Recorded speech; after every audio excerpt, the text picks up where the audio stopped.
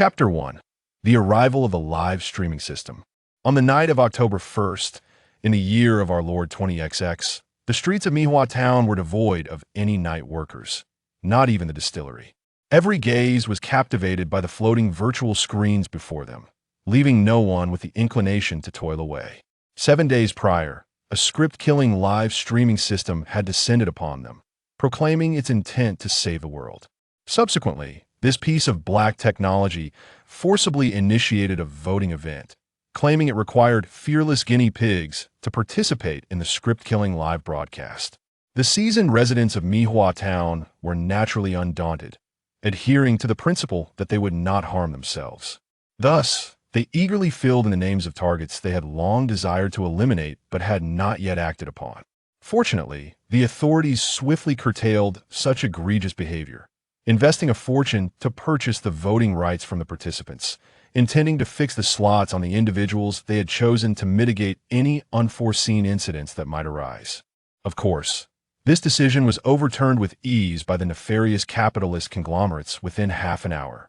After a baptism of sin and money, two previously unheard-of names soared to the top: Kurozuajin and Amuro Tooru.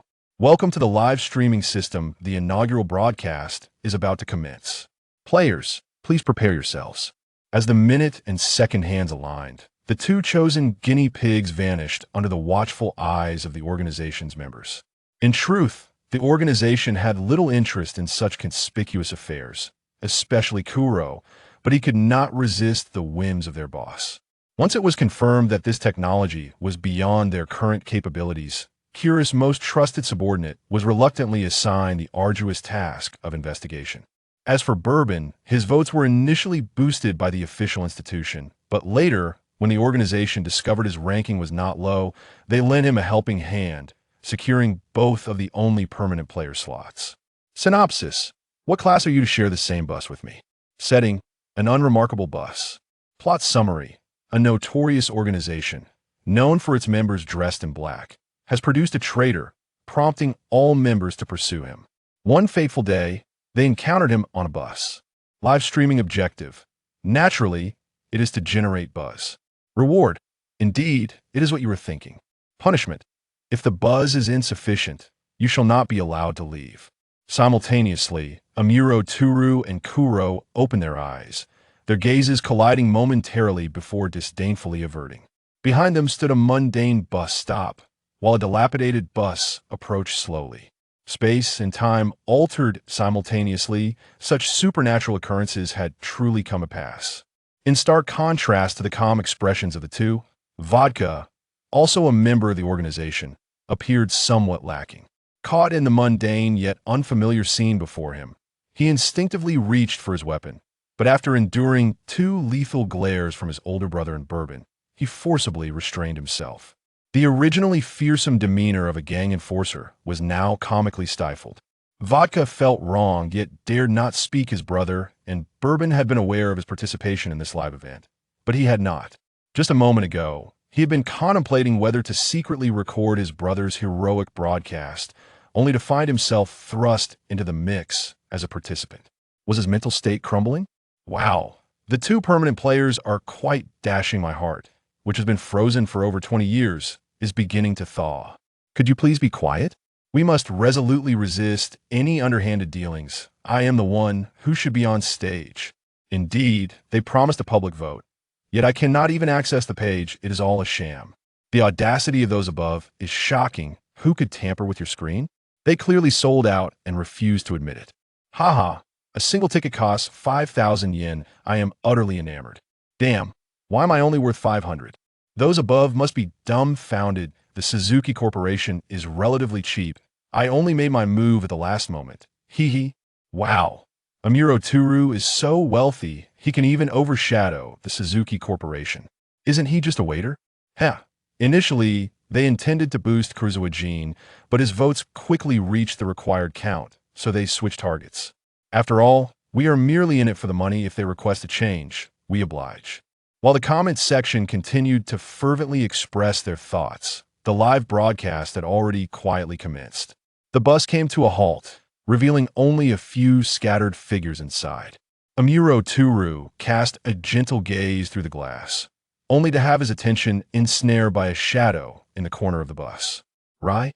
To his astonishment, FB, who should have long since turned to dust, was seated on the bus. The most alarming part? He was not even in disguise. Amuro Tooru's eyes were drawn to the conspicuous knitted cap, and an eruption of fury surged within him. This fool had appeared in the live broadcast without any preparation, unaware that he was already a dead man walking. Another undercover agent was about to pay for his foolishness. FB was indeed untrustworthy. The warm smile on Vodka's face was replaced by a menacing expression, his aura of murderous intent becoming almost palpable. The thought of masquerading as an ordinary coffee shop employee vanished from his mind. Only one of them would leave this encounter alive. The ever-diligent Akai Shuichi, tasked with surveillance, was struck by a familiar lethal glare, finally opening his green eyes. The atmosphere within the bus was decidedly abnormal, however. He dutifully cleared his throat twice until he caught sight of the ostentatious golden hair. Akai Shuichi thought to himself, "Is a bourbon randomly gifted when tracking vermouth? Have I fallen into the organization's trap?" Wearing a mask to disguise his severe cold, Akai Shuichi tensed his back, his fists clenched. They had no intention of attacking vermouth today, only he and Judy were on surveillance duty. Aside from the revolver he carried, he was unarmed. At such close range, there was no need to draw his weapon, especially with a bus full of passengers to protect. Yet, that was not the most pressing concern. How could such a conspicuous figure as Bourbon appear beside him without a sound? And with a crazed Kuro blocking the exit. FB's intelligence capabilities could not have deteriorated to such an extent. "Hurry and get on the bus, we are about to depart," the driver cheerfully called, showing no regard for the lives of those aboard. As the doors closed and the bus began to move, Conan, whose breath was nearly stifled, glanced at the hulking black-clad figure by the door and then at the silver-haired man gripping a gun at the rear, cold sweat breaking out as he felt a sharp pain at the back of his head. As for Hybera AI, her exclusive radar for the organization had gone off the charts, with only a word from Kuro standing between her and complete disaster. Not just one, the entire bus was suffused with the organization's presence. Even Kuro and Vodka had appeared. They were doomed. Chapter 2. The short script evolves into a Hollywood blockbuster. Damn, this thing is actually real. I've even procured a lifetime card for a mental institution. What is happening?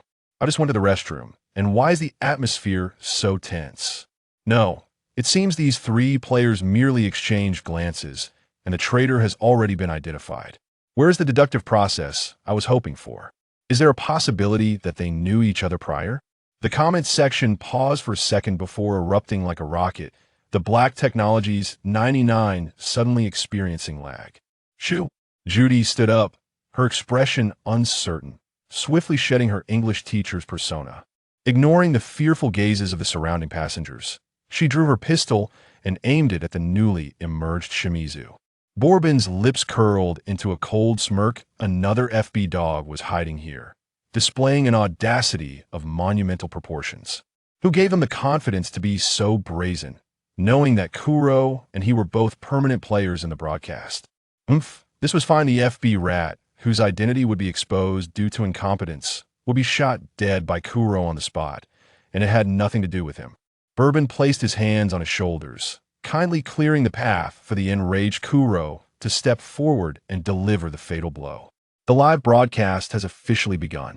All players are encouraged to fully utilize their initiative, perform in character to advance the plot, and achieve the perfect ending that everyone desires. Please refrain from OOC out-of-character actions. A friendly reminder: OOC actions may result in life-threatening consequences. The stilted electronic synthesized voice doused Bourbon's rising spirits like a bucket of cold water, simultaneously stifling Kura's pent-up murderous intent. Bourbon's face darkened with anger, while Kura's paled in restraint as they both attempted to glare the loathsome FB to death. Upon entering, the system had indicated their identities, designating them as detectives who must behave and acquire information or complete tasks through legitimate means. No wonder they were so brazen. The damned rat believed that holding a trump card granted them immunity to such arrogance. The bus fell into a heavy silence, with not a single person daring to utter a word. Fortunately, during such times, vodka was always an invaluable asset. Rye, how is it that this traitor of your organization is still alive? Vodka forcefully shoved the previously motionless Bourbon aside, glaring fiercely at the figure beneath the knitted cap. How infuriating this fool had led them in circles, and it was highly likely that KIR was also an undercover agent. Fortunately, they had discovered him now. They would eliminate Rye first, and once the broadcast concluded, they would deal with KIR as well. Their boss would surely be delighted. Vodka cast a glance at Jin, as if seeking praise, momentarily feeling as though he had forgotten something of great significance. Wait, a live broadcast? Vodka stared at the handgun he had just drawn, momentarily tempted to thrust it into the arms of Lai, who was staring back at him with wide eyes.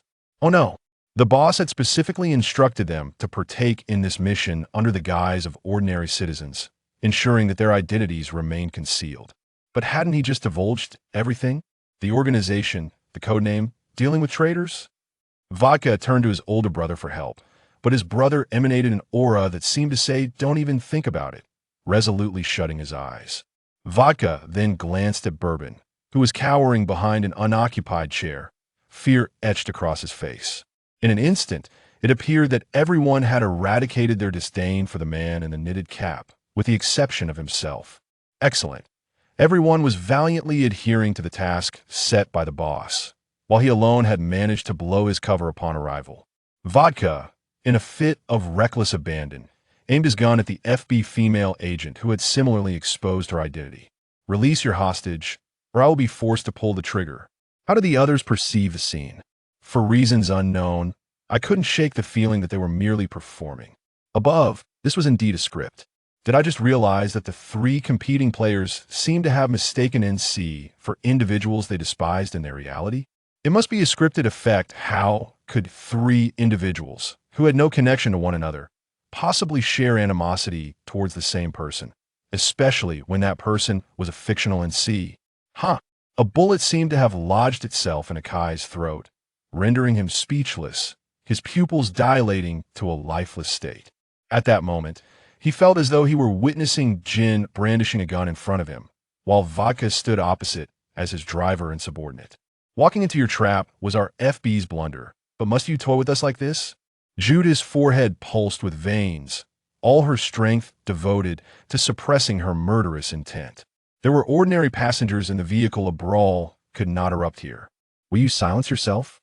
Vodka panicked. His brother had always claimed he wasn't the brightest, but how were the FB members even worse? This was a live broadcast for all to see. Oh, so this young lady is part of that repugnant organization that disregards foreign laws, brazenly intruding into other countries and engaging in acts detrimental to public welfare. Why is someone who can only appear as a villain in a television drama here on this bus, aiming a gun at ordinary Japanese citizens? Amuro, with a scowl, launched a verbal assault like an angry youth. He could easily handle these dim-witted FB members without any traps. The atmosphere of the live broadcast was bizarre and indistinct, while the onlookers outside the scripted world were thoroughly entertained. FB, this ordinary little detective scene had suddenly escalated into a Hollywood blockbuster. Goodness, why does this feel so entertaining? This malevolent superstar surely cannot be Japanese. It is FB's duty to capture her. Judy gritted her teeth. She understood better than anyone what kind of person Vermouth was. But who was this blonde? Was she also a member of the organization? Unconsciously, Judy glanced at Akai. A superstar, is it? Bourbon echoed, though his expression darkened further. The known participants within the organization were only the three of them. Surely Vermouth wouldn't dare to deceive the boss in such matters. That would not be a wise decision, despite her unique identity. Or perhaps the individuals here were actually Bourbon. If memory serves correctly, this should not be your scene, should it? A languid voice emerged from the newly appeared Shinichi, still bearing traces of fear and concern on his face, while Hybera, who had been trembling, fell utterly silent. Vermouth stood up from her seat, tearing away her disguise. In the blink of an eye, a large man transformed into a swaying, alluring blonde beauty. Wow, I finally found her. She's my long-lost girlfriend. No, She's my wife. System, you have 3 seconds. I demand all her contact information. What on earth? How have I become NC? Is there no one to report this? There are villains on the bus. It seems I have inadvertently become your bait for hunting FB while I am somewhat reluctant. Could Lai handle this for me? After all, there's a blood debt to settle between us, my dear gentlemen. Chapter 3. The quietly shattered Conan and Hybera. That being said, Vermouth only gazed at Jin. The Japanese action team had always been commanded by him. Bourbon, despite his prowess, was ultimately a member of the intelligence group. Moreover, how had he suddenly appeared here? What was the organization up to? Ah, I see. Jin seemed to have thought of something, his expression resembling one who had just ingested something foul. Indeed, Bourbon appeared to have given up on conversation, casually leaning back in his chair with a shrug. Goodness, I feel as though I am being attacked by a riddle my mind feels inadequate. I concur. Where is my royal translator? In astonishing news, reports online revealed that this live broadcast content was based on a real incident that occurred 6 months ago in Mihua Town, where the NC were all passengers on that very bus. The assertion that FBI agents truly exist and that celebrities can indeed change their faces is quite intriguing. Am I the only one curious as to why the FBI would trail an ordinary celebrity? It seems that those above lack discernment. This is merely a reunion of a traitor and their pursuers. I venture to guess that the celebrity is an FBI traitor, while the others are here to eliminate her. The notion seems far-fetched. The FBI notoriously detests individuals clad in black, as they do not possess a standard uniform. Thus, it could be inferred that the FBI agent is the traitor, and the others are here to hunt him down. Oh, how astute you are, dear commenter. I shall dub you the new generation Sherlock Holmes of Bika Town. If this speculation were true, what organization would label an FBI agent as a traitor? The CA, perhaps? Fear not, dear friends. We have the police on our side. I am known as 007, and should you have any issues, do not hesitate to contact me. The title of this script is rather peculiar, as it appears to depict a confrontation between the CA and the FBI, a matter that is indeed beneath the average individual. How outrageous. Both the FBI and the CA should vacate Japan. My fellow compatriots, I have uncovered yet another revelation. The individuals aboard the vehicle seem to possess some status. Even the children appear to be future detectives in training. I thought everyone seemed rather familiar. That bespectacled lad is none other than Kid's nemesis. Indeed, I recall his audacity. Why is he trembling today? Steady yourself, young one. The newly introduced doctor is also affiliated with the organization, leaving the much-anticipated Conan utterly at a loss. Previously, during the school festival, he had enacted a tragic love story with Rand before this organizational member. It is certain that she knows Shinichi Kudo is not dead. Perhaps the organization is aware as well, which explains today's events. The two FBI agents are merely entangled in his affairs. What should be done? If this continues, everyone will be slaughtered by this group. Conan clenched his fists in despair, continually reminding himself that as long as the bus has not stopped, there is still hope. There are 2 known FBI agents on the bus, alongside 4 members of the organization. The situation is dire for them. However, if he can alert the authorities, their chances will significantly improve. Conan stealthily reached into his pocket, where he concealed an earpiece-style operational phone, in addition to a tranquilizer needle. If utilized properly, he may have a chance to neutralize a villain. Conan discreetly glanced at the blond man leaning in front of him. He had effortlessly disarmed Judy of her gun, displaying formidable strength. Fortunately, his current position shielded him and Hybera from the gaze of the others. If any unforeseen events transpire, he could employ the tranquilizer to take him down first. As Conan pondered, he retrieved his phone. Goodness, the young one is about to call for help. Could the plot finally gain some traction? Haha, I have a feeling that the tall fellow and Jin know each other in real life. I recognize them. The taller one is the driver for the white-haired handsome man. They often cruise around in luxury cars late at night, enjoying cheap bento boxes. As a night shift warrior at the Bika Town convenience store, I frequently encounter them. Wait a moment, if that's the case, it seems the blonde and the green-eyed, hailing in, see, also know each other. Agreed. One evades eye contact while the other SIs blaze with fury. There must be some secret affair. But truly, my friends, are you so naive? The streaming system had explicitly stated it would not provide tools for crime, only a limited script. While it's understandable for the FBI to possess firearms, why do the others seem equally outrageous, drawing guns at will? Who is this simpleton above, emerging from nowhere? This is Bika Town, without means. How does one navigate society? I have at least 3 handguns at home. Could you elaborate, dear commenter? I believe we could strike a deal. To the audacious individual above. The police are silently observing you. Exercise caution against entrapment.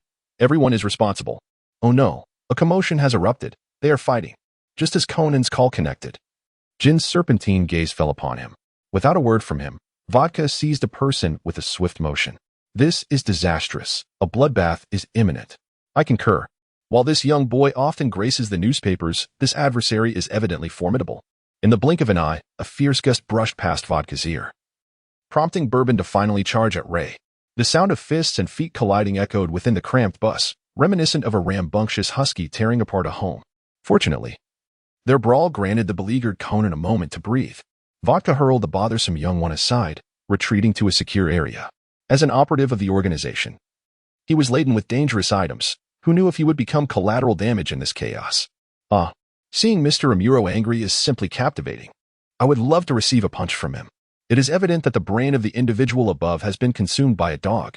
When the blonde man struck, the bus seemed to cave in. Do you possess a brain forged of steel? The green-eyed FBI agent is equally striking. Is there a way to possess both of these individuals? I just broke up with my boyfriend. I recognize the one called Bourbon. He is a star employee at the Poirot CAF. His sandwiches and pastries are delicious, as if they contain secret ingredients. Each time I return, I must starve myself for days. Upon deeper reflection, it is alarming to witness how proficiently he fights. Surely, he isn't using any illicit substances. But that is of little consequence. I have discovered a new conundrum. Why do their names sound so peculiar? Gin, vodka, bourbon, vermouth. In the ailing inn. See, Ray, what are these? The individual above must be underage. These are all types of alcohol, dear child. So, is this legendary organization called the Winery? I report that participants seem to be clandestinely associating with nicknames. I too wish to join as Brandy. Chapter 4. The FBI is not only a traitor but also an accomplice. Contrary to the cheerful atmosphere in the comments, the environment within the Zero Division of the police department was approaching a freezing point. Kazami Yuya was on the brink of insanity. Before entering the live stream, his superior had assigned him a singular task to maintain a favorable online public opinion and prevent any inappropriate content from surfacing. Yet, given the current circumstances, he found himself utterly powerless. Even if the entirety of Zero Division rushed into the comment section, they could not quell the enthusiasm of the onlookers. Sensitive information flowed in a continuous stream. Should they persist in their discussions, it felt as though something irrevocable might transpire. Yet, they were utterly at a loss regarding this mysterious system. Dear friends, the bus has come to a halt once more. Could there still be some mysterious guest who is yet to board? The residents of Town, waiting at the platform, observed the battered bus. Their ingrained sense of crisis swiftly activated. They unanimously decided to board the next train, leaving only one Annie and 2 oddly dressed men in ski attire to enter. The doors closed once more. The injured Bourbon and Ray occupied their respective corners, while Vodka lounged carelessly against the rear door, having abandoned all pretense. Gin and Vermouth sat in silence at the back, with Judy lying unconscious beside them, while other passengers huddled in the corners. This bus has been hijacked. All passengers must surrender their phones. The first gun to successfully discharge a bullet made its appearance, creating a hole in the ceiling. The ski-clad, fully armed man boasted about his firearm, threatening all passengers to comply. Why do I find this amusing? Do they not sense the strange atmosphere within the bus? These must be the 2 robbers from the original plot. I can't help but feel a twinge of pity for them. I wager a packet of spicy strips that these 2 will be subdued in less than a second. Hand over your phone. The positioning inside the car seems rather peculiar. After a moment of hesitation, the robber with the cloth bag targeted the boyish-faced young man who had just received a punch to the face. He appears to be the type of high school student who is easily bullied, making him a vulnerable target. My apologies, but my phone was just stolen. Bourbon let out a light chuckle, his previously angry expression vanishing in an instant. He plopped down onto the nearest seat, turning out his empty pockets, appearing both pitiable and innocent. The robbers had not anticipated such an unethical turn of events before boarding the vehicle, and immediately turned their wary gazes toward the tall man standing beside them. A delinquent bullying high school students? Akai Shuichi narrowed his eyes, the wound at the corner of his mouth stinging fiercely. The person he had just engaged with was indeed Bourbon, yet something felt amiss. I've been robbed too. It was unthinkable to surrender his phone. Akai shifted his body, revealing the 2 organizational members seated behind him, observing the unfolding drama. Bourbon's actions aligned with his behavioral logic. The individual was not a concern. However, according to FB's intelligence, he should currently be in America, making his presence on this bus impossible. Furthermore, Jin's temperament would not allow him to watch Bourbon tussle for such a length of time without intervening, especially since he had just knocked Judy unconscious. Though it pained him to admit it, would Jin truly incapacitate someone? Beretta had not been discontinued. Moreover, Vermouth's remarks were peculiar. She seemed equally oblivious to the reasons for the other three's appearance here. In summary, everything seemed awry. Haha, I'm going to die laughing. Each of them armed with a gun, and yet we've all been robbed. No, the two could simply deal with one each. Why resort to lies? Perhaps they wished to make things difficult for others. The ski-masked man impatiently took a few steps forward, only to see a blonde beauty sitting cross-legged, beckoning him with a wave. In her hand was a handgun of far superior quality, clearly not homemade, and the silver-haired man beside her emanated an even more terrifying presence. Just a glance made the ski-masked man feel as though his very soul was being flayed. A mafia boss and his secret lover? I say, something seems off. The man abruptly halted, his voice cracking as he called for his companion. What is going on? I'm in contact with the police. His accomplices at the front of the bus approached grumbling. They had hijacked the vehicle to coerce the police into releasing their captured comrades. The bus was now ready. Yet the police had yet to make contact. Jin raised his chin and cast a glance at the two incompetent robbers, his menacing gaze once again fixed on Akai Shuichi. Ray was dead. He had personally confirmed this, yet the man before him was undeniably Akai. 6 months ago, Akai Shuichi had still been alive. And Jin pondered the consequences of killing him once more. Before participating in the live stream, the boss had specifically instructed them to act discreetly.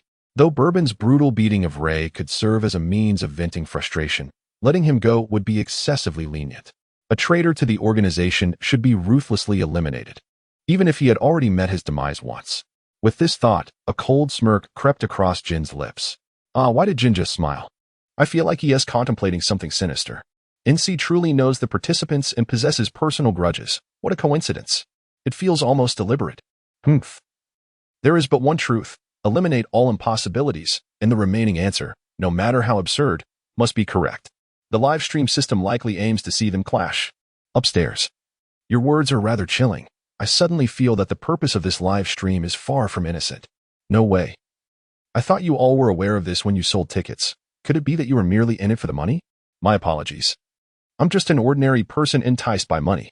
10086 hee. I had long foreseen this. Let those wealthy fools undertake such dangerous tasks while I remain dutifully at my post. Say, if players were to kill someone during the live stream, would they face legal repercussions upon exiting? Upstairs, this is just a script. Why are you overanalyzing it? That is quite dull. However, the items they carried were indeed real in the physical world. Right? Just like Bourbon and Ray fighting. Both might have killed someone. Hiss, don't say that upstairs.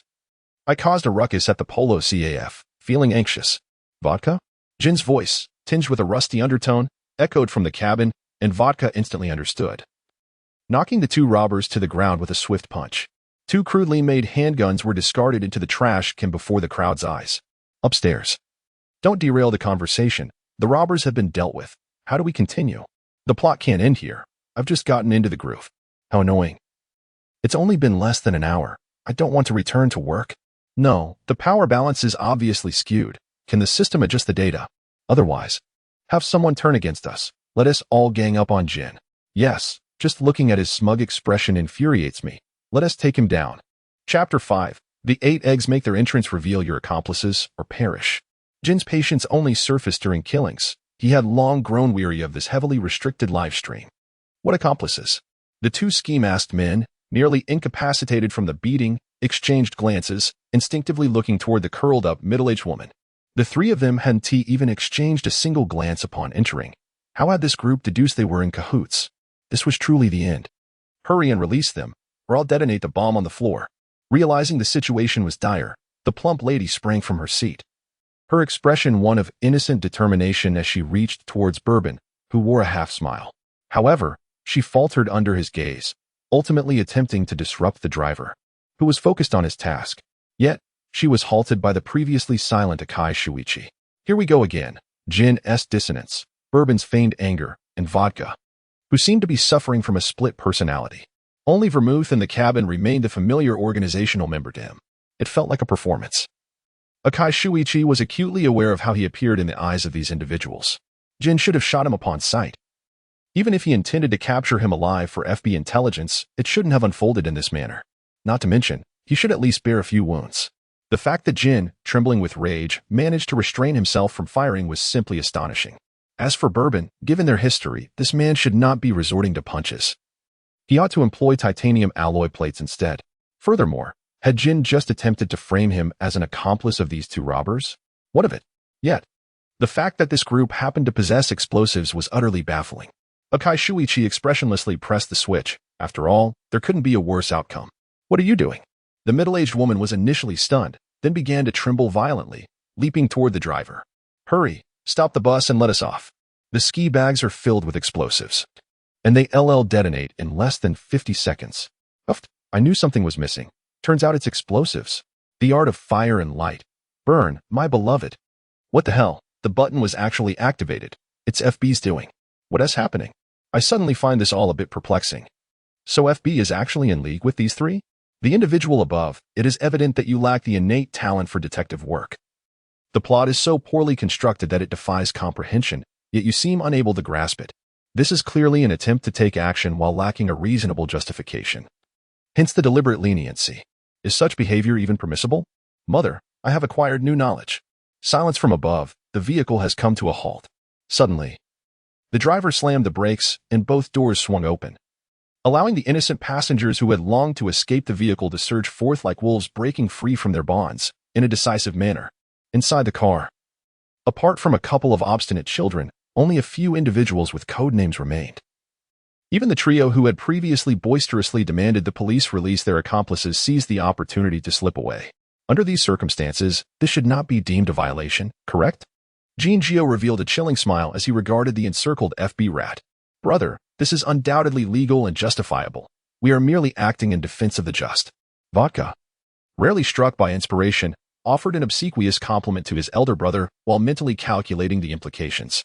At the moment of the impending explosion, they would vacate the vehicle, leaving Lai E and the FB female officer trapped within, destined to be reduced to ashes.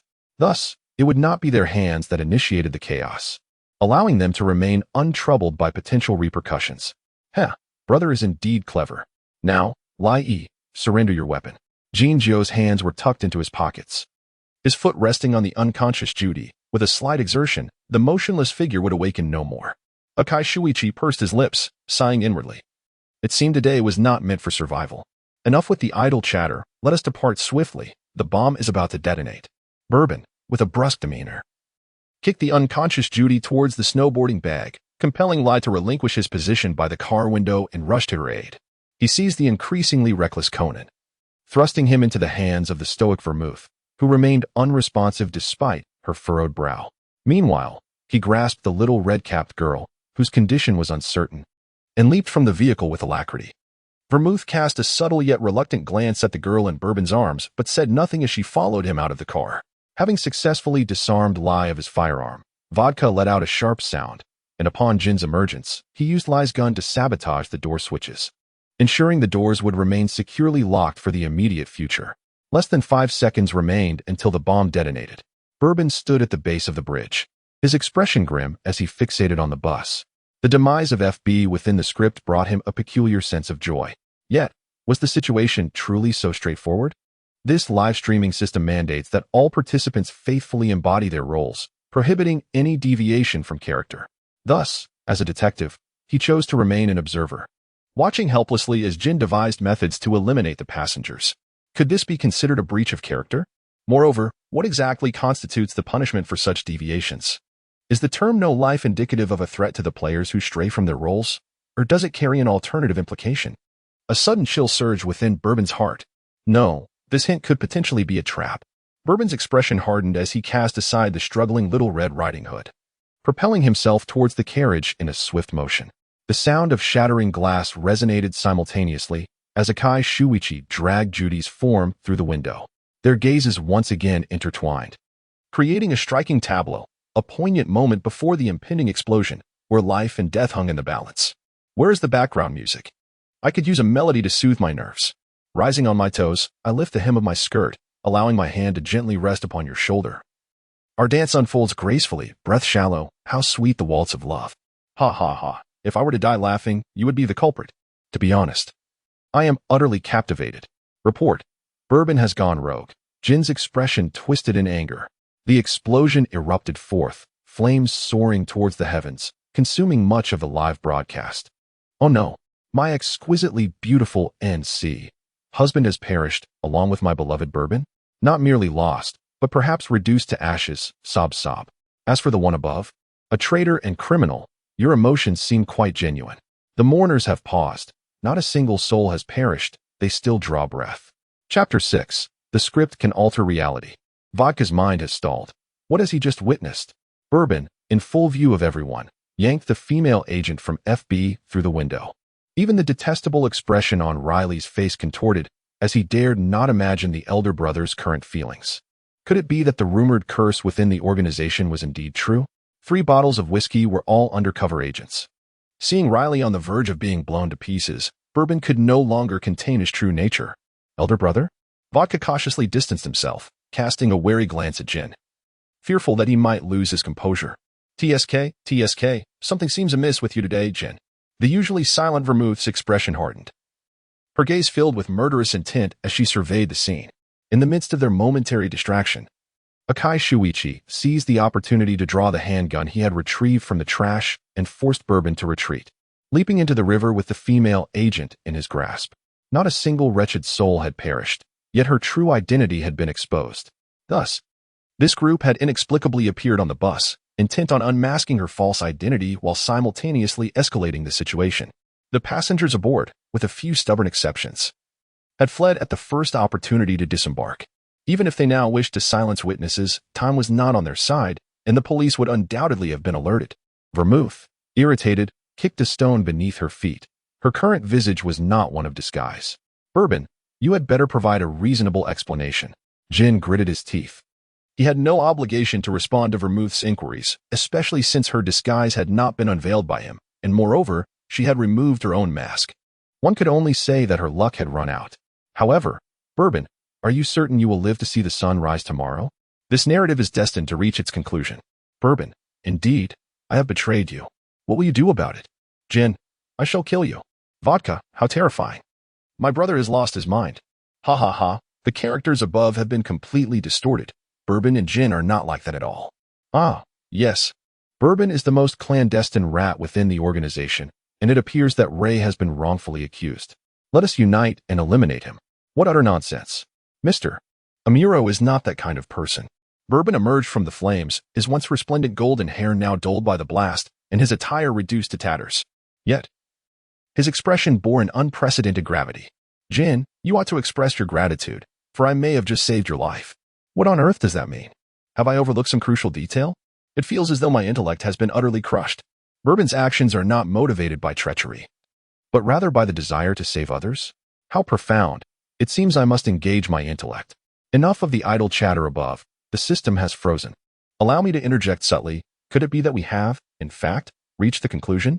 The vacant bottle in the upper left corner seems to have been filled with warmth. Time stands still in the moment of Bourbon's smile. Yet the gentle demeanor has vanished from that handsome, doll-like visage. Though a smile graces his lips, his eyes are suffused with a chilling light, causing an involuntary shiver in those who find themselves under his gaze. The barista at the Polo CAF cannot truly be a villain, can they? The onlookers, stationed before their screens, silently swallowed hard, their minds conjuring this very thought. Ding! The system detected the completion of the current script and initiated a plot assessment. Viewers were prompted to make their choice within a minute, based on the original narrative. A gentle reminder, this decision would influence their next viewing experience. The prompt chimed once more, and the figures of the 3 individuals vanished amidst the wailing sirens. They found themselves transported to an environment reminiscent of a reception room, where a colossal screen loomed before them, displaying the very storyline they had just engaged with, now interspersed with numerous viewer comments. Jean Gio cast a glance at the remarks above and, choosing to disregard them, closed his eyes to rest. Vodka, however, was captivated, his small, glimmering eyes darting beneath the cover of his sunglasses. The barrage of comments predominantly focused on the appearances of Jean Gio and Bourbon, with some remarks exceedingly explicit. Vodka seemed to have discovered a new realm, bursting forth with exuberance, yearning to partake in the fervor himself. Bourbon, having grasped the perspectives of the aforementioned netizens, found that their identities had been partially unveiled, yet the situation remained salvageable. With no lingering concerns, he began to contemplate the forthcoming strategies in his mind. Merely having saved the deceased lie did not suffice to establish him as a traitor. Nevertheless, an interrogation room was inevitable, after all, as a devoted subordinate to the boss. Such an astonishing action required a plausible explanation for the others. Bourbon had already formulated a plan in his mind, yet it lacked perfection. He needed to find a new piece of evidence. Are we to vote as we did before? Not merely voting, but also scoring. How vexing.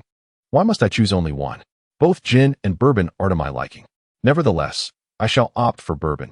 After all, he just saved 2 lives. Truly commendable.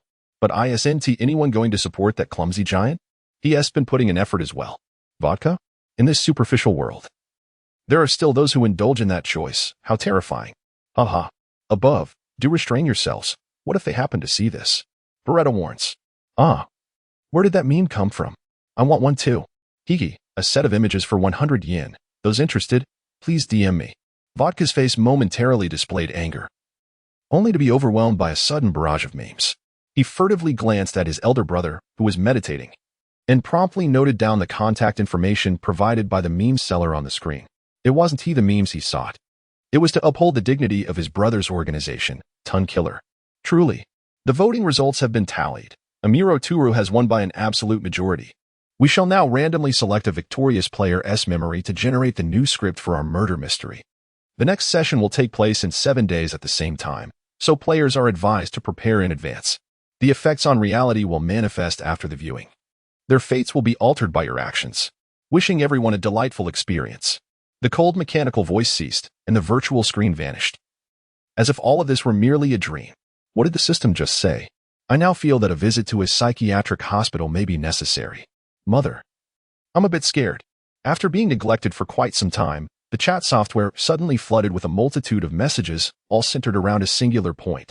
I was involved in the bus hijacking incident, and suddenly a new memory surfaced in my mind. First, let me clarify, I am not insane. To the person above, tell me you confuse the script content with your actual experiences, right? Not at all. After the bus explosion, I went to the police station myself. This is entirely different from before. Damn, even the newspaper reports have been distorted. That robber's accomplice was sentenced before even leaving the police station. It's terrifying. My memories have been artificially altered. I will never watch live streams again, sob. The discussion abruptly halted. The entire chat room was obliterated. Yet the public's panic did not dissipate. Rather, it became increasingly palpable as time passed. Chapter 7. What will the next script entail? The 3 participants of the murder mystery opened their eyes once more, now in the organization's conference room, greeted by the malevolent gazes of the assembly. Particularly the intense hostility emanating from Vermouth and KIR. One had nearly been executed on the spot as a traitor, while the other bore the burden of a tragic tale of solitary escape. Both had been severely deceived. Bourbon, what will the next script be? After a prolonged silence, a figure's silhouette illuminated on the large screen suddenly spoke. The same cold mechanical voice, yet it conveyed an entirely different sensation compared to the so-called system. Bourbon's breath hitched, as it seemed that Rum was quite displeased with him. I am unaware of which particular memory the so-called system will extract. I can only assert my unwavering commitment to safeguarding the interests of the organization. Bourbon lowered his head, suppressing any superfluous expressions, and responded with utmost deference. Although he had suspected from the outset that the rules and hints provided by the system were flawed, he had not anticipated such a predicament. The intricacies of his memory were too convoluted. He could not definitively predict what might transpire in 7 days. The organization's interests were paramount. Yet he had just risked everything to save that traitor. Rum appeared to chuckle softly, but Bourbon did not dare to raise his gaze, as the unfriendly stares around him became increasingly conspicuous. If he could not conjure a suitable justification, he feared he might have to bid farewell to this world that very night. As for Jin, the boss had previously stated that the focus of this mission should be on intelligence acquisition. Ray was already a dead man. Both Jin and Keel could attest to this fact. I deemed it unnecessary to risk exposure by assassinating a deceased individual in plain sight. Moreover, Jin's actions at that time could potentially trigger the rules, leading to unwanted consequences. As for the female agent, her abilities were rather mediocre. Should the boss express dissatisfaction, I could easily dispose of her at any moment. As Bourbon spoke, he raised his head with calmness, his gaze fixed on the shadow on the screen. His expression devoid of any panic. The displeasure of Rum held little sway over him, yet the opinions of the boss were a different matter altogether. Although it was Rum who posed the questions, the boss's attention was undoubtedly directed towards this exchange. After all, the virtual screen was positioned directly in front of everyone. This was his prevailing thought, setting aside his disdain for the organization and the FBI. In this live broadcast scenario, minimizing their exposure was paramount for an intelligence operative. If Jin were to commit murder, the discussions surrounding their identities online would certainly not be as mild as they were now. This was merely the inaugural broadcast, and any subsequent operations would be rendered impossible. Of course, his personal desire was quite clear. If feasible, he wished for the organization to remain shrouded in darkness indefinitely. The world within was both dark and cruel, and there was no necessity for it to be exposed to the eyes of ordinary people. I will reluctantly concede that you have a point. However, you are to remain within the organization for the time being, as per the boss's orders. The mechanical voice carried a hint of irritation, as if its owner was somewhat displeased yet resigned to this decision. Now, let us proceed to the next topic. Rum rapped his fingers on the table, prompting the various individuals, who had been lost in thought, to sit up straight and direct their attention towards the large screen ahead. The script influences reality. What are your thoughts on this? As Rum's words echoed, the atmosphere in the conference room grew heavy with contemplation. In truth, apart from Vermouth and KIR, the others harbored a sense of amusement regarding the live broadcast antics of Jin and Bourbon. After all, they had neither guest-starred nor inadvertently revealed their identities, yet the system's unexpected twist nearly made their hair stand on end. Not only the onlookers outside, but also their memories now included the harrowing escape of Life Force to leap into the river. The individual who had spared him was none other than Bourbon, whose animosity towards him was second only to Jin's. Frankly, this sensation felt surreal. Were it not for the indiscriminate predicament that had ensnared everyone, it was conceivable that some among them might have sought refuge in a mental institution. Had Bourbon not intervened, and had Lai been blown to pieces, Jin's intentions would be unequivocal. In this world, the most profound influence one can wield over another is through life and death. If this broadcast could preemptively alter one's fate, then its existence would acquire a new significance in the lives of those in this world. Whoever masters such technology would attain true immortality. The assembled individuals were no longer the naive newcomers they once were. They had long been aware of the relentless pursuits of the boss over the years. All right, for the next broadcast. The boss expects you to validate this hypothesis at all costs. I trust you will not disappoint him. At Dr. Agasa's residence, Conan Adagawa held a pot of aromatic beef stew, his eyes reflecting the eerie light bouncing off his glasses as he glanced at the sudden scars on his arm. Hybera AI and Conan were also present, their expressions still tinged with trepidation. Especially Hybera, who, after being pulled out by Bourbon, had fallen under Jin's grasp. Even now, she could still sense the terrifying aura he had left behind. Do not wear such an expression. Things are becoming increasingly fascinating, are they not? Brother Akai, you were almost blown to pieces just now, Conan whispered, while the other members of the Junior Detective League gathered at Dr. Agasa's home to watch the broadcast. All taken aback by the unfolding events.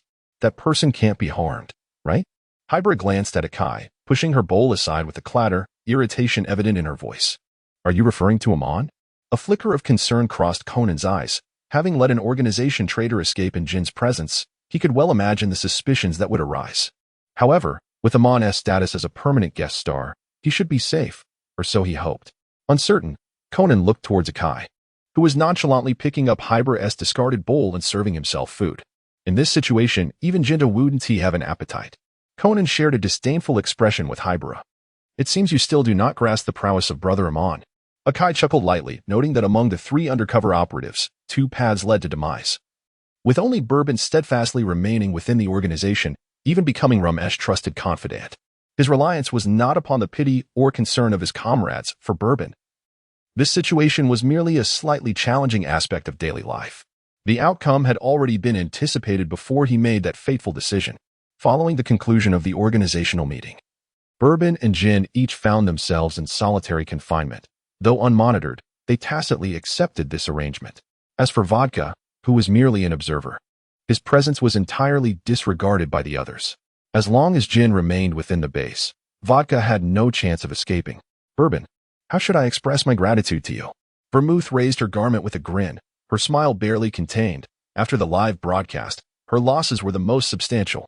It was one thing to have her memories altered 6 months prior, but to go from a celebrated star to a despised pariah was quite another. She hadn't suffered such a significant setback in ages. That is precisely why I have always shielded Conan. Otherwise, he would have surely perished in the explosion. Bourbon changed out of his tattered clothes and donned the shirt brought by Belmode. After tending to his wounds with minimal effort, he sank into the chair. He needed to meticulously organize his thoughts regarding the live broadcast scheduled for 7 days hence, and its accompanying content. Chapter 8. Bourbon's Nightmare, a live-action murder mystery that could alter the course of the future. Bourbon let out a quiet sigh, contemplating the multitude of changes he yearned for. Yet, could all of his aspirations truly come to fruition? Beyond the memories he dared not confront, his mind was plagued with perilous thoughts. Should they be unveiled during a live broadcast, not only would his own fate be jeopardized, but countless others would face dire consequences as well. The situation seemed to have subtly spiraled into a more dire state. Your gaze has suddenly taken on a terrifying quality. Is it prompted by the recollection of something ominous? Vermouth rested her hands on the table, her eyes glinting with a hint of mockery. I am merely contemplating how to navigate the forthcoming live task. After all, I hold the secrets of many in my grasp. Bourbon suppressed the unease swelling within him, his tone gentle as if addressing not a member of the organization but an ordinary resident of Mihonko. Is that so? Have you considered the dire consequences that will follow the revelation of your secret? The smile on Vermouth's face faded, a faint aura of menace radiating from her. She had not sought Bourbon for trivial matters of the past, while other concerns were beyond her purview.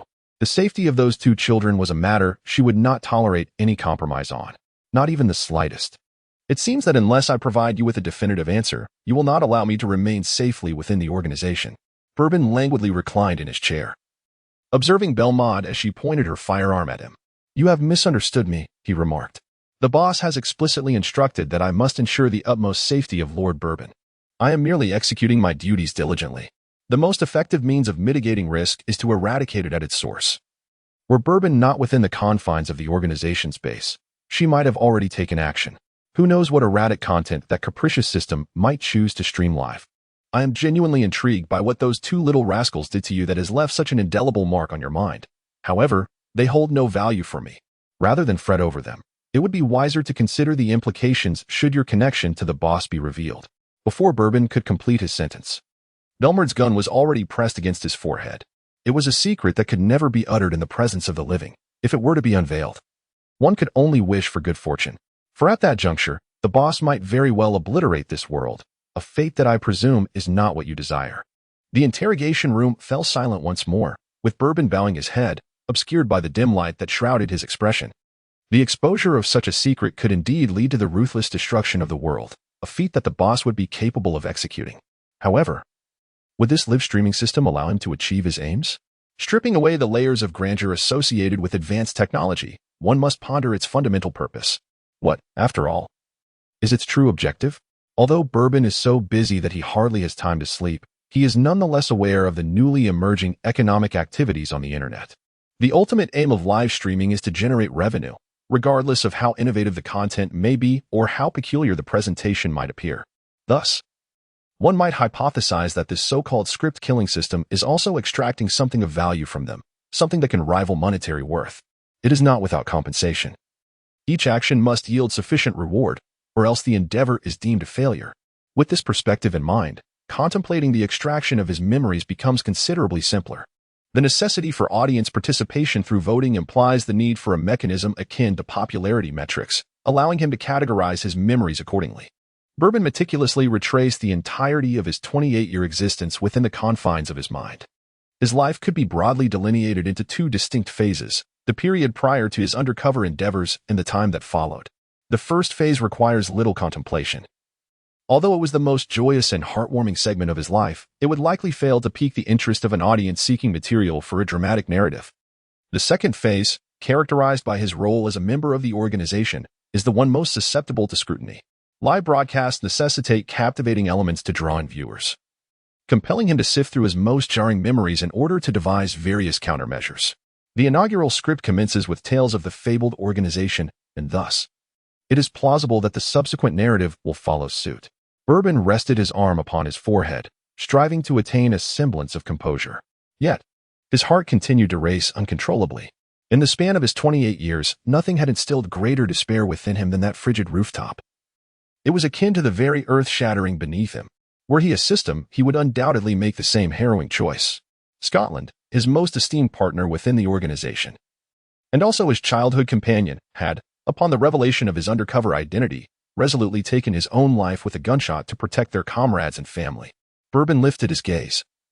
His slate-gray eyes calmly fixated on the corner where a camera flickered with a red light, using it as an anchor to quell the urge to weep. Can I dare to hope for your presence once more, hero? At this moment, Bourbon seemed to be on the verge of relinquishing the fierce resolve for vengeance that once burned within him. After all, the true architect of his anguish was, in fact, himself. He had begun to deceive himself long ago, stubbornly believing that the detestable FB had driven his dear friend to despair in a bid to further their own agenda within the organization, even concocting a series of machinations for that purpose. He had contemplated betraying the defector Sherry and lie to the organization in a similar fashion, though he ultimately abandoned these thoughts. Yet, the footsteps on the rooftop were unyielding. Each night, they invaded his dreams, incessantly reminding him of the harshness of reality. Bourbon found himself at a loss, as if a heavy stone pressed upon his chest, rendering him breathless. He longed to unleash a few punches against the wall. Yet this was the territory of the organization. The Watchers might deem him unhinged or summon someone like Vermouth. He was not in the frame of mind to deal with them, so Bourbon resorted to lying on the table, feigning sleep. 7 days slipped by in the blink of an eye, and the residents of Mihua Town, who had once proclaimed they would never watch the live broadcast again, were now fully rejuvenated. In stark contrast to their vibrant daily lives, the impact of the broadcast seemed negligible. After all, at this hour, Mihua Town would typically witness a plethora of bizarre incidents arising from mundane activities such as dining, working, dating, or even infidelity. Yet now, everyone's attention was captivated by the system, and even the legendary Little Black restrained his eager hands, deferring any criminal intentions to a later time. Every 7 days at 8 o'clock in the evening, this seemingly ordinary moment transformed into a time of reflection for all the residents of Mihua Town. Amidst the collective anticipation, the virtual screen reappeared, prompting the audience to assume their positions, eagerly awaiting the unfolding drama. Chapter 9. I Smell a Rat Production. I Smell a Rat. Scene. Rooftop of an abandoned building. Synopsis. Lai's reappearance evokes memories for both Bourbon and Jin from a past incident 3 years ago. Live broadcast objective, naturally. It is all about the hype, rewards and penalties. Astute players and viewers have likely discerned this for themselves. Upon entering the scripted world, Bourbon felt an overwhelming chaos surrounding him. He sat at the bar, a glass of bourbon in hand. Instinctively, he glanced to his side. The adjacent seat was vacant. Yet a glass of rum sat prepared on the counter. Rum at a bar? As his thoughts raced, Bourbon suddenly leapt to his feet and dashed toward the door. The reason he had lagged behind Lai was to await Rum's summons. However, to him now, Rum was inconsequential. He chuckled to himself, wondering why. Despite only 7 days having passed, his longing felt as though it had accumulated over 7 years. Hey, I'm about to vomit up here. Wow, why is everyone suddenly running? Just tell me, am I handsome or not? As Tooru and Amuro sprinted out, Jin's figure also emerged from the broadcast, and upon realizing their shared temporal context, they both instinctively reacted in unison. The Mazda, driven by Bourbon, sped past the traffic police, careening against the flow of traffic and directly onto the elevated highway. Jin, not to be outdone, realized that Vodka had no recollection and promptly yanked the driver, his subordinate, from the driver's seat, taking the wheel himself as they raced towards their destination. The Mazda and Porsche engaged in a deadly duel on the desolate midnight road, provoking ire from the many police cars struggling to keep pace behind them. I had assumed that Jin possessed a cold demeanor, yet I was surprised to witness his fervent side. Up above, how could one summon such an endearing name for that fierce visage? Humph. I can still call him Bourbon Toe. Do you have any objections? It seems I have lost. Mr. Amuro's driving was a stark contrast to his usual self. Go, Mr. Amuro. Indeed, show those traffic officers, who only know how to issue tickets, a thing or two. Last time, they had the audacity to impound my sports car, the scoundrels. Wait a moment, reckless driving aside. Why is there a skateboard appearing behind us? The child is about to collide with the mini police car. The crowd's gasps did not materialize into calamity. Conan, upon noticing the pursuing police vehicle, deftly slowed down the skateboard. Are you all right, little one? Miyamoto Yumi exclaimed as she slammed on the brakes, her heart nearly failing at the sight of the child precariously hanging from the side mirror. Yumi, hurry up and catch up with that car ahead. They're the bad guys. Conan skillfully climbed through the open window, dialing a number while signaling Yumi to accelerate. Although the introduction was but a single line, it was sufficient for Conan to deduce the answer: the police officer who had infiltrated the organization alongside Akai Shuichi, Scotch whiskey. No matter how he inquired, both Mr. Bourbon and Mr. Amuro had evaded the topic. It seemed that Gin and Bourbon's destination was the very site of his demise. If they were adequately prepared, perhaps they could indeed save him. No, the immediate objective should be to rescue two individuals. Mr. Akai was likely unaware that his identity had been compromised at this critical juncture. Haha, it seems this lovely traffic officer is on the verge of losing her composure. The traffic officer remarked, absurd, I have never encountered anyone so brazen. The child is the offspring of renowned detective Mori Kagoro. Perhaps he was previously acquainted with the traffic officer. So, he is this episode's random player. How disappointing. What role could a child play in such a high-stakes confrontation? If you ask me, the previous FB should have been summoned. Upstairs, FB cannot come. I specifically checked. He perished in a car accident during his vacation. Tears streamed down my face as I grasped the truth. Hurry, they are heading there to commit murder. One of them is your boyfriend's brother. Seeing Miyamoto Yumi's hesitation, Conan could no longer contain himself. Children should act like children, and besides, I do not have a boyfriend, let alone a brother. Yumi, exasperated, fastened Conan's seatbelt, then activated the radio to report the situation. Regardless of the veracity of the child's claims, the police needed to intervene. Haha, this is the legendary case of speaking without thinking, said the young traffic officer. Pardon me, but the child is still single. I quietly pondered, does this organization truly exist? Is that bottle of brandy from last time still around? Please come forward and respond. I am merely curious. Who is this little boy calling? Oh, at this hour. He must still be in kindergarten, apart from family. Who else could he possibly contact? Little one, you have successfully captured my attention. After a brief silence, the elevated highway was once again engulfed in chaos. The police Yumi had called did not arrive. Instead, armed officers appeared first. The leading man bore prominent leaf-like eyebrows and wore a grim expression. Mr. Kagoro's identity had been exposed, and he was now being pursued by Jin from the organization. Just moments prior, he had received a message from an unknown number, containing only a blurred photograph and a few terse phrases. The white Mazda was driving against traffic on the elevated highway, closely pursued by the black Porsche. That number was specifically for contacting Mr. Kagoro. Apart from the two of them, no one else knew. It had been half a month since he last communicated with Mr. Kagoro. Following that, his superior's calls went unanswered, and the number that sent the message did not exist in the system, revealing an eerie development.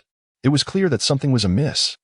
Kazami Yuya was tempted to heed his superior's previous instructions and remain uninvolved. Yet his anxious heart could not be calmed. What if it were true? He did not possess the lofty ideals of Mr. Kagoro, and his actions were often clumsy. Yet he understood one thing well. Life is singular. Once lost, it cannot be reclaimed. The undercover mission could be abandoned, but Mr. Kagoro's life must remain unscathed. Kazami Yuya grasped his handgun tightly, flooring the accelerator. Even if he were to be dismissed afterward, he would not care. Tonight, he would indulge himself. Who is this person? And why is it not Officer Yellow Hat? Officer Magyar, from the criminal department, was not involved in traffic cases. Is the upper echelon blind? Can't they see I'm wearing a bulletproof vest? This is certainly more than a mere traffic officer. I recognize that leading figure, the head of the Public Security Bureau, notorious for his arrogance. The police clashing with the underworld. Does that little boy truly have such extensive connections? Hiss. The police have indeed acted on behalf of a child. They seem even less reliable now.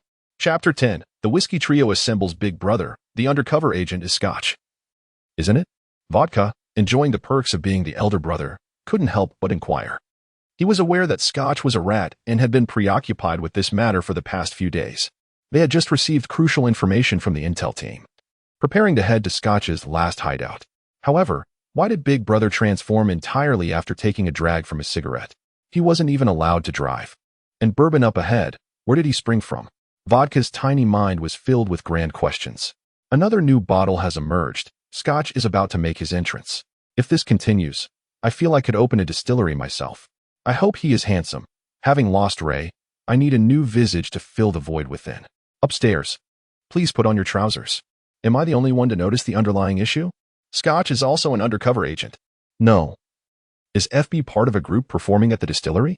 It is also possible that he is with the Public Security Bureau. Let us not forget that this is Japan. And the Public Security Bureau is the official institution we ought to trust. Ray is merely FB's pawn. After a moment of silence, Jin finally spoke. His tone laced with a mix of coldness and excitement. In Bourbon's mind, the most intriguing image was that of two traitors, dogs biting each other. How pitiable. Vodka widened his eyes. No wonder Lai was so invested in the pursuit of Scotland, as he harbored the intention of letting the other escape. However, he likely did not anticipate that his own undercover identity would also be exposed. Vodka did not entertain the notion that his elder brother might have deduced Lai's undercover status during a mere smoke break. To him, his brother's words were the ultimate truth. Lai was doomed. The sleek black Porsche executed a graceful drift, descending from the overpass before coming to a steady halt on a narrow path, speeding towards an adjacent abandoned building.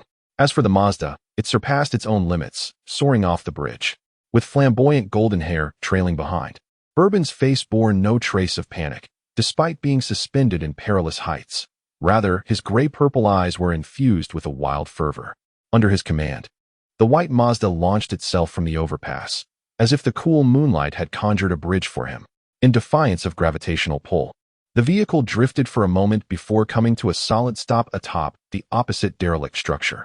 The barrage of comments erupted once more. What? My eyes must be deceiving me. This cannot be real. No, Mr. Amuro's car must indeed be a magical artifact. The king of Akina. I refuse to believe there exists anyone more formidable than him. He can forge a path where none exists. What a celestial being. I feel invigorated. In dire need of a Mazda to test the sensation. Compared to him, Jin seems utterly inept. Got you, traitorous rat of the organization. Bourbon forcefully kicked aside the obstructive car door and, wielding a handgun, rushed towards Scotland, fearful that he might suddenly turn the gun upon himself. It had been 3 long years since he last laid eyes on his childhood companion, who was still alive and breathing. Bourbon felt a sharp pang of discomfort in his eyes, yet his outstretched hand could only press firmly against the other's head. The nature of undercover work is thus brutal. Even if they are on the same side, even if deep down they yearn to sacrifice themselves for one another, a gun is all that lies between them. The emotions that Bourbon had suppressed alone for 7 days finally shattered at this moment. Fearful of not seeing him, yet terrified that he might indeed appear. This tumultuous blend of anxiety and longing was driving him to the brink of madness. You wretched scoundrel! Bourbon closed his eyes briefly, unable to restrain himself any longer as he unleashed a powerful punch. Scotland let out a muffled grunt, but Bourbon's strength diminished significantly in that instant, only for him to receive a punch to the face in return. The two of them resembled petulant children, exchanging blows in a playful yet fervent scuffle atop the rooftop. Bourbon has erupted once more. His animosity towards the undercover agent seems to surpass even that directed at Jin. Perhaps those above are lacking in insight. Bourbon, Scotland, and rye are all varieties of whiskey. In any substantial corporation, it is inconceivable for a single individual to manage a project alone. There are invariably teammates involved. Scotland and rye are likely his regular partners. The sense of immersion hits hard. If anyone dared to treat me in such a manner, I would retaliate with utmost ferocity. Am I missing something? To those above, if you were jointly responsible for a project with 2 colleagues, and just as you were nearing completion, they absconded with essential data to join a rival company, what would you do? Viewed in this light, it appears Bourbon is quite pitiable. However, let's not conflate matters. While Bourbon may have justifiable reasons for his anger, he is nonetheless a villain. And the situation cannot be judged merely on that basis.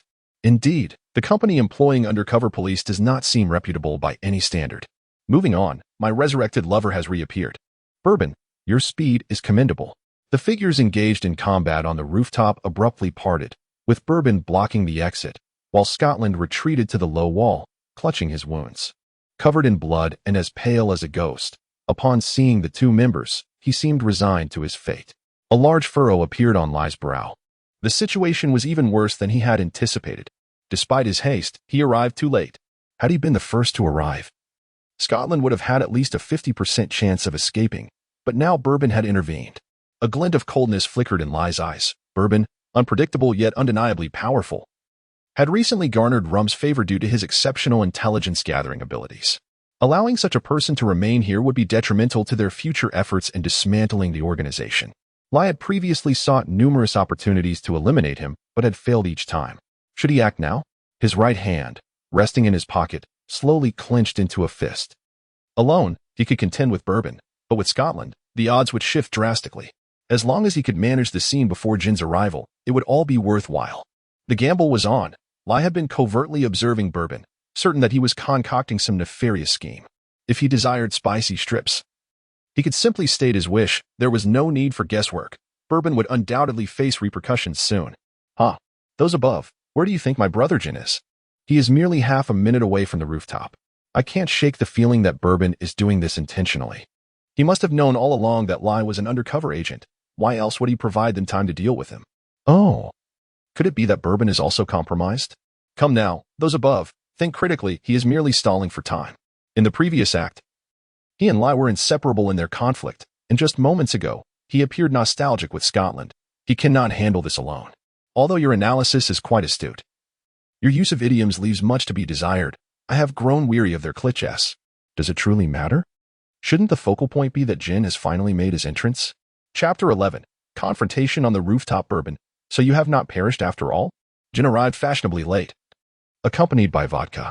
In an instant, the small rooftop was crowded with members from 5 different organizations, and it seemed that reinforcements were continuously making their way here. Jin, with a sardonic tone, remarked, "Why didn't I just ensure your demise earlier?" Bourbon, "So what? I am undeniably more dashing than you. What can you do about it?" Suddenly, I realized that the newly emerged Scotland is quite handsome as well, shyly stirring my heart. Can it be that all members of this organization are so striking? It makes one wish to join. After all, I also consider myself exceptionally good-looking. Hush, the infatuation must pause. It's time to proceed with the plot. Scotland closed the blue peephole, having anticipated his fate since the day he entered the organization, though he never imagined it would arrive so swiftly and so cruelly. He does not fear death. It is merely that facing Zero makes it seem excessively merciless. However, he finds himself out of options. With this thought, Scotland hesitates no longer. He has long exhausted all resources, the lone remaining bullet reserved for himself. His movements, of course, did not escape the keen observation of the closest ally, Ray. The situation transformed in an instant. From the moment Jin arrived with vodka, his unilateral rescue operation was declared a failure. Now, all he could do was assist this undercover gentleman in realizing his final wish, and if necessary, provide him with a bullet out of friendship. This is indeed cruel, yet it could avert many troubles to come. Perhaps it is a mutual understanding among undercover agents. Despite his efforts to conceal it, Bourbon, who has always kept a watchful eye on his childhood friend, could not allow such a thing to unfold before him again. Absolutely not. The gun that Scotland intended for self-destruction was struck head-on by Bourbon's bullet, sending the firearm and the bullet intended for his own demise tumbling over the low wall of the rooftop. Scotland was momentarily stunned. Then a look of sorrow washed over his face. "It is too late for salvation, Zero. You should have realized that this is my end, lest you find yourself in trouble too. TSK, it is truly rare to see you so flustered, Bourbon." Jin scoffed, aiming his Beretta at Bourbon and, to Ray's astonishment, pulled the trigger without hesitation. Yet, the real damage was not inflicted upon the intended target, but rather upon himself. Ray clutched his abdomen where the bullet struck, cursing inwardly. What transpired? Why was it that the one injured was not the exposed Scotland, nor the suddenly accused Bourbon, but rather himself, who had been diligently carrying out his duties without error? Though he had worn a bulletproof vest just in case, the shot only caused him slight discomfort. I am certain Ray was privately cursing. Ray, Jin, I toil late into the night and rise at dawn, working tirelessly every day. What have I done to deserve this? With tear-filled eyes, Jin, who told you to enter with a posture more handsome than mine? You rat of FB? Die. While it seems inappropriate to laugh at this scene, Ray's expression is undeniably innocent. Can anyone else perceive the subtle connection between Scotland and Bourbon? The chemistry between them is palpably different from that with Ray, despite being in the same group. Indeed, during the previous confrontation, Bourbon had clearly held back, a stark contrast to his fierce engagement with Ray. Ray, fine, I see it's all just me being targeted. I may just turn to the dark side. The audience watching the live stream was abuzz with speculation, while Kudo Shinichi, one of the involved parties, nonchalantly sipped his beloved red tea, disregarding the concerned and curious gazes of Judy and others. Shio wondered, if this continued, would there truly be no repercussions? After a moment of silence, Judy spoke. The last live stream had left everyone anxious, and the 7-day interval only bred unnecessary worries without yielding any positive outcomes. Just as Shio had initially stated, the organization had completely erased Bourbon from public view. Even if they wanted to prepare, they had no means to do so. Yet, the undercover agent from public security had become a permanent fixture in the live stream, and the next episode's plot unfolded in such a manner. Shio was fully aware of the truth behind the fake death, which could potentially be exposed at any moment, and the current situation was even direr than this matter. Otherwise, do you have a better plan? Akai Shuichi removed his glasses, his narrowed eyes fully opened to reveal his hidden emerald gaze.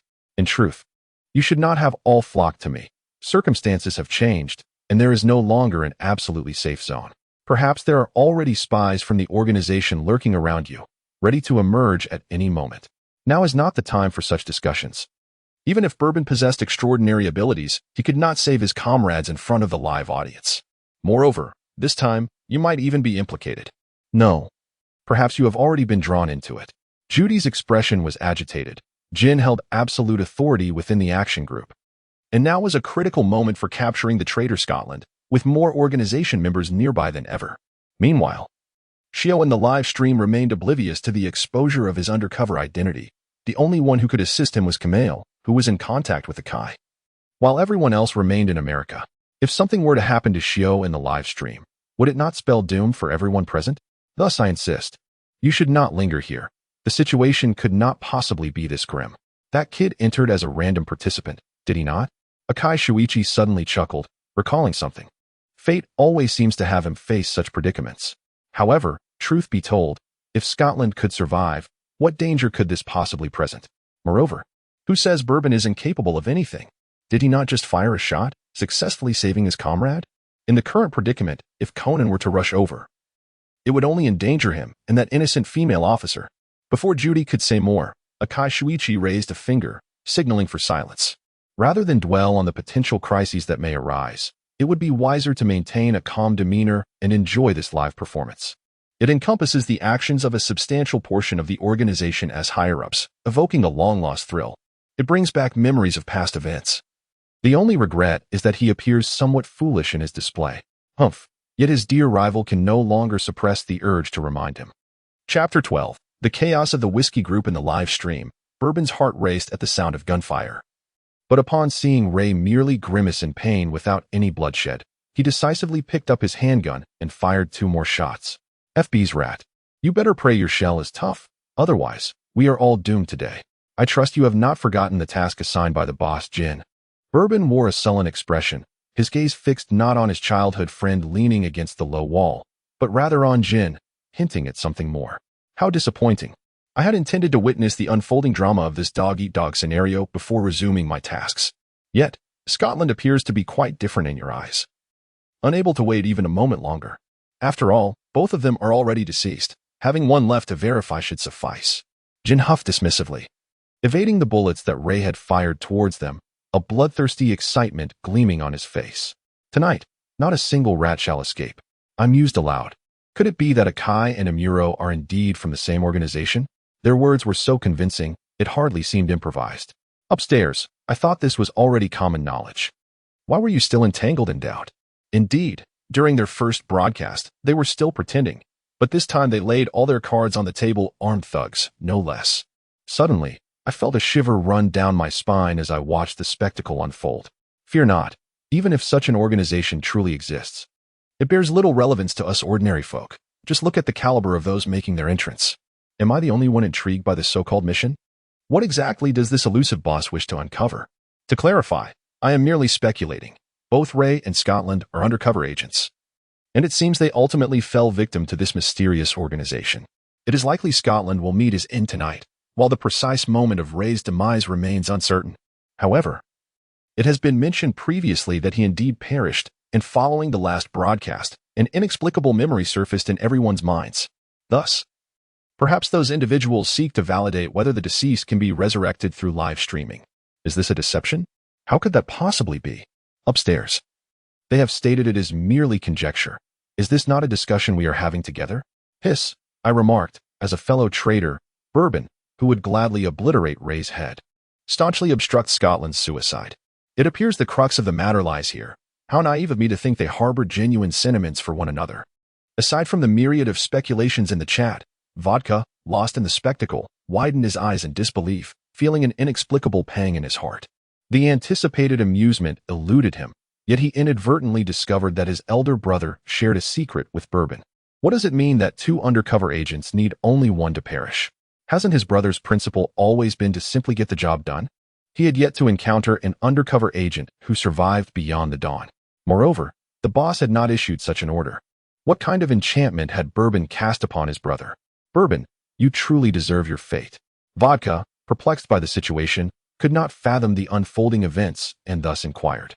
Regrettably, the beleaguered Lai, who had been on the defensive since his appearance, did not afford him the opportunity to elaborate. As Lai hurled his solitary grenade, he seized the moment while the trio sought refuge, pulling the weary Scottish individual behind Bourbon's Mazda. From my understanding, it is the Scottish who has compromised his identity. Yet, it seems the two of you are far more intrigued by me. Should I interpret this as a personal vendetta? Lai, amidst his retaliatory gunfire, brazenly provoked, silence. You rodent of the FB. Bourbon, without a moment's hesitation, countered, firmly believing that no matter who arrived today, Scotland could not perish. However, Jin's proposal certainly held merit. Therefore, let the detestable FB meet his demise. Since merely one rat suffices, I still find it preferable for FB's dog to be the one to perish rather than Scotland. Moreover, Jin, the anticipated spectacle you yearned for was non-existent from the onset, for Scotland never intended to leave this place alive. And Rai had no intention of rescuing his unfortunate comrade whose identity had been exposed. ISNT that right, Special Agent Akai Shuichi of the FBI? The agent, whose true name had been revealed, chuckled wryly. What a dire situation. It seemed that today's operation had a target beyond just Scotland. He was implicated as well. Although the specifics were unclear, his undercover identity had indeed been compromised. Worse still, it appeared that the gentleman had left only one survivor as a means to verify some event of which they were all unaware. Nevertheless, at times, death could be more fortunate than life. Scotland, are you all right? Akai Shuichi, no longer hesitating, withdrew his backup firearm, observing the public security officer who had just been so intent on his own demise. After a brief moment of astonishment, Scotland regained his initial composure, though upon closer inspection, one could still detect a slight twitch at the corner of his mouth. Allow me to reintroduce myself, Special Agent Akai Shuichi of the FBI. Whether it was to provoke Bourbon or out of genuine confidence to extricate himself from this predicament, Akai Shuichi abruptly halted his action of firing. Disregarding the encroaching Jin and his associates, extending his hand and awaiting the public security officer's response. Perhaps none of us would escape tonight. But it should not resemble the previous scenario. At the very least, we ought to have someone to bear the brunt, shouldn't we? Scotland was indeed a highly capable individual, whether as an undercover agent or a comrade in arms, and I trust he would make the right decision. Good heavens, is he not simply exquisite? Exquisite? His actions were a blatant provocation. I wager Bourbon and Jin are incensed at this moment. Up above, Amuro is not such an emotional person. He simply has an aversion to FB. The Japanese public security officer, J. Fuku Kijiki. Scotland extended his palm in return and disclosed his name. The true identity of an undercover agent must remain concealed, for such a revelation is far more terrifying than death itself. Although Rai pledged allegiance to America, their ultimate goal was the same, to eradicate this criminal organization completely. Under this premise, Zero, despite any dislike for Rai, could not expose his true identity on the spot unless that information had become irrelevant. Conversely, Zero's actions, which contradicted his undercover identity, repeatedly thwarting his suicide attempts, signified that there were matters of greater importance than mere identity exposure. Moreover, the current predicament was not the cause. What had transpired in the brief span since his identity had been revealed? Finally, we have local officials involved. Previously, it was either FB or CA. And one might think we were in America. Yet his situation was precarious. He might be eliminated by Jin and Bourbon in the next moment. Perhaps it would have been better not to intervene. No, I cannot allow such a thing to happen. By the way, where has that skateboard kid gone? If they do not act quickly, they will miss the opportunity entirely. Disaster. The rescue officers have engaged with the organizational members arriving subsequently. To my astonishment, the first to breach the defenses was a mini patrol car driven by a traffic officer, leaving me at a loss for words. Chapter 13, The True Strength of the Undercover Officer in the Ultimate Survival Scenario. Kid, Who exactly am I supposed to be tracking? Was that sound just now the aftermath of an explosion? Just emerging from a half-destroyed vehicle, a wave of heat engulfed them, smoke instantly surrounding the two. Miyamoto Yumi instinctively pulled the individual behind cover, observing the rooftop situation while fiercely questioning the slippery Conan. She was merely a novice traffic officer. The only individuals she could rely on were her colleagues in the traffic division or perhaps Sada Miho from the investigative unit. Fortunately, her inexperienced colleagues had yet to arrive. Otherwise, given the intensity of the firepower above, they would have become a target the moment they appeared. Thankfully, nothing peculiar was falling from above, and the battle seemed to remain within a manageable scope. Trembling slightly, Miyamoto Yumi redialed the emergency number. Do not ask why a police officer would need to call the police multiple times in such a short span. Even she had not anticipated that apprehending two reckless drivers would lead to encountering a bomb situation. Furthermore, it was the police headquarters' fault for not equipping traffic officers with firearms. Otherwise, she would have been able to assess the situation herself. In any case, they were hiding here, with the situation escalating. Those arriving would undoubtedly be armed and accompanied by snipers providing suppressive fire. Where's Conan? Miyamoto Yumi put down her phone, staring blankly at the child's jacket in her hands. Where could such a small child have gone? How infuriating. Conan had not changed at all, and Yumi's face turned pale. Truly, a boy who only preaches but fails to adhere to his own advice is utterly disappointing. I detest Conan. The voices from above must belong to elementary school students. This is irrelevant. I am merely curious about how the little one intends to engage in the chaos unfolding above. It seems he will be offering himself up. 10,086. The comments section began to fill with little white flowers, a premature tribute for the brave and fearless young Conan, as he charged in without any precautions. The onlookers in Mihanacho, though generally bold and keen on concocting various murder mysteries, were acutely aware of the value of life. Such a straightforward approach as Conan's would surely lead to an abundance of fresh grass growing on his grave. The individuals on the rooftop, upon hearing the announcement that they were surrounded by the police and commanded to drop their weapons, were taken aback, leaving Bourbon furrowing his brow. Was that voice Kazami? Could he be the random player in this scenario? Without a moment's thought, he aimed his firearm at the shadow, and after a few shots, a small loudspeaker, accompanied by a tattered bow-tie voice modulator, was silenced. There were no police personnel. It was merely that child, Conan. Bourbon experienced an indescribable sensation, as if a tranquilizer had been injected into his heart, albeit diluted with water. As a detective, Conan was entirely trustworthy. Yet when faced with the black-clad organization that had transformed him into a child, this young boy often acted recklessly. However, there were no other options available. It was merely a child's trick. They needed to stay focused and resolve the situation swiftly. Jin, displaying a lack of interest, merely instructed Vodka to guard the stairway, ready to eliminate anyone who showed themselves, before turning back to advance towards the two individuals hiding behind the Mazda. The Mouse's accomplices had long been cornered by the organization, and the only ones capable of reaching this spot were either the mysteriously absent random player or the unfortunate soul with a streak of bad luck, regardless of their identities. Tonight they were destined to perish, and the deceased hold no value in remembrance. Yet, they had indeed squandered considerable time here. As the boss had demanded they complete the mission at all costs, there were numerous methods to achieve this. As long as one of those two already dead mice still possessed a breath before the live broadcast concluded. Ideally, it would be Scotland, given the ease of verification. With this thought, Jin let out a sinister laugh, producing a fresh grenade from his pocket and tossing it forward. The camera was once again engulfed in flames, as experienced onlookers engaged in a barrage of comments, betting on how many would survive this time.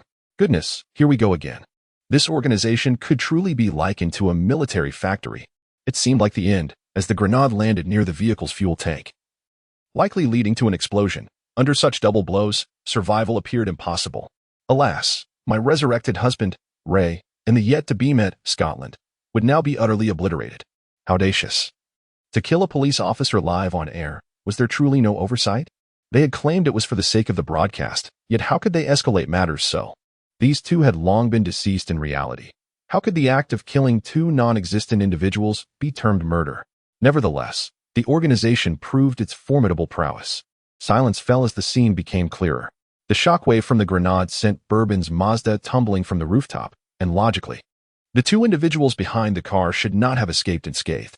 Yet, lo and behold, the debris from the previously toppled low wall had exposed some resilient rebar. enabling the two undercover agents to cling on with exceptional strength and courage before the explosion occurred. Though they emerged covered in dust, they bore no new injuries. During this interval, while Jin and Bourbon sought refuge from the blast's aftermath, the less fatigued Ray seized the moment to fire a few precise shots, incapacitating Vodka, who had been focused solely on the stairway. The two then resumed their positions, waiting for the car to tumble off the rooftop before stealthily returning. They even took advantage of Jin covering Bourbon's retreat to discreetly shift positions, making significant progress towards the stairway while evading detection. Their actions were remarkably bold, epitomizing the notion that those unburdened by shoes fear not the ground beneath. The only regret was that the individual who had previously aided them failed to capitalize on the opportunity to deliver a fatal blow to the distracted Jin, forcing the duo to hide once more after only making partial headway. After all, that unseen ally's true nature remained a mystery. Incredible! It suddenly seemed plausible that they might survive until reinforcements arrived. Was this the strength of undercover officers? I felt a flicker of hope for our country. Where was that little imp? He should leap out and create a distraction. Drawing Jin and Bourbon's attention, a single sacrifice for the sake of two lives was a fair trade. To be honest, had that bespectacled boy charged out earlier, they might have succeeded.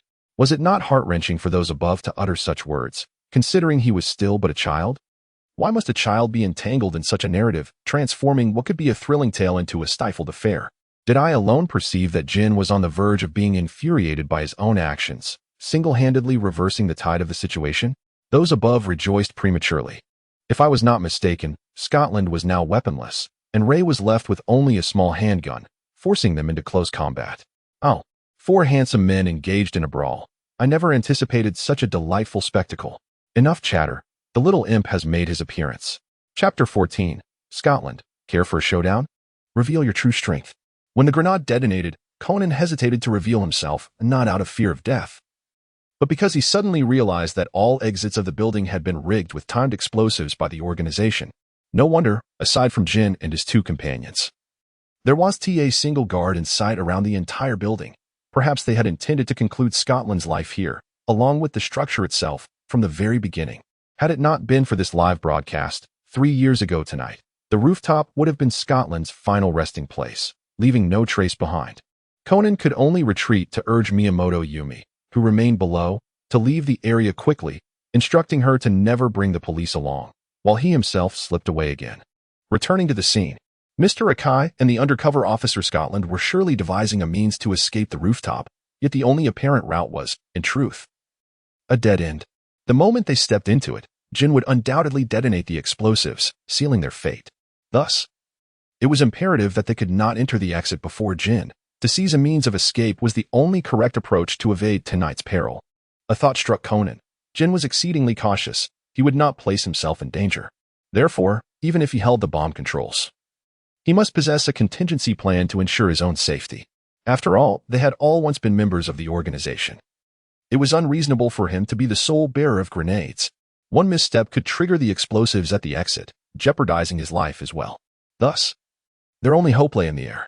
Conan had witnessed the organization occasionally deploy helicopters during missions, implying that Jin's other 2 partners, Chianti and Korn, were likely nearby. He needed to devise a way to signal for the helicopter to descend.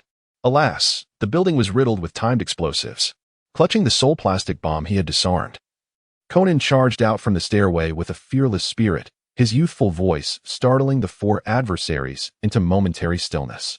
Fortunately, Vodka, who had been poised at the stairway, had been forced offline due to his injuries, allowing Conan to emerge unscathed. It could only be said that he was indeed a child. Thinking on his feet, what was his intention? Those above recognized that this young boy was far more astute. He was alerting the 2 undercover agents that even if they found an opportunity to escape, they must absolutely avoid the stairway, laden with timed explosives. Such ruthlessness in the organization's methods was truly chilling. No wonder such capable undercover agents ultimately met their demise.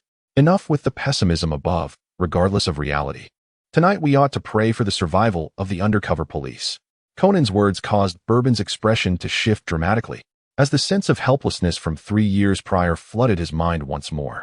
Not only had he failed to save Hero, but he had ultimately been unable to even secure his remains, seizing the opportunity to depart with only his phone. That phone, pierced through like Hero's heart, was the sole possession he could carry away, a final memento left by the undercover officer, Kyugo Suguru, in this world. There was no reason for him to inquire further about what transpired afterward, nor could he. In retrospect, it seemed highly probable that Hero had been reduced to ashes along with the dilapidated building after their departure. Cursed organization. Bourbon slightly lowered his head, desperately trying to conceal the tears that threatened to spill from his eyes. He felt utterly inadequate, despite having anticipated the situation and preparing for 7 days. When the moment arrived, he found himself rendered useless. If this continued, Hero would inevitably revert to his previous path. Unlike Bourbon's profound sorrow and fear, Jin merely felt a twinge of annoyance. He was irked by the fact that a mere child had caused such havoc, taking advantage of the situation to inflict harm. He was displeased that he could have allowed 2 undercover agents to ensnare themselves, delivering a lethal blow at the very moment they believed they had escaped. And he was exasperated that he had been toyed with by a child, even indulging him for so long. How foolish. Jin narrowed his eyes, his murderous intent compelling him to grip the Beretta tightly, exerting slow pressure. The organization's customary modus operandi involved planting explosives to obliterate evidence. Yet these bombs should not have been triggered at this juncture. Was this the handiwork of that child? TSK, he had nearly let his guard down. Ray's lips curled into a malicious smile, captivated by the mysterious mission discussed by Bourbon and Jin, almost forgetting the organization's habitual practices. He had nearly walked into a trap. Boy, that's not where you should be standing, Ray taunted, grinning wickedly.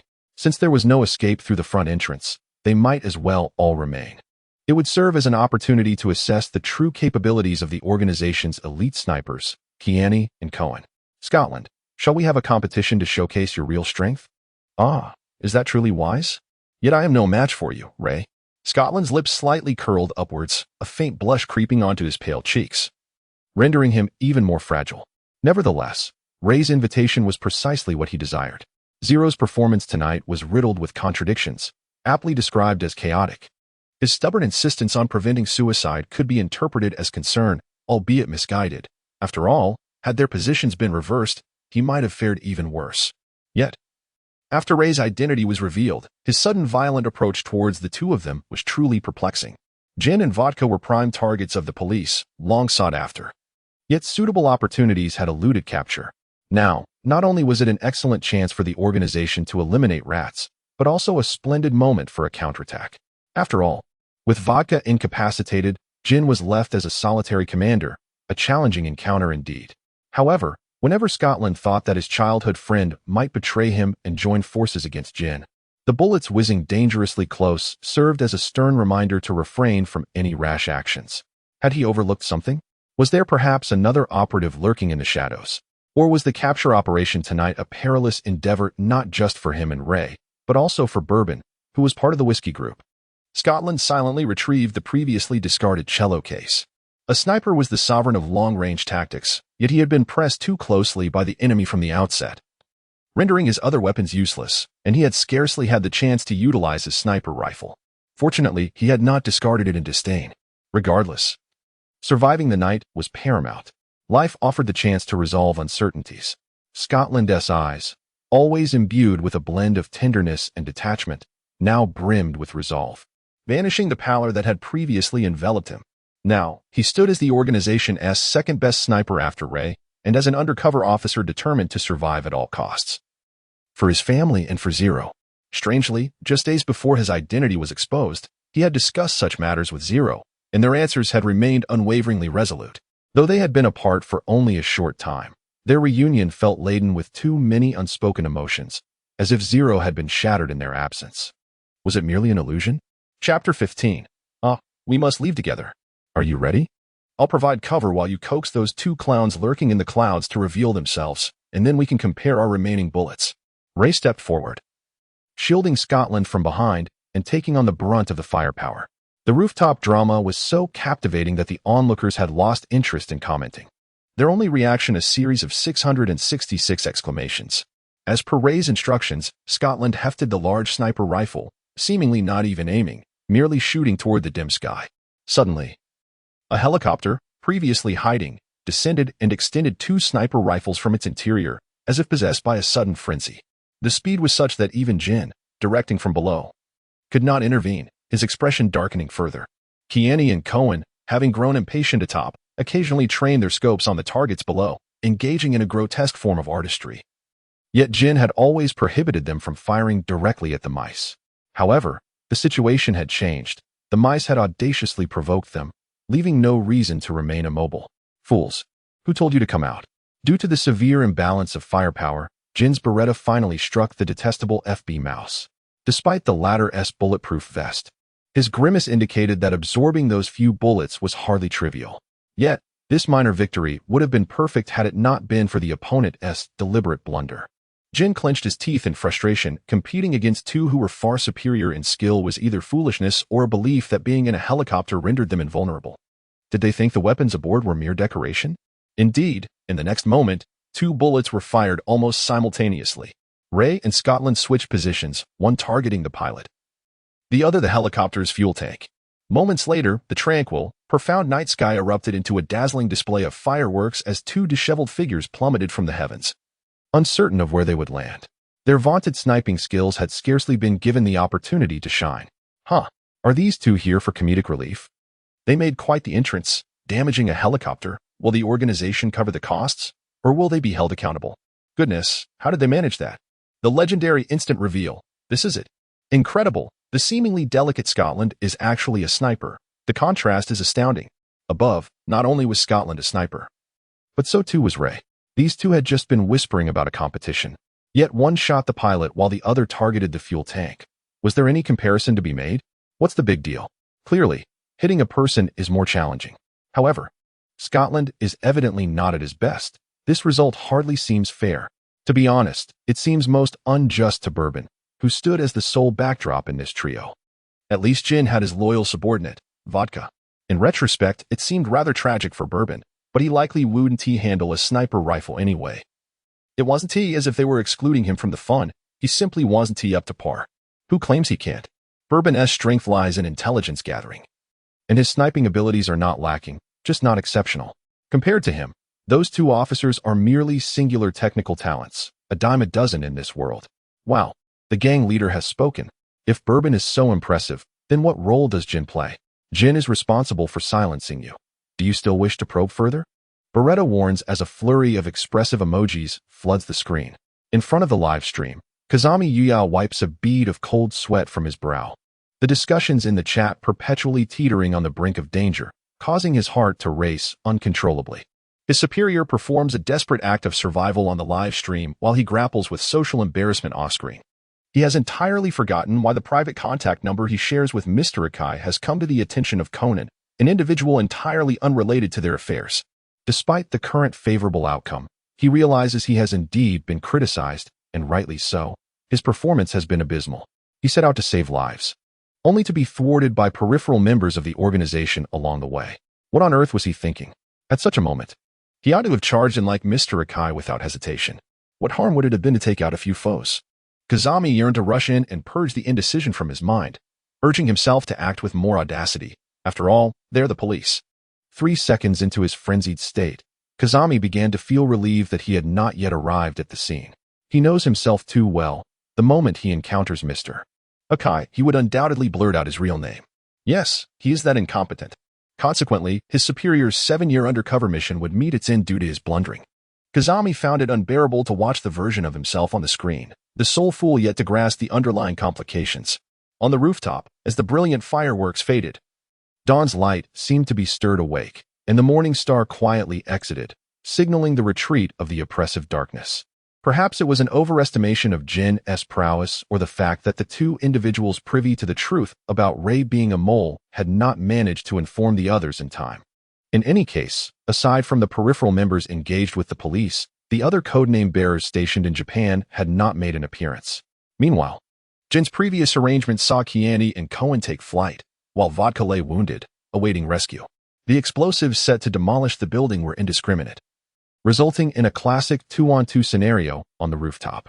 As for Conan, the child, he was largely ignored by the 3 others aside from Bourbon. Little one, you should leave this place quickly. What comes next is the realm of adults, not a child's play. If possible, once you leave, do not let anyone approach here. Scotland urged gently, hastily tending to his wounds as he stood alongside Ray, addressing Conan, who was peeking out from behind cover while cradling the disassembled bomb. He had attempted to aim his tranquilizer gun at Jin earlier, but the latter's combat instincts were far too acute. every time he aimed. All that remained in his view was a fleeting afterimage. As for the soccer ball, it was utterly useless against a gun-wielding opponent like Jin, serving only to hinder him. "Oh, so we must leave together," Ray remarked with a knowing smile. Chapter 16. The unexpected always arrives without warning. There is something off about you, Bourbon and Jin? This moment had finally arrived. Burr mode, proudly I noticed from the very beginning. Let the self-destruct commence. I want to see the two undercover officers taken aback. Above. The shock may not be significant, but a complimentary day trip to a mental health facility might be in order. Haha, indeed. I would never have imagined I would be watching a live stream with everyone on a weekday evening at 8, and being compensated for it. No less. Little brat. You sure talk a lot, Jin remarked, finally directing his gaze towards the mischievous child, feeling a strange sense of familiarity. However, he was certain that he had never crossed paths with this child. Anyone daring enough to provoke him had already met their end. Yet, this child recognized him, which piqued his interest. The terrifying aura of a predator bore down on Conan, causing the color to drain from his face, his expression faltering as his legs went numb, leaving only Jin's emerald wolf-like eyes in his sight. For a fleeting moment, Conan felt as if he were suffocating. Fortunately, Scotland, the empathetic undercover officer, stepped forward just in time to rescue the frozen child from Jin's menacing gaze. Of course, the consequence was that some of Conan's peculiar gadgets were confiscated, but he had no intention of resisting. Unlike Amuro, his position as a regular member meant he was perpetually exposed to the public eye, rendering his personal privacy virtually non-existent. His identity as a detective, his various part-time hobbies, and his suspected affiliation with the Black Organization.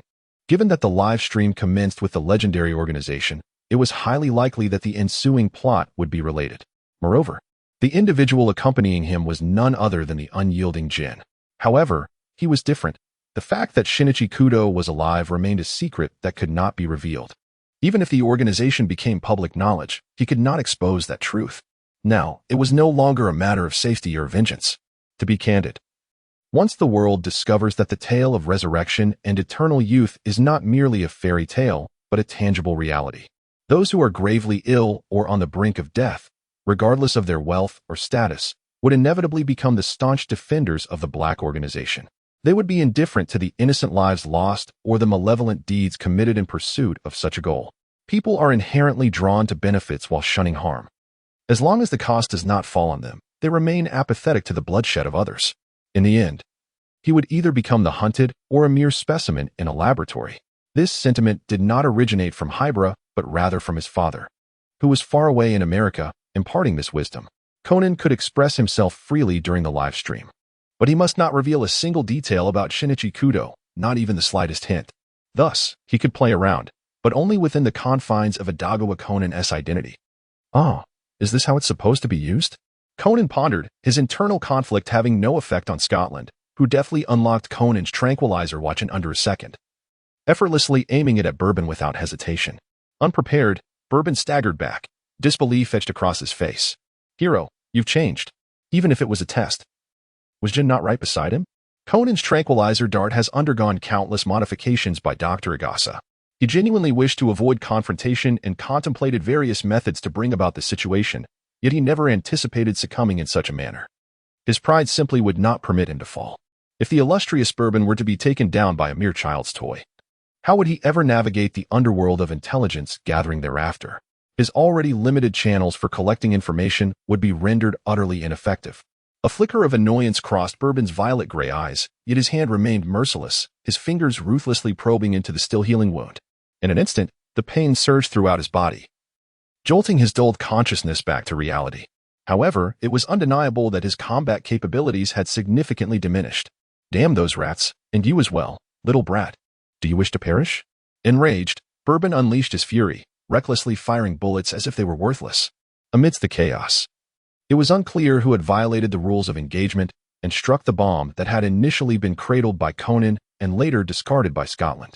With a thunderous explosion, the bomb indiscriminately attacked everyone present, and the already ravaged rooftop could no longer withstand the prolonged barrage, emitting a final anguished roar.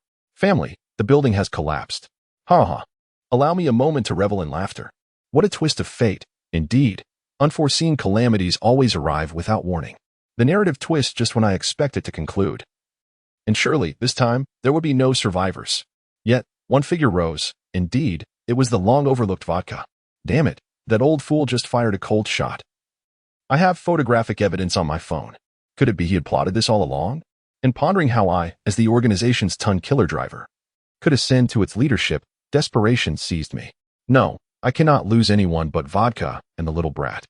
The collapsing rooftop dealt an equal blow to every wretched human who had inflicted harm upon it, whether they were undercover officers or members of the organization. After a full 5 minutes of silence, not a single person emerged from the rubble until a football soared into the air, hurtling straight towards the tearful vodka. Elder brother?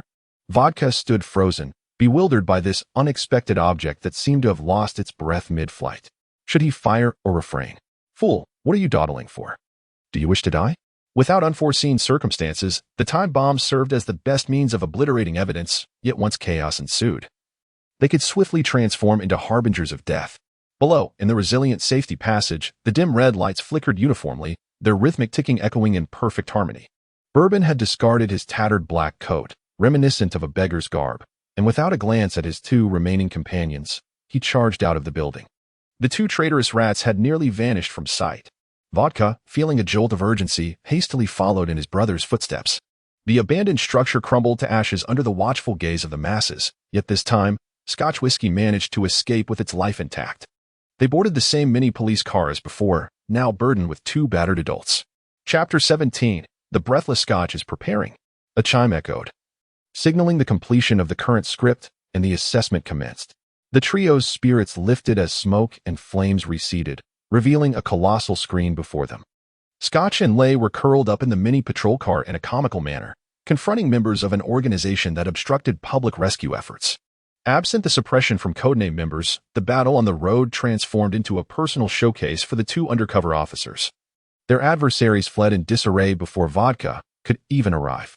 The 2 rats achieved victory with overwhelming advantage, and the climactic final frame was enhanced by the livestream system, which even conjured up subpar visual effects behind them. It appeared utterly absurd. Jin cursed under his breath, retrieving bandages and alcohol pads to tend to his wounds, mirroring Bourbon's actions. The injury sustained during the live broadcast would not vanish upon returning to reality, a conclusion drawn from their previous narrative experience. Meanwhile, Conan huddled in the farthest corner, striving to avoid attracting even the slightest attention from the 2 organization members. Yet, it was evidently an impossible endeavor. Ton Killer was the first to organize his belongings. Noticing the obnoxious system's lack of response, he shifted his focus to the little brat who had caused him considerable distress. His left hand, concealed within the pocket of his trench coat, twitched slightly, and every organ in Conan's body erupted with sharp, resonant alarms. He finally comprehended the marrow-deep fear that Hybra felt towards Jin. Standing alone before this menacing wolf was utterly unbearable. Aniki, Conan's voice trembled like a fragile wind instrument. Tinged with an intentionally exposed sob, his blue eyes shimmering with tears, his acting skills, an inheritance from his mother, pushed to their limits. Help me. Based on last time's experience, there won't be a live stream now. Jin wouldn't truly consider eliminating him here, would he? Without any defensive tools, Conan quivered like a newly hatched chick, barely able to stand. Jin, I advise you against taking any unnecessary actions. This little brat was still alive and well by the end of the broadcast. Bourbon did not open his eyes. His weary form slouched in the chair, seemingly in a state of feigned slumber. Yet the rigidity of his spine betrayed any semblance of relaxation. Jin tugged at the corners of his mouth, revealing a set of stark white teeth, his bloodthirsty green eyes narrowing as his curled left hand fully extended. It was the familiar yet chilling Beretta. Conan nearly tumbled from the corner, scrambling to Bourbon's side. If Jin truly intended to eliminate him here, he would ally with Amuro. Images flickered in Conan's mind, the malice emanating from Jin clouding his thoughts. Conan, where did those things on you come from? In a daze, a pair of warm hands settled upon his neck, forcing Conan to sit on Bourbon's lap, their faces merely separated by a probing gaze. Conan shifted uncomfortably, but under Bourbon's gentle yet commanding stare, he acquiesced. The detective boy's gear. The older brothers from the police department are well aware. The youthful voice continued, yet Jin's patience had waned. Indeed, it was merely a child's trinket, and the police were, as expected, inept. Bourbon, thanks to you, this mission has concluded in failure. Whether it was the drastic alteration of the plot or the swiftness of their actions in tending to wounds, they found themselves ensnared in a stuttering game of NC. Confined to this room bathed in white light, unable to return to the live interface or escape. The sole distraction lay in the incessantly scrolling, tedious comments on the large screen and the insipid little ghost from whom no useful information could be extracted nor eliminated. Everything contributed to Jin's mounting irritation, prompting him to decisively redirect his ire towards the bothersome colleague who had partnered with him that day.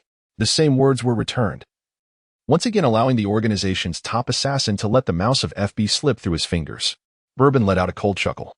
The unease that lingered in his heart and the pain coursing through his body could not suppress the overwhelming drowsiness. Even this seasoned undercover operative, accustomed to playing multiple roles, found himself feeling rather restless. Had you approached the situation with a mere spectator's mindset from the outset, Scotland and Lai would have long been captured and returned to the organization. Even if some miraculous events were to transpire subsequently, the outcome would remain unchanged. But now Bourbon, with an impassive demeanor, unceremoniously discarded Conan onto the ground, as if he were mere refuse, brushing off non-existent dust with a nonchalant flick. He crossed his legs and resumed his meditative repose, his expression sour as though someone owed him a fortune of 8 million. Jin's face turned a shade of green with irritation, while Conan, intimidated by Bourbon's ominous and malevolent aura, appeared pale and shaken. Is this truly the formidable power of Bourbon whiskey unleashed? It seems even Jin can find himself momentarily at a loss. With a painful thud from his fall, Conan cautiously retreated to a corner. After all, Jin's Beretta had a 50% chance of missing Bourbon, but would undoubtedly hit him with deadly precision. In this precarious situation, self-preservation took precedence. Conan's mind was racing with inner monologue as the mechanical voice he had been immersed in for so long revived once more. Major plot adjustments have been completed. The Scottish rescue is underway. Location: an abandoned rooftop 4 years hence.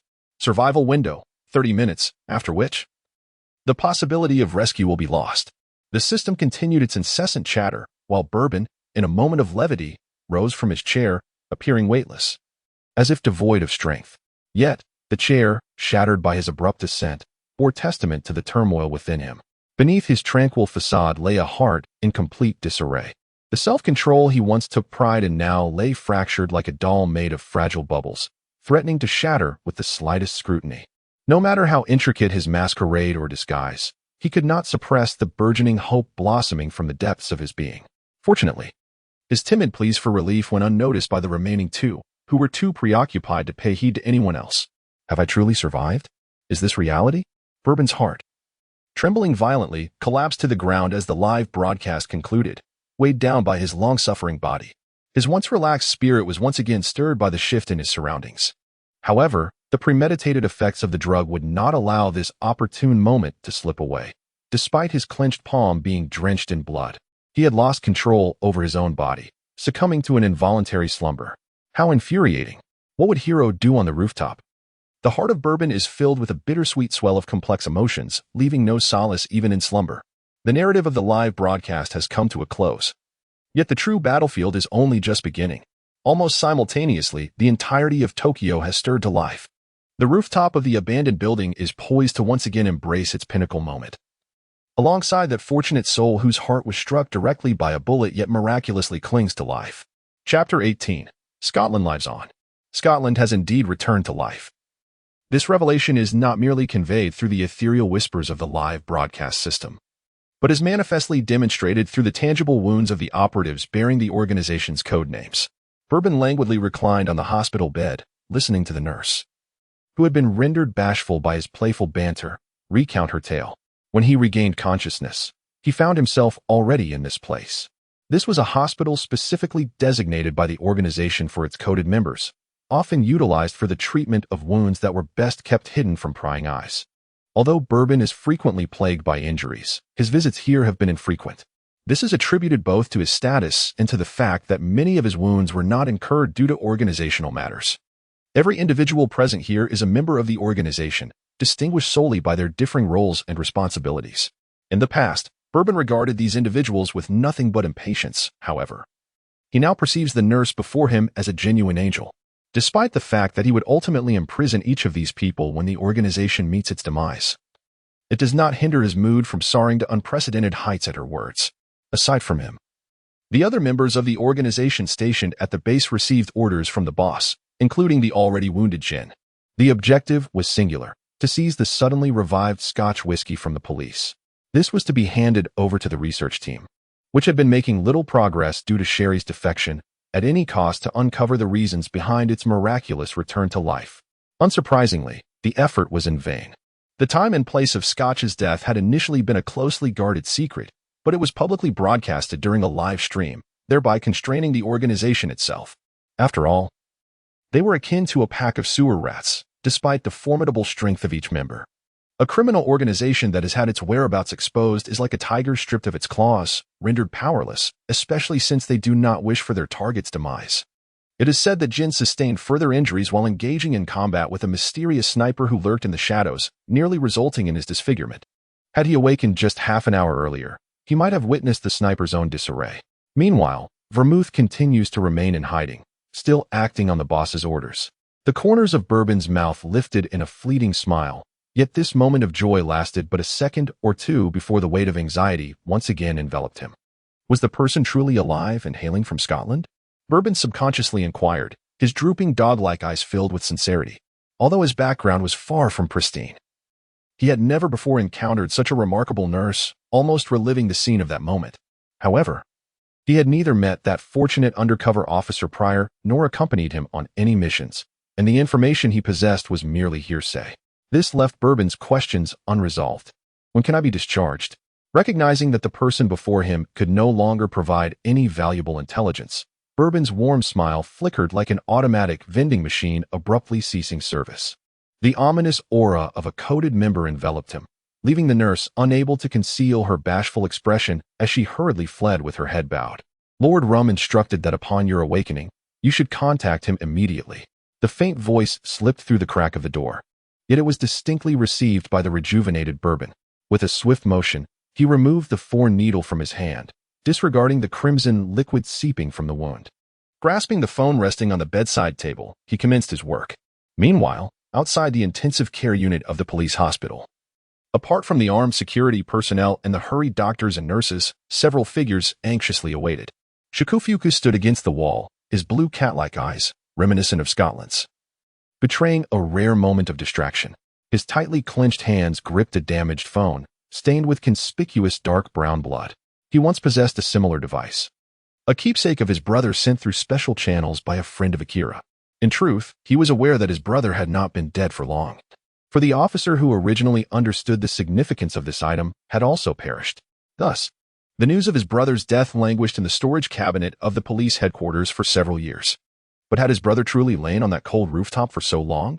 It seemed their family had always been marked by separation, first due to their parents and later because of work commitments. Shikufuku fell silent for a moment, retrieving his own phone from his pocket, languidly scrolling through it. The screen was filled with photographs of Akira, contributed by the vast online audience intrigued by his brother's identity and visage following the live broadcast, scruffy and entirely different from the shy, reserved youth etched in his memory. Yet, these were indeed vibrant, tangible memories. Shikufuku attempted to smile, but the muscles of his face betrayed him, refusing to comply with his forced demand. Since receiving the call from Inspector Kuroda, he had destroyed all cherished photographs of his family, especially those pertaining to Akira. The undercover officer at the police headquarters responsible for exposing his brother had yet to be found, and although Akira had seemingly been forgotten, a deeply embedded complication remained within that organization. If the past were to be unearthed, he might escape unscathed, but the undercover agent would not be so fortunate. Those who lived must look forward, he had consoled himself. Yet now, his brother had returned. Shikufuku bowed his head, letting out a suppressed, trembling sigh. The higher-ups had summoned him not for familial matters, but to ascertain whether the individual undergoing surgery was indeed his brother. Could it be that this was a stranger disguised through some means? After all, 3 years had passed. Even a body immersed in formaldehyde would succumb to the ravages of time, how much more so a deceased person. They could accept the seemingly higher-dimensional technological marvel of a coerced live broadcast, but that did not imply they could readily accept such a profound transformation of death into life. In the broadcast, the living could perish, and the deceased could be revived. What then did that render their world? A mere toy in the hands of higher-dimensional beings, capable of altering data at will. Rather than embracing Scotland's resurrection, they preferred to believe it was merely an elaborate, long-planned jest. They wished for the person inside to perish. pretending that nothing had transpired. Yet that was his brother. Despite the void in his memories, Shikufuku could count their encounters on one hand. This was indeed Akira. So please, survive. Regardless of what it entails, it holds no significance compared to your life. Though the road ahead is fraught with peril, may we both endure. Chapter 19. Free intelligence from Bourbon. Shikufuku do not carry any psychological burden. Inspector Kuroda stood before the window, his towering figure nearly blotting out the daylight beyond. A fierce battle might soon ensue. The Crow organization would not let this opportunity slip, nor could they. Understood, Inspector. Shikufuku tucked away his phone, once again donning his previously aloof and composed demeanor. Which of you is the patient's family member? The surgical room's indicator light dimmed, and a doctor clad in a white coat emerged briskly. The moment of fate had finally arrived. Shikufuku was pushed to the forefront. He opened his mouth, but found himself unable to utter a single syllable, comically fidgeting instead. Fortunately, the seasoned medical staff did not hold his rudeness against him, delivering the update in a methodical manner. The patient was struck directly by a bullet, but it first penetrated a specially designed phone he had on his chest. While the bullet's force was impeded, it still entered the body, avoiding injury to the heart. The state of apparent death was due to the bullet's tremendous penetrating power, causing the heart to tremble and cease its rhythm. After resuscitation, the patient's heart has resumed beating, but due to significant blood loss. The exact time of awakening will depend on his recovery. A collective breath of relief escaped the corridor, the weighty atmosphere momentarily dissipating. Shikufuku closed his moisture-laden eyes, quietly following the doctor to check on his brother, who could currently only breathe with the aid of machines. How is it? Was the message from Mr. Kazami? Conan bounced on his short legs, attempting to sneak a glance at the confidential information in the hands of the FB senior investigator, but his height proved a disadvantage, exacerbated by the considerable difference between them. Brother Subaru? Conan pouted, accusing a certain indifferent adult. He had facilitated the collaboration between the FB and the police. Yet these ungrateful adults had abandoned him once their objectives were achieved. It had been ages since Conan received any information regarding the organization, despite sensing Rum's proximity. Everyone had their own speculations, yet no one informed him or allowed him to investigate. As for Mr. Amuro, given his undercover role, he was often preoccupied with cleaning up the messes caused by his capable subordinates, making him an elusive contact. Conan had long ceased to hope for information from him. But why was Mr. Akai acting similarly? Was their friendship not worthy of honesty? How could he resort to such tactics? Frustrated, Conan clenched his fists in anger. Hey, don't be upset. Scotland is out of danger. We should now consider the next steps. Conan pushed up his glasses and tucked his phone into his pocket, attempting to soothe the irate boy before him. He had resolved a significant inner conflict, and it was not in vain that he had confronted those individuals, risking the exposure of his identity. Regrettably, he still failed to retain Jin. As for Bourbon, he was relieved to no longer endure this fellow's constant barbs and petty torment, which had made even breathing the air in Japan somewhat uncomfortable for him, despite being of mixed Japanese and British heritage. With narrowed eyes, Conan poured himself a generous glass of bourbon. What should he do next? Hearing this, Conan, momentarily setting aside his anger, scrambled onto a chair to inquire of the riddle master before him. The security concerns in Scotland were of no consequence to them. That was the domain of the police and public security. Even if the organization were brazen, it could not openly challenge a nation's order-maintaining body amidst such public outcry. Unless Mr. Scotland chose to forego protection, such a scenario was unlikely to materialize. Did this mean it was their turn to take the initiative? Conan's interest peaked. After spending so long in the form of a child, he felt an increasing urgency to revert to Shinichi Kudo, especially with the emergence of an ambiguous live-streaming system. Who knew when the disguise would be unveiled? He both anticipated and feared the moment, particularly the risks that would arise from Ran. That was a matter of life and death. Boy, do you know what the last task given to Bourbon by the organization was before the live-streaming began? Choshia suddenly adopted an air of mystery. Conan felt as though a venomous serpent was lurking behind him, poised to strike. While he remained blissfully unaware until the moment of revelation, it was an investigation task assigned to him by Rum. Conan contemplated extensively, finally extracting the individual he deemed most suspect. Indeed, it pertained to the investigation of the young master of this house, your brother, Shinichi Kudo. Yet, there was no need for excessive fear. In the short term, neither Rum nor the organization was inclined to concern themselves with someone they believed to be long deceased. Provided the side effects of a TX 4869 remained undiscovered, or rather, had not yet been exposed by this live streaming system. The transparent liquid in the glass had vanished. Choshia had already moved from the dining table to the window, his gaze fixed on the pseudo-child in the adjacent room, who was scolding adults with an air of arrogance. It was no wonder the organization's hounds clung fiercely to this remarkable drug. It was a pity that their elaborate plans had been laid to waste. Yet it mattered little. No matter how they hid, the problem would remain unresolved. A confrontation between them was inevitable. Brother Subaru, Conan spoke, his voice slightly strained. Overwhelmed by the weight of information. The truth that Adagawa Conan was indeed Shinichi Kudo was not particularly difficult to investigate. Previously, those such as the Irish Pisk had harbored suspicions, and even Vermouth, who held a fondness for him, was aware of this. The former had simply met his demise, while the latter chose not to divulge this information to the organization. Now, with Bourbon added to the mix, he ought to feel fortunate that Amuro was also on their side. Otherwise, given that individual's terrifying ability to gather intelligence, he might one day awaken to find himself in the organization's laboratory, awaiting dissection. Yet, it was somewhat embarrassing, despite his diligent efforts to conceal his identity. It felt as though everyone was already aware. Why do you wear such a pitiful expression? Choshia turned to gaze at the boy, who resembled a frostbitten eggplant, and chuckled unkindly. I share this information not to dishearten you. It is exclusive intel graciously shared with me by Bourbon amidst his busy schedule, an unprecedented privilege. Remember to express gratitude to the still sleeping Scotland. Your Amuro brother is quite appreciative of your earlier performance and will do his utmost to safeguard this secret, though we cannot guarantee a time frame. Thus, we must prepare for a prolonged battle. Chapter 20. The anticipation for the next live stream grows ever stronger. Brother Subaru, what do you think this live streaming system intends to achieve? After a lengthy silence, Conan spoke again. To deem it entirely negative would be unjust, as it could resurrect those who had perished for years. Yet, to label it positively felt uncomfortable. They had labored diligently to secure a relatively advantageous position, only to see it on the verge of collapse. The thought of his identity being exposed weighed heavily on Conan's mind. Isn't that a good thing? Choshia chuckled lightly.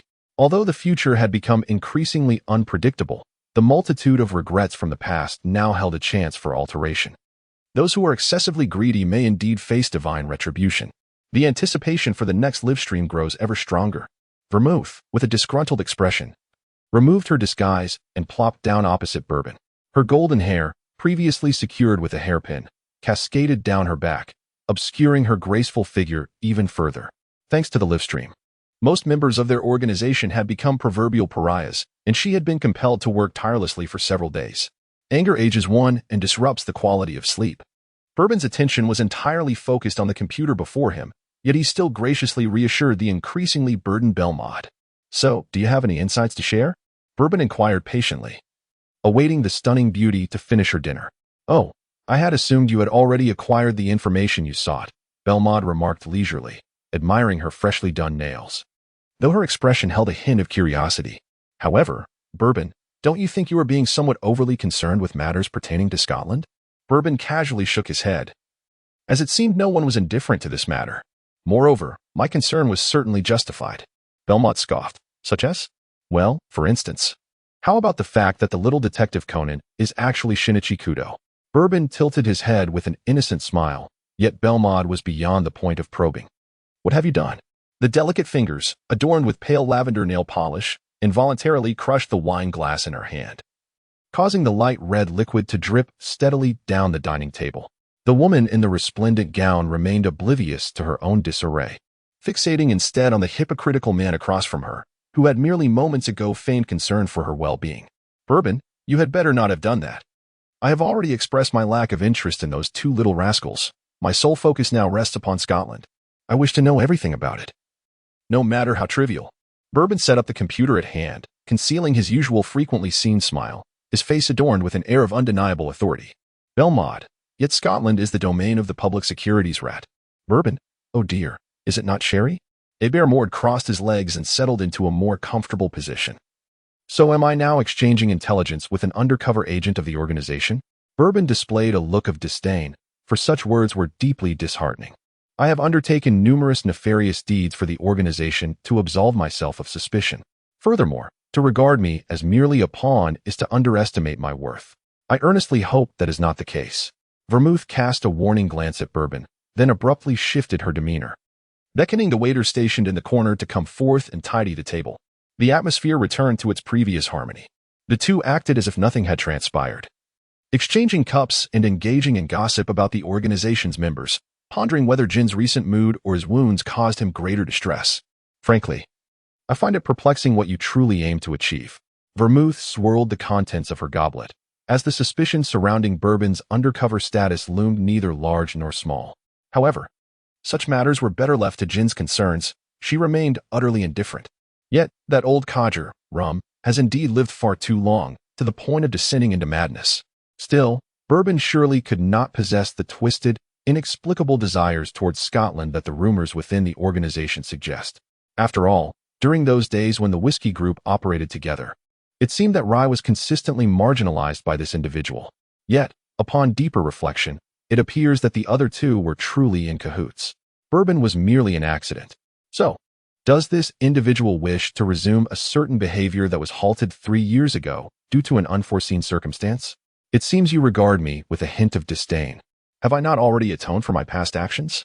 Bourbon meticulously organized the intelligence regarding Scotland, confirming that the individual in question was indeed his childhood friend, who was, to his delight, very much alive. However, upon raising his gaze, he was met with the peculiar stare of Vermouth, which instilled an inexplicable sense of foreboding within him. Had Scotland previously uttered any words or made promises to you? With a mind racing through possibilities, Vermouth cautiously probed. The popularity of Bourbon within the organization was widely acknowledged. Yet Scotland was no pushover. Had it not been for that incident, no one would have suspected him to be a rat. After all, considering the trio's standing within the organization, the seemingly inconspicuous Scotland was, in fact, the true number one. There is a saying, isn't there? Beneath the elder brother, there are only younger siblings. Thus, was Bourbon truly pining for the unattainable? What a tangled web of nonsense. Bourbon dismissed anything he could not comprehend as non-existent. Moreover, his pursuit of this woman held greater significance. Here are the data I have compiled over the past 2 days. There is a 50% chance of occurrence. If you find yourself with idle time, it would be wise to prepare in advance. Vermouth's previously relaxed demeanor swiftly turned serious. How could it be Conan?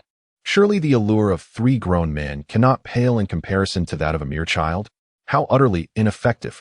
Vermouth glared resentfully at the statistics displayed on the computer, where the name of Adagawa Conan glaringly topped the list. Who could fathom the thoughts swirling in Conan's mind? No. One could argue that the child harbored no sense of security whatsoever. You will assist him, won't you, Bourbon? You wouldn't force me to rescue a child he had not yet killed in front of Jin, would you? Bourbon spread his hands, feeling somewhat helpless. Is it not possible? Mr. Amuro, the one adept at offering assistance? In the face of adversity, Vermouth remained surprisingly composed, although she was unaware of the unfolding events. It was evident that Bourbon did not wish for this situation to arise. Otherwise, he would not be here meeting her today. The intelligence she provided regarding Scotland would ultimately be obtained by Bourbon, given his capabilities. I must uncover the true nature of Sherry's research. Bourbon articulated his intentions. Some matters seem utterly inconceivable when shrouded in ignorance. Yet a mere glimpse into one aspect can unravel the myriad of perplexities that once plagued the mind. Take Conan, for instance, or the timid Little Red Riding Hood, who trembles at the sight of certain individuals. However, there remains an abundance of information beyond his reach, and impatience gnaws at him. Chapter 21. What can you do, Vermouth? Bourbon, your ambitions are more loathsome than those of the undercover agents. Vermouth's expression darkened. Had it not been for the presence of the surrounding crowd, she would have relished the opportunity to eliminate him with a single shot. Some matters resemble a Pandora's box that must never be opened, yet Bourbon appears oblivious to this wisdom. He is currently probing the secrets within, unaware that there lies no escape. Curiosity may indeed prove fatal, if your intent is merely to ascend the ranks. Allow me to unequivocally state that this path is no shortcut. Every individual who has sought to unveil this secret has met with the boss's ruthless eradication, regardless of their loyalty to the organization, unless granted his consent. Yes, even Jin is not exempt. Is that so? Yet it seems that Conan possesses knowledge and has personally engaged in these affairs. Bourbon was not intimidated. The data he possessed was authentic. The audience's interest did not lie in him or Jin, both of whom were notorious figures in the underworld, nor did it center around Scotland, who had miraculously survived as a hero. Instead, it was the child, Conan, who captured their fascination. His remarkable performance in the previous live broadcast, coupled with his advanced equipment, rendered the adults around him seemingly inept. While they brandished bombs and handguns, the citizens of Mihua Town exhibited a notable tolerance for such displays. In stark contrast, Conan, despite his attempts to conceal his true capabilities, was unmistakably different from an ordinary child.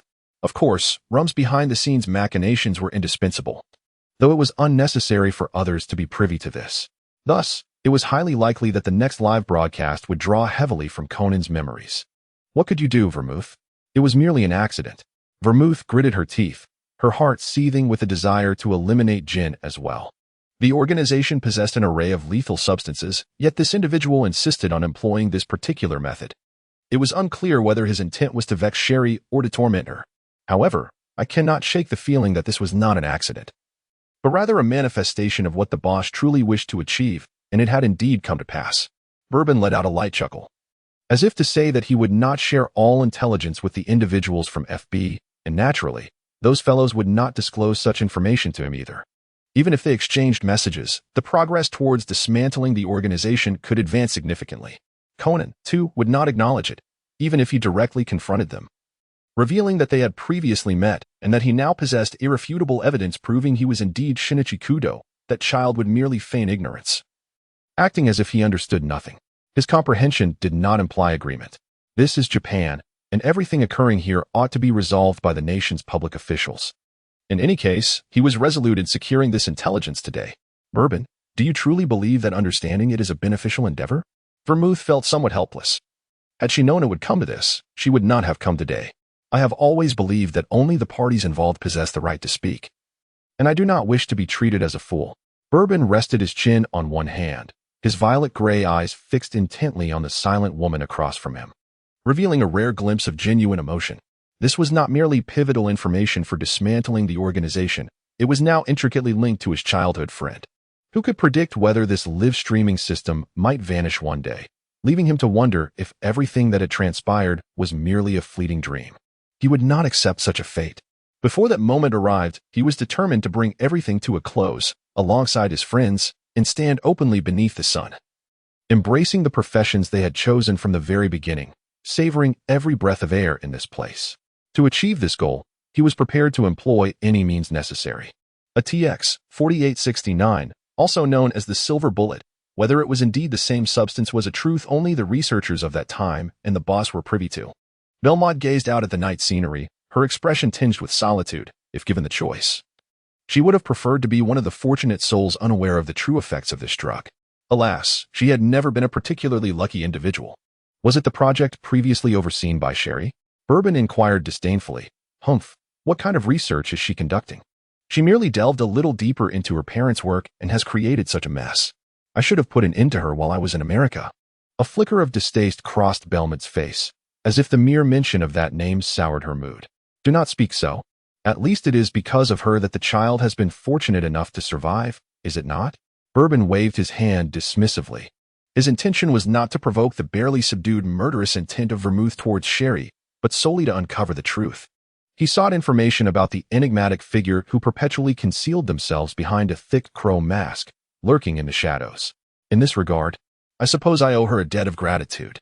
Vermouth rolled her eyes, her vibrant lips curling in disdain, clearly repulsed.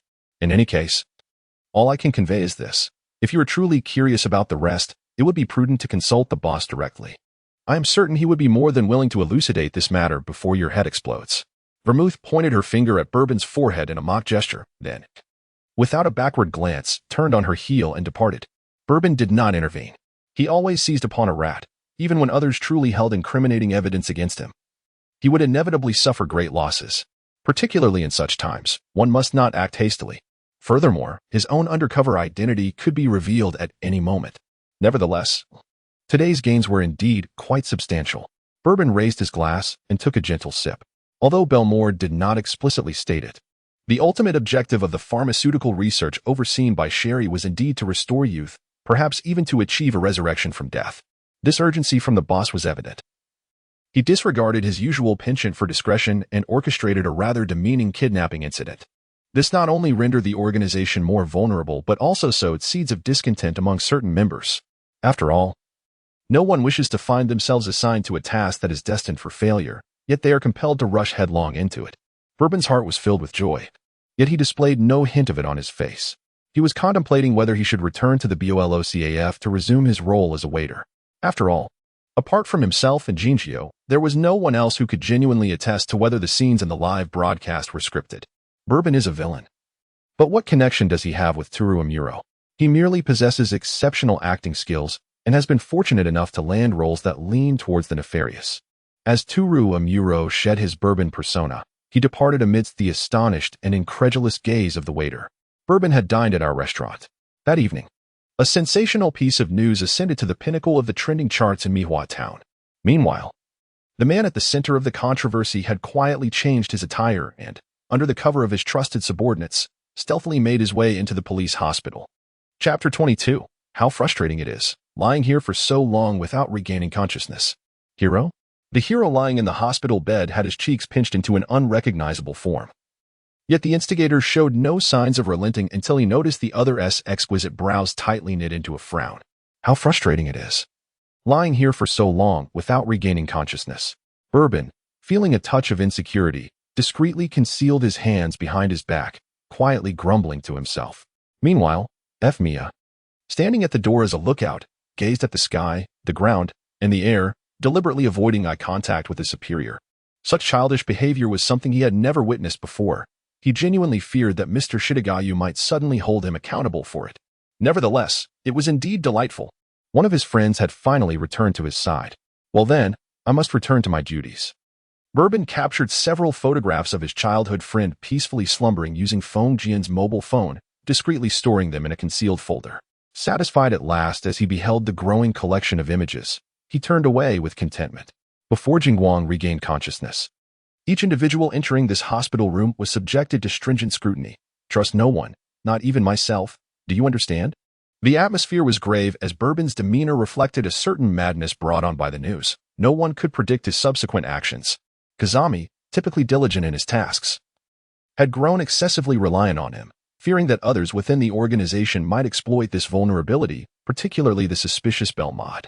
In the coming days, I shall refrain from contacting you unless absolutely necessary.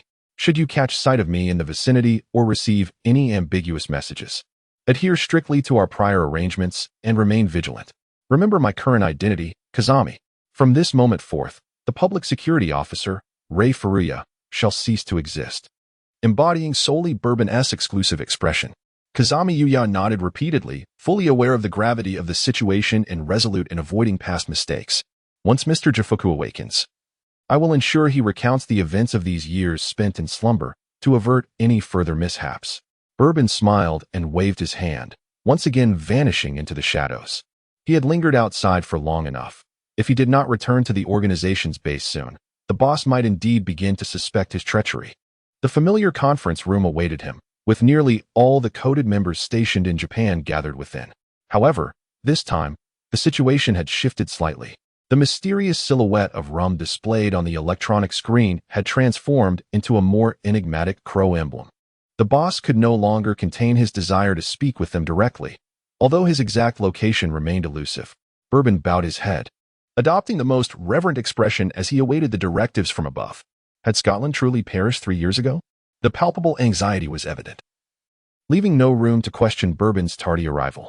The bullet pierced the heart, a fatal blow, a conclusion drawn at that time. Bourbon, perplexed yet compliant, responded dutifully. Jin sat nearby, his expression somber.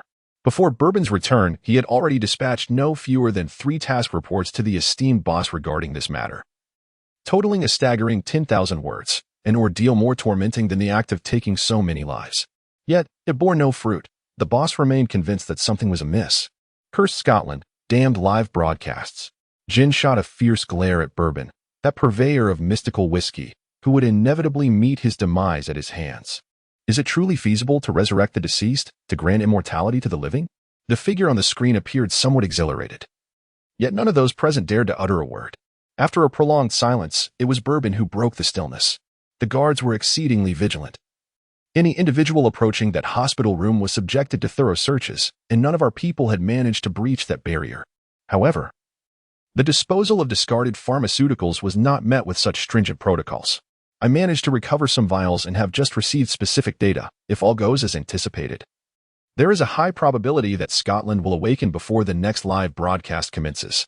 Furthermore, his bodily metrics exhibited no sudden fluctuations. As if some enigmatic force had transcended time, intercepting the bullet that struck his heart before it could unleash its devastating effects, ultimately altering the outcome. One could only surmise that he was extraordinarily fortunate. Bourbon eloquently articulated a multitude of thoughts, and his apprehensions gradually diminished with the passage of time. How should one express this? Prior to encountering his childhood friend, he harbored fears that within Jingwang's body lay some unfathomable entity that humanity had yet to comprehend. Such a revelation would be profoundly tragic. Not only would organizations covet him, but even those comrades who currently devoted themselves to his protection might reveal terrifying visages for various reasons. Yet, nothing of the sort materialized. Hiro's medical examination revealed critical blood loss, rendering him a fortunate survivor on the brink of death. No one could extract anything suspicious from this body, for it simply did not exist. The true issue lay with the live streaming system itself. God knows how elated he felt at that moment. Bourbon pinched his thigh sharply, forcing the corners of his mouth to descend, and continued to recount his findings in an unremarkable tone. Thus, I believe our investigative focus should remain on this live streaming system. Scotland has indeed been granted a second lease on life, however. Its resurrection ultimately stems from a shift in the narrative, with the live broadcast being the crux of the matter. The conference room fell silent once more. In truth, apart from the exceptionally agitated boss, the remaining members of the organization were largely a band of outlaws, living in a tacit agreement of seizing the day without regard for tomorrow. The concept of immortality or resurrection held little significance for them. Take Kiani, for instance. Should she be expected to refrain from killing just to extend her existence by a few days, she would prefer to have her head blown off by a sniper rifle. As for Jin, this individual could survive for 10 days solely on cigarettes and alcohol. Theoretically, as long as he had these vices, he could persist indefinitely. Of course, if one day Jin were to discover that, with the passage of time, his prowess had waned, jeopardizing his title of Ton Killer, he might not even require encouragement to end it himself. Immortality is indeed enticing, yet living without dignity, in the eyes of this group, is akin to a far more preferable demise. However, the boss would not subscribe to this philosophy. Are there any further findings? The boss gently raised his hand, signaling for the meeting to continue. Regarding the content of the next live broadcast, I have also conducted some investigations. Bourbon exhaled softly, continuing his narration. The most likely candidate is the child named Adagawa Conan. The information aggregation is conducted using the data tracking program developed by the organization. While I cannot assert this with absolute certainty, there exists an 80% probability, a point I have already communicated to Vermouth in advance. Bourbon discreetly winked at the expressionless Belmode beside him, successfully earning a disdainful glance in return. She had no desire to repeat such dismal news a second time. As per the usual protocol, the remaining tasks would be delegated to others, allowing the two of you a well-deserved respite. The boss unilaterally concluded the meeting and issued a new directive. Bourbon and Jin once again find themselves in the confines of captivity, preparing for their third live broadcast to gather strength. Chapter 23. This truly is a serial drama. Title: The Great Escape from Life and Death. Setting: a mysterious ancient castle nestled in an uncharted mountain range. Synopsis: it is said that a wealthy magnate established a formidable organization spanning multiple nations using his family's inheritance. Yet, just before his demise, he recalled a bequest inherited from his ancestors, a rather unimpressive mountain villa. Objective of the broadcast: simply to survive. Reward: if one finds it enjoyable. They might take a little for themselves. As Bourbon and Jin opened their eyes once more, their piercing gazes discreetly scanned the surroundings before simultaneously resting upon another participant, who appeared somewhat dazed. With his pink, squinting eyes, fair and handsome visage adorned with a pair of slightly refined gold-rimmed glasses, and a tall, slender figure complemented by a gentle demeanor, he starkly contrasted with the other two individuals. The barrage of comments surged once again. Were the selection criteria truly devoid of any consideration for physical appearance? I must protest. I too find this model quite appealing. Am I the only one concerned that this delicate young man might be bullied by those two members of the underworld? Those above, this is merely a script, mind you. No, please, both the palm and the back of the hand are flesh. My heart aches for him. Am I the only one who has pinpointed the crux of the matter? How proud. I noticed it too. Those above, the Riddler shall be assassinated by me. For those still perplexed, kindly redirect your infatuated thoughts towards analyzing the plot synopsis. Ah, I see now, this is indeed a television series. Rain poured incessantly, and the three formidable men did not engage in the tender self-introductions of before. Their movements mirrored one another as they swiftly took refuge beneath the eaves. The ancient castle before them appeared ominous under the cloak of night, yet the trio, undeterred, quickly discerned the nature of their surroundings. It was the Golden Castle, which had dominated the trending topics in Mihua Town for weeks due to its abundance of gold. Surely, the minds of children are marked only by such trivialities. Jin drew his beretta, preparing for a forceful entry. This residence was rumored to be connected to the organization, though this had never been substantiated. Today was an opportune moment to reclaim it. As for the previous owner, he would simply have to dine with the Almighty ahead of schedule. As for the perpetrator of this case, he could certainly assist in resolving that matter as well. However, just as he raised his wrist to exert force, a voice suddenly emerged from behind, where no one had been moments before. May we seek shelter from the rain? Two men clad in black cloaks, their faces obscured, materialized behind them, their eyes betraying a mix of pleading, peculiarity, and an unmistakable determination.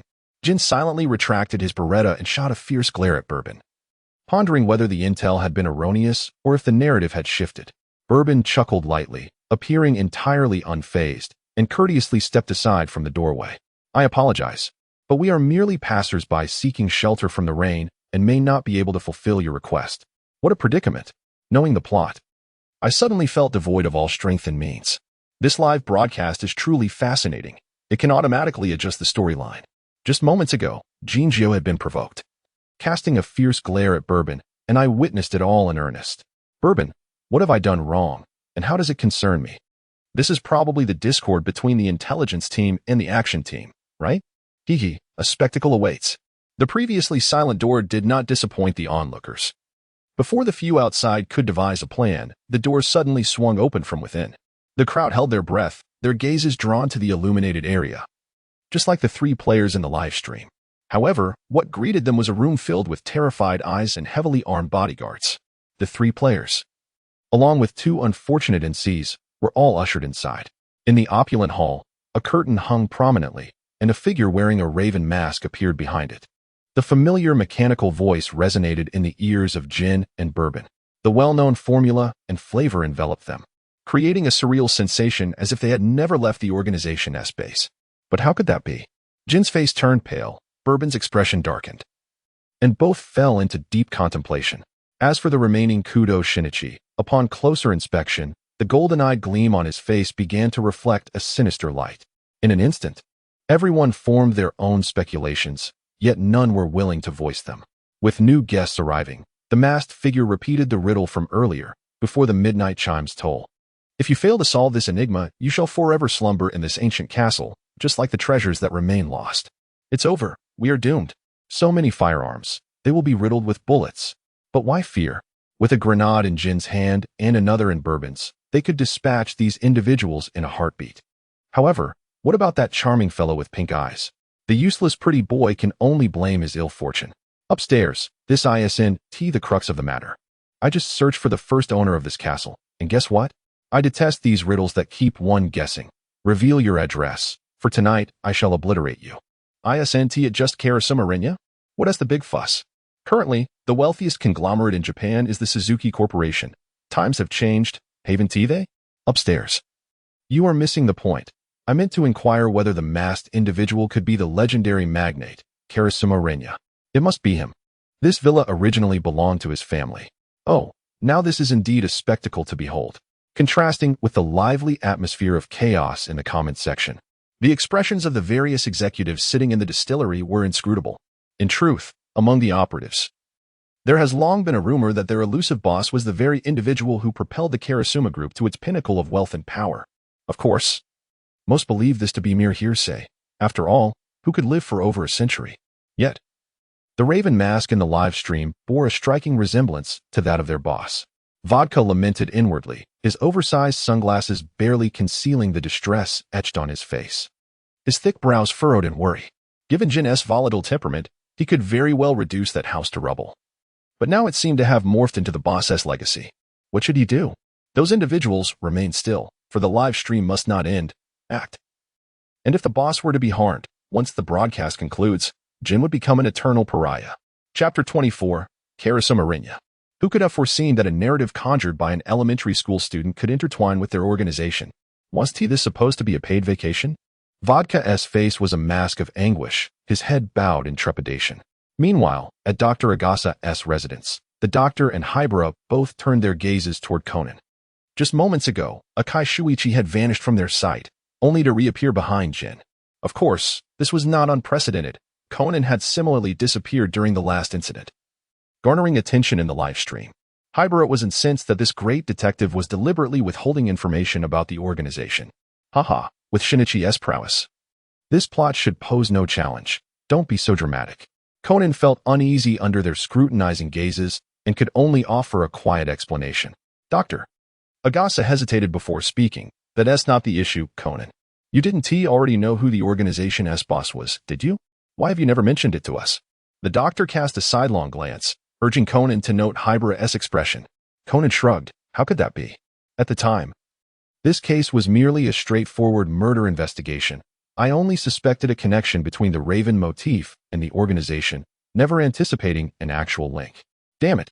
Had he known, he would have thoroughly investigated the enigmatic Karasuma group.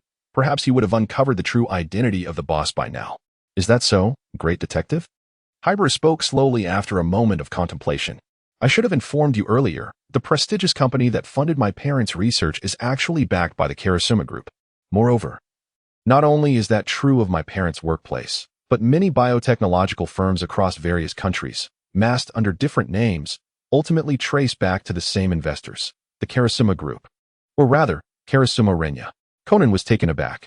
Hibara, how do you? The Hibara he knew was not this person. She had previously been privy to much intelligence regarding the organization, but would only divulge information if she discovered it herself or was pressed by others. Beyond those circumstances, extracting any details about the organization from her was nearly impossible. Just like now, Shirley, who independently managed the organization's research projects, clearly had contact information for the boss. Or at the very least, a hunch about the identity of that raven-headed leader. Yet she continued to feign ignorance, concealing everything from them. At times, it was infuriating, yet utterly helpless. I am not here to satisfy your insatiable curiosity, great detective. I harbor my own motives. Hibara fixated on the live stream for an extended period, tears welling in her green eyes. I yearn to see my sister in the broadcast. Might she be as fortunate as Scotland and awaken? This is no longer a matter concerning just the two of us. Hibara lowered her head, tightly embracing herself. Idagawa would never cease his pursuit of the truth, just as she could never shed her habit of evasion. Thus, each would continue on their respective paths, hoping they all could survive to witness a flawless conclusion. What else do you know? Conan felt a surge of excitement. Strictly speaking, Rinya Karasuma belonged to the previous century, and any social information regarding him was likely non-existent. All that remained was his name, which did not resolve any issues. Moreover, the live broadcast was not exclusive to them.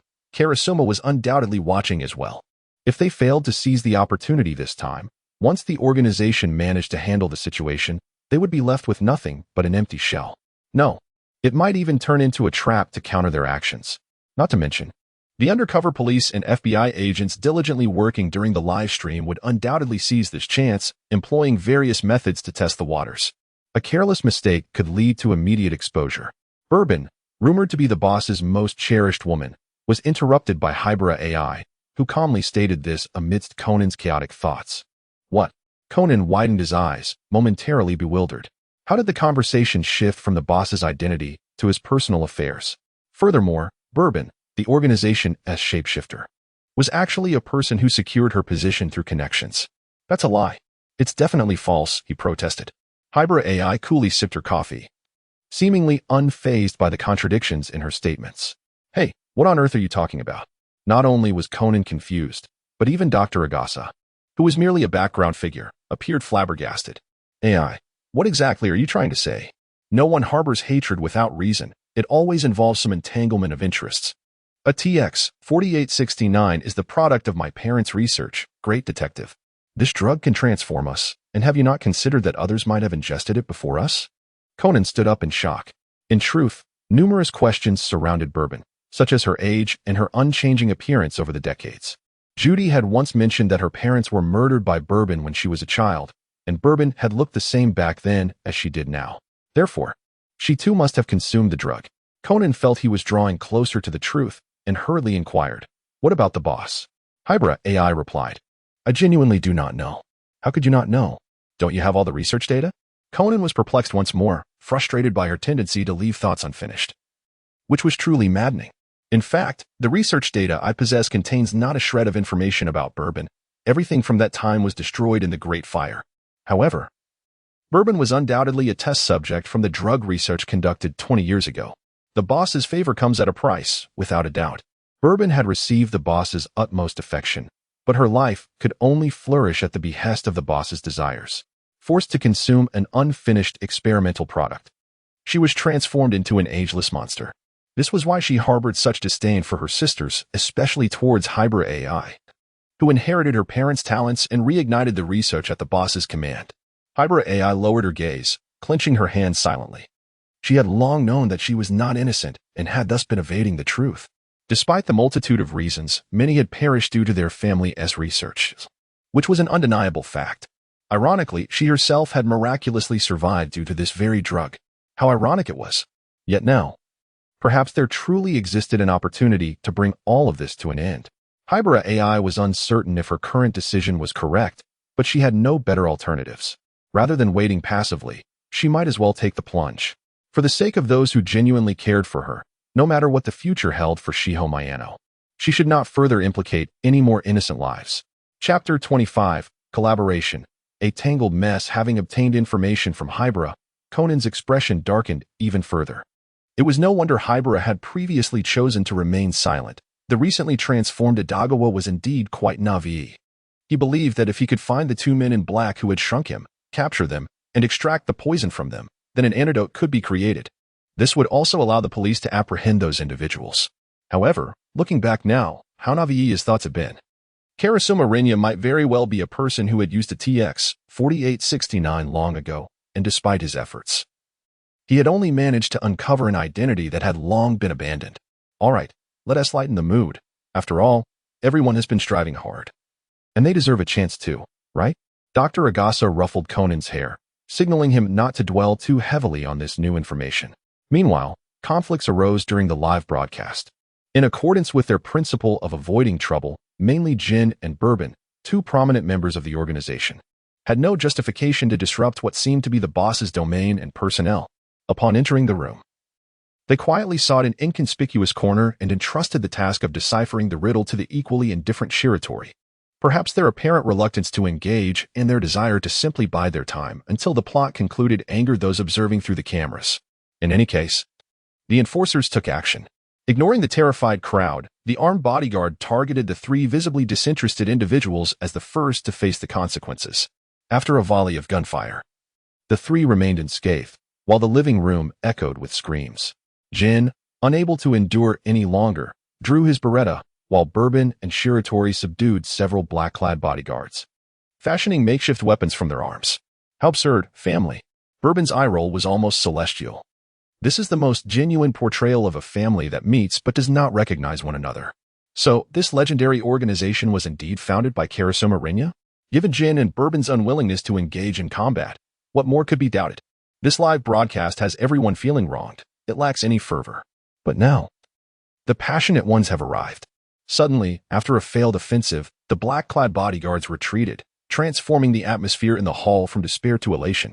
A few bold souls began attempting to force open the large doors. Escaping the castle, regardless of the dangers outside, was preferable to remaining trapped within.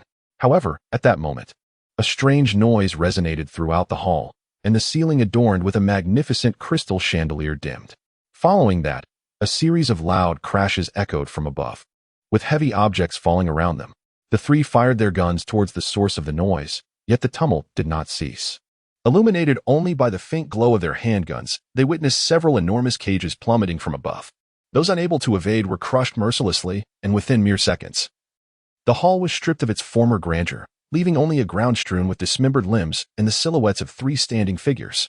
Tragically, in their attempt to evade the descending cages, they found themselves ensnared within another cage. Each took a position within. The lights illuminated once more. Good heavens! This is too brutal. Only 3 of us are left breathing? I thought those 2 NC would cause some chaos, but it turns out their first encounter was fatal. Thank goodness I wasn't dragged into this. It's terrifying. Bourbon and gin can be set aside.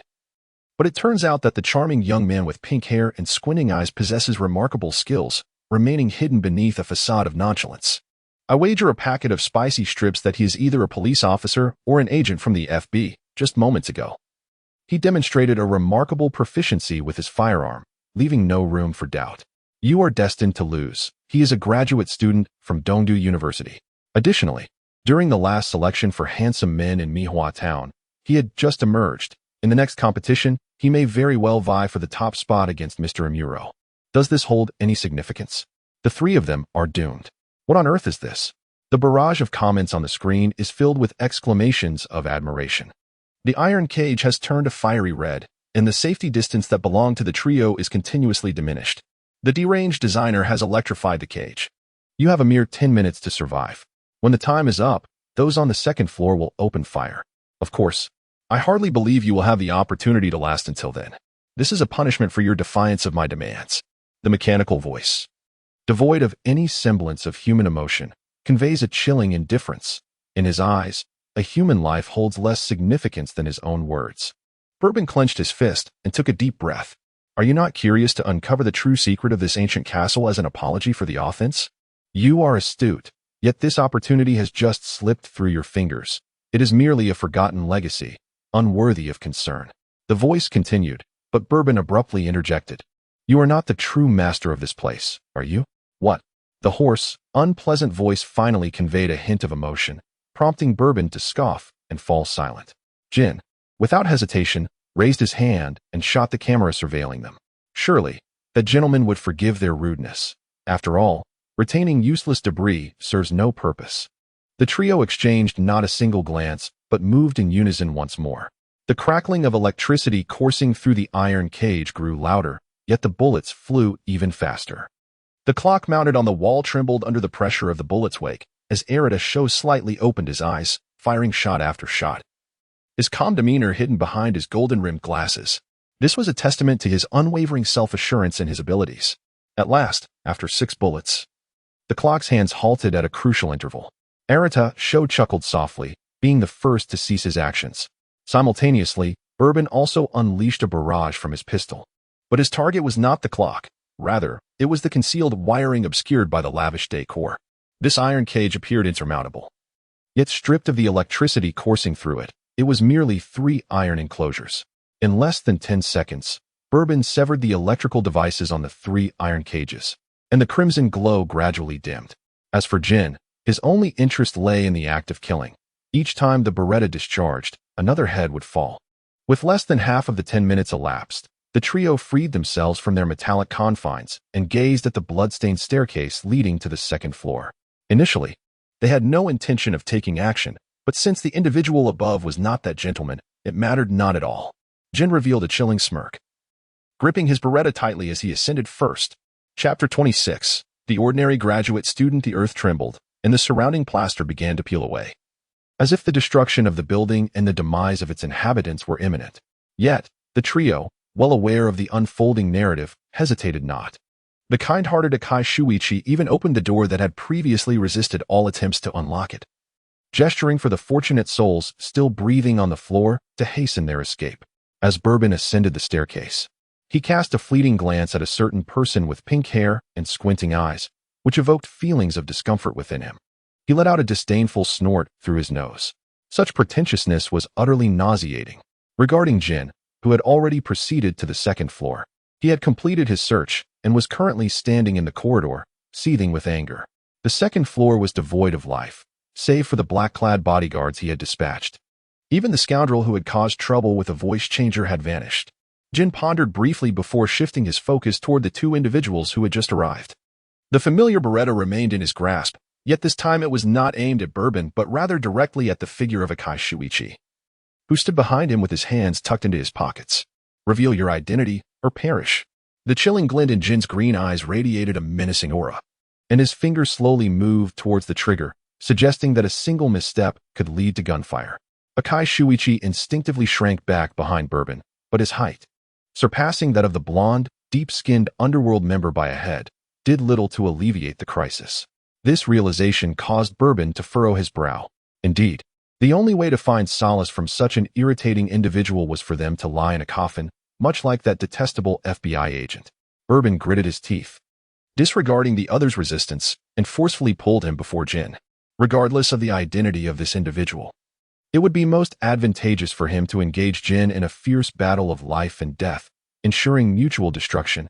At that point, he would take on the responsibility of a temporary ally, adeptly managing the aftermath. This was a task he was quite proficient in. As a mere graduate student burdened by the pressures of academic papers, he felt somewhat embarrassed to speak of his status, seeing no way to evade the situation. Akai Shuichi adjusted his glasses and smiled while explaining, as if the warm barrel of a gun pressed against his forehead was of no consequence. Humph. Do I need to repeat myself?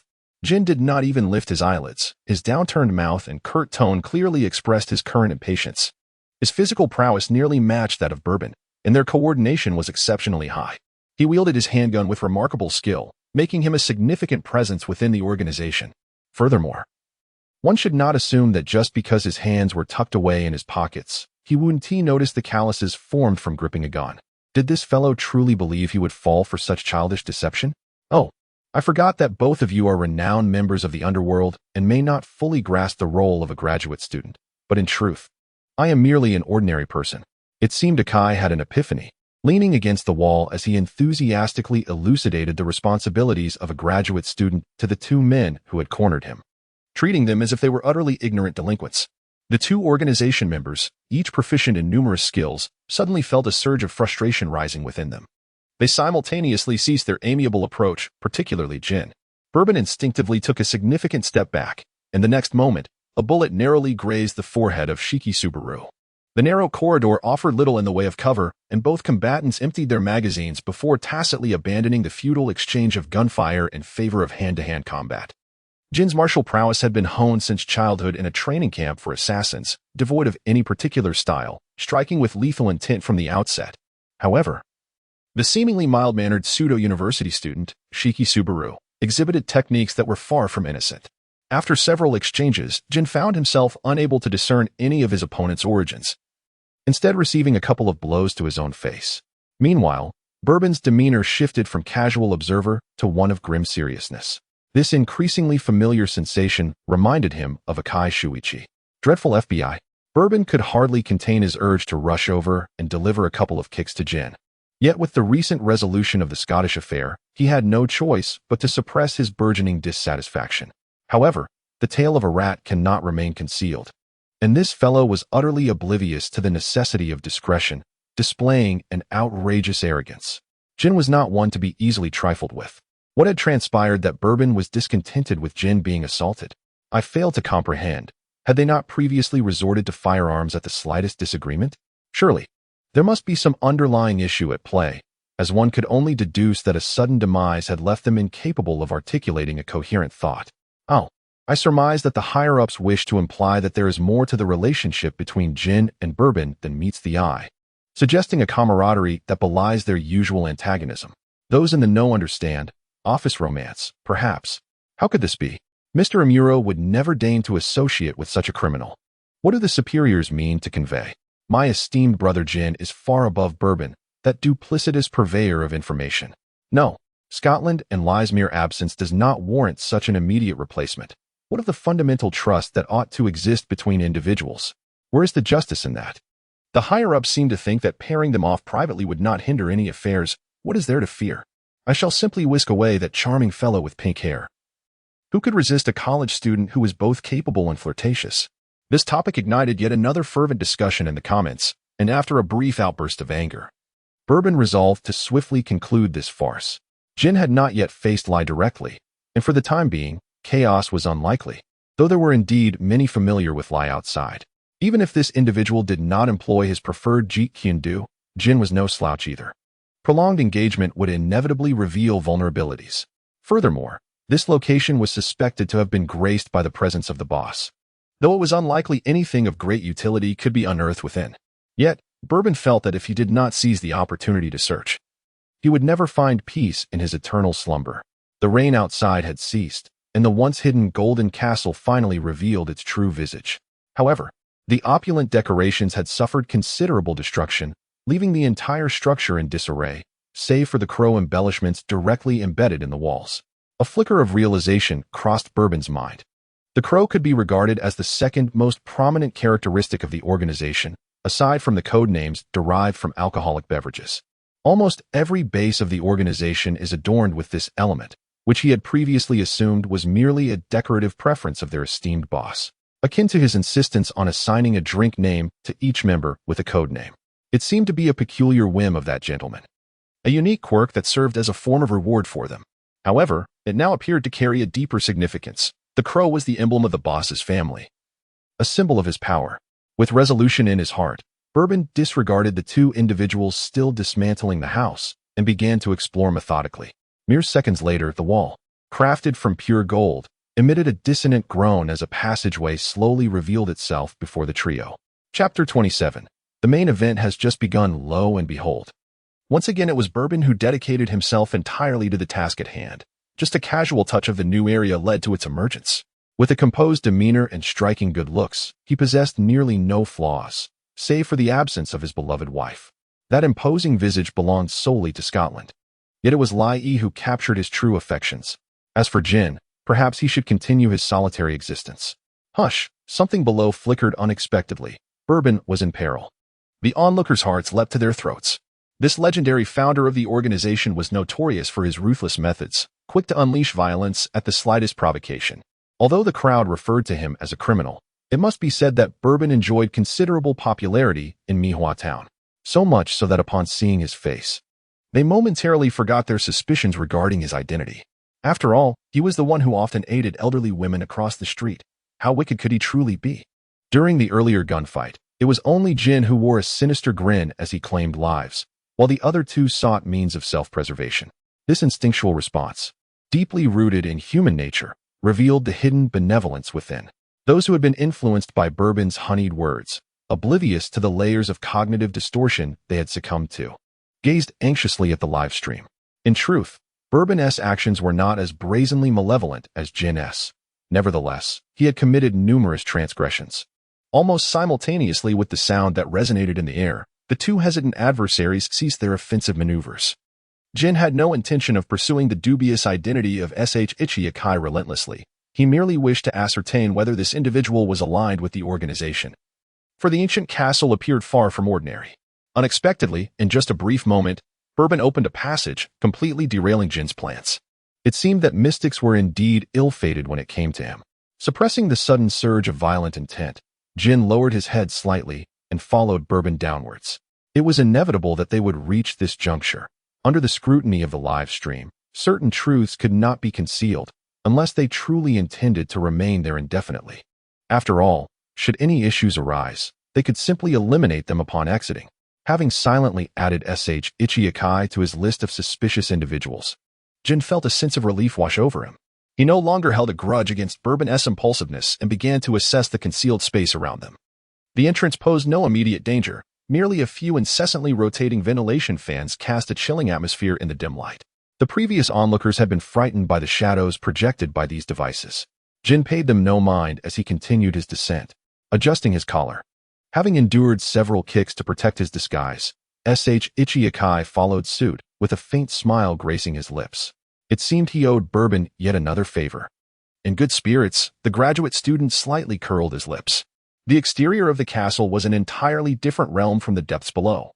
The opulent decorations above starkly contrasted with the bleak chambers enclosed by enigmatic iron bars beneath. Looking through the entrance, the oppressive darkness weighed heavily on the heart.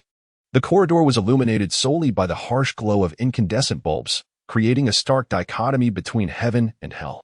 Bourbon strode swiftly down the lengthy corridor. Reaching the innermost part, where the scene before him was astonishing. Various advanced instruments, some cloaked in dust, clearly had not been in use for quite some time. Yet others still bore illuminated indicators. It was evident that they had only recently been performing their duties. Had the boss truly resided here? Or was he merely a pretentious charlatan? Bourbon's palms were clammy with perspiration as he hesitated at the entrance. Did they require someone to take the lead while the two remained motionless? Akai Shuichi peeked out with a smile. The three men stood in the narrow, dimly lit passage, nearly obscuring the faint light. Although his eyesight was excellent, the sight was indeed somewhat uncomfortable. Nevertheless, he could empathize with the psychological state of the two organization members, as they were about to uncover the hidden secrets of their leader. Acting too boldly could easily raise suspicions about their loyalty. Yet, he felt unconcerned about this dilemma. Akai silently praised the fortuitous turn of events brought forth by the young detective Conan. Who could have fathomed that the leader of the organization would be someone who had survived for such an extended period? In the past, he would have never guessed. The main event was finally commencing. It was clear why the original case at the Twilight Mansion had been transformed beyond recognition. Beneath the blinding gold lay hidden depths. The reason for the hesitance of Jin and Bourbon was that their leader lay within. Come on, Akai, swiftly subdue Bourbon and Jin, and become the most formidable men in Mifune Town. If Akai dared to surpass the two in front and be the first to charge in, I could wager that Jin's Beretta would soon be missing a few rounds. Charge forth, let us unveil what lies within. The treasures concealed by Karasuma Rinya are tantalizing to contemplate. Bourbon cast a fierce glare at the insufferable onlooker, yet he resolved to continue his exploration. Surely, the boss would understand their presence, as they were among the only two permanent live-streaming contenders. No matter how irate he might be, he would not resort to violence against them. Moreover, this incident bore no connection to them. It was entirely a matter concerning Idagawa Conan. Bourbon completely absolved himself of responsibility and then, with a focused demeanor, began to pick the lock. The rooms below were quite rudimentary in their construction, yet each contained distinct items. Having resolved to conduct an investigation, he was determined not to overlook a single clue. Bourbon restrained his racing heart and resolved to cautiously explore the room from the very beginning. Similarly, Conan Idagawa harbored the same intention. After all, there was but a single exit at present, and advancing gradually would ensure that anyone lurking in the shadows could not evade discovery. Patience is a virtue, and it was high time to unveil the enigmatic mask of that gentleman. Or rather, they had finally seized a modicum of initiative in this decades-long confrontation. Jin neither hindered their endeavors nor participated, merely observing with cold detachment as the two reckless souls rummaged through their surroundings. He possessed no interest in the secrets of their boss. His presence here was solely to expedite the conclusion of this live broadcast. Had he foreseen the convolutions of this mission, he would have certainly enlisted the troublesome vermouth from the outset. Leaning against the wall, Jin silently smoked a cigarette. Chapter 28. Vodka's speculations within the organizational base. The atmosphere was so grim that the members felt it would be no surprise if law enforcement raided them at any moment. Jin and Bourbon maintained a suave demeanor for the live camera, leaving their companions to endure this unwarranted calamity. All present bowed their heads, their eyes fixed intently on the virtual screen before them, allowing the increasingly absurd comments to flow without daring to utter a single sound. The boss had yet to issue any directives, yet his glass had already been refilled twice. Clearly, the contents of the basement were rather extraordinary. The members internally lamented their plight. Even the simplest-minded Chianti refrained from any mischief, fearing that even a heavy breath could lead to an untimely demise. What remains inside? With Bourbon having pried open one of the doors, the previously silent boss could no longer contain his inquiry. The conference room bore no trace of Rum, a fellow who adhered steadfastly to the principles of mystique. He had produced an abundance of false identity information with little to show for his daily endeavors. Yet on this occasion, he was certainly present online. Boss, once the riddle of the Twilight Villa is unraveled, this ancient castle will revert to the organization as possession, as will the laboratory underground. However, aside from the immovable instruments, the remaining items should have been adequately dealt with prior. Rum paused mysteriously at this juncture. After all, these events transpired decades ago, and at that time, Rum's predecessor held the codename. Those who managed these matters had long since departed from this world. Apart from the boss himself, who could say what lay within now? Yet, such thoughts were not to be voiced to this gentleman, who felt his secrets were on the verge of exposure. After much deliberation, Rum concluded that honesty would be the best course. The individuals responsible for this matter at the time had not witnessed the contents during the live broadcast, but there should be nothing of significance, as it was merely an abandoned experimental site. Rum's attempts to deflect responsibility were evident to all, and apart from the boss's dissatisfaction, the curiosity of the others surged. It seemed there was indeed something of interest within. In the conference room, aside from Vermouth's unchanged expression, the others began to stir with intrigue, particularly Kir. whose heart raced incessantly at the sight of Akai Shuichi occasionally wandering through the live feed, fearing that one day he might unearth her true identity. The potential exposure was trivial. However, the ramifications of CA losing access to the organization's intelligence would be catastrophic. After all, it was information earned at the cost of her father's life, and she could not afford to recklessly obliterate it. Yet, contrary to her fears, if Akai Shuichi could procure sufficient information regarding the boss, then all risks would be justified. Although CA and FB had not established an official collaboration regarding organizational matters, they had made prior arrangements. She would relay any intelligence gleaned from the organization to him, and reciprocally, he would share information obtained through other channels. It remained uncertain whether this news would be sufficiently explosive. KIR dared not lift her gaze, merely casting a sidelong glance at the boss's hands, meticulously encased in leather gloves. It appeared that the third glass would soon be relinquished from its duty, a most welcome development. As the porcelain shattered and vanished, so too did the shadow on the screen above. The looming burden that hung over everyone dissipated, and Rum busied himself with managing the myriad of potential repercussions. Finally, the members could freely engage in their preferred activities and had the leisure to jest about bourbon and gin in the broadcast. Bourbon epitomizes mystique, functioning as an intelligence operative within the organization. Aside from his close association with vermouth, his relationships with others are neither particularly distant nor especially intimate. Chianti cannot help but lament the absence of anyone genuinely concerned for him. In stark contrast stands Jin, the leader of the action group, surrounded by his devoted followers. Vodka, I suggest you contemplate a change in leadership for our next live stream. The boss seems genuinely irate this time. Chianti mischievously poured a glass of gin into Vodka's cup, harboring ulterior motives as he spoke. Typically, communications with members of the action group transpired through Jin, while Rum remained a shadowy figure, seldom making an appearance, let alone the boss.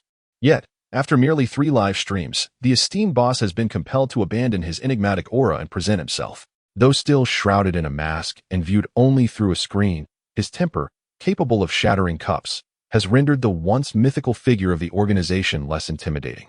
Of course, this assessment is made in light of Jin's notorious temper, which could lead to lethal consequences. Chianti, with a wicked smile, continued to stoke the flames. Jin had already let slip an FB rat and saved an undercover officer during their previous 3 live streams, and now he was tirelessly working to unveil the boss's secrets. Vodka, what would you do in his place? Each incident strikes at the boss's vulnerabilities while continuously exposing the organization's secrets. A slew of troubling thoughts flashed through Vodka's mind. Were it not for Jin's presence in the live stream, he might have suggested eliminating the participants altogether. Without any points of entry, who could still pry into the organization's secrets? In his view, this live stream would not only thwart the boss's intentions but also lead to a significant downfall for the organization. Hadn't the narrative begun with the fabled organization? According to the strategies he learned online, this infernal system could very well be leveraging their organization's downfall as the main storyline to garner attention. They might have even orchestrated the initial voting event as a trap, a fact that had escaped their notice at the time. They had believed they had gained an advantage by securing 2 permanent spots. Poor Jin, dragged into this wretched live stream system right on schedule, with no alternative recourse. It resembled a children's show featuring masked heroes, where the organization plays the villains, and the objective of the live stream is to expose them and assist the protagonists. The more Vodka pondered, the more convinced he became. The storyline, evidently drawn from a child with no connection to the organization, ultimately centered on them, revealing critical information regarding the boss's identity. How tragic for Jin, who had diligently served the organization for years, eliminating countless rats, only to provide an abundance of intelligence that the previous undercover agents had failed to uncover. Those individuals must be laughing heartily now. It is utterly infuriating. Vodka gazed at the screen, where his elder brother sat, silently smoking with a somber expression, and felt an overwhelming sense of empathy. If the boss truly intends to eliminate gin and bourbon to safeguard the organization's interests, the situation is dire indeed. Bourbon's fate was of no concern to him. However, his brother, Vodka, had resolved to see it through to the end. After all, there were no virtuous souls within this organization. Chapter 29. The Enigma of Jin. Unbeknownst to Jin, who had just finished a cigarette during the live broadcast, his driver and subordinate had concocted a myriad of thoughts in that brief interval. Even under the insidious instigation of Chianti, he was already devising a plan to whisk Jin away from the base as soon as the broadcast concluded. His sole preoccupation was the identity of the individual bearing the surname Koizumi, inscribed on the paper before him. This surname was rare in Japan, apart from himself. He had never encountered another with the name Koizumi, while it was not of paramount importance. The sudden emergence of this name on the organization's list of experimental subjects was unsettling. From the moment Jin could remember, he had been an orphan, scavenging food from wild dogs with sheer tenacity. Eventually, he was discovered by the organization and cast into a training camp for assassins, fighting for survival. The surname Koizumi was his only trace in this world, a mark he believed to be his own choice, not a gift from anyone. Yet, was that truly the case?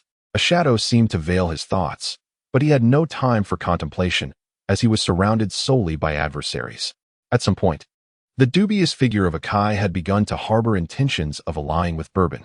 At least, it was one-sided. Despite Bourbon's foul demeanor, Akai clung stubbornly to a distance of less than 2 fists away, perpetually vigilant of his every move. It was as if they were comrades, which struck Jin as utterly absurd. He scoffed at the notion. Was Akai merely enamored with Bourbon's exceptional intelligence-gathering abilities? Or was he plotting to manipulate a colleague with whom he had a tenuous relationship? How laughable. Jin grasped his Beretta, crumpling the paper bearing the unwelcome surname into a ball before stowing it away in his pocket. The live broadcast was framed from their perspective, and for reasons unknown. He wished to keep that list from the eyes of others, especially the name Koizumi, which he had immediately obscured with his finger. Confounded by this unfamiliar emotion, Jin redirected his gaze to Akai. Perhaps it would be best to eliminate him outright. His identity had already been compromised. There was no need for pretense or feigned benevolence. Jin's muscles coiled with tension, his presence morphing into that of a taut arrow poised to unleash its lethal potential. Conflict was imminent. Akai maintained his characteristic grin, seemingly unperturbed by Jin's defensive posture, inching closer to Bourbon as if seeking solace in his proximity. Meanwhile, Bourbon, engrossed in the meticulous organization of intelligence, belatedly lifted his head to behold the two antagonistic figures exchanging glares. His frustration mounted, wishing fervently to deliver a swift kick to them both. Was this truly how one gathered intelligence? Did they possess no sense of shame? Bourbon's thoughts were filled with disbelief, reflecting on how such a diligent worker had suffered betrayal from comrades twice, Scotland and Rye, devoid of any heart. Hey, the theatrics above have gone a bit overboard. This segment belongs to Jin and the charming fellow with the pink hair. Empathy surged, for it was often the earnest individuals in the workplace who bore the heaviest burdens. Today, too, was a day to appreciate Bourbon. Was it just him, or did Akai seem rather insufferable, provoking 2 operatives of the organization all on his own? What was unfolding was a classic case of sowing discord and striking at weaknesses. One could discern that none among the trio seemed to regard the others with any respect. In mere moments, both Bourbon and Jin had conjured countless imaginative fates for each other. Cough, cough. Akai feigned a cough, adjusting his demeanor to adopt a tone of reason. Actually, I couldn't help but notice that upon entering the room, Jin's expression soured dramatically. Is there something we have overlooked? Yet, I recall the online revelations regarding the two of you. Bourbon is the expert in information gathering, while you, Jin, are the tactical killer. Could it be that all the claims made online are false, and your abilities are, in fact, reversed? Oh, how terribly sorry. I inadvertently treated you both as subjects for my ongoing research paper. Please do not take offense. As he spoke, Akai scratched his head sheepishly, his face flushed with the embarrassment of his own folly. Bourbon, unable to contain his frustration, smashed the dust-covered plastic casing of an unknown device beside him. From this moment forth, keep your mouth shut, or I shall assuredly straighten your tongue and sever it to feed the dogs. The basement comprised 6 rooms in total, 4 of which housed these bizarre instruments, alongside some paper documents, the status of which, whether abandoned or merely neglected, was uncertain. Were it not for the live broadcast, Bourbon would undoubtedly have emptied this place, leaving no stone unturned in his quest to extract every morsel of information. However, under the current circumstances, he could only focus on the visible paper documents, striving to uncover every clue within the limited time frame. As for the instruments requiring specialized knowledge for their utilization and interpretation, he could do naught but place his hopes in Kazami and the others watching the broadcast. He hoped they could compare the scant visual information with reality and discern the true purpose of these devices, thereby unraveling the genuine intent behind Kurama Rinya's clandestine laboratory. Yet, to his astonishment, the findings from the first 4 rooms did not align with the rumors he had previously encountered. Initially, He had assumed this was yet another laboratory akin to those researching similar substances as Shirley, but the evidence suggested otherwise. The documents frequently alluded to a term, memory storage. In a moment of confusion, Bourbon found himself unable to comprehend the connection between this and the boss's eternal objective, compelled to forcibly engrave these obscure words into his mind. What have you just uncovered? Having digested the information at hand, Bourbon finally lifted his weary head and cast his gaze towards the silver-haired man beside him, who was languidly exhaling puffs of smoke. Jin, however, did not so much as raise an eyelid, completely disregarding him. Bourbon's irritable emotions flared once more. Yet he steadfastly directed his gaze towards another idler. And you? Araki Subaru, yearning to showcase his signature smile, was met with the seasoned impatience of Bourbon, who had already drawn his pistol. Very well, I may have discovered something intriguing, but you two clearly seem to be in cahoots. If I were to divulge it alone, it would undoubtedly put me at a disadvantage. How about this? Let us exchange information, shall we? Chapter 30. Gene editing. Araki Subaru displayed an innocent expression, gazing hopefully at the two nefarious members of the underworld, particularly at Bourbon. Setting aside the formidable display of strength he had exhibited during his previous altercation with Jin, his current demeanor indeed resembled that of the naive and foolish university student described in legend.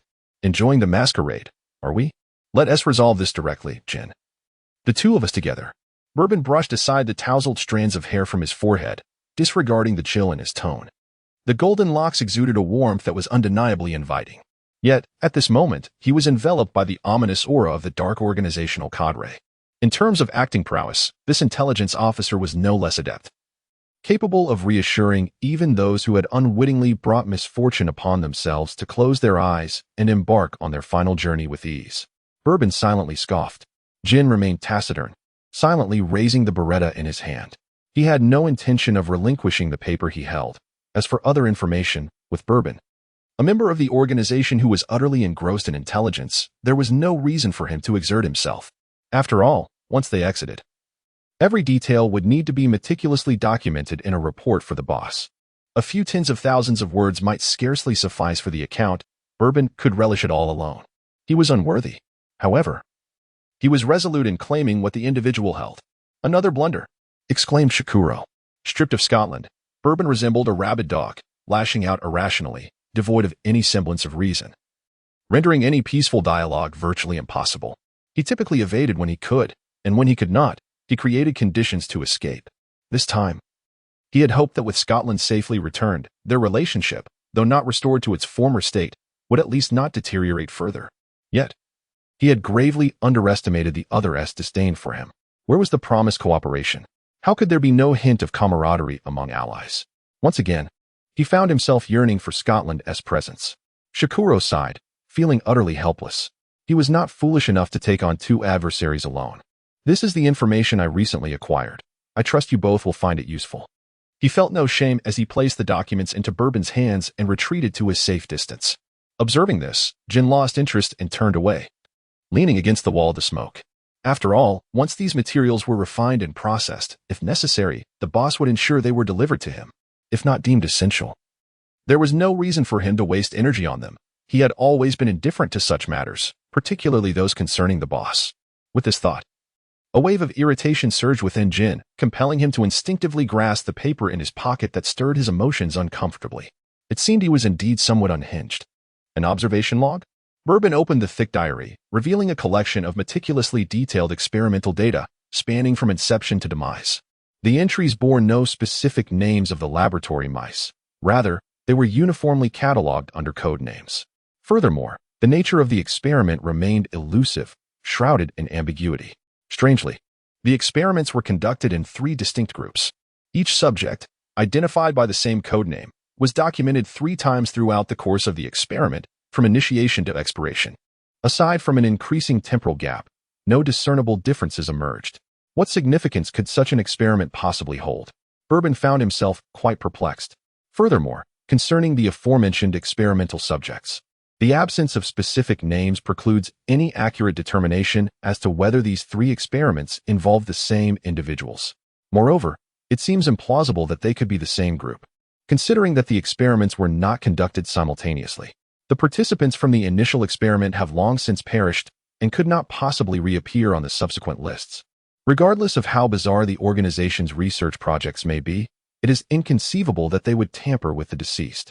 After all, the boss himself is still alive and wishes to prolong his existence.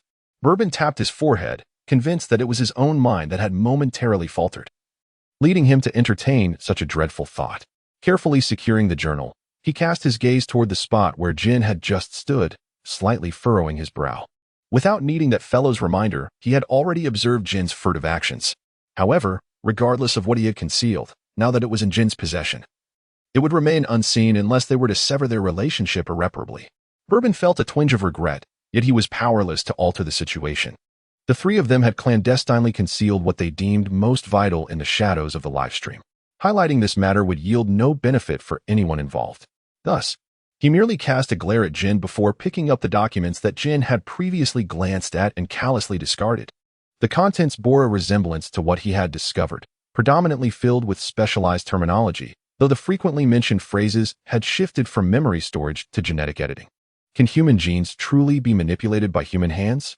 Prior to this, Bourbon had only heard of the incurable afflictions stemming from hereditary genes. Thus, it appeared that the boss, for some undisclosed reason, was afflicted with an unspeakable ailment that could only be remedied through genetic editing, prompting the need for secret experimentation in this location.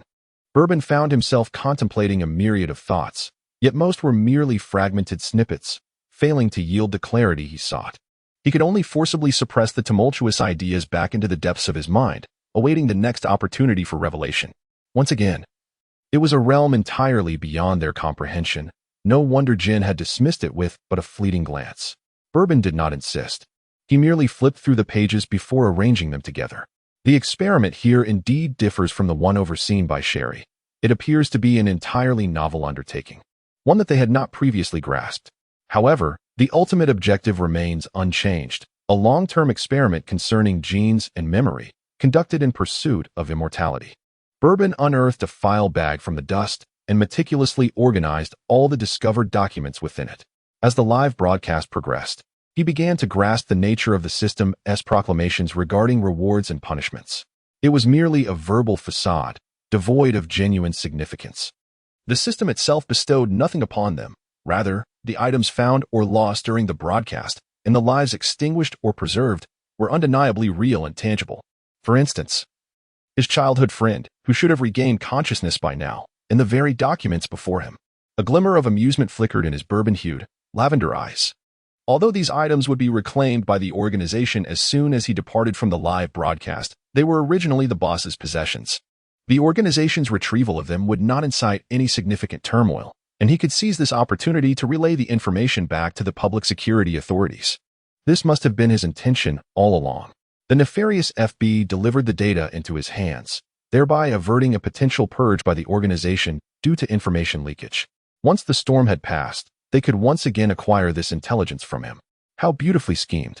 Bourbon curled his lips, and his previously cheerful mood diminished to a mere 8 out of 10. Chapter 31, Hypnotic Brainwashing. Let us proceed. There are still 2 remaining rooms to inspect. Bourbon took the lead and greeted 2 individuals who appeared to be rather disinterested. My goodness, the next segment is finally about to commence. And the screen is filled with intricate characters. Were it not for the presence of 3 handsome faces to admire, I would have already slipped away. Indeed, I nearly succumbed to slumber just moments ago. This live broadcast, while nearly exhilarating, seems to lack enthusiasm from the charming gentleman, Bourbon aside. Clearly, it is not a lack of intellect on our part. The plot of this live stream is simply sensational. What are they discussing above? Given the storyline, it would be preferable to follow the previous one. At least there were various thrilling murder cases to indulge in. I concur. I remain oblivious to any secret that could possibly be more astonishing than a castle filled with gold. Is immortality not comparable? What are they talking about? I pondered that I hadn't missed anything significant. How did the topic veer into a realm I find utterly incomprehensible? Perhaps it has always been here, only unnoticed by you. What are they saying? I humbly admit my modest expertise in genetic biology spans over 2 decades, and I possess a modicum of insight into its intricacies. I am even less accomplished, yet I have stumbled upon urban legends regarding memory storage. Esteemed experts, please enlighten me. As for the concept of genetic editing, its origins are likely lost to time. However, several decades prior, it was highly esteemed among societal elites. A notion circulated among the upper echelons that utilizing genetic editing technology on unborn infants would render them immune to hereditary ailments, endowing them with superior intellect and physical prowess, thereby placing them at the pinnacle of society from birth. Goodness, could it be that the current elite conglomerates are all composed of genetically modified individuals? It's no wonder I find myself both impoverished and unattractive, a mere physical underachiever. I have reconciled with the fact that my birth lacked certain enhancements. The discourse above seems rather amusing. I, for one, remain skeptical. Clearly, this is a fabricated tale. Otherwise, how could there still be individuals succumbing to genetic disorders? I agree. The script portrays the narrative of the Kurama Consortium's patriarch, Kurama Rinia. If this were indeed true, the Kurama Consortium would not have vanished without a trace, nor would they have failed to dominate the globe. Is it not possible that the experiments faltered? Indeed, they evidently did. It is said that those pregnant women who participated in the trials often met unfortunate fates, with many losing both their lives and those of their children. Those fortunate enough to survive found their offspring to be frail, and although rumors ceased, it is likely their lives were short-lived. Ah, how tragic. Indeed, the wealthy seem to be at a loss for purpose. It is no wonder the Kurama Consortium has fallen from grace. Such is the consequence of their actions. Now, let us shift our focus back to the live broadcast, as we are graced with the presence of three remarkably handsome gentlemen providing us with the storyline. Amidst the bustling comments, Bourbon continues his lockpicking endeavor. Yes, while all three are armed criminals, not one considered employing their weapons in such a scenario. They treat them as mere ornaments. This room is distinctly different from the previous one, as it is devoid of numerous instruments, replaced instead by various cabinets. As Bourbon swung the door open, the two individuals who had been idly lingering behind promptly stepped forward. Each of the three occupied a corner, rummaging through cabinets that evidently housed items of significance. Truth serum, along with substances designed to erode one's will, caught Jin's eye. A mere glance was sufficient for him to discern the purpose of the contents within this cabinet. It could barely be deemed a rudimentary assortment of interrogation room essentials. Prior to the live broadcast, such items had been a commonplace aspect of his daily existence, yet now, they seemed somewhat unfamiliar. Jin narrowed his eyes in displeasure, directing his gaze to the second shelf of the cabinet. At last, he stumbled upon something of interest. Tucked away meticulously in a small box were medications, blue and white capsules strikingly similar to the poison he had previously employed for murder. He could not ascertain whether they were indeed the same substance. Raising an eyebrow, Jin silently pocketed the findings. The bounty from Bourbon was indeed abundant. The two-tiered cabinet was brimming with a plethora of paper documents, overwhelming to the ordinary observer. Fortunately, the one who opened it was the most adept information extractor among the trio of intelligence operatives. Bourbon perused the pages leisurely. Distinctly different from the printed materials housed within the previous rooms, this time, it chronicled an entirely different concept: hypnotic brainwashing. Bourbon remained oblivious to how the three vastly disparate factors coalesced within this singular laboratory, yet their interrelation was undeniably apparent. Hypnotic brainwashing, among other methods, was not merely confined to specialized experiments. Rather, the organization subjected nearly every member to such practices.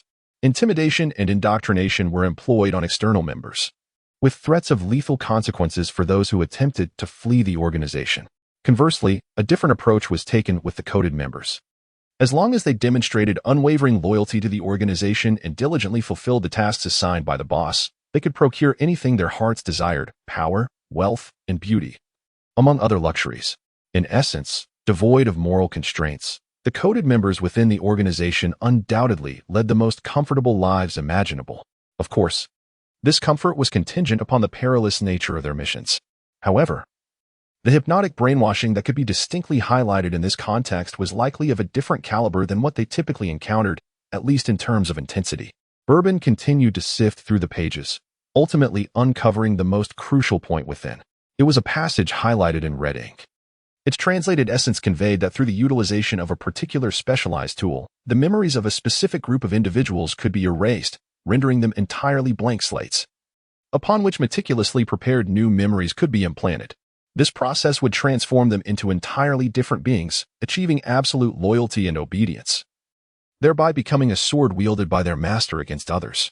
Bourbon could not fathom why he was suddenly reminded of the Kura Ao that had nearly compromised his undercover identity. It was rumored that she was entirely devoted to Rom, devoid of any personal sentiment, adhering strictly to his commands. He wondered whether this had any connection to the matters at hand. After Bourbon finished his task, he stuffed the items back into the cabinet. The sheer volume was overwhelming, and it was impractical for him to carry a stack of documents while exploring the castle, thus he had no choice but to abandon some of them. At the last cabinet, Yasubaru's exploration had also concluded. The contents were of moderate significance, summarizing the experimental reports from the previous rooms. Proceed with caution, and retrieve if necessary. Signed, Karasumarenya. The unfolding events were becoming increasingly intriguing. Yasubaru lowered his head, opened his eyes, and scrutinized the name intently. The enigmatic boss was finally beginning to reveal his true nature, was he not? The anticipation was palpable. Chapter 32.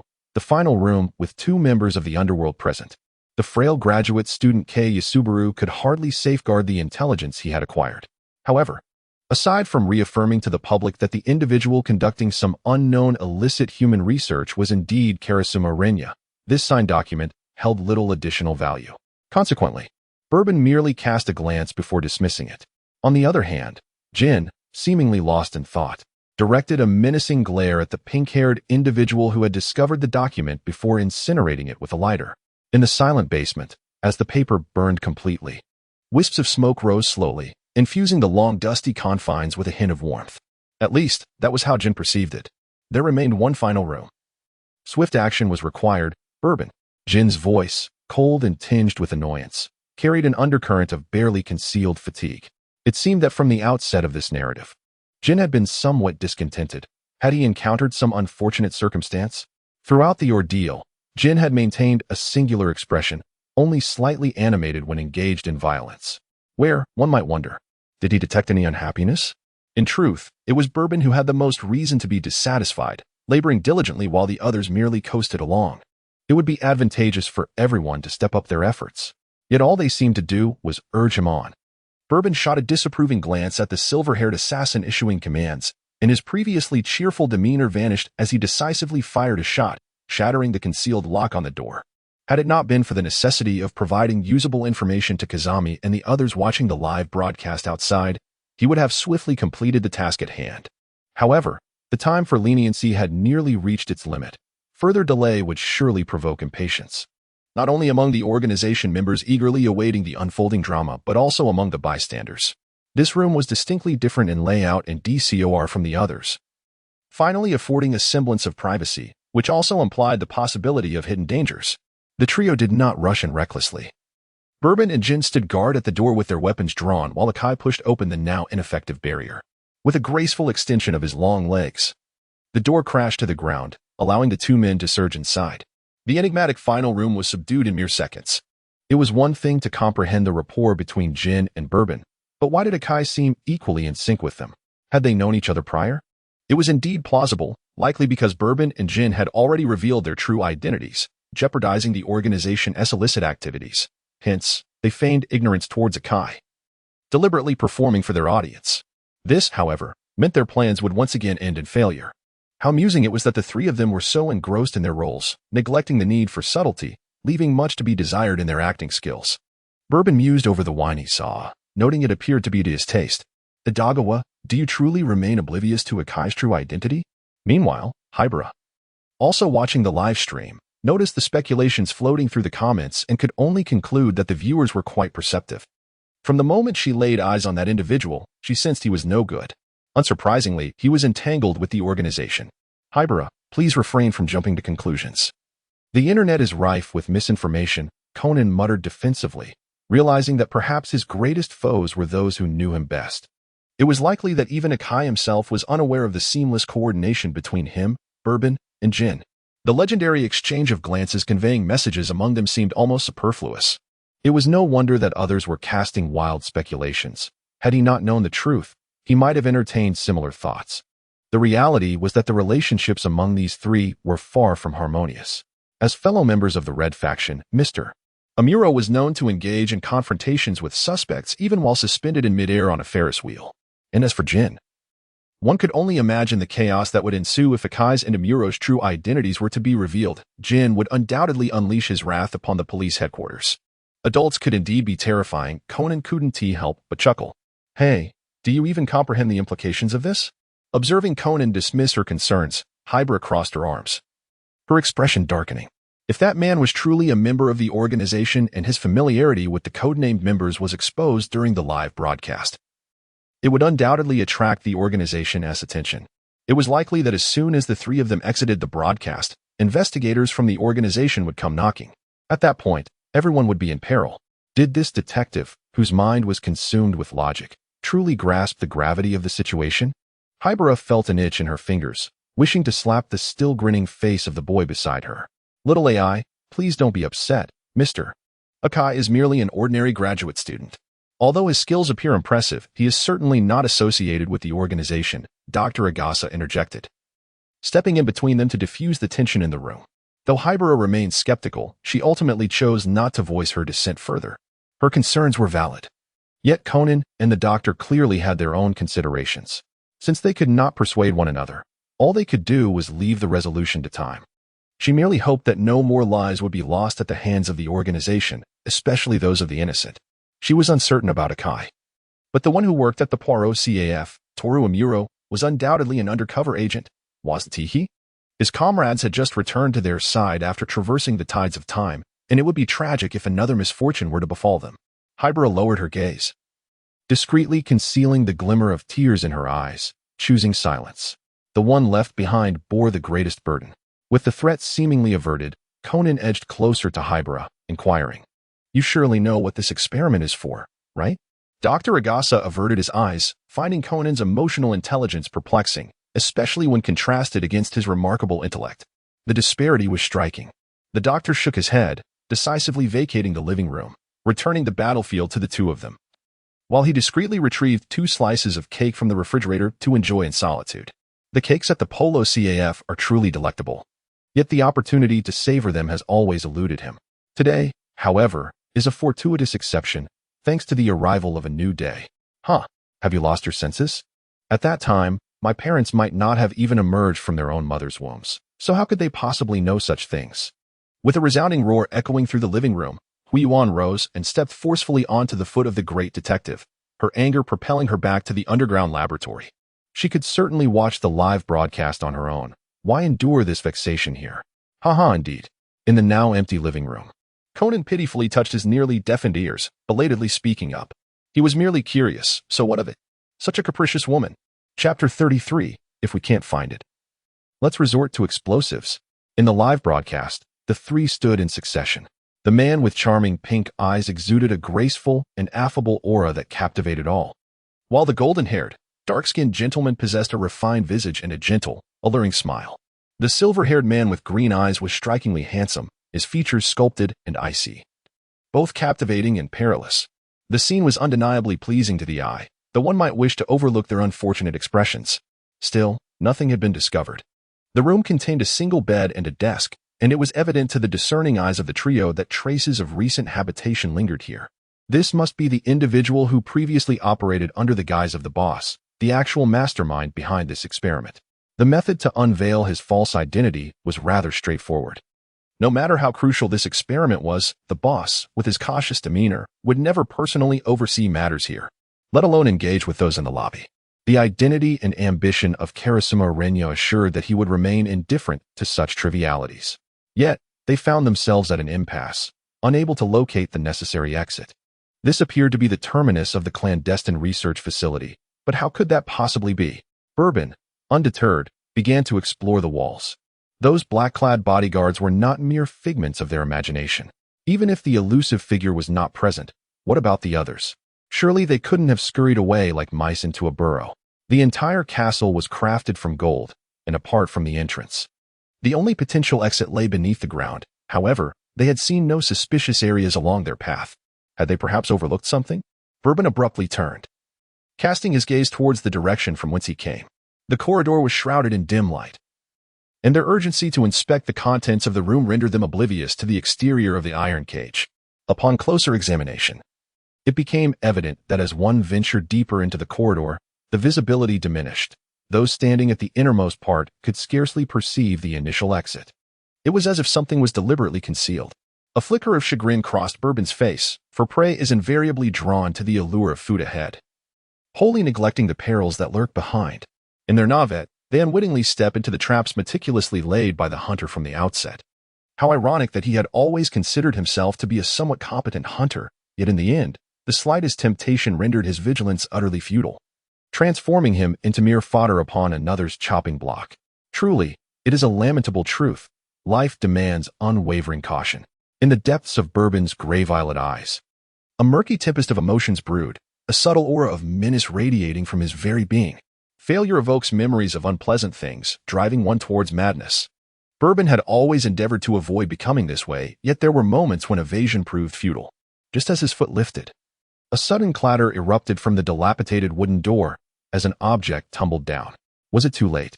He pondered this thought. Yet not a trace of despair marred his countenance. Instead, a disingenuous smile graced his lips, imbued with an alluring yet perilous essence. It appeared he had fallen into someone's trap. Jin coolly remarked, his expression revealing a newfound enthusiasm. Gazing at the gilded cage that encircled them once more, a frenzied, bloodthirsty grin unfurled upon his face. He intended to obliterate this place without leaving a remnant. With a formidable plastic explosive extracted from his coat pocket, Jin disregarded the two, still pondering their predicament, extending his hand through the crevice of the cage to affix the bomb to the outer wall.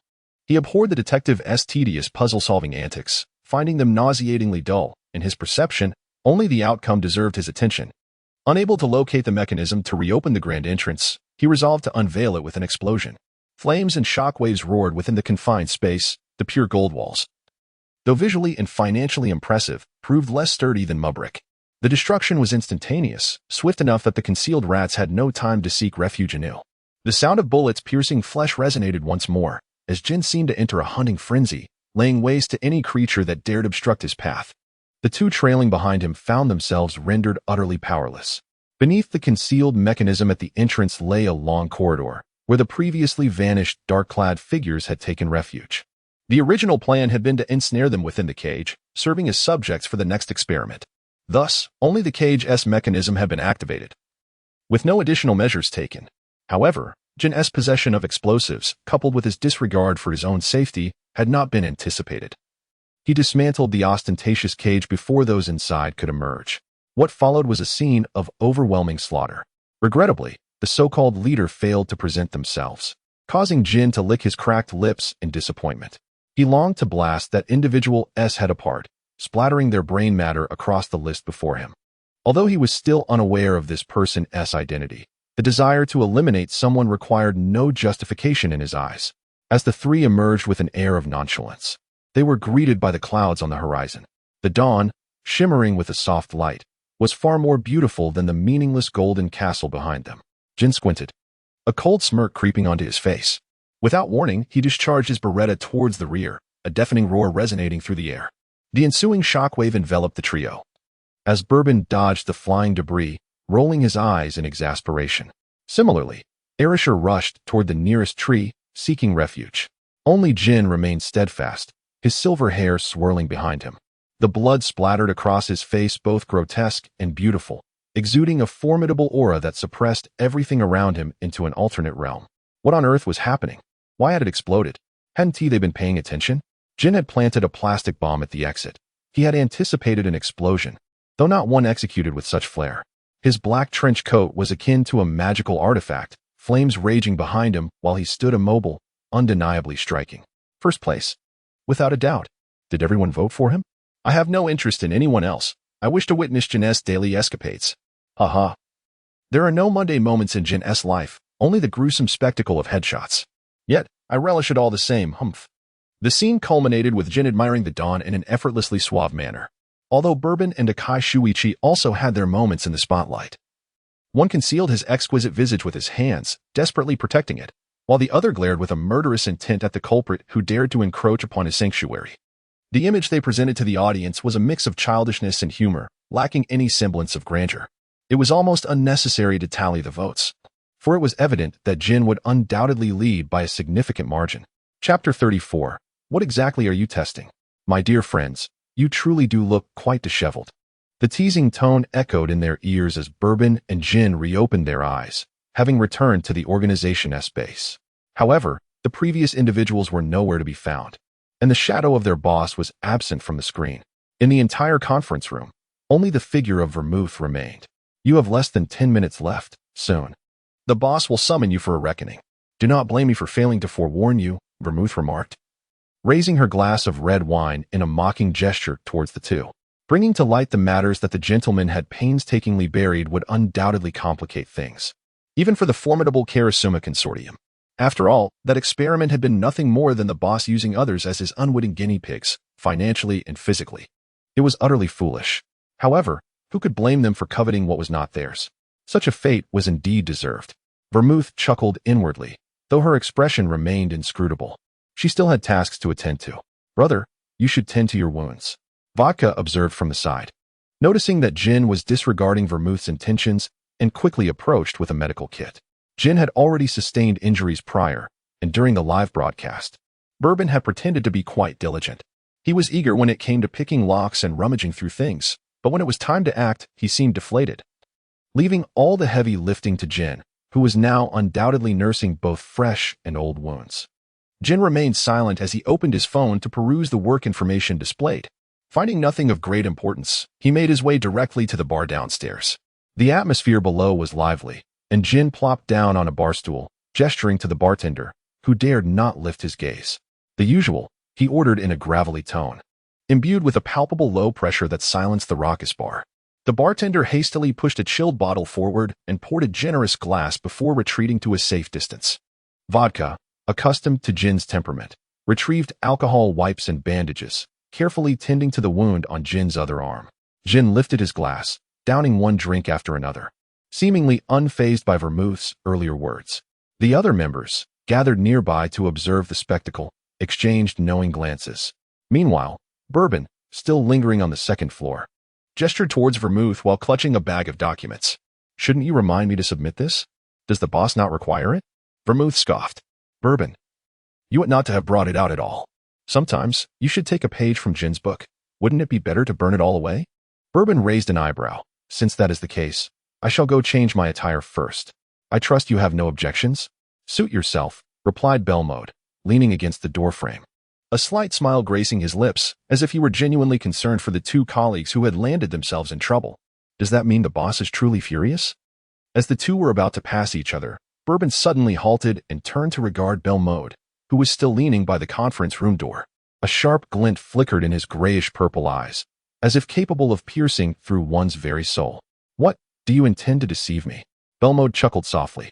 It appeared that the ever-confident Bourbon was not as composed as he usually portrayed.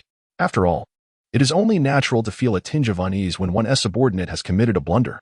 Bourbon shrugged, a hint of embarrassment etched upon his face. Is that so? In that case, I could share that the esteemed boss has shattered 3 sets of teacups, though I am left wondering what thoughts occupied his mind at that moment. Bourbon, what is your perspective? Bermode inquired with a cheerful demeanor, his slightly raised eyebrows concealing an eagerness, as if he were keen to hear Bourbon's insight. Bourbon sighed, sensing that the situation was rather dire. He decided to change into more appropriate attire while awaiting the boss's judgment. The corridor fell silent as Vermouth contemplated for a moment before retrieving her phone to send an email. Meanwhile, Bourbon remained indoors, not changing his clothes as he had claimed, but meticulously inspecting the room to ensure there were no listening devices present. He then unearthed a compact, state-of-the-art photographic gadget designed for detectives from beneath the floorboards. He stored what he deemed crucial information within it, restored everything to its original state, and then gracefully made his way to the second floor to indulge in some drinks. 10 minutes swiftly elapsed, yet the boss had not summoned the 2 loyal subordinates who had erred. It was evident that Vermouth had either lied previously or was testing the 2 under orders. Vermouth, it seems you owe us an explanation, don't you, Jin? Bourbon cast a furtive gaze upon the woman at the bar, who seemed oblivious to her own allure. The intricacies of the boss's thoughts were beyond the comprehension of his subordinates. Bourbon, you are being rather harsh. Vermouth tilted her head, scanning Bourbon through the dim light of the bar before shifting her attention to Jin, who sat further back. It appears that you were somewhat displeased during this live stream. Even your fans have noticed, Jin.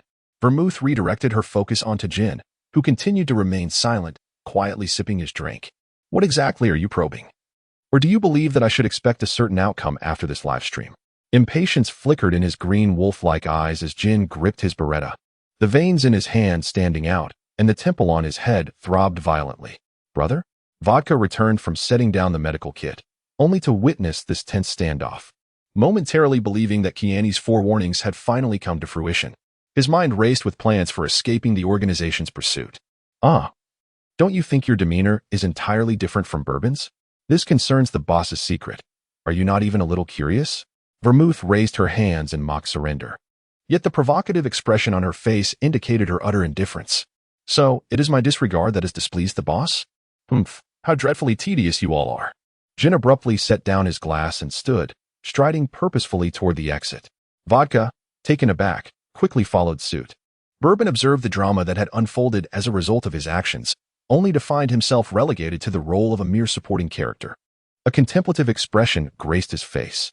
Could it be that the individual Belmord sought to test was not him, but rather Jin? Has the boss, in his advancing age, begun to harbor doubts about Jin? Bourbon was somewhat taken aback by this conclusion. Am I merely a pawn for you to exploit? He mused.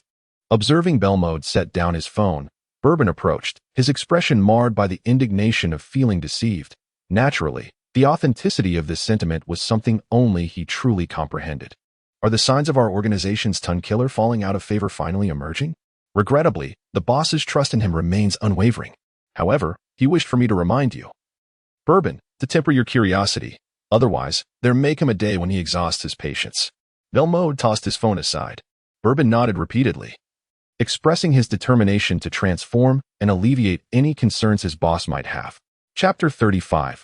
A chance encounter. The bar was rife with hidden currents, with patrons keeping a vigilant eye, while the police hospital exuded an unusual cheerfulness. Finally, the much-anticipated discharge of the illustrious Shifuku Keiko had been approved.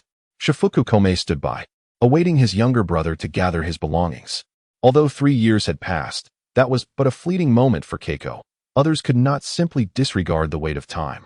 Thus, Keiko's identity as a police officer could not be reinstated just yet.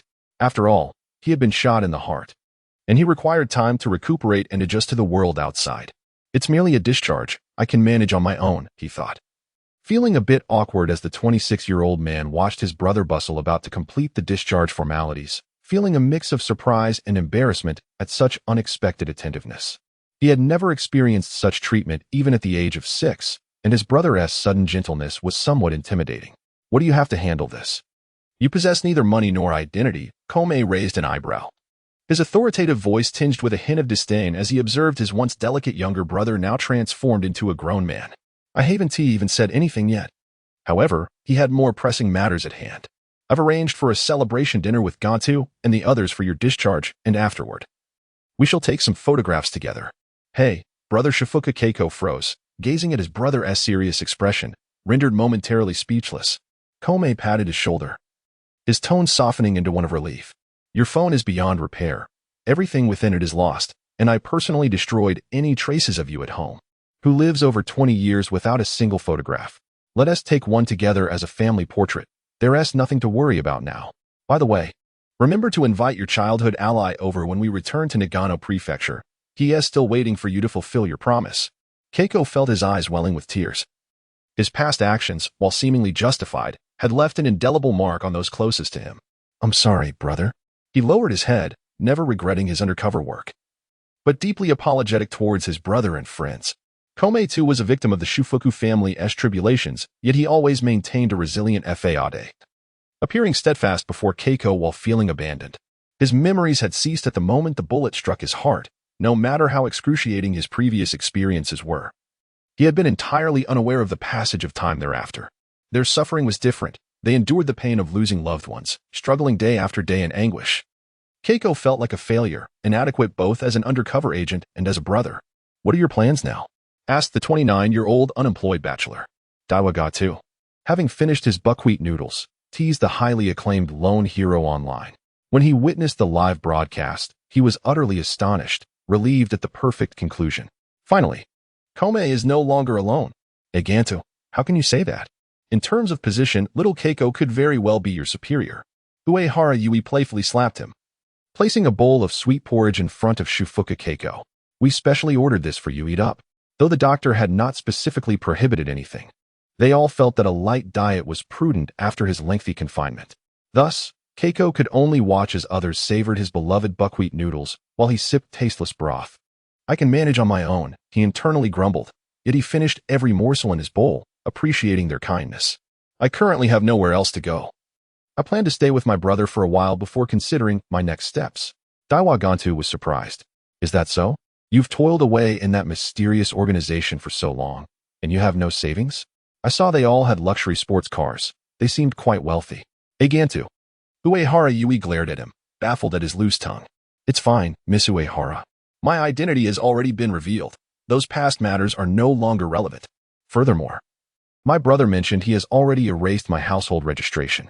Thus, I am effectively a nameless entity now. Keiko felt a tinge of embarrassment as he shifted the blame for his situation onto his quietly eating brother. Kome, really? How could you be such a brother? Although I did receive a phone initially, we never saw a body. Daiwa Gantu began to chastise Kome in a gruff tone, and even Uehara Yui showed her disapproval. Finally, Kome looked up, meeting his younger brother's clear gaze, and let out a chuckle. His brother had truly grown up, even learning to play tricks on him, but he found it endearing. Am I not actively admitting my faults? I've decided to support this fellow for the rest of his life. Laughter erupted from their table, drawing the attention of neighboring diners. As Conan turned, he caught a glimpse of the soft smile hidden within the Scottish blue eyes and the faint blush of embarrassment on the face of the one teased. Brother Amu, Conan exclaimed. Sitting across from him, Amu Shinichi slowly made a gesture for silence. Such familial warmth should not be disrupted by any pressing matters. After all, they were merely guests here due to a whimsical experiment gone awry in the kitchen. However, he clearly underestimated the inherent vigilance of the Scottish and overestimated Conan's patience. Who is this? Keiko tilted his head slightly, his pale face displaying a scrutinizing expression as he clenched his fist beneath the table. The top muscles concealed beneath his seemingly relaxed demeanor emanated an aura of intimidation that enveloped Conan. AI Hybra could scarcely endure it, her body trembling slightly. Conan, what a coincidence to see you dining here. Kome rose, his hand naturally resting on Keiko's shoulder. This is the young detective from the Muri family I mentioned before. You owe your recovery to him. My apologies. I believe my brother has no memory of the previous live broadcast, perhaps due to just awakening. Nevertheless, they were not foes. This last remark was discreetly directed towards his younger brother. Chapter 36. A reunion at the Poro Seif Amu Shinichi, a pleasure. With Conan, the seemingly youthful detective in their midst, the two tables engaged in light banter before joining together. As the sole unfamiliar face, Amu Shinichi initiated his self-introduction. Are you the one from the live broadcast? You certainly look quite dashing. Uehara Yui lowered her voice and whispered, being the most talkative and gossipy among the group. She was quite curious about this individual's performance during the live stream. After the broadcast concluded, aside from the remarkable rise in popularity of Jin, who had been ruthless, the subtle rivalry between Bourbon and the pink-haired girl was also entertaining to watch. Particularly intriguing were the speculations surrounding his identity, which had sparked a wave of voting online, to which she herself had secretly contributed a vote. After all, the other two were not ordinary individuals. They were among the top members of that organization. The existence of the organization within the police system was no longer a secret, and although it was still managed by designated personnel, its perilous nature was widely recognized, especially since Takumi had mentioned his brother during their dinner invitation. In light of this, one could not help but question the true identity of this gentleman. Could he truly be a secret weapon dispatched by the organization? With this thought, Uehara Yui discreetly cast a glance at Zufukiku. The restaurant they chose was rather casual, yet it was quite close to the police hospital. Could it be that these individuals had been secretly observing them? Had they now made their appearance with ample preparation? Would everyone be in danger? The restaurant was still bustling with patrons. Contemplating this, Uehara Yui's curiosity was swiftly diminished. The officer jested, claiming that if it was about handsomeness, she believed this gentleman was more appealing to girls. Even the aloof Miss AI had been drawn to him. Kenshiya Subaru tilted his head playfully, effortlessly easing the momentary tension in the atmosphere. As everyone looked down, they noticed the previously trembling Hybra AI now standing before Zufukiku, her small feet tiptoeing, her tiny hand slightly raised, seemingly wishing to touch his face. Little sister, do we know each other? Zufukiku inquired, crouching down to curiously regard the brown-haired girl before him. He did not recall having interacted with children before, aside from that fellow's sister, who was clearly not this child. It's nothing. I just think you're very handsome. Hybris seized the opportunity to pinch the face of the man looking down at her, then returned to her seat with her hands behind her back, her expression cold. The stark contrast left even Zufukiku, who appeared innocent yet possessed a shrewd mind. Somewhat perplexed. Had he been rejected? He cast a woeful glance at the others, lamenting how children had become so difficult to understand. He felt he had done nothing wrong. Only Conan shot a knowing glare at Hybrid AI, recognizing that she had undoubtedly questioned whether Scotland's revival was merely a deception orchestrated by the organization, prompting her to physically confirm his existence. I told you it's not true. This fellow was truly something. Amidst the banter, Conan rolled his eyes before a sudden idea struck him. He pulled out his phone, adopting a silly expression as he looked at the face being pinched by Zufu Kiku. He had a notion he wished to verify. Big brother, may I take a photo with you? I also think you're very handsome. Zufu Kiku was taken aback, never having imagined he would be so popular with children one day. Could he refuse? Kenshiya Subaru watched as Scotland complied with Conan's request for a photo, unable to suppress a smirk. Surely, the boy was not planning to use those photos as leverage, or rather, to curry favor with Bourbon? It must be said. Perhaps he would indeed succeed. A month later, having finally escaped the organization's surveillance and returned to his safe house, Bourbon opened his phone to find an overwhelming number of photos. From the initial awkwardness of a forced smile to genuine, heartfelt laughter.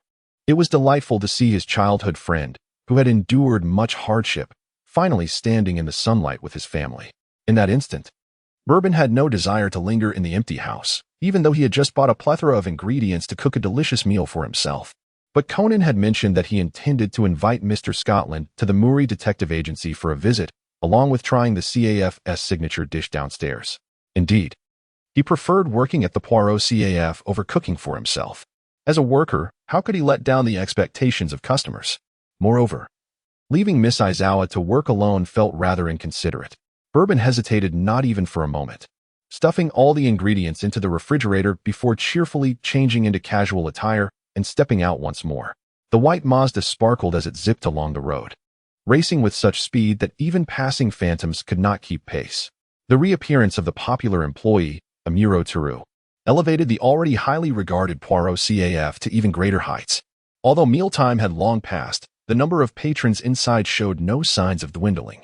Rather, it appeared to be on the rise. Some astute reporters, hidden among the customers, occasionally snapped candid photographs from various angles.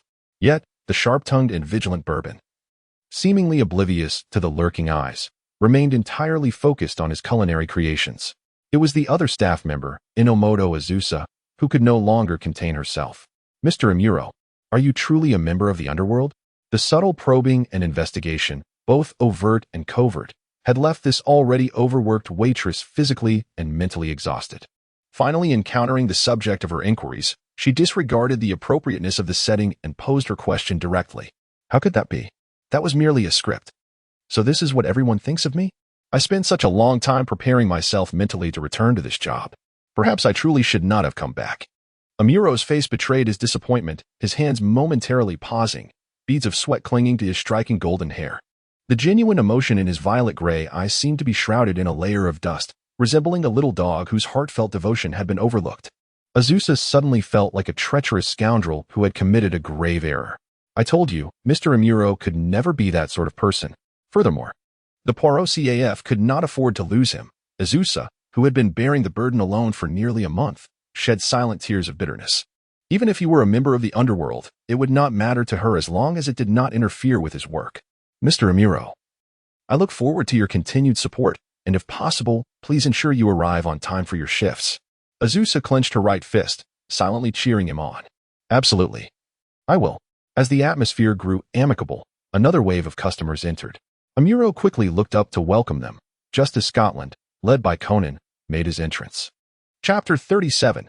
Aftermath. The serene ambience of the CAF was abruptly shattered by the ringing of a phone, interrupting the cleaning task and the melody the man had been humming. Bourbon, what on earth are you up to now?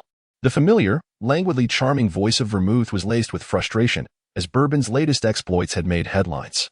Featuring an intimate exchange with the organization's traitor, Scotland. Did he genuinely believe the organization would not act against him? I merely wanted to test their limits. And so far, it seems quite favorable. Bourbon pressed the phone against his ear, one arm maintaining a sweeping posture, his focused demeanor suggesting he was engaged in an endeavor of utmost importance. You seem rather pleased with yourself, Belmore retorted. The absence of immediate action from the police does not guarantee their inaction in the future, Bourbon's persistent nonchalance would inevitably lead to his downfall. Scotland is far from the innocent facade he portrayed within the organization. If Bourbon clings to any unrealistic hopes regarding him, the consequences will be dire. A connection with the blood-soaked informants of the underworld seldom yields true companionship. Even feigned affections are futile. Yet, her concern did not lie with this matter. Those within the organization, whether alive or deceased, invariably had their reasons. Innocent souls could not possibly inhabit such a realm. Her true concern was for that child, Conan. Her angel. Have I not cautioned you against involving them further?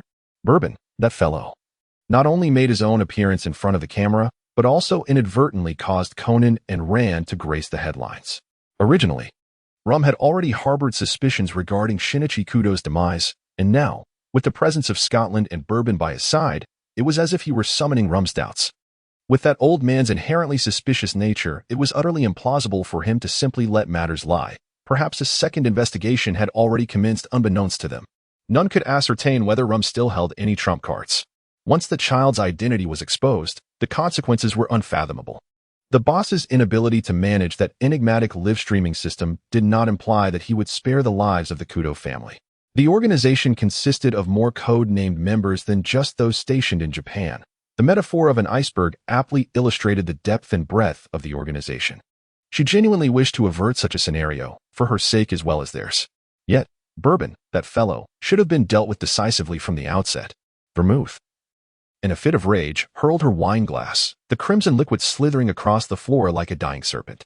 However, this visually striking scene failed to capture the attention of its owner, as the blonde beauty's face remained etched with fury. You have wronged me. It was that child who provoked me this time. Bourbon paid no heed to Belmode's ire as he meticulously cleaned the floor, secured the doors and windows, and extinguished the warm, golden lights of the Polo CAF. Only then did he ease himself into the car, feeling unburdened. He recalled glimpsing a figure in Scotland, capturing dozens of photographs with the individual, which he promptly sent to my phone, ostensibly to probe my identity. After all, he must be acutely aware of Jin's true nature. And it seemed he intended to exploit my position in a bid to uncover certain clandestine aspects of the organization. What could I possibly do? Belmode. The engine of the car emitted a rhythmic hum as the enchanting yet perilous nightscape of Mihua Town gradually receded into the distance. Bourbon opened the window of the Mazda, an unusual act of speeding without any task at hand. The crisp autumn breeze tousled his golden short hair, revealing his forehead obscured by bangs. His dark complexion harmonized beautifully with the night, yet Bourbon's expression was strikingly fervent. The brief meeting, lasting less than half an hour, had been limited to polite exchanges while ordering, yet it left him in an exhilarating state, his heart still pounding vigorously. Had it not been for the phone call from Vermouth, he might have found himself searching for something to occupy his time. Thanks to her, he could enjoy a restful night as sleep. Humph, you could simply delete that child's number and never show your face near the Mori Detective Agency again. After all, you had no other purpose lingering there. Vermouth scoffed, for the greatest secrets had already been unveiled, and there was nothing left worth caring about. In any case, the sooner you get as far away from there as possible, the better. You are nothing but a trouble magnet. You are merely a rat that can only thrive in dark holes, yet you persist in pretending to be virtuous, attempting to bask in the glorious light of day. Aren't you afraid of being blinded by the sun? Bourbon remained oblivious to Belmode's disparaging thoughts about him, yet he reluctantly resolved to decline her overture, for he had been assigned a new mission. Scotland had now become my target, as conveyed in an email personally dispatched to me by the esteemed boss prior to your utterance of that statement. It is indeed a matter of great regret. The response he received was merely the monotone of a disconnected call. Bourbon shrugged and parked his vehicle beneath the bridge by the Jinchuan River. Beneath the inky darkness of the bridge, not a single light was discernible. Occasionally, a vehicle's headlights would sweep through, momentarily illuminating the surroundings before plunging back into obscurity. The vibrant nightscape across the river seemed to belong to an entirely different realm. Bourbon paid no heed as he slowly stepped into the darkness. Kazami Yuya was slumped in a chair, resembling a drunken fool, while beside him, Amuro Tooru was amusing itself by biting its own tail. The exuberant little dog was oblivious to the potential dangers surrounding it. Upon catching a whiff of its owner, it eagerly dashed over, tugging on its leash, entirely unconcerned with the well-being of those behind. Calm down, Mr. Amuro. Kazami stumbled forward, struggling to maintain his composure as he offered a deep bow to his esteemed superior. The news this afternoon was quite impressive. Amuro Tooru embraced Harrow, allowing it to lick his neck and cheek incessantly. Given the peril posed by the organization, there was a unanimous consensus that the general populace should be kept adequately in the dark. However far this information blackout could extend ultimately depended on the content of the live broadcast and their progress in investigating the organization. Nonetheless, this development rendered Bourbon's undercover assignment somewhat less arduous. After all, he would not have to contend with the enthusiastic residents of Popcorn Town's backstabbing, provided he maintained a low profile and preserved his ambiguous identity as an unknown detective. This was also the reason behind his conspicuous meeting with Scotland earlier that afternoon, as he aimed to fabricate the illusion that he and the Public Security Bureau were mutually surveilling one another, thereby providing himself with a plausible excuse should his clandestine encounters with his childhood friend be uncovered. Bourbon holds this belief. As for the organization, the esteemed boss has his own motives. However, for the time being, Karasuma Rinya will not sever ties with his capable and trusted subordinate. Chapter 38. The Deal from the Darkness Synopsis. There exists a notorious organization that frequently employs their illicitly obtained intelligence to extort certain uninvolved company presidents. One day, both parties agree to conduct their transaction at an amusement park. Reward: you have uncovered a monumental secret. What more could you desire? The fourth live broadcast arrives as promised. Yet the location featured in the stream is rather unconventional. It bears no relation to the organization and is entirely incompatible with Jin's typical style. After all, the setting is a popular amusement park favored by couples, and it is difficult to envision Jin in such an environment. Bourbon shook his head vigorously, casting aside the unsettling images that plagued his mind. Little sister, have you been here before? Jin was not present. Instead, he was accompanied by a young child. More precisely, it was a girl with a detached demeanor, her body trembling uncontrollably while she endeavored to maintain a facade of calm. Unbeknownst to her, the fear in her eyes had already revealed everything. Yet, this was understandable. A normal child would naturally feel frightened when suddenly placed in an unfamiliar environment. Bourbon pondered. The intimidating aura surrounding him remained unabated. The daughter of the fallen angel, also a researcher responsible for the ATX 4869 drug study within the organization. He had long desired a chance to engage in a meaningful conversation with her. However, both Conan and Sherry had consistently evaded contact with him, leaving him perpetually unable to find a suitable opportunity. Now, since she had come to him willingly, he would not hold back. Bourbon concealed the profound meaning etched upon his face, revealing a gentle smile. Little sister, if you are frightened, just follow me later. I have participated in this live broadcast several times, and I assure you, everything will be fine. His words, rather than providing comfort, only intensified Hybrid AI's tremors. Knowing that the person before her was an undercover officer and, indeed, a good person, was one thing. However, it was equally true that this individual had once sought to capture her to advance his own ambitions within the organization.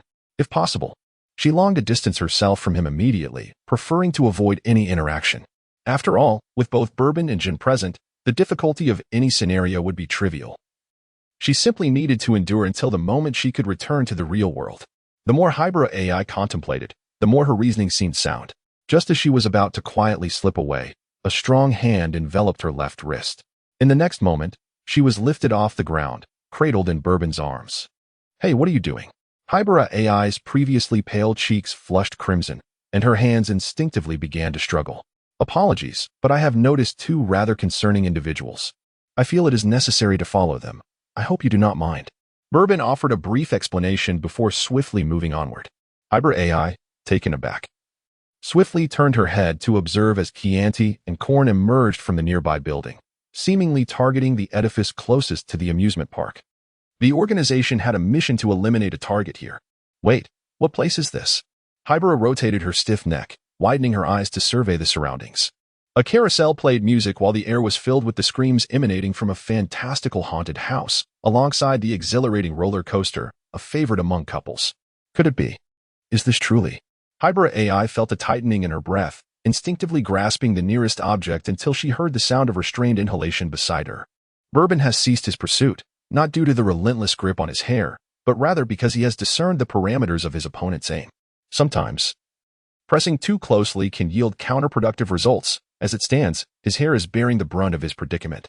I must say, while it may seem somewhat impolite to forcibly keep you by my side against your will, I believe I am your most suitable option compared to any engagement with Chinsher. Dear Miss. Bourbon sighed. Throughout his life, he had never experienced having his hair pulled, not even during childhood brawls. Was such humiliation truly necessary? The tactics employed against children could hardly resolve the issue. Sherry. Idagawa. No, this was the very place where Kudo was drugged by Jin. Hybrid AI leaned in swiftly, whispering urgently into Bourbon's ear, only to realize moments later that this topic was not one to be shared with others, and that explaining it would take time. Now it was Bourbon's turn to be taken aback. He was aware of more than Sherry suspected, and he fully understood the implications of her words. The public exposure of a phenomenon like rejuvenation was something he found most difficult to accept. Kudo Shinichi would not perish tonight, but the repercussions could prove more terrifying than death itself. Idagawa is Kudo Shinichi. We must thwart Jin's actions, or we may face grave consequences. Hybrid AI, disregarding the need to conceal her identity, grasped Toru Amuro's collar and spoke in a hushed tone. Anything that confuses you, we can discuss once this matter is resolved. Please. You must assist us, Hybrid implored. Bourbon was acutely aware of the gravity of the situation, yet the precise location of that transaction remained a mystery to all but Jin. And Jin, at this moment, was utterly oblivious to his whereabouts. At another iconic structure within the amusement park, Jin furrowed his brow as he observed the farcical scene before him, a victim, decapitated by his former lover due to infidelity, a boisterous young detective fervently investigating the case, and a throng of inept and bothersome police officers.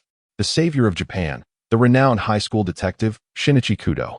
Memories of the deceased slowly resurfaced in his mind, yet he remained perplexed about the significance of these recollections. Brother, should we cancel tonight's transaction?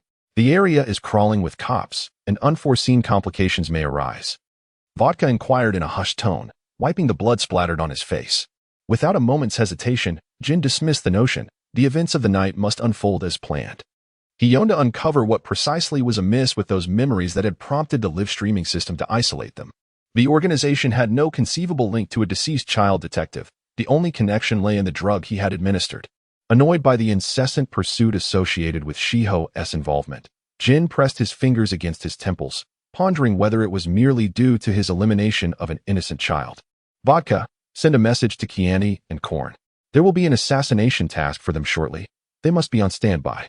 Jin cast a glance at the exuberant young detective narrating the case, a sardonic smile gracing his lips.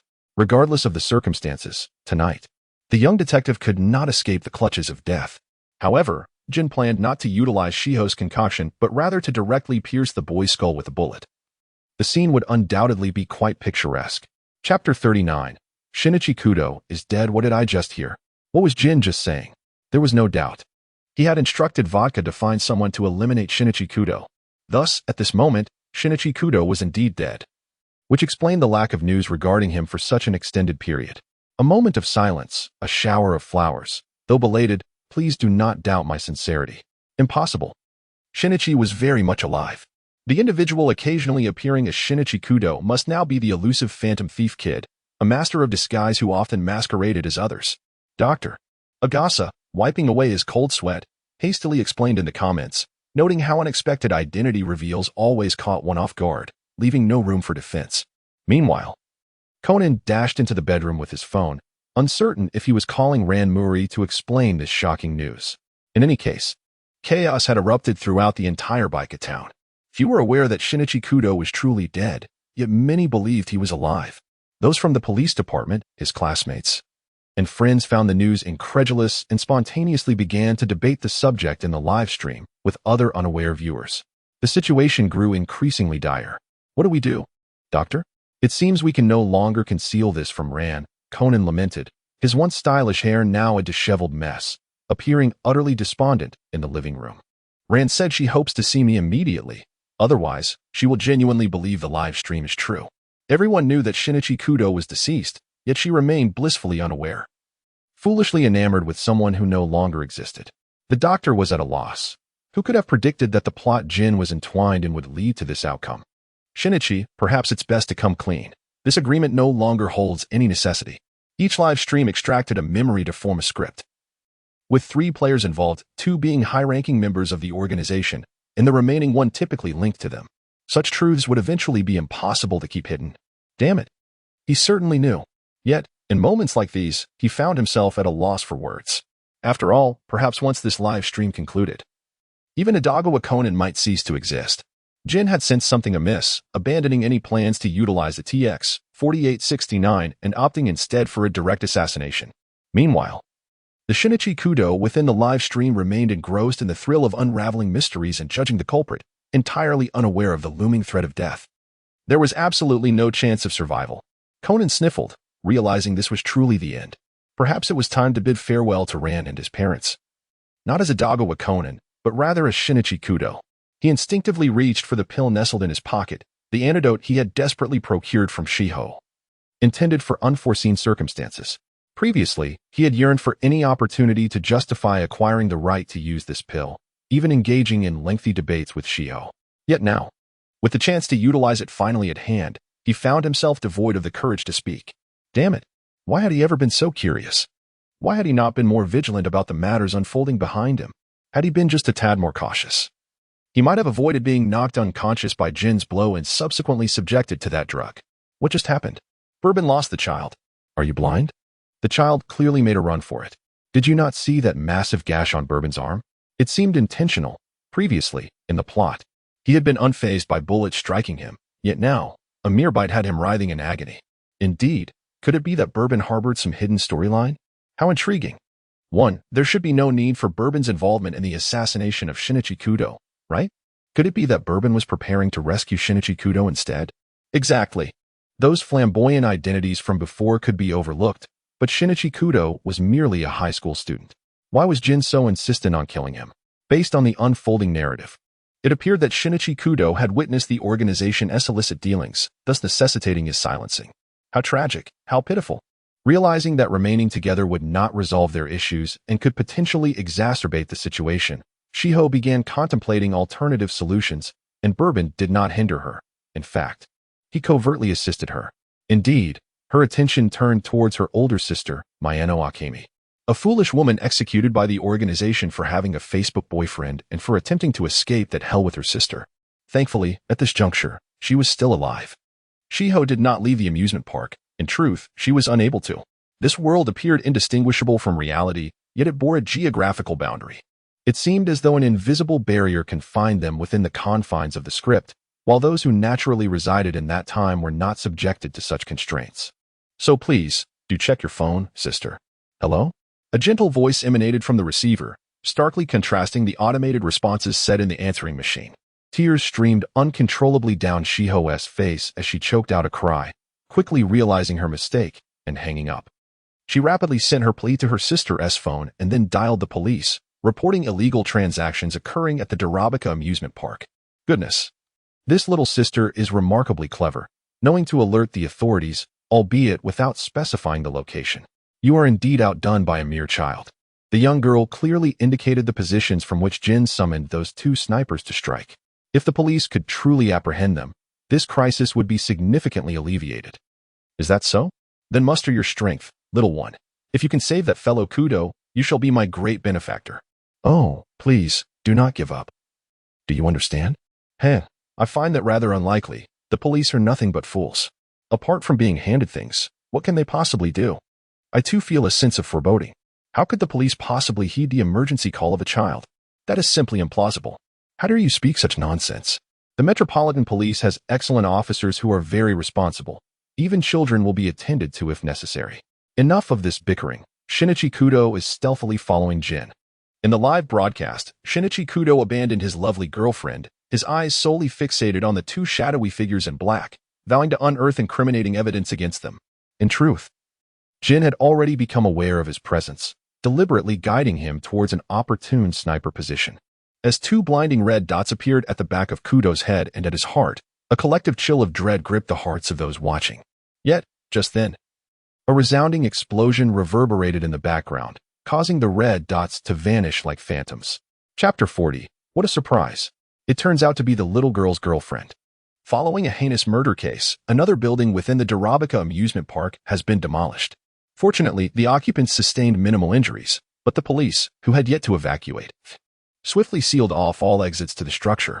The comedic duo, who were on standby for a covert assassination mission, found themselves splendidly trapped inside. They could scarcely execute their task, as their own safety was now in jeopardy.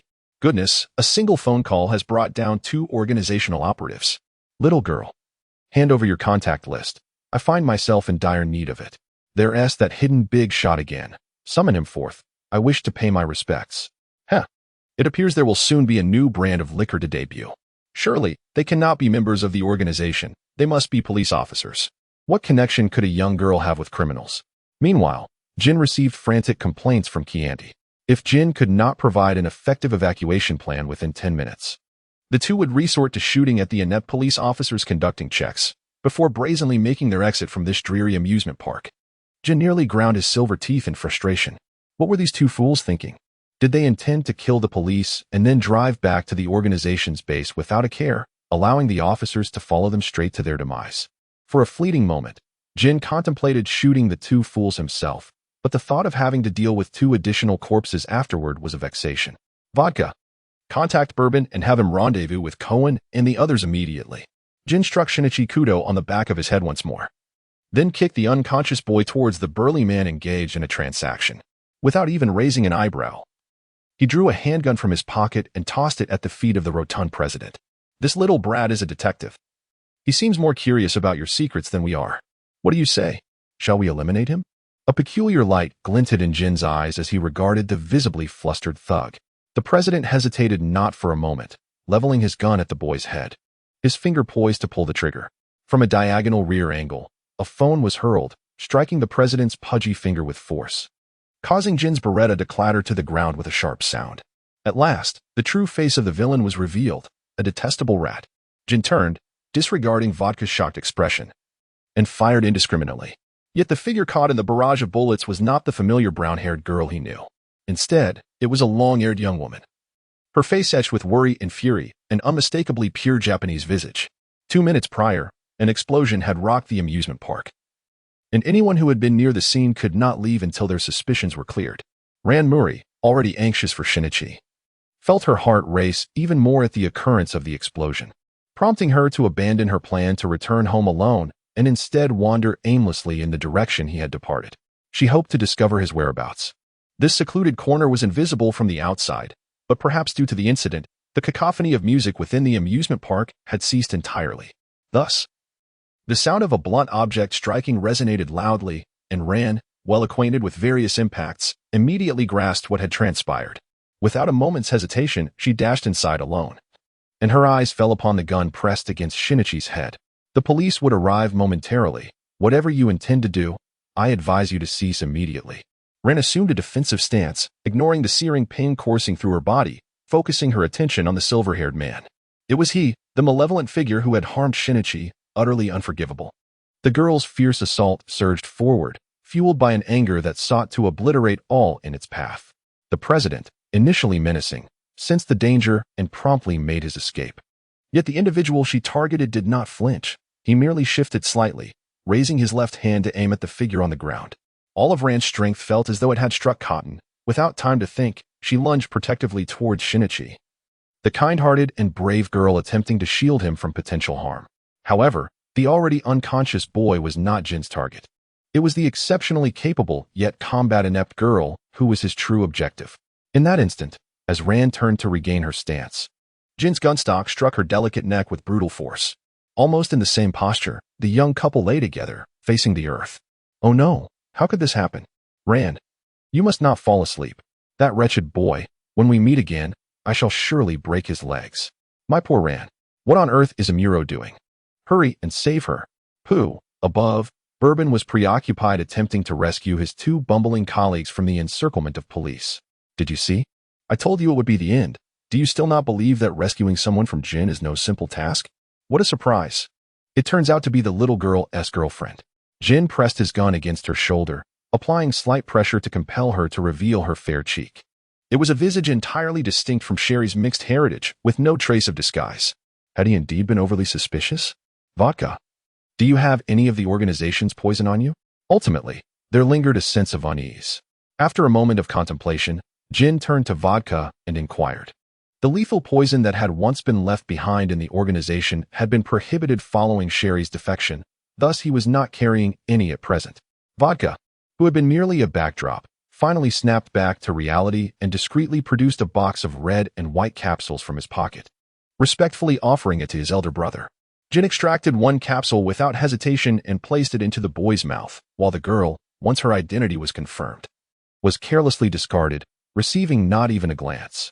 A painful, suppressed sound escaped the boy's lips, his fragile life teetering on the brink of oblivion. This scene was commonplace for them, lacking any merit for observation. However, the usually indifferent elder brother showed no intention of departing the scene. Vodka could no longer contain his curiosity. "Brother, the police will arrive imminently. Are we not planning to retreat?" He was genuinely baffled. One moment. His elder brother instructed him to contact Bourbon, who was on a mission in America to rescue Keani and Conan, whose true identities were about to be exposed by the police, and the next moment, he lingered at the murder scene. What was the purpose of all this? Vodka felt drained. The gunfire had been echoing for a while. Although the police were a bunch of fools, even the dullest hound reacts to the scent of its prey. If they did not leave soon, they risked sharing the same fate as Keani and Conan. The thought of his elder brother's grim visage and Bourbon's sardonic smile upon arriving from America filled Vodka with discomfort. "I merely wish to see how Kudo Shinichi will struggle." Jin scoffed, unfazed by the increasingly clamorous footsteps. Just as he spoke, Kudo Shinichi, who should have already succumbed, abruptly opened his eyes as if resurrected. Chapter 41. Sherry. Resurrection? Vodka staggered back in shock, then quickly drew his gun, aiming it at the boy on the ground, to prevent any further mishaps. He even took the opportunity to pull Ran Mori away from the mutated boy, tossing her aside to a location where she would not interfere with the situation. Jin, however, remained unchanged, his expression revealing rare annoyance and an even stronger murderous intent. In a stunning twist, Kudo Shinichi had not been poisoned. Thus, the organization's researchers had indeed been producing counterfeit drugs, of which Jin was unaware. Oh dear, Jin is truly unfortunate, surrounded by nothing but fake liquor and counterfeit drugs. Vodka found Jin's expression utterly amusing, marking yet another day of laughter. Kudo Shinichi's consciousness fluctuated between fog and clarity, his mind urging him to flee, while his overworked body made it clear that such an action was impossible. Was he dying, or had he already died? Yet, why was Ran here? Kudo Shinichi struggled to rise, wishing to shield Ran behind him, only to be met with the sound of Jin pulling the trigger. However, faster than Jin's action was a smoke bomb hurled from the darkness. The assailant's technique was remarkably professional, and in an instant, the choking smoke enveloped the area, obscuring all visibility. Who goes there? Vodka vigilantly scanned his surroundings, but aside from Kudo Shinichi's anguished cries, there was nothing else to be heard. Just as he was about to open fire, a loudspeaker blared out, "You are surrounded by the police. Drop your weapons and surrender immediately." Vodka's expression soured upon hearing the police's announcement. If it's the police, then there's no issue at all. "Brother, where's Jin?" According to the plan, they were supposed to stand back-to-back in vigilance, yet his elder brother was nowhere to be found.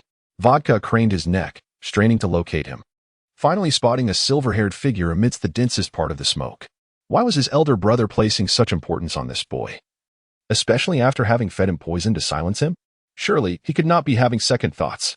Vodka's eyes watered from the smoke. Yet he resolutely abandoned his advantageous position to move closer to his brother. Kudo Shinichi resembled a soulless marionette, being hoisted effortlessly by the imposing figure of a man, his clothing appearing severely wrinkled and emanating heat. Meanwhile, Jin seemed to command respect, as the surrounding smoke appeared to recoil from his menacing aura, willingly diminishing its harmful effects. Serving merely as a backdrop. What transpired? Just moments ago, he had clearly witnessed an unknown white vapor emerging from Kudo Shinichi, along with his suddenly shrunken form. Yet in the blink of an eye, he had returned to normal. Was the previous scene a side effect of the drug, or its intended purpose? Jin did not believe it was merely a figment of his imagination. For the unusual temperature emanating from Kudo Shinichi and the moisture left on the ground served as undeniable evidence. However, even if he voiced this revelation now, it was unlikely anyone would believe him. A TX 4869? No wonder. The boss, who harbors a similar disdain for traitors, would repeatedly inquire about Sherry's whereabouts during the stagnation of research progress, even hinting at regret in the days that followed. It became clear that this was the true purpose behind the organization's research into such drugs.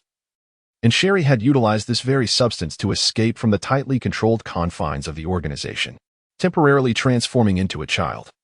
She had boldly exited through the ventilation ducts and concealed herself amidst the bustling crowd, watching as the others toiled in vain.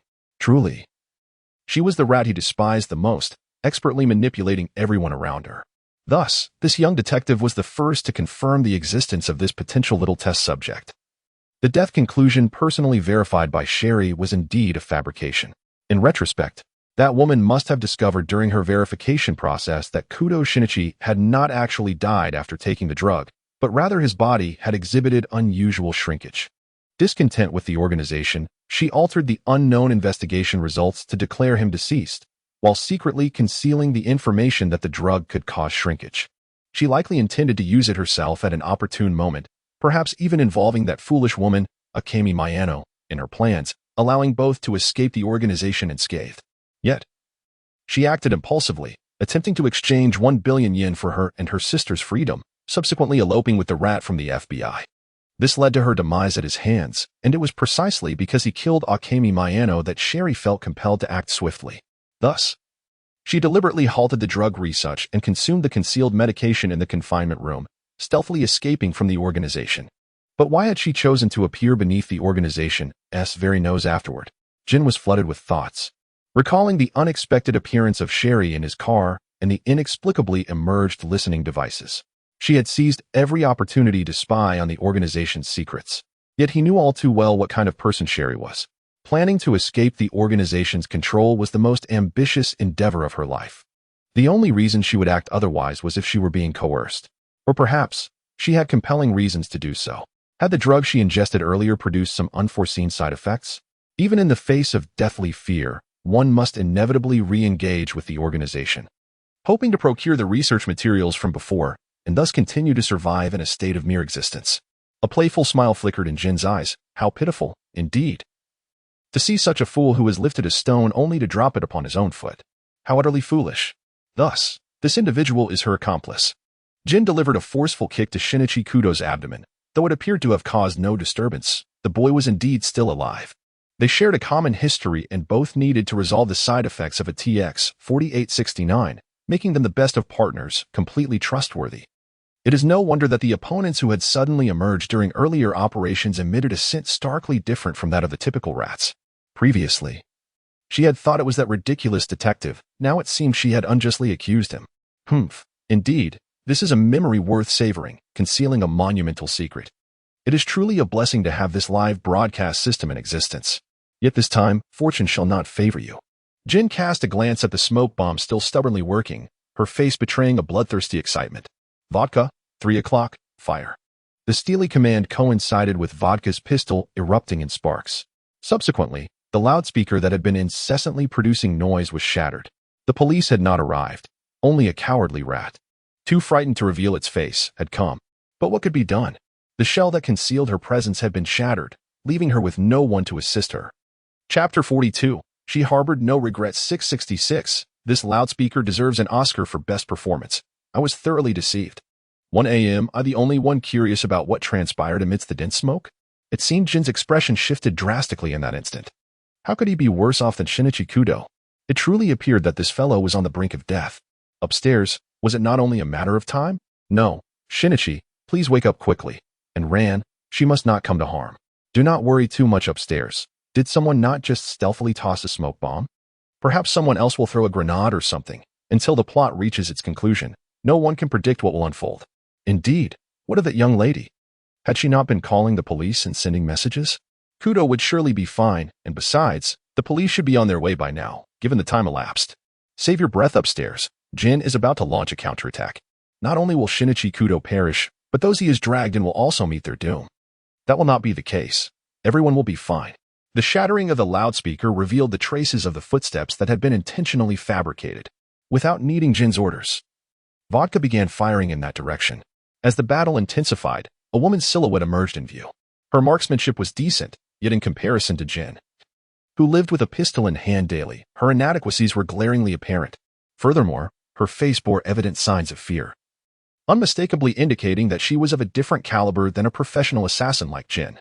Meanwhile, the previously impressive young girl was conspicuously absent from the scene. It felt as though a head was about to be offered up, the counterfeit liquor was present, and the real liquor was on the verge of claiming a life. Regrettably, during this time, not even a bottle of counterfeit liquor would make an appearance. Why? What else could it be? while the Scottish individual may still be alive in reality. He had long since perished here.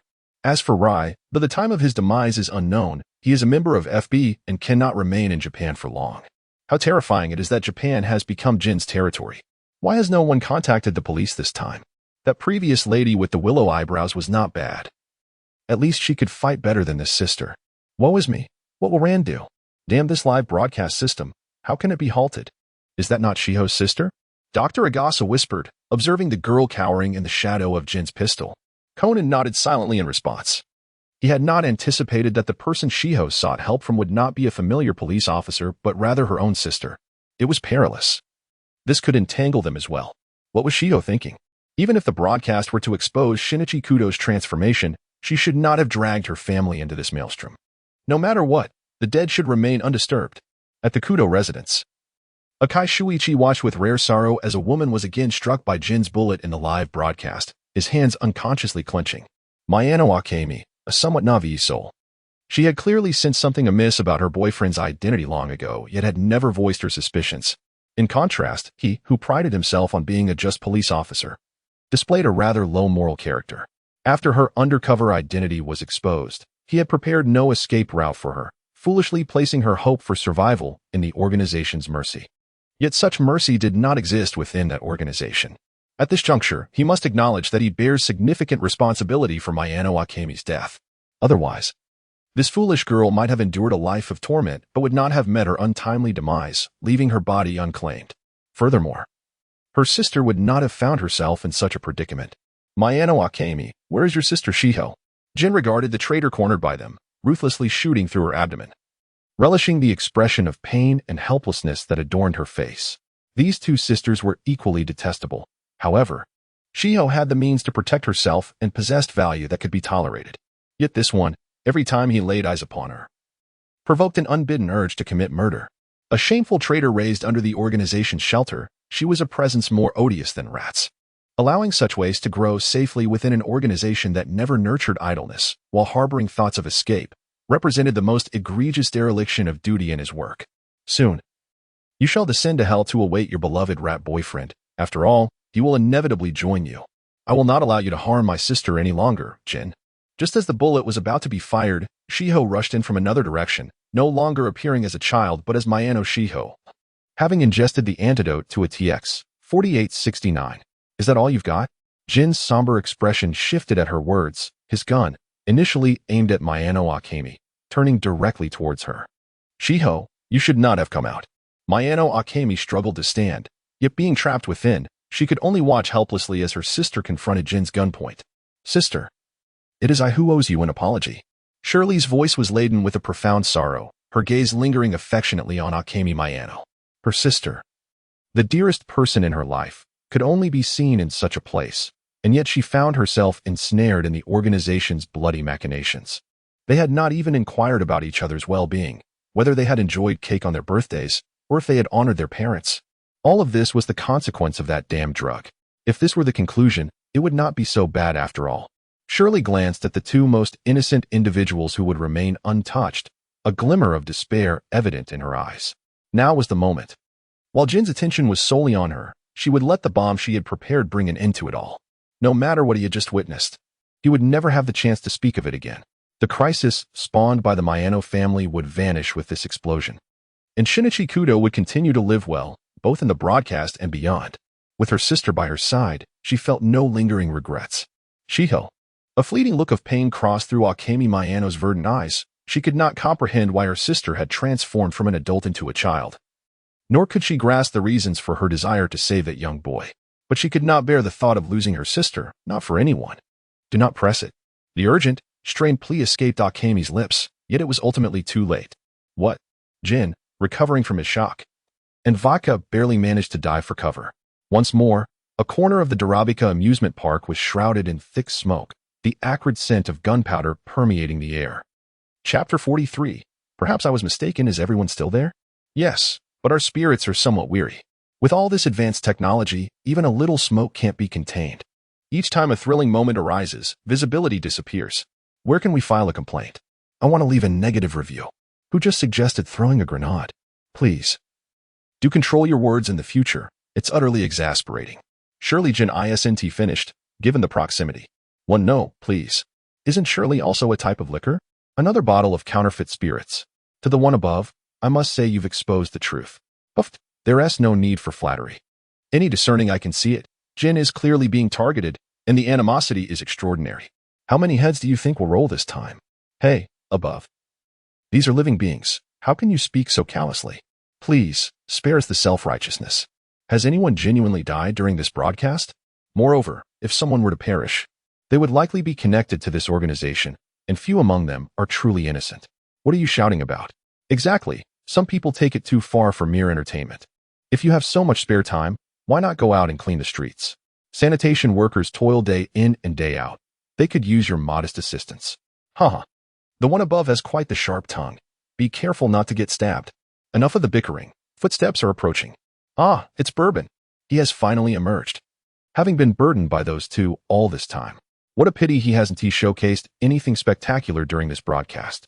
Tooru, I support you. Seize the opportunity to eliminate gin and vodka, claim the credit for vanquishing the traitor Shirley, and then dispatch the unseen boss to unify the organization. Goodness, Bourbon. You dare to dream big. In the smoke-laden area, a circular crater had been created by the explosion of a bomb.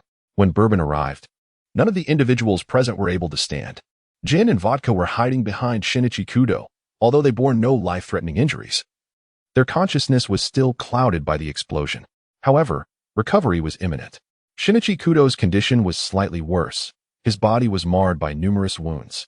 Yet he had fortunately not transformed back into a child. It seemed that the brief consensus they had previously reached was not entirely in vain. He had managed to impede the progress of Chianti and her associates from converging, while Sherry sought to prevent Shinichi from reverting to his juvenile form.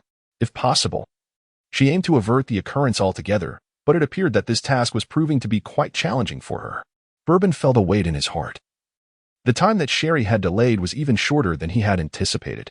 There was simply no time for reinforcements to arrive, and those ordinary police officers, given his position, he could not bear to witness their demise. Perhaps it was fated that someone would perish this very night. Bourbon blinked his eyes, suppressing the feelings of compassion, hatred, and self-loathing that surged within him. The events had transpired, and all he could do was to manage the aftermath as best as he could. After years of living undercover, he was acutely aware that he was not a deity, incapable of rescuing everyone. He himself had become part of the criminal organization. Even if it was for a cause of greater significance, this was an undeniable reality, a truth that could neither be evaded nor concealed. However, given Kudo's current state, should he not receive medical attention promptly, he would likely succumb to excessive blood loss. Moreover, if the antidote were to fail again due to his physical condition, the consequences could be dire. Bourbon pursed his lips, contemplating deeply yet ultimately refraining from bandaging him. Kazami would arrive shortly, and there would still be time. In contrast, Ran Muri appeared to be somewhat fortunate. She had neither been used as a scapegoat nor forced to ingest any unknown poison.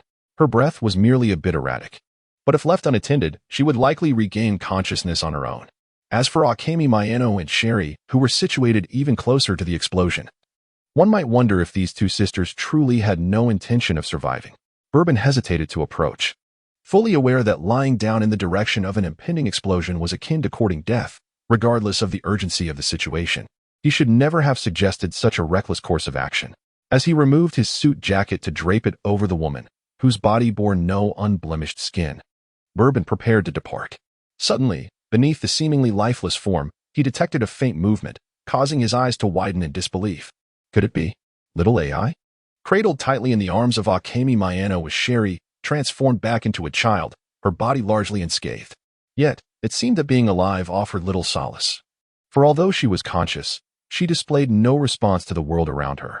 Once again, was this a stark reminder of the lengths one would go to in order to shield a loved one, even at such a perilous cost? A fleeting expression of sorrow crossed Bourbon's face, ultimately leading him to render Hybra AI unconscious and place her gently into the embrace of Ran Muri in the corner. Stay here quietly until this live broadcast concludes. Do not betray the goodwill of your loved ones. Although it is an arduous task, no one can assist you except for your own determination. Perhaps this is a trial that the daughter of the fallen angel must endure. TSK, how utterly tragic. A haughty female voice echoed from behind. It was Chianti. Bourbon's gray-purple eyes regained their tranquility, and a signature smirk adorned his face. Cohen entered as well. Yet he uttered not a single word, merely pulling up gin and vodka in silence. Kieni, however, was quite different, like a triumphant hen. She reveled in Jin's disheveled state while attempting to capture the moment for posterity. Should you feel that their plight is still insufficiently dire, you might consider delivering another blow. Particularly if Jin remains in a state of oblivion.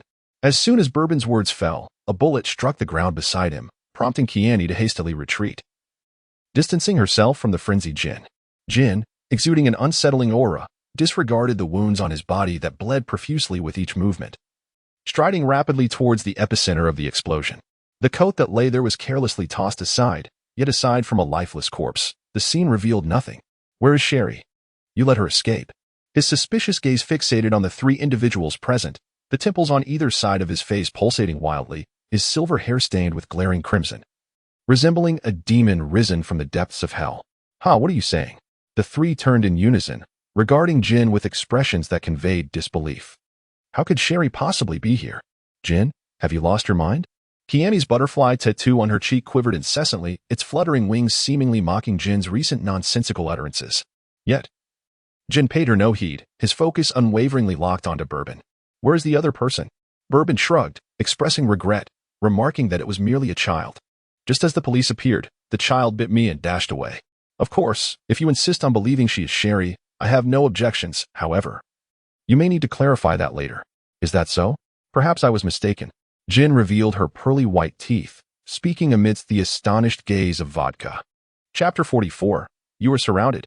Oh, is that so? Bourbon appeared somewhat skeptical, his gaze sweeping across the crowd on the ground. So, you orchestrated such a grand spectacle merely to eliminate Lai's girlfriend, allowing Sherry, who happened to be here, to escape prematurely. Jin, something seems amiss with you. Bourbon's face betrayed a look of skepticism.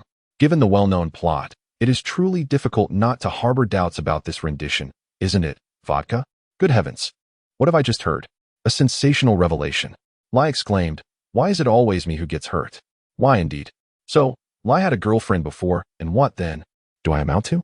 Madly twisting in jealousy, crawling in darkness, to the one above, consider yourself his unseen lover. Has Sherry truly vanished? Vodka, swiftly wave your coat. Perhaps in this thick haze, she has quietly hidden away in that corner. I have been watching intently, and not a single soul has departed. You upstairs are rather heartless. Sherry is so beautiful. If she fled, so be it. Mayano Akemi, sorrowfully am I the only one who isn't pretty? Haha. It seems that those with code names possess a certain protagonist's aura, unlikely to meet an untimely demise, so don't overthink it. Those above. What do you mean? Brother has his reasons for acting this way. What do you understand of it? Jin had no intention of offering any explanation, but Vodka, having witnessed it all, could not remain silent, as he unjustly tarnished his brother's reputation. Bourbon, with his roundabout insinuations, seems to suggest that the boss harbors suspicions of having clandestinely allowed traitors to escape the organization. But is this even conceivable? Moreover, when did Mayano Akemi and Sherry transform into traitors? Although the trust the organization once placed in these sisters has plummeted to an all-time low due to Rei's involvement, Sherry's current value appears somewhat irreplaceable. If not, the boss would have long since ended their lives with a single bullet. It is unfathomable that he would permit them to linger before him. The more Vodka pondered, the more bewildered he became, feeling as if he had been ensnared in Bourbon's web of intrigue. Boss? Vodka timidly called out, stealing a glance at the other man, only to find the oppressive atmosphere surrounding him intensifying into something akin to a terrifying cyclone. Within half a meter, nothing could survive. Vodka discreetly shifted his footing. It was truly not his intention to provoke this. Tisk? Evidently there are secrets I remain unaware of. Could it be due to this individual's influence? Bourbon wore a triumphant expression as he pointed to the clearly mistreated youth on the ground. Kudo Shinichi, it appears that the intelligence I submitted earlier contained significant errors. Jin, you truly have no sense of decency. Jin's voice, laced with an icy edge, retorted, that is a matter of your capability. It has nothing to do with me. Is that so? I will eventually uncover the secrets concealed within this situation. However, by that time, I earnestly hope that you, esteemed Jin, will refrain from seeking information from me again. Bourbon remained unfazed, having issued a direct threat. Jin remarked, yet another day intent on eliminating Bourbon. To those inside, he declared, you are surrounded. Surrender your weapons at once. The heavily equipped, inept police had finally arrived. Witnessing his elder brother's confrontation with Bourbon, and sensing a subtle disadvantage. Vodka felt a flicker of anticipation towards these individuals, hastily preparing to clear the scene and make an escape.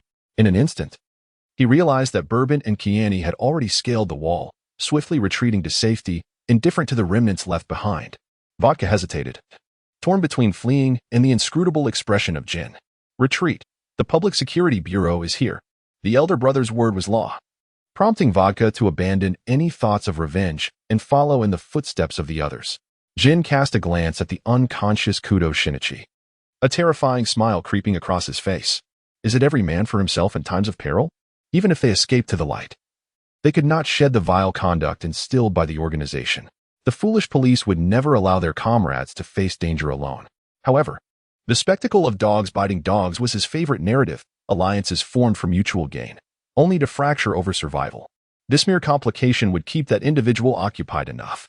In any case, it was prudent to let this matter rest for now, with the understanding that they would settle the score later. Furthermore, without this young man, the pitiful and directionless Sherry would be left to weep in whichever rat hole she could find. It was better this way. In the swiftly racing black Porsche, Jin wore a mocking smile, his silver hair flowing freely behind him.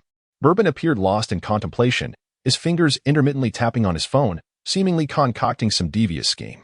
Meanwhile, Vodka, blissfully oblivious, remained focused on driving, engaging in a spirited contest of driving skills with a line of vehicles flashing their emergency lights behind them. The scene froze at the moment the ambulance made its entrance, perfectly concluding this live broadcast. The three participants in the stream found themselves returned to a suspended reality. Hybrid AI, dressed in the attire she had first appeared in, resembled a soulless doll, collapsing to the ground without any awareness. Jin merely cast a cursory glance her way before disinterestedly diverting his gaze to tend to his own wounds. Ever vigilant of his movements, Bourbon promptly approached and gently laid the unfortunate girl across the seat. Despite his evident concern for Sherry, it was perplexing how he could so callously disregard another in their time of need. Jin, it seems, you are indeed of such a nature. Perhaps the introduction of new characters was overwhelming, or perhaps the live stream had truly witnessed a fatality.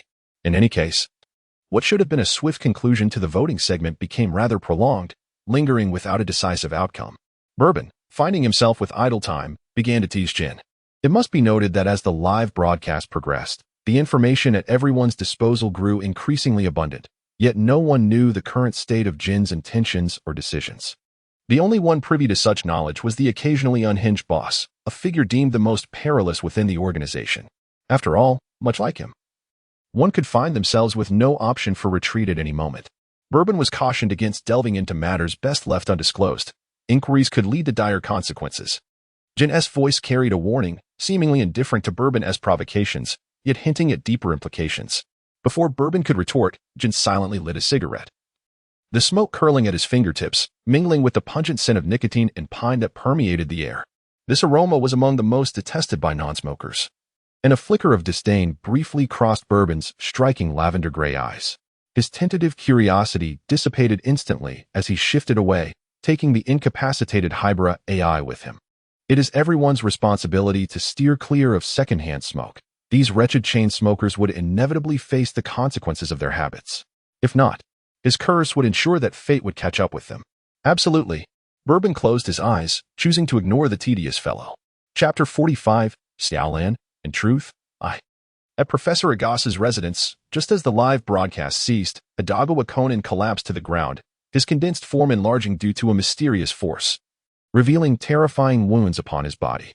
Shinichi, the professor, unable to worry about Hybrid AI still trapped in the stream, hastily grabbed his phone to call for emergency help. Doctor, you absolutely mustn't do that. A faint voice emerged from Kudo Shinichi, who had not yet fully succumbed to darkness, his expression resolute.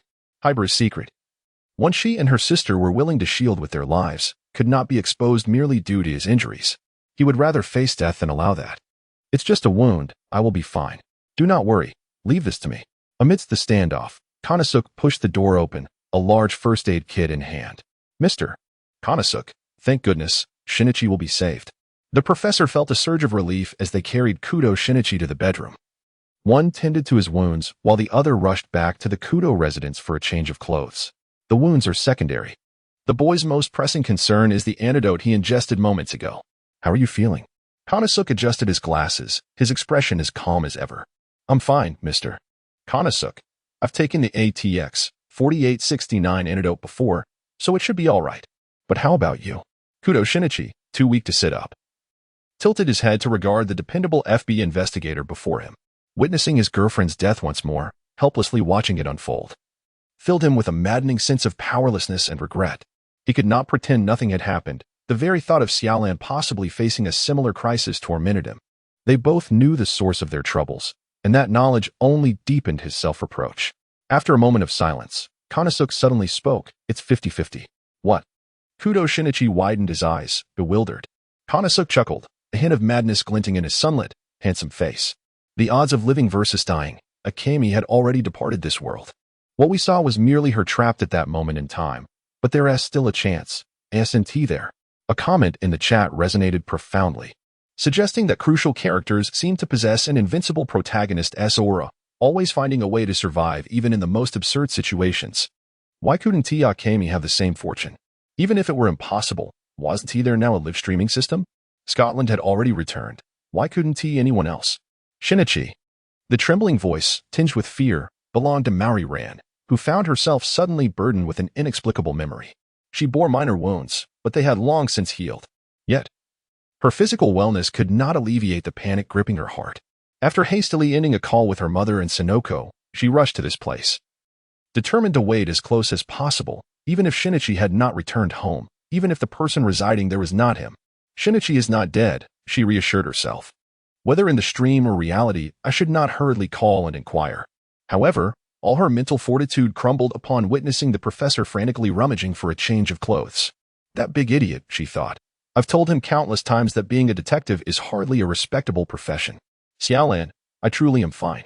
Hot tears dripped onto the great detective's face, akin to charged particles causing ripples on his skin. It was not unbearable. Yet it left a bittersweet ache in his heart. As a renowned detective with an exceptional case-solving rate, even the most ruthless criminals would ultimately find themselves begging for mercy before him. Yet before this girl, he felt utterly powerless. Just as he had struggled to express his feelings in front of Big Ben in London, understanding the heart of the one he cherished seemed an insurmountable challenge. Even now, Kudo Shinichi was merely a poor excuse for a boyfriend, one who only brought silent tears to his girlfriend's eyes. I'm sorry, Ran. In the end, I dragged you into this. The great detective buried his head under the covers, his gaze dimmed. A mature individual should assess their circumstances accurately to avert certain calamities.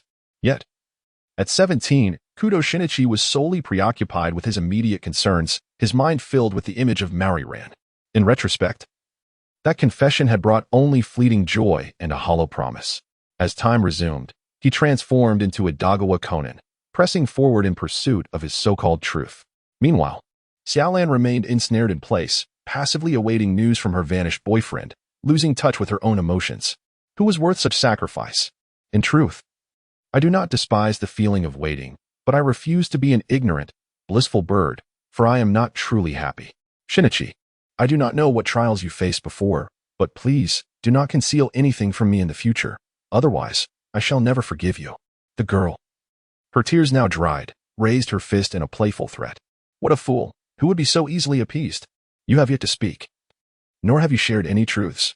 Xiaolan, actually Maori Ran suddenly leaned down, gently kissing the detective's forehead. Forget it. Those things I didn't really want to know. If it troubles you, then don't say anything. It is dangerous, isn't it? She blinked her overly watery blue eyes. Her curiosity had never revolved around such matters. She merely wished to share joyous moments with Shinichi and vent her sorrows. Ultimately, she desired her life to include Kudo Shinichi, not merely the title of a boyfriend shrouded in mystery. Yet, since he had never truly left, what regrets remained worth remembering? Moreover, Shinichi's life also encompassed Maori Ran's presence, which was of far greater significance. As the door swung open once more, the girl with the horned hair hummed a tune while departing, leaving behind the blushing detective, akin to a boiled duck. The white mist wafting from the blankets signified the return of the adult experience card. Idagawa Conan was about to re-emerge. Professor, is the effect of the medicine truly so short-lived? Konosuk, waiting outside, suddenly inquired. Perhaps it is. The professor offered an awkward smile. The antidote for AI could originally last 24 hours, but it could not withstand Shinichi's penchant for theft and his penchant for reckless behavior. There was no helping such a situation. Chapter 46. Do you truly not wish to meet her one more time, your sister? An unusual sound from the living room interrupted their mundane conversation. Oh no, it's AI. The doctor's expression shifted dramatically as he hurried down the stairs, glancing back at Kudo Shinichi, whose face was contorted in agony. How could they keep colliding like this? What should they do now? Leave it to me, doctor. Kyuya Subaru sighed softly, bypassing the doctor and making his way downstairs with urgency. To persuade someone as stubborn as him, unconventional methods were essential. One must decisively interrupt the negative thoughts swirling in his mind, lest he become increasingly difficult to manage. This was precisely their forte. In the living room, Hibara AI remained ensnared in an oppressive dream. She floated in the air, watching her sister take steps toward an irrevocable path to escape the organization. She had been coerced into accepting a task from Jin to rob the cursed billion yen. How foolish. She knew well that such miracles were impossible. If she truly admired that deceiver, she should have clarified matters the moment she suspected his identity. Whether through threats or enticements, given their current predicament, what difference would it make? The United States Witness Protection Program was renowned.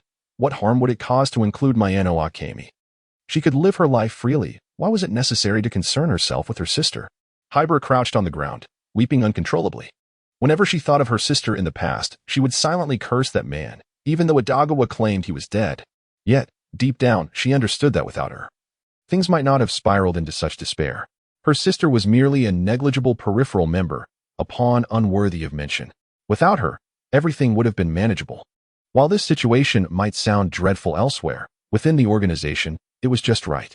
One could live freely, attend school, and if fortunate, find a partner who wouldn't obstruct the organization's growth. Although still under the organization's control, they never invested effort into nurturing the useless, thus drawing no attention from that man. Everyone could coexist peacefully in their respective worlds, even if they were destined to meet again. And her sister remained hopelessly enamored with him. Without her, everything would have been simpler. Her sister appeared gentle, yet possessed a strong will. Once she resolved to pursue something, no matter how faint the hope, she would still make the attempt. Hence, even knowing that Rei was merely utilizing her, her sister would strive with all her might.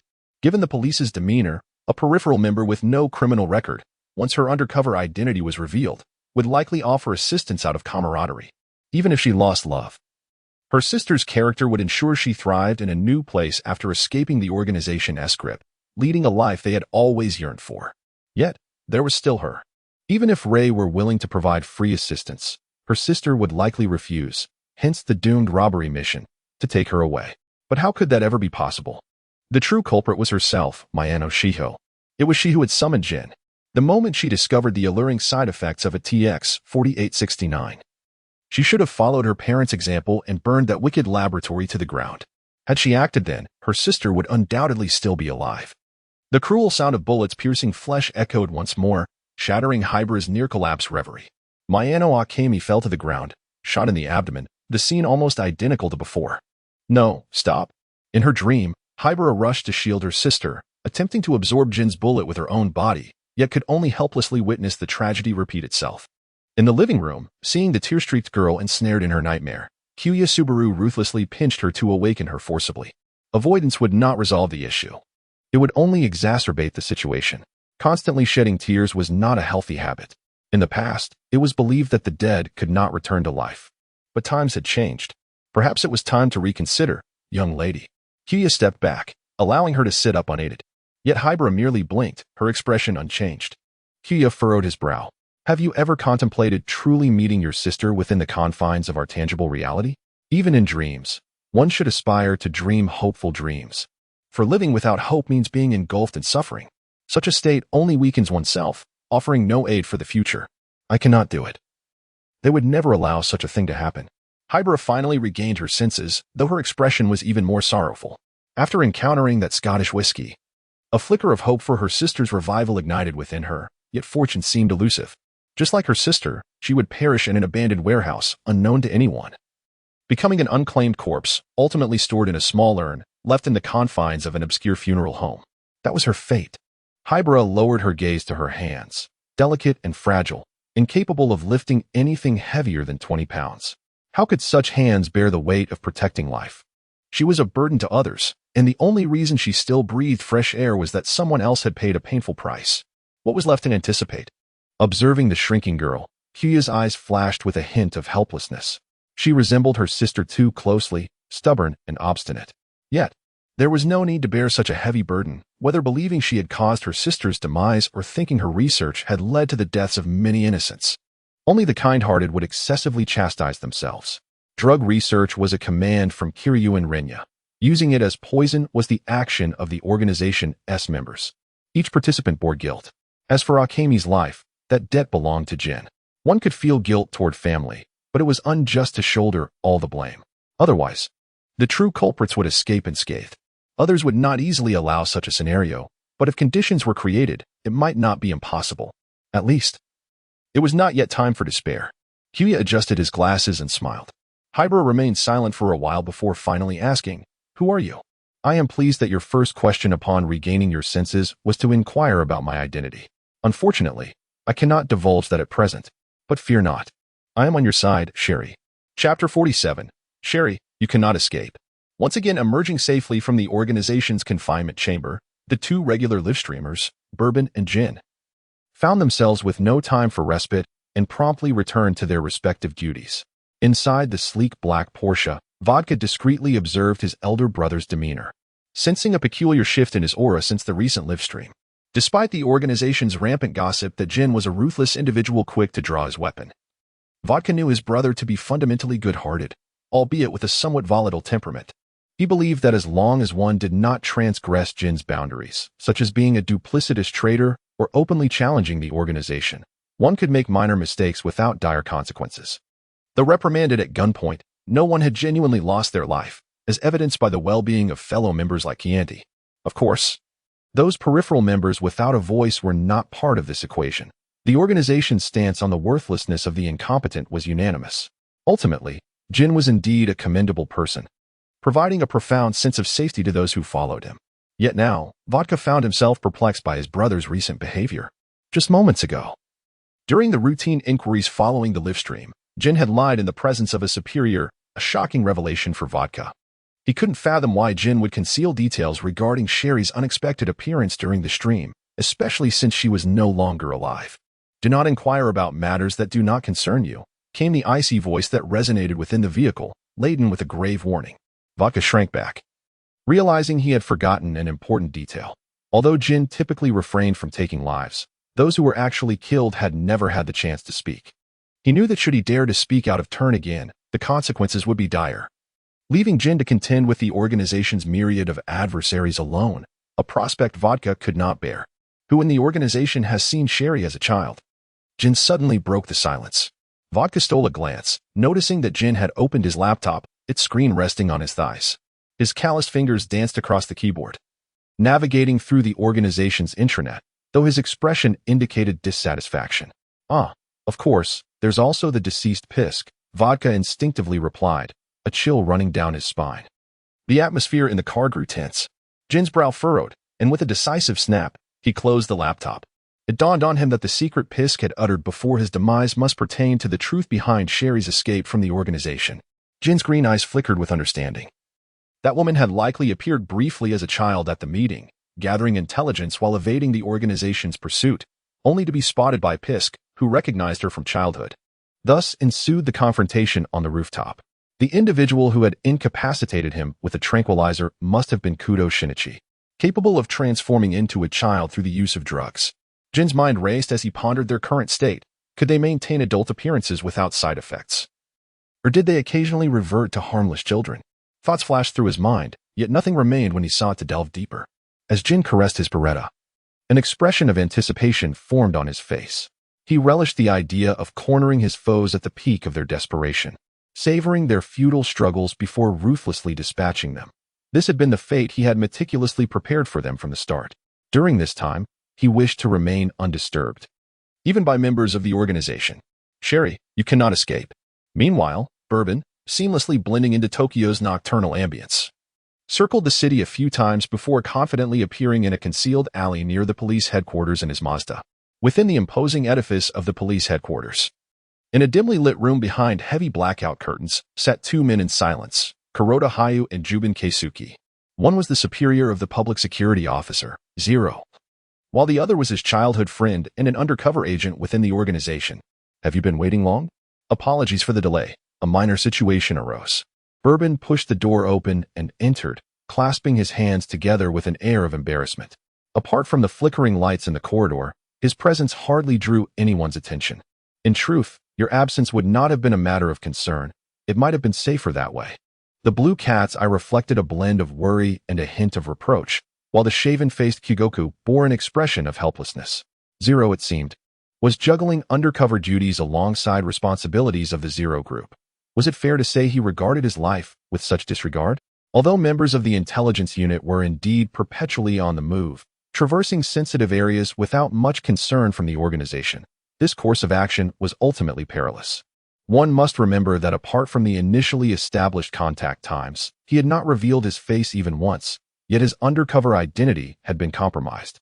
While the root cause lay in the police department's failure regarding the organization's infiltration, their experiences at the police academy undoubtedly imposed numerous inconveniences on the life of an undercover agent. And Zero, that fellow, clearly did not value his own life. Chapter 48. Conan, I am truly sorry. This freedom I have earned through hard work is too precious not to share with you all. Bourbon smiled, his youthful visage radiating a relaxed and content demeanor. He leaned back languidly in his chair, exhibiting a rare sense of ease. A stark contrast to the usually tense and focused Zero. So, are you truly willing to be my secret accomplice? Zero tilted his head, an expression of mild disapproval flickering across his face. The police department won't allow you to rest for long. After all, you are an exceptionally skilled undercover officer who has returned alive. Any assignment will surely be of greater significance than lingering among those ineffectual layabouts at the precinct. Zero, how can you speak so disparagingly of your colleagues? Jay Butsuki chuckled softly, instinctively tapping his fist against Zero's chest. The gesture lacked force, yet it conveyed an undeniable familiarity and camaraderie. Indeed, Jay Butsu's colleagues must be the finest and most formidable police officers in all of Japan. Bourbon displayed a demeanor of indifference, harboring no fondness for his inept colleagues who had failed to uncover the organization's undercover agent over the span of 3 long years. His inclination to flatter them was non-existent. However, Hiro believed that the fault lay with him.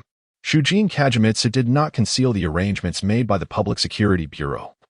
Briefly outlining them, he mentioned that considering Bourbon's psychological state and physical condition, it was deemed unsuitable for him to engage in perilous tasks associated with the organization. Once he had fully recuperated, there would be considerations for his transfer to a relatively safer department, with a promotion in rank.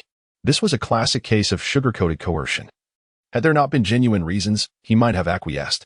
He could comprehend the upper management's concerns, yet it was now impossible for him to withdraw his involvement. Moreover, even if he wished to relinquish his responsibilities, the individuals within the organization would not permit it. Shujin Kagemitsu offered a resigned smile. Karasuma Renya, following Zero's suggestion, refrained from imposing any stringent measures on him, yet the invisible surveillance permeating daily life remained unrelenting. Currently, the boss's focus was entirely on that streaming system. But if he failed to obtain the desired information for an extended period, who could predict the consequences? Although the departmental leaders assured that they would go to great lengths to safeguard his family and friends, he did not doubt the authority of that statement. Yet as a police officer, he was acutely aware of how feeble such assurances could be when faced with actual events. Relying on others was far less reliable than relying on oneself. With blood-stained hands, he could no longer entrust his life and well-being to anyone else. Not even to those he deemed utterly trustworthy, for the reality was that death was a tangible threat. Furthermore, he could not abandon Zero to face the darkness alone. They had initially vowed that no one would perish, yet the outcome had been starkly contrary. This unfortunate soul had suffered enough. They would strive together for the remaining journey. In summary, after my protests fell on deaf ears, I took a 6-month leave of absence in one breath. During this time, I was free. Shujin Kagemitsu stroked the stubble on his chin, which had yet to emerge, and feigned modesty. Bourbon nodded. Very well. I shall convey my gratitude to me for always assigning tasks during his rest periods. It is rather inconsiderate. However, my expectations are quite stringent. So Officer J. Fuku should prepare himself mentally. I shall endeavor to meet them, Mr. Akai. The room was filled with raucous laughter, prompting Hayoma Kuroda, who had remained silent until now, to clear his throat heavily.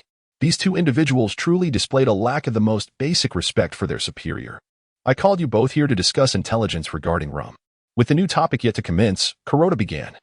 He had crossed paths with Rum over a decade ago and had seen his true face, but he had refrained from speaking of it, believing the time was not yet ripe. However, circumstances had changed. Bourbon's situation would only grow perilous, and there were certain truths he must be made aware of. Humph. It's indeed him, ever so impatient and suspicious as always.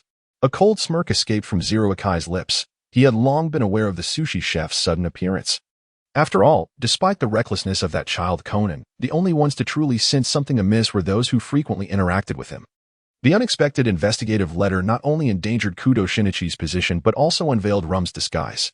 Indeed, it was exceedingly rare for anyone without other targets to see through Mr. Mori's true identity and still choose to be his apprentice. Yet, Rum likely considered himself quite astute. Unlike Jin, Rum had dominion over nearly all the organization's intelligence personnel, which meant he was privy to many of the boss's secrets, including the research materials discovered previously. Subsequent investigations had yielded no progress. Yet the boss's subsequent actions indicated a growing concern about Jin. It could only be said that the waters ran deep, and they were merely standing on the shore, stirring not even a ripple. The information had already been meticulously included in the task report. Kuroda could not have overlooked it. Shouldn't this be the opportune moment to apprehend him? Zero inquired directly, lacking concrete evidence, but since Kuroda was already aware of Rum's whereabouts, it was inconceivable to allow him to continue roaming freely. Naturally, it involves another case altogether. In any case, the higher-ups do not consent to implementing a capture plan for Rum at this juncture. That is something I cannot alter, Kuroda replied.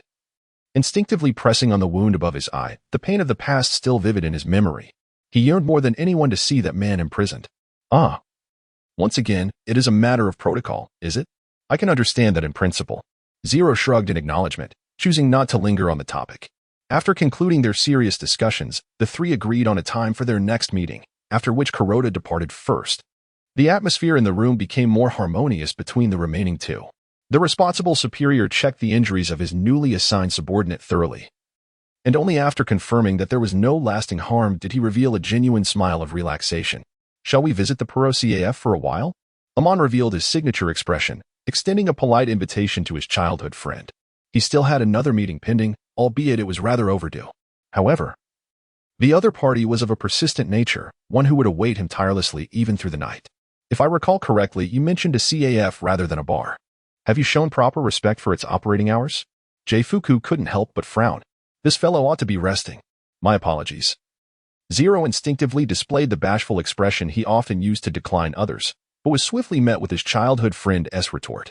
Would you like to spend the night at my newly secured safe house, Zero? Conan, I truly apologize. Chapter 49. A kind heart can be dangerous title. A kind heart can be dangerous setting. An ordinary abandoned warehouse, only discoverable by the legendary organization. Plot summary.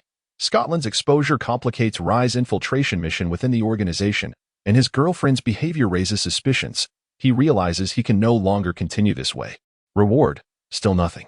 The virtual screen that had vanished for 7 days reappeared, and the audience, who had initially been terrified, now instinctively browsed the script information. They quickly scavenged for useful insights, making their initial remarks, eager to become the new generation of detectives in Mahanmiki. The voting results were not announced this time, leading me to believe there would be changes. Yet, the outcome remained within the organization's narrative. It seemed that the absence of Rai's girlfriend among the choices had piqued the audience's interest in this ethical drama, prompting many to abstain from voting. The fickle nature of humanity. Both Jin and Tooru were remarkably capable, yet you all cast them aside. Oh joy! The deceased Rai has returned for a limited time. How delightful. Moreover, there was even better news. This time's random participant was Scotland. I just saw his blue cat-like eyes flash by. Why did he flash by? I was too busy typing to catch a glimpse. Being chased, I suppose. Crying. The three participants reappeared in the same scene. Scotland took off running without a moment's hesitation. The dilapidated, nameless warehouse bore the scars of bullet impacts everywhere. Ah. Scotland has been hit by a stray bullet. Not to worry, he is wearing a bulletproof vest. Yet it was still a grim situation, upon opening his eyes. He found himself threatened by Jin's Beretta, with Bourbon lurking menacingly nearby. Rai was undoubtedly close, waiting for another opportunity to heroically save the day, before even having a drink. You're already spouting nonsense. Is this how that phrase is used? Has anyone noticed that this time everyone's equipment appears to have been upgraded? The pistols have become mere visual props. Curse these bulletproof vests. Battle-worn beauty is far more alluring. A single shot to the head is the most visually stunning. I await that moment. Perhaps it was the stunning countenances of the four characters that captivated the audience, as the barrage of comments surged rapidly, the excitement climbing to unprecedented heights. However, the current storyline was rather unfriendly to Scotland, who had just been conversing with his childhood friend. It was uncertain whether it was due to his premature demise, but both previous live broadcasts had presented him with events he could not comprehend. The information deficit rendered his reactions slower than those of the other two. Typically, this might not be an issue, but in situations where he was being hunted, particularly with Jin present, it became exceedingly disadvantageous. But was this indeed the scenario during Rai's exposure? Scotland glanced at the exit and swiftly made his way upwards. As a sniper, Rai would never allow himself to remain in a position without an escape route. Thus, the exit was not the place that was tightly blocked by others. This location was bound to become perilous soon. He needed to vacate it swiftly. As the camera zoomed in, a menacing man appeared in the live broadcast from Scotland, instructing a destitute homeless man who was dozing against a wall. The sporadic gunfire seemed to disturb his slumber not at all, as if he were dead to the world.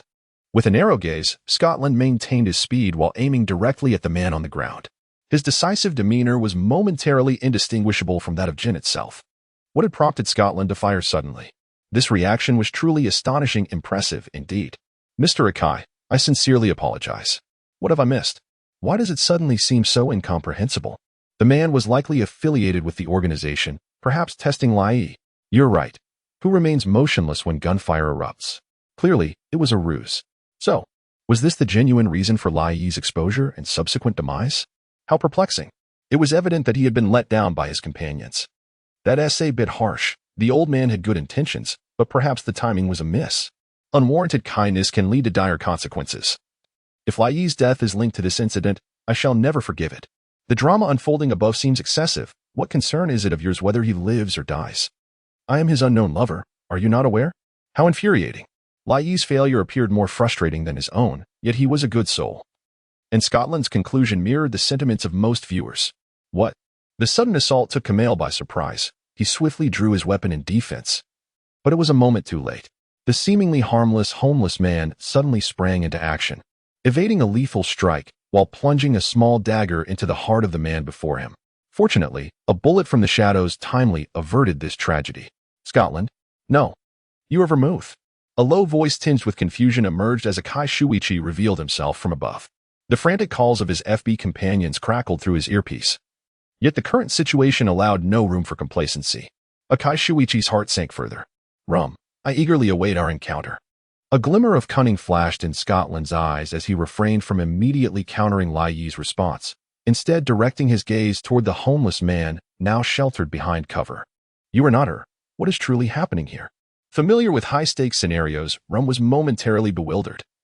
His suspicious nature prompted him to inquire through his earpiece about the other members monitoring the perimeter rather than retaliate. Yet, this fleeting moment of distraction cost him dearly, as a bullet struck him with brutal force, an inspired shot from Akai Shuichi. In his pursuit of perfection, the man who eschewed body armor received a grim reward. Blood gushing from his abdomen. Ah, how splendid. Their seamless collaboration exemplified true camaraderie. I now grasp the reason for Bourbon's previous frenzy. After all, as a figure entrenched in the underworld, he could never hope to attain the unreserved trust that Scotland and Lai shared. Bourbon, frantic edition. I refuse to entertain such vile reviews. Absolutely not. At the top of my lungs, from the looks of it. This time the appearance is indeed genuine liquor, yet he is rather unappealing, which decidedly tarnishes the organization's prestige. The individual above is the true second-in-command of the organization. Specializing in intelligence, I advise you to choose your words carefully. Haha, what splendid weather today. The sun is shining brightly, in any case. I shall take my leave for now. See you at the next live broadcast. Chapter 50, Scotland. Do we need to escape? Mr. Akai? Finally realizing what has transpired, Kamal hastily withdrew, attempting to capture the injured Rum, but just a step behind Scotland. Jin and Bourbon also peeked out from the corner. Having narrowly avoided a bullet to the head, he could only take refuge behind cover. Inform the others to evacuate Japan immediately, without delay. Akai Shuichi managed to shout a warning before redirecting his attention to the grim-faced silver-haired man across from him. Jin, the target he initially intended to apprehend. Yet now, It seems the roles of capturer and captive are rather ambiguous. However, this is not the most pressing concern. What is truly going on with Scotland and this Bourbon fellow? What a narrow path for adversaries. Jin, without so much as a glance at the panning rum, focused his gaze on the figures of Ray and Scotland in the arena. From the very beginning, he approached this inexplicable mission invitation with skepticism. After all, Ray is of the same ilk as himself, a lone wolf who, when faced with a task, resorts to his own cunning to resolve it. If one day he were to suddenly extend an enthusiastic invitation to others, it could only be said that something sinister lurked beneath. Thus, he never intended to accept the invitation, while Rum's involvement stemmed purely from boredom. Although it could also be attributed to his ambition spiraling out of control. Even the organization's intelligence division could not satiate his power-hungry, filthy mind, which had already set its sights on members of the action group. One could only say, it serves him right. Can you still escape? Jin licked his parched lips. And with that motion, members of the organization who had been hiding began to reveal themselves. Unlike Ray, who intended to capture him alive, Jin began to doubt the identity of the other from the very start, planning to keep him here. After all, when dealing with a rat, there is no need for excessive dialogue. Nonetheless, he did not personally partake in this encirclement, and Rum, the incompetent holding the command, had witnessed FB's withdrawal without leaving a single soul behind. A casual remark. Ray's new look is quite striking. He bears an uncanny resemblance to Jin. It must be the same stylist from the organization. With just a bottle of dye, Ray could easily become Jin's doppelganger. Then I shall be Scotland's second in command. My eyes are blue as well. I'm merely curious. What brand of shampoo do they use? With such long hair, engaged in battles day after day, it remains impeccably styled. While my hair turns to wild grass just from occasional overtime. I weep. I too wish to know the answer to that. A plea for answers. TSK. If that is the case, might there be any organization members secretly eavesdropping who would care to speak up? We will not take advantage of you for free. We can offer complimentary votes for your employees, no charge. The spying vodka quietly raised a middle finger. Did they think they could extort confidential information about the elder brother for such meager compensation? This episode of the live broadcast was notably devoid of his participation. Without the camera, he could afford to slack off. Vodka held a wine glass in his left hand, while his right occasionally gestured at the screen. Any praise for his elder brother must receive a thumbs up and a comment, while any disparaging remarks would be promptly reported. Were it not for the inability to uncover the true identities of the speakers, he would have considered issuing a veiled threat. How delightful, this way of life. Vodka felt a profound sense of comfort from within. Although the combination of his elder brother and Bourbon lacked synergy, with numerous members offering assistance, capturing Ray and Scotland was hardly a challenge. This episode was essentially a guaranteed win. However, before his thoughts could fully coalesce, a shocking turn of events unfolded in the arena.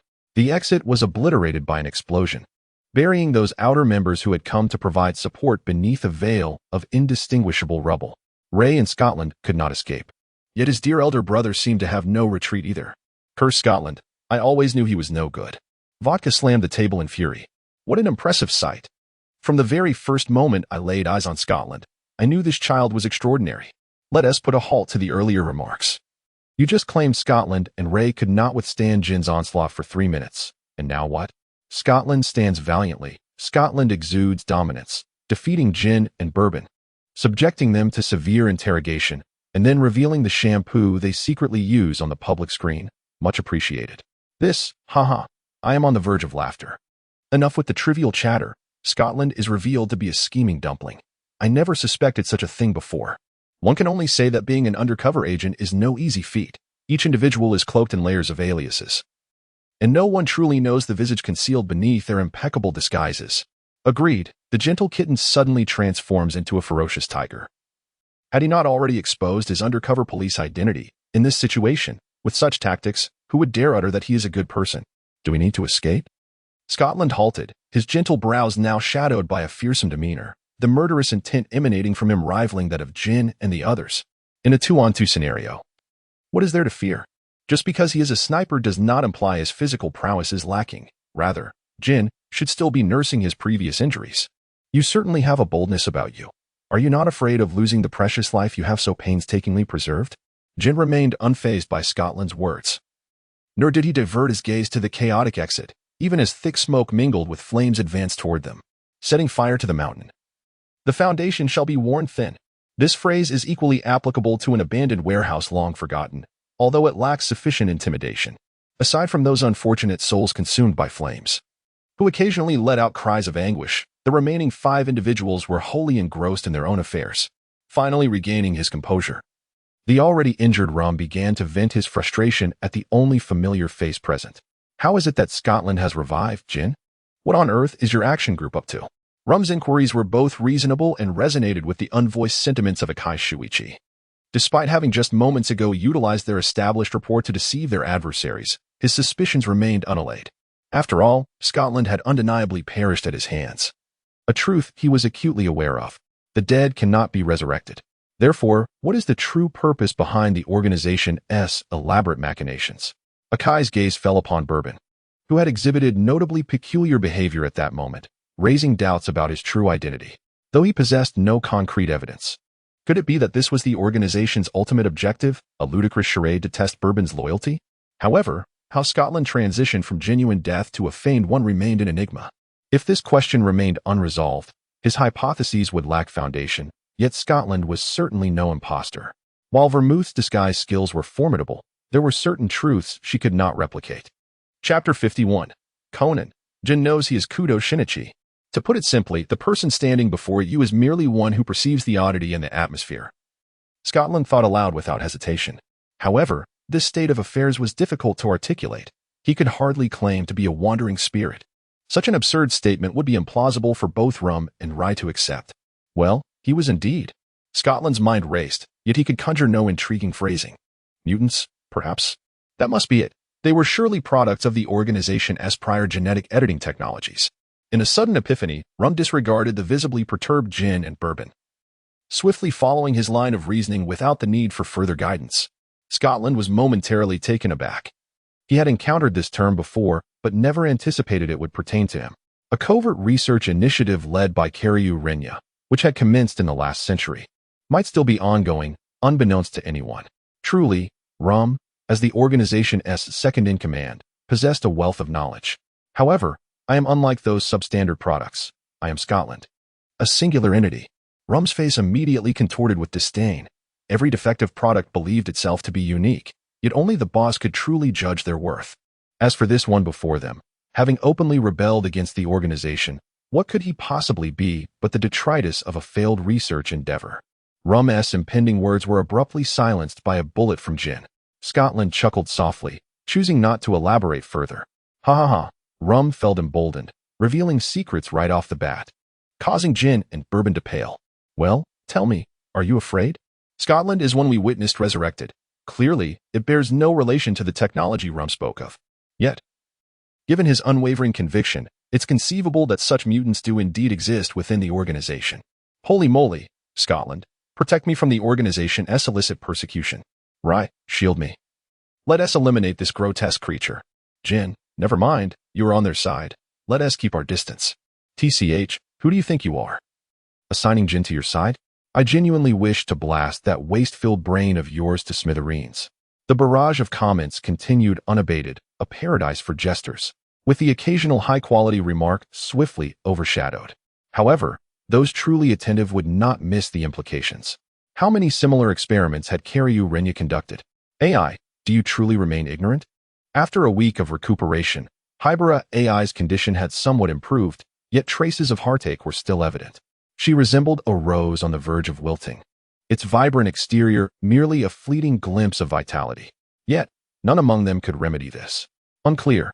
Her direct response unilaterally ended the dialogue as Hybera AI regarded the figures on the live broadcast, her gaze occasionally lingering on Scotland. Is this truly feasible, sister? Observing Hybera immersed in her own thoughts, Conan glanced helplessly at the tall figure seated on the opposite sofa, Amuro. Brother Amuro, has there been no further communication regarding those documents? Amuro raised an eyebrow. Not at all. I, unlike you, waited an entire night only to see not a shadow of him. Really? Is that true? Conan's eyes widened in disbelief. Surely they must have exchanged information without informing him. His trust in these capricious adults was waning.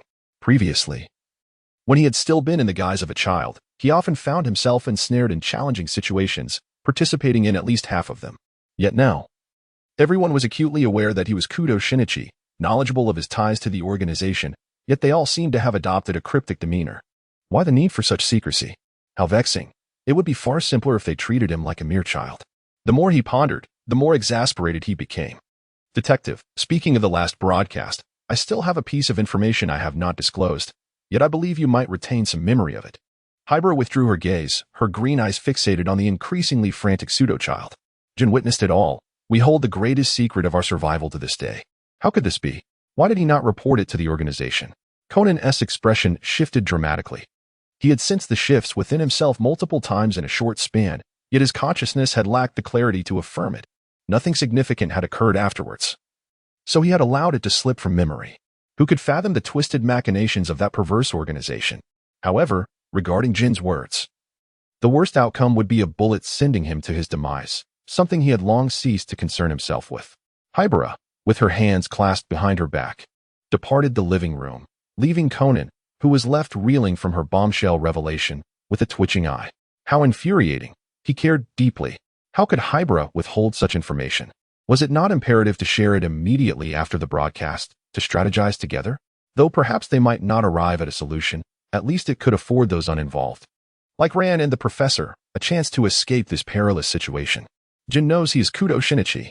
Conan felt his mind swirl in confusion, thoughts dissipating, replaced solely by the chilling image of Jin's cold smile as he pulled the trigger. Fear not.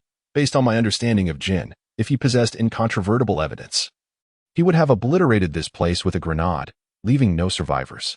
However, since we are all still alive and have transitioned to this broadcast, it implies that the information he possesses is incomplete.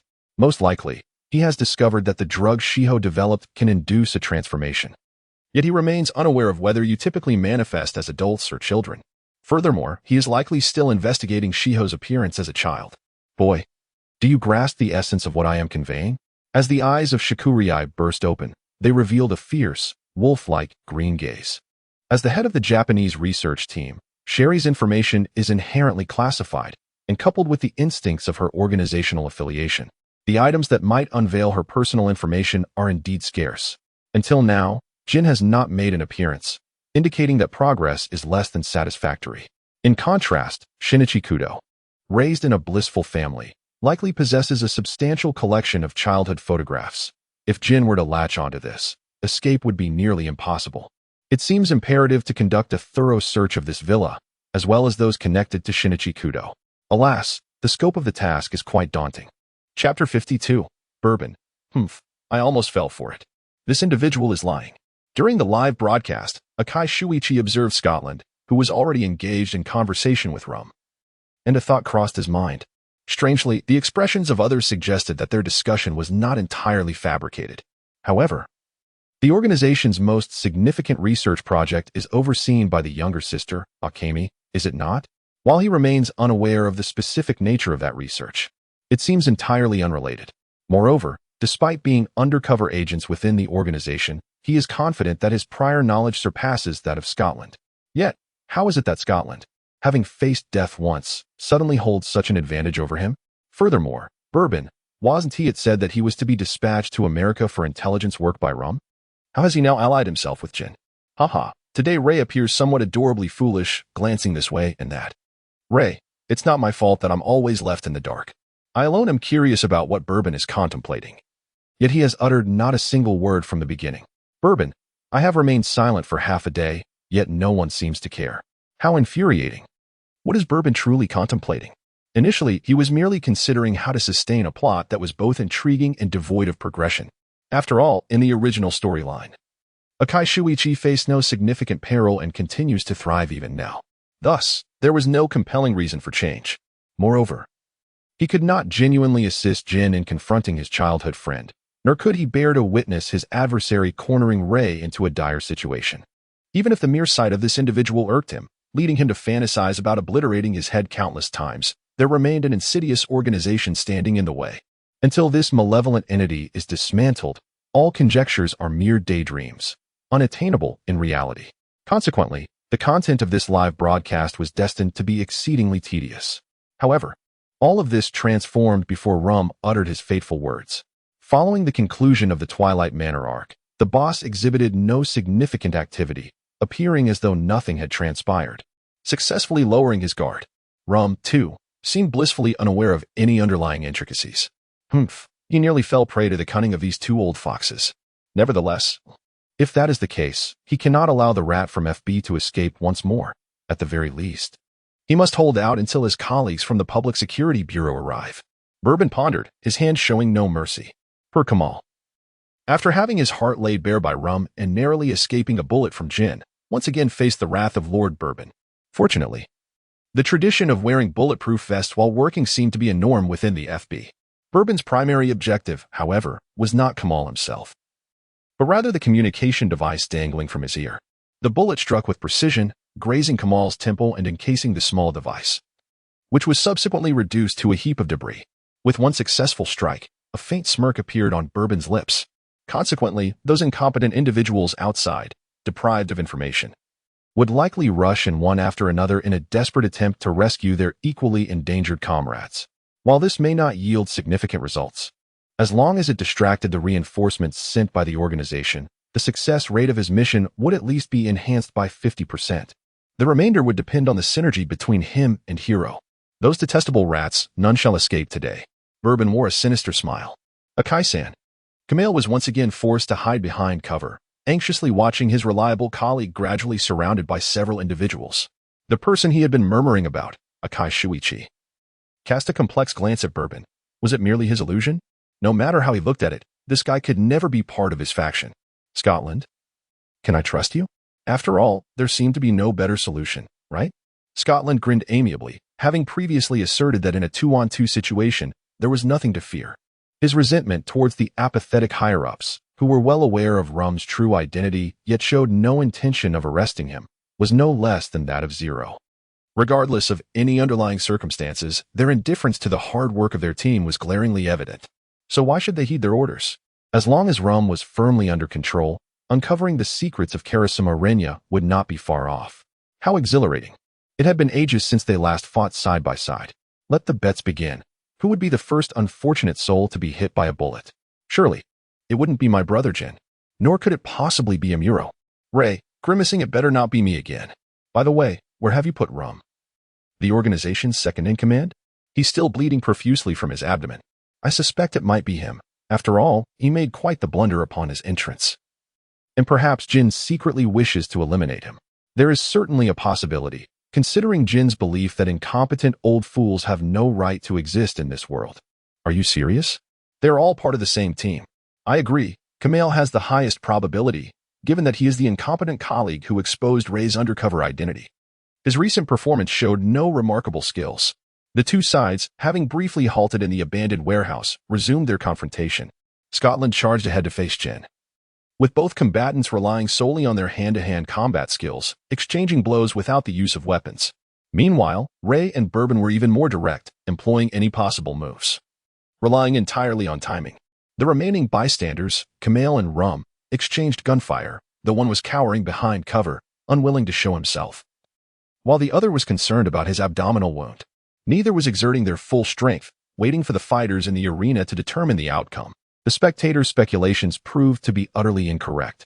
I clearly saw Ray and Scotland exchange glances. How could this be? How can you two lose your synergy after a single scene break? I'm going to cause a ruckus. I told you Scotland feels more in tune with Bourbon. Why won't you believe me? I refuse to. Wait, what just happened? The battlefield, already small, split into two factions, with some individuals losing their freedom entirely. Rum, the legendary second-in-command of the organization, was suddenly restrained by Scotland. Opposite him stood Jin and Bourbon, who had gained a slight advantage during the recent skirmish. Kamale, ensure that those outside will do whatever it takes to clear the exit.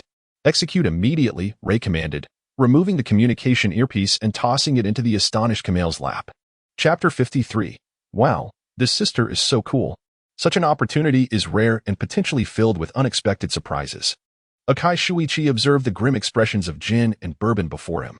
Each was a target he yearned to apprehend, if he could capture them all at once. His arduous undercover work would not have been in vain. Rum, have you truly become this incompetent? Surprisingly, Jin did not appear particularly angry. His expression was rather indifferent, not at all resembling that of a colleague ensnared by an enemy. Thus, my previous conjecture was flawed. Scotland was not dead, nor was he a mere experimental failure. Rum tossed a small object to the ground, his face revealing unmistakable intrigue. Despite having a gun pointed at his head, he still had the composure to glance back at those behind him, as if unperturbed by the thought of them actually harming him. Scotland furrowed his brow. In an instant, a terrifying killing intent surged from behind. The assailant, confident in their marksmanship, did not aim for the more substantial chest or abdomen but instead targeted his head. Fortunately, due to Rum's earlier peculiar behavior, a fortunate Scotland had just stepped back half a pace. The bullet grazed his prominent nose, leaving a long trail of blood before embedding itself in the concrete wall. An enigmatic woman with silver hair and heterochromatic eyes leaped down from above, her expression blank and cold, resembling an emotionless automaton. Kurosawa, you have arrived just in time. Aside from Scotland, eliminate all the other rats. Rum seemed to chuckle, even though he had yet to reach a truly safe location. Wow, this sister is so cool. It turns out, the organization's second-in-command was not easily dealt with. His ultimate bodyguard had yet to make an appearance. Kurosawa, this is undoubtedly a bottle of liquor that rivals both gin and bourbon. I am enamored. Oh dear. My poor Scotland, I hope you won't be disfigured. That looks incredibly painful. Bourbon furrowed his brow, truly perplexed by the woman's identity. Such baseless conjecture seemed futile. How could he, as one of Rum's confidants, be unaware of Kurosawa's existence? Yet, Kurosawa had perished long ago, which, upon reflection, made some sense. After all, those in the organization seldom remembered the names of the deceased, particularly those known only by their code names. What? Such a beautiful sister has already met her demise? Who did this? That man, Jin. Tears welled in my eyes upon grasping the truth. Well, although avenging her in this lifetime seems impossible, I shall carry her memory in my heart each day henceforth. Is the one above an imbecile? It's utterly laughable. Kurosawa knows who you are and has taken the stage herself. With a swift side kick, Kurosawa brought Scotland into her attack range, effectively thwarting any plans he had to further manipulate Rum. Unlike Jin's ruthless methods of dispatching adversaries, Kurosawa's martial prowess was more agile, yet equally lethal. Scotland engaged her in over a dozen exchanges, finding himself at a complete disadvantage. Continuing in this manner, he was likely to be the one who faltered. After all, the opponent seemed to have discarded any semblance of normal human emotions and perceptions, and the organization's members outside far outnumbered those of FB. While short-term defense was feasible, prolonged confrontation would prove detrimental. Scotland sighed, glancing at the equally furrowed brow of Ray. Ray's earlier skirmish with Bourbon had yielded no clear victor, and his recent bout with Jin had not fared much better. It appeared today would be yet another fruitless endeavor. The two exchanged glances, simultaneously repelling their attackers. Scotland forged ahead, with Ray dragging Kamale closely behind. The trio hastened towards their original destination. Kurosawa did not pursue. Instead, she silently positioned herself behind Rum.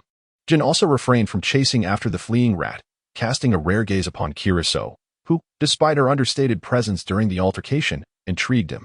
A traitor to the organization. She appeared to be one of Rum's experimental subjects. Jin's thoughts turned, a wave of irritation washing over him. Rum, keep a firm grip on your blade. Otherwise, I may very well kill her again. Though his murderous intent remained unwavering, for reasons unknown, he felt little inclination to eliminate this foolish woman who knew nothing of the gravity of her situation. Can you explain what madness is consuming him, Bourbon? Rum removed his disguise, revealing his true self. Although still clad in tattered rags, his commanding aura had shifted considerably. Perhaps you could elucidate how you, tasked with a mission in America, suddenly returned without regard for my orders? The last statement dripped with discontent, prompting Bourbon, who had some understanding of Rum's temperament, to promptly adopt a more respectful demeanor. I dare not, my Lord Rum. I merely received an urgent call from the boss and was tasked to collaborate with Jin on a mission. Bourbon truly excelled at sidestepping the crux of an issue. He was a master of intelligence work. I relished the sight of Rum's frustration, rendered helpless, for even the second-in-command had to heed the ultimate boss's directives. Do you not find Kurosawa rather peculiar? Among the organization members present, nearly all are rebels. Kurosawa's abilities should not be so meek. Indeed, Bourbon's tone was laced with sarcasm. While Kurosawa exhibited an attitude reminiscent of a submissive wife, an odd juxtaposition, could it be that this young lady is the experimental subject Rum previously mentioned? Just moments ago, Jin referred to her as one of Rum's weapons. How could that be? The elder sister is incredibly kind. She is no defective product, but rather a good and virtuous person, a normal individual. Yes, we can all attest to her character. She saved us from a runaway Ferris wheel. and we had even made plans to see a dolphin show together. Thus, her ultimate demise at Jin's hands stemmed from her awakening to a normal person's will. Unwilling to remain under the organization's control, yearning for a return to a mundane existence. Alas, the wicked organization. Scotland and Ray must persevere, vanquishing the organization, capturing Jin and Bourbon, and rescuing the unfortunate Curacao. We shall support you in this endeavor. However, if one were to observe closely, they would soon realize that the despicable rat, whom you deem a savior, is on the brink of self-destruction. Chapter 54. In the absence of danger. Fellow members become the greatest threat. It turned out that the escape route previously reserved by Akai Shuichi in a secluded corner of the warehouse had been sabotaged by Curacao in advance. The trio's hasty arrival only exacerbated their perilous situation. Ray, it seems your preparations were somewhat lacking, Scotland remarked with a wry smile.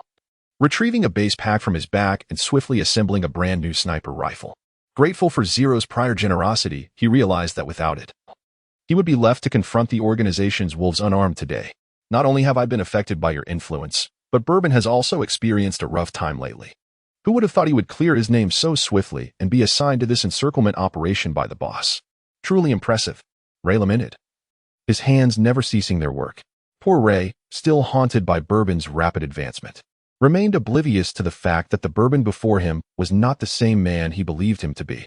Bourbon, you were not expecting this, Lai. I am now my future self from 3 years ahead. Heh. How infuriating. When will Lai be revived? It's quite unfair to torment him when he knows nothing. Nevertheless, based on my understanding of this live stream, once this narrative concludes, Lai will likely return to life. Indeed, the previous revival of Scotland followed a similar pattern. So we wait patiently. As for the above, who informed you that Lai perished here? Was it not true? Lai clearly died in a car accident. I remember it distinctly. Frankly speaking, this rumor does not need to be recalled with such precision. To those above, could you elaborate on the specifics of the situation? 1. I sense a mysterious undertone. The trio's position allows them to observe the commotion below. Given the disparity in numbers and strength, it is prudent to suppress their firepower using a sniper rifle. However, relying solely on Kamale to buy time is evidently insufficient. Akai Shuichi, in coordination with him, fires intermittently, barely managing to keep the adversary suppressed below and granting Scotland the opportunity to act. Bullets are shot at exceedingly acute angles, their formidable penetration producing a sound that sends shivers down one's spine. The target remains the defenseless Rum, even though this suspicious and fearful second-in-command cautiously hides behind cover. However, to everyone's astonishment, when Curacao witnessed the bullets being fired, she disregarded her own safety without a moment's hesitation, positioning herself in front of Rum. Her slender figure resembled a kite severed from its string, as Curacao was propelled backward, collapsing onto the ground, her fate uncertain. Scotland instinctively pursed his lips. While Lai rarely wore such a serious expression, it is unimaginable what kind of brainwashing could transform an individual with thoughts and feelings into a mere shadow of another, completely stripping away their independent persona. After all, for people of their ilk, the instinct for survival is not merely a reflex, it is a manifestation of their character. In terms of organizational roles, the likelihood of pulling a comrade to shield oneself in danger far exceeds that of recklessly putting oneself in harm's way to protect another. The latter scenario should not even occur within the organization, rendering it all the more chilling. This is merely the tip of the iceberg cast by the organization's vast shadow, an insignificant detail in Karasuma Renya's quest for eternal life. In contrast to the somewhat grim atmosphere of the undercover agents, the organization, having lost a key player, displayed an air of greater ease and camaraderie. Jin maintained his cold demeanor, as if nothing had transpired, his beretta in his left hand always poised for action. Bourbon displayed an expression, yet it was predominantly one of curiosity towards the means employed by Rum. As for the protagonist, fiercely protected by Curacao, Rum didn't even raise an eyelid, let alone express concern or extend aid to Curacao, whose form was completely exposed within the adversary's line of sight. Perhaps this is the fate of weapons. Once rendered ineffective, they are destined to be discarded by their masters. And Curacao, despite her recent display of excellence, had now become a mere burden, devoid of combat capability. Rum would never risk himself for her, and as for Jin, that was even less likely. His focus was solely occupied by the commands of the boss and the eradication of rats. He devoted his loyalty to the former and directed all his efforts towards eliminating the latter. In essence, while the members of the organization may perceive a plethora of things, They are incapable of harboring any affection for their comrades. After all, a saying has long circulated within the organization, in times of safety, the other members pose the greatest danger. Indeed, Lord Rum's methods of indoctrination are formidable. One can only wonder how many more protective mechanisms like Curacao exist. Bourbon gazed at Rum with admiration, entirely unconcerned by the miserable state of Curacao. Unlike Lei and Hero, he had previously engaged with Curacao and was acutely aware of her perilous nature. While she was indeed pitiable, some matters cannot be resolved merely through sympathy or compassion. However, in contrast to the past, it appeared that Curacao was now significantly influenced by Rum, leaving little hope for subversion. What transpired in the interim that diminished Rum's control over her? More precisely, could he also master such methods of manipulation or measures to alleviate brainwashing? Bourbon harbored no ulterior motives. His sole intention was self-preservation. Who could predict whether Rum might whimsically target his loyal subordinates, those who diligently fulfill their duties? After all, the once steadfast human weapons that safeguarded Rum's life are no longer at his side, and his true identity, revealed during the recent live broadcast, is no longer a secret within the organization. This revelation must instill a profound sense of insecurity in the paranoid and death-fearing Rum. Moreover, he appears to have provoked a formidable adversary, the woman known as Asaka. Although Chief Kuroda refrained from disclosing her true identity during their last encounter, he did articulate the tangled grievances between her and Rum, leading Bourbon to harbor suspicions. Furthermore, to thoroughly dismantle the organization, one must inevitably become entangled in certain matters. Otherwise, these elements could transform into daggers, piercing the hearts of those involved. Bourbon, this is not knowledge meant for you. Or do you wish to usurp Kurao's place in my esteem? If so, I would be inclined to accommodate your desire. Rum's countenance bore a smile that was neither genuine nor entirely mirthful, and the malice lacing his voice was evident even to the most obtuse of listeners. You certainly have a penchant for jest. As for the generous treatment afforded to Kurao, I am not worthy of such fortune. Bourbon took a step back in trepidation, aligning himself with Jin, deliberately refraining from mentioning the recent incident, as if genuinely intimidated by Rum's words. Hey, Rum, I advise you to exercise kindness. Dismissing Curacao as less than human is one thing, but even Bourbon is not exempt from your disdain. Bourbon's recent expression was utterly charming. As he gracefully knelt and sought refuge behind Jin, embodying a theatrical flair. In truth, Bourbon's immediate superior is indeed Rum, who has supplanted Curacao, becoming Rum's most trusted confidant. Yet, what of it? At the slightest opportunity, Bourbon continues to concoct various excuses to probe Rum's secrets, and Rum, in turn, is the first to harbor suspicions against him. Do you comprehend this? It is the essence of survival within the organization. Chapter 55, Jin, at last, it is my turn to shine. The onlookers, surely oblivious, may not grasp that the seemingly normal colleague relationships within Mihua Town may involve vendettas and romantic entanglements. Yet they would never encounter an organization characterized by a facade of tranquility, yet marked by its merciless nature. Each individual plays a role, and all are complicit in the performance.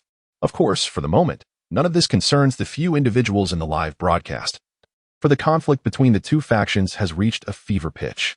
The agents from FB, fueled by determination, breached the organization's defenses and surged forth, coordinating with the suppressive fire from above to encircle Jin and his companions. Just when everyone believed the outcome was predetermined, Jin, who had remained silent for an extended period, finally unveiled a sinister countenance. The ceiling of the abandoned warehouse collapsed entirely, yet Jin, ever prepared, took refuge beneath a prearranged cover, even finding the leisure to light a cigarette. In the entire scene, aside from the silver-haired man, whose ruthlessness extends even to his own comrades, everyone else was left somewhat shaken and injured. Bourbon and Rum are no exceptions. As for the already gravely injured Curacao, one wonders if he still clings to life. Once again, a helicopter makes its dazzling entrance. Could it possibly be those two prodigies again? I believe that Jin would not repeat the same mistake. But who knows? What if the organization's top killer has a peculiar fondness for those two? Hey, who are you mocking up there? Dare you reveal your identity? Do you believe I wouldn't blow your head off? Oh, since you've said so, I truly wouldn't dare. To clarify, I'm not mocking anyone. I merely felt that this moment required a touch of commentary to enliven the atmosphere. May I quietly inquire? Is the one losing composure up there none other than Kiani and Conan themselves? My apologies, it's only Kiani, not Conan. It seems that the organization's members telling cold jokes would certainly kill the mood. Da-da-da. Unlike the previous helicopter that lost its prestige after a brief appearance. This time, the sleek black aircraft, clearly armed with heavy weaponry, is manned by highly skilled operators, perhaps influenced by prior failures. This helicopter does not descend, but opens fire from afar. With no cover above, Scotland and his crew find themselves nearly fully exposed to the enemy's line of sight. Though no fatalities occur at the moment, casualties are inevitable. Everyone, including Scotland and Rye, is frantically fleeing, while the organization's side remains unfazed. Finally, Rum has the opportunity to check on Curaçao's condition, while Jin, shedding his earlier lethargy and pursuing the rat, adopts a more aggressive stance. With every spark emitted from his Beretta, blood trails follow. Though one should not support the villains, this scene is undeniably striking. This is the true lethality of heavy weaponry. The previous encounter could only be described as child's play. What if the good side truly faces annihilation? Unless Scotland and Rye, like before, target the helicopter's pilot and fuel tank, bringing this behemoth down. Stop the nonsense up there. This situation is unlike the last. Should the two show their faces, they would surely be eliminated by the helicopter's occupants. How infuriating. Jin is hiding too well, waiting for everyone to enter before suddenly unleashing his trump card, leaving others unable to provide timely support. Oh my, what do I see? Another helicopter has arrived. What? My fleeting hope has turned to icy despair. Hold on. Do not lose hope just yet. The helicopter bears the insignia of the police department. It's an ally. Hooray. It must be Scotland who called for assistance, right? How rare. The police have actually arrived on time, and it seems Jin is in for a rough time.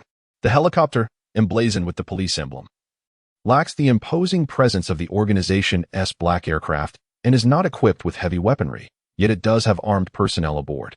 The opposing crew does not linger on the hostile helicopter, but instead focuses on the organization's members within sight, with the familiar d-d-d sound resounding. Several more figures join the frantic escape. Jin is compelled to abandon his icy demeanor, evading the various bullets that seem particularly eager for him. Bourbon is an afterthought. The initial prank has ruined his stylish hairdo, and the recent ambush has rendered his clothing utterly unusable. Now, he shifts about with a visibly irritated expression. As for Rum, he hides beneath the cover where the gravely injured Colasso took refuge before Jin's arrival, his countenance particularly grim. This intelligence operative, who usually remains composed, likely harbors deep regret about his reckless decision to wade into Jin's murky waters. Not only has he failed to procure the desired experimental subjects, but he may also find himself in peril. Unexpectedly, this narrative has introduced a parkour element. Fortunately, those participating in the live stream possess commendable stamina. Otherwise, I would already be out of the picture. The odds have reverted to 1-1. Let us see what tricks are yet to be unveiled. The audience is fervently commenting. But within the live stream's frame, the frantic runners abruptly halt, engaging in an undisclosed exchange. Suddenly, the two helicopters, once hovering menacingly and on high alert, descend simultaneously. Their cabin doors fling open, and ropes tumble down at a competitive pace. Concurrently, the two factions embroiled in combat at the entrance seem to receive an urgent directive, hastily abandoning the warehouse as if pursued by phantoms. What on earth is happening? Were it not for the underlying conflict, I might have assumed they were about to reach an amicable resolution. I have a small hypothesis from my years of labor on construction sites, which I am uncertain whether to voice. Speak your mind. Why dally? The structure is on the verge of collapse. The fire has raged too long, and the firefighters outside are unable to intervene. The prolonged exposure has rendered the warehouse's supporting framework ineffective, a fact that all present understand. A flurry of 666 comments fills the screen, as no one anticipated that the fierce confrontation involving helicopters and heavy weaponry would culminate in the flames that everyone had previously overlooked. Yet, that is precisely what occurred. As the individuals ascended the ropes, the entire warehouse vanished into a cloud of smoke, leaving a raging inferno in its wake. The powerful updrafts caused the helicopter's wings to sway perilously, prompting those aboard to abandon any thoughts of reopening fire, each choosing a direction and disappearing into the vibrant night. Chapter 56. Zhu Fu Gaoming. Do you not have other thoughts on this matter?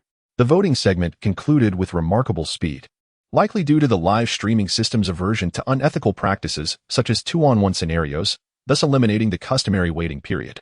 The three participants felt a disorienting flash before finding themselves back in their previous locations. Without a doubt, the title of Vote King was claimed by Scotland. The resurrected fortunate soul whose intrigue rivaled that of bourbon and gin. Had he been among the active participants, the curious onlookers would have propelled him forward multiple times by now. Zhu Fu Jingguang, on the other hand, felt more anxiety than excitement. Compared to Zero, his memories were simpler and more predictable, revolving around friends and family. In this light, he should feel joyous, as returning to those narratives could yield change, and change signifies new possibilities. Yet, he was deeply apprehensive since every memory related to his friends inevitably involved Zero, thereby risking the exposure of his undercover identity. Zhu Fu Jingguang sighed heavily, gaining some understanding of Zero's earlier sentiments, an amalgamation of entangled fear and hope, tinged with a sense of desperation. However, he considered himself far luckier than Zero, for he was not surrounded by enemies and had the company of his brother. You need not bear such a heavy burden. Although the purpose of this live streaming system eludes me, it seems to be primarily driven by curiosity. Zhu Fu Gaoming, after battling for a considerable time, brought a bowl of buckwheat noodles to his younger brother, patiently explaining once he had finished eating. To be precise, it is in pursuit of attention from the outset. The organizers have crafted an elaborate facade, albeit one that is rooted in reality. Zhu Fu Gaoming chuckled at this notion. This straightforward tactic has significantly diminished the fear surrounding this sudden emergence, affecting both ordinary citizens and the organization's founders alike. Ironically, despite the organization's previous reckless actions, strict silence surrounded their leader's identity. Yet now, it appears that Wu Wanlian has ceased to care about his identity being revealed and is instead being led by the nose. While the natural human reaction to the unknown is suspicion and wariness, Wu Wanlian has swiftly transitioned to an exploratory phase. He has fervently dispatched individuals to investigate the live streaming system, seeking ways to manipulate or control it. However, any discerning observer would note that, within just a few streams, significant information about the organization has been divulged, some inadvertently by its members and others directly by the system itself. If Wu Wanlian retains any semblance of rationality, he ought to halt his previous actions immediately or redirect his focus to other matters. Yet, he has done nothing, save for suspecting the two organization members involved in the live stream. How pitiful. My brother believes that the memories I have been drawn into are likely related to organizational matters. Zhu Fu Jingguang comprehended this reasoning. Yet he felt a twinge of anxiety as the moment approached. The individual whose memories are extracted may not participate again, ensuring his safety, but Zero's fate remains uncertain. After all, he is forcibly pulled into every event unless he meets his demise. Contemplating this, Zhu Fu Jingguang's anxiety intensified. However, as a member of the action group, my tasks are monotonous and devoid of intrigue, lacking the sensational stories that someone like Lai Yi might possess. I am also oblivious to the organization's secrets, save for my connection to Zero. This realization unsettled Zhu Fu Jingguang. The notion that all 3 bottles of whiskey were counterfeit struck him as bizarre. Even in such a perilous situation on the rooftop, had it not been for gin and vodka lurking nearby, he would have undoubtedly spent 3 days and nights venting to Zero. Moreover, the coincidental encounters between him and Zero, both undercover within the same organization, are enough material for several episodes of this live streaming system. I must reach out to Zero in advance and prepare him mentally. Zhu Fu Jingguang clenched his fists, his face etched with trepidation. Yet, it is not an urgent matter. Zhu Fu Gaoming chuckled, placing a hand on his brother's shoulder. His intention was to offer guidance. Yet the situation appeared to worsen. Nevertheless, their experiences within the organization have proven quite intriguing. There exists another perspective, one that involves addressing the issue from the viewpoint of a chess player. Proactively create advantageous narratives, allowing the live streaming system to select from them, ensuring mutual benefit for all involved. Alternatively, would you care to hear about my experiences over the past few years, even if they may seem rather mundane in comparison? Zhu Fu Gaoming began to speak slowly. As Zhu Fu Jingguang matured, he exhibited a rare expression of perplexity, his blue cat-like eyes wide open, shimmering with a dazed brilliance. A question lingered, and Zhu Fu Gaoming, sipping his tea, slowly initiated a discourse. A faint smile flickering in his eyes mirroring those of his brother. Perhaps due to his instincts as a detective, upon first witnessing the live broadcast, he instinctively gauged its dangerous potential. Yet, surprisingly, he deemed it harmless, at least for the average person. Although it sought attention, it harbored no intentions of generating sensationalism through violence, presenting an oddly tranquil demeanor inconsistent with the chaotic atmosphere of Mihua Town. Of course, a crucial prerequisite existed: Participants must not engage in self-destructive behavior. The actual casualty rate across several broadcasts was effectively zero, appearing remarkably benign for both the audience and the organization. Noting his brother's dissatisfaction, Zhu Gaoming added, "Nevertheless, if you insist on nitpicking, I must inform you that most of your various injuries stem from your mutual conflicts. There was no coercion involved. It was entirely your choice to partake in such antics." Zhu Jingguang found himself unable to refute this point, but if such an interpretation were valid, then it was all Qi Jin's fault. He was always the most enthusiastic provocateur, employing the most weapons, while others were merely compelled to retaliate. Hence, therein lay the crux of the matter. Zhu Gaoming, exasperated, wrapped his brother's seemingly rusty mind, which appeared dulled by slumber, and pondered aloud. The storyline you just participated in should not have transpired, yet it proceeded as planned. Do you not harbor any other thoughts about this? With that, he seized the empty bowl from his dazed brother's grasp and retreated to the kitchen to tidy up. He had official duties in Nagano Prefecture and had already indulged in the luxury of spending half a day in Tokyo visiting his brother. He was soon to depart. In a warmly appointed safe house, Zhu Jingguang sat alone on the sofa, his brow furrowed. Indeed, the previous voting had been scrapped midway, and the emergence of Lai Yi's storyline bore no relation to the three participants of the live broadcast. To be precise, it was connected to Lai Yi's deceased girlfriend, Mayano Akemi. The audience merely craved excitement. While the live streaming system sought popularity, both parties had unwittingly concocted new content without prior consultation. This was the message his brother intended to convey. Yet he possessed no melodramatic plot of that nature. Zhu Jingguang did not dismiss his brother's deductions. In fact, he hoped they were true. However, was it not somewhat unreasonable to control the content of the live broadcast? He was a person of simplicity and straightforwardness. His mind filled with uncomplicated thoughts. Perhaps he should summon Zero, although still single. This individual had harbored a secret crush since childhood and had spent considerable time mingling with vermouth in America. He might possess insights unknown to Zhu Jingguang. As Zero relished playing various roles to extract necessary intelligence, he was undoubtedly familiar with those establishments of ill repute. Thus, Lai Yi's affairs hardly seemed significant. The organization S. Bourbon was, however, the most intriguing figure to explore. Yet, if truth be told, the identity of that first love was quite intriguing as well. But after all this time, that person had never once mentioned it. Perhaps if he were to share the complete narrative of those events, he might just find himself selected. Zhu Jingguang began to entertain fanciful thoughts, unburdened by guilt. Meanwhile, on the other side, Bourbon, stationed at the Organization S base, sipping alcohol while gathering intelligence, was taken aback. The revelation of a childhood friend had opened a new realm for him. He had always believed that the exposure of his identity was inevitable. Just a matter of time. However, if Hero's speculation held any truth, it would resolve many of his dilemmas. No, even if that conjecture were false, he needed to transform it into reality.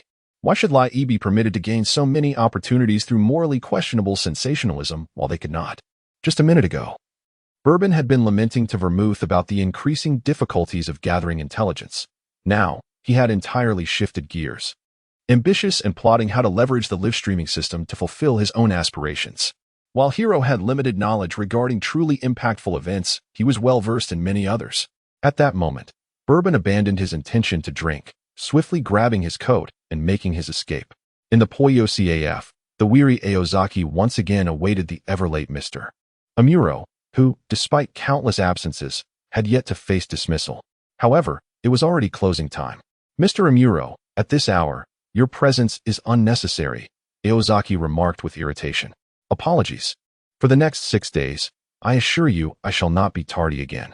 I will handle the remaining matters, and you may leave early," Amuro replied with a smile, gently ushering the girl with dark circles under her eyes out the door before picking up a mop to commence his duties. Shortly thereafter, a person burdened with 2 large bags hurried into the CAF, but the shuttered establishment could not cater to the cravings of a famished office worker. After merely a single cup of coffee, the individual left, dejected.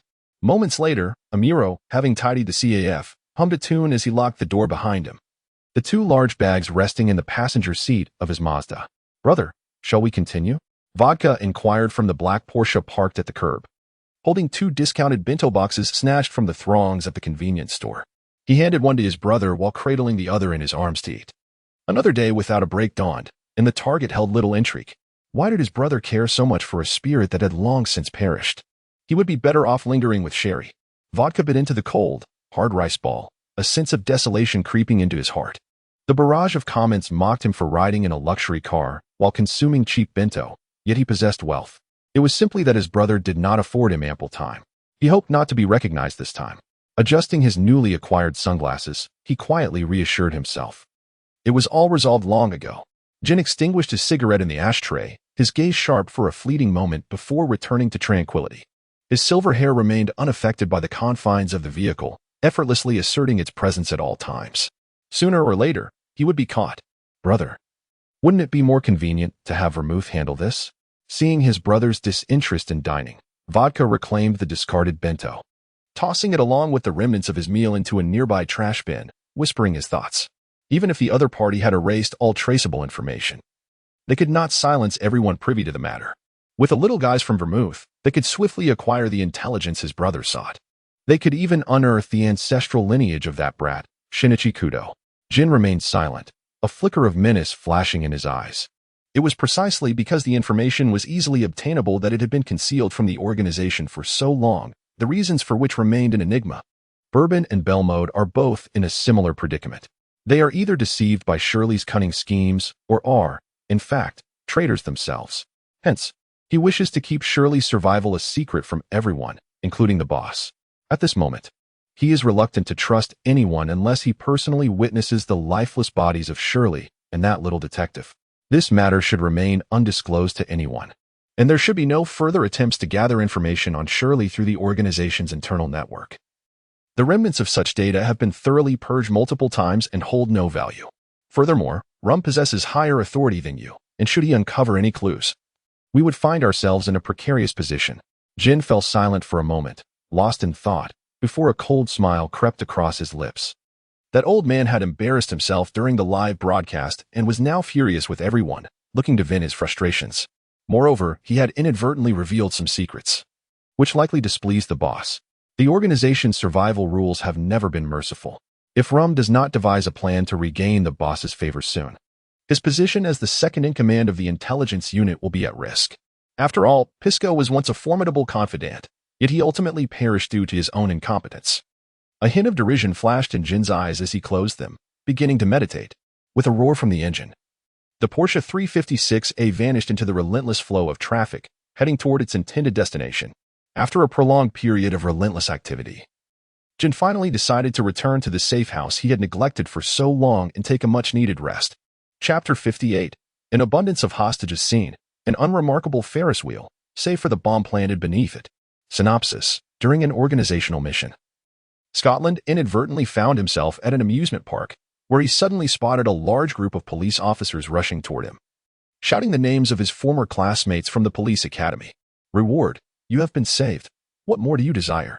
Shinichi Kudo? Jin opened his green eyes, his sharp gaze landing directly on the slightly excited youth sitting opposite him. This scene unfolded atop the Ferris wheel, where they found themselves enclosed in a small compartment. Apart from himself and Bourbon, there were two others present. One of them bore a striking resemblance to Shinichi Kudo, while the other seemed to be a character imposed by the plot. Jin merely glanced at them without much concern. Although the aura surrounding the latter was menacing, it did not instill fear within him. Ah, do you know me? The thief, lacking any semblance of disguise, scratched the back of his head and pretended to remain calm. I just happened to be in Mihua Town for a reconnaissance mission for my next operation and, unfortunately, stumbled into the live broadcast that occurs every 7 days. And even more unfortunately, I was dragged into this. The phantom thief kid recalled the exasperated expression of that man, unable to suppress a smirk. However, a second later, his smile froze. The man opposite him, with silver hair and green eyes, exuded an air of menace in his black trench coat, most notably because he was gripping a handgun in his left hand. This was it. He had completely forgotten that this group was responsible for transforming Shinichi Kudo into a child. The very embodiment of ruthlessness.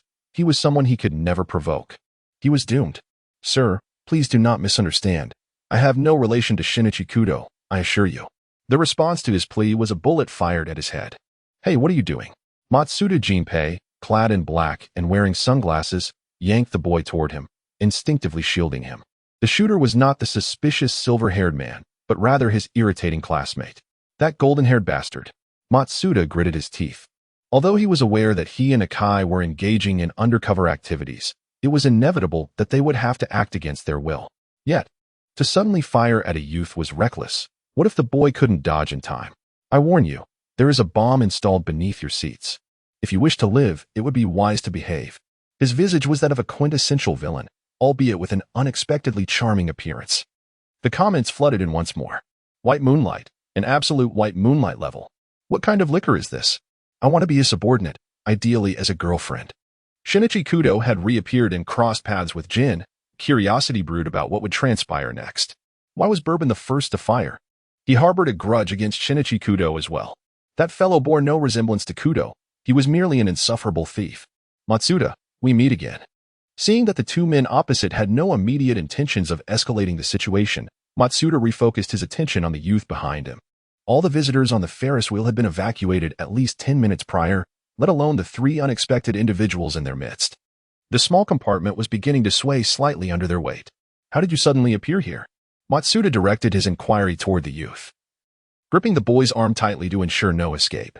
The curly-haired man, resembling a member of the underworld, exuded a strong sense of scrutiny, leaving the captured phantom thief feeling helpless. Perhaps it would be better if he hadn't been rescued. He might as well have been shot by that earlier bullet. Why should I tell you? Why not ask them instead? Perhaps I was brought here against my will. The phantom thief kid discreetly slipped a tear gas grenade into his hand, planning to use it for an escape when the moment arrived. Once he was outside this confined space, his chances of survival would surpass those of the others. As for the bomb beneath the seat, if it were to detonate, so be it. After all, there were no other innocents on the Ferris wheel. Matsuda, do you hear me? The Ferris wheel's activation system has malfunctioned, and no reinforcements can reach you. You are on your own. Before Matsuda could inquire further, a voice emanated from the phone in his hand. The melodious tone conveyed an unmistakable sense of urgency and concern, causing the expressions of the individuals within the compartment to grow grim. Well, this is a good person. A police officer. I truly did not see that coming. To those above, I advise you not to judge by appearances. This one is a martyr, having saved many. Perhaps even you. What does that mean? Is this yet another deceased white moonlight? No, please. A quick online search would reveal the narrative, quite noble, indeed. Yet a good person can also be somewhat foolish. Regardless, such choices were beyond his consideration. Oh dear, Matsuda, we are now aware of the location of the other bomb. But what will you do? I suggest you worry about yourselves instead, reflecting on where you were and what you were doing at that moment. Based on my knowledge of Jin and Bourbon, even if that foolish officer chooses to sacrifice himself, those two will surely not permit it. A mother. I won't fall asleep tonight without seeing the sun rise again, will I? Oh no, I don't want to die? The barrage of comments had descended into utter chaos. And the situation within the live stream was scarcely better. Particularly concerning was Jin, truly a piece of work, that wretched Scot. Jin abruptly rose, disregarding whether the height of the carriage could withstand his stature. With his left hand, he aimed his Beretta directly at the two individuals opposite him, intent on eliminating them before addressing the troublesome bomb. Matsuda Jinpei, although primarily focused on the young boy before him, could hardly ignore the penetrating gaze from behind. Especially that golden-haired scoundrel, whose expression was a peculiar blend of melancholy and a hint of solace, as if possessed by a spirit. In any case, as soon as Jin raised his Beretta, Matsuda instinctively drew his own firearm. What, do you intend to assault an officer? The audacious criminal, were it not for the undercover mission involving those two, he would have certainly launched a punch at that infuriating visage from the very beginning. Matsuda did not consider himself a person of good temper. His earlier reluctance to interrogate them stemmed from a fear that his volatile anger might lead him to engage in a reckless confrontation.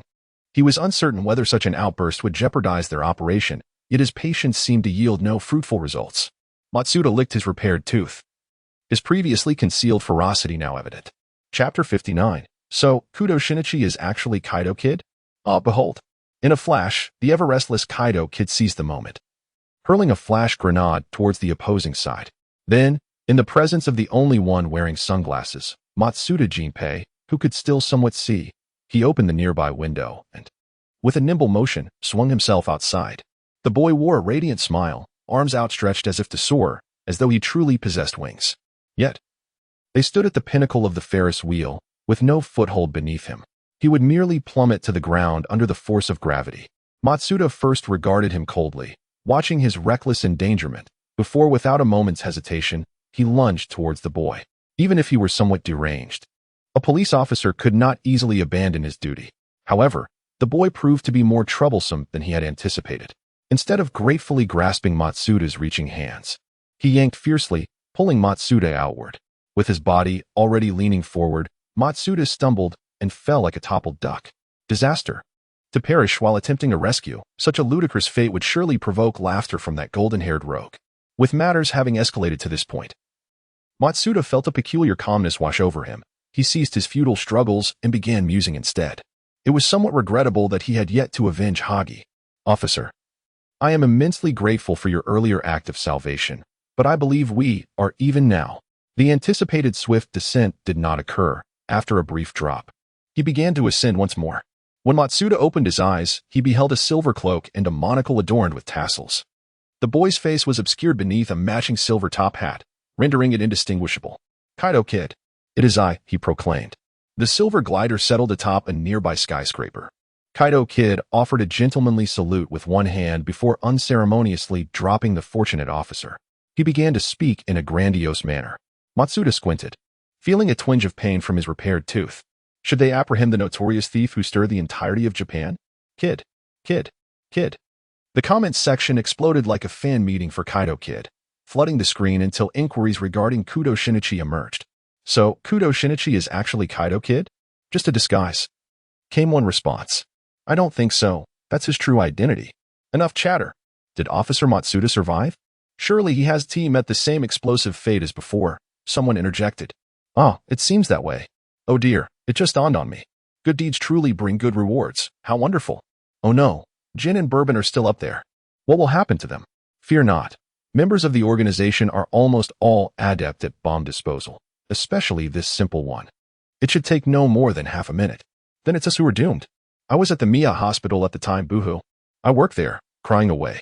That news was so sensational. Jin and Bourbon must surely know the precise location of the second bomb. Upstairs. Do you think they care about the lives of ordinary people? Boohoo, goodbye, mother. Tonight, I embark on a voyage from which we shall never meet again. Officer Matsuda, are you listening? Miwasato's voice was nearly hoarse from shouting. Yet the receiver offered no response until the call was abruptly terminated. What the? Sato looked up, only to see two figures plummeting from the sky. Wait. Officer Matsuda jumped from the Ferris wheel. Who is the other figure? Sato, her mind too preoccupied to ponder the abrupt end of the call, appeared pale. Someone is about to die. That little brat. Jin crushed the cell phone left behind by the officer beneath his foot, his expression darkening, and upon closer inspection, the moisture glistening in his green pupils was unmistakably intense.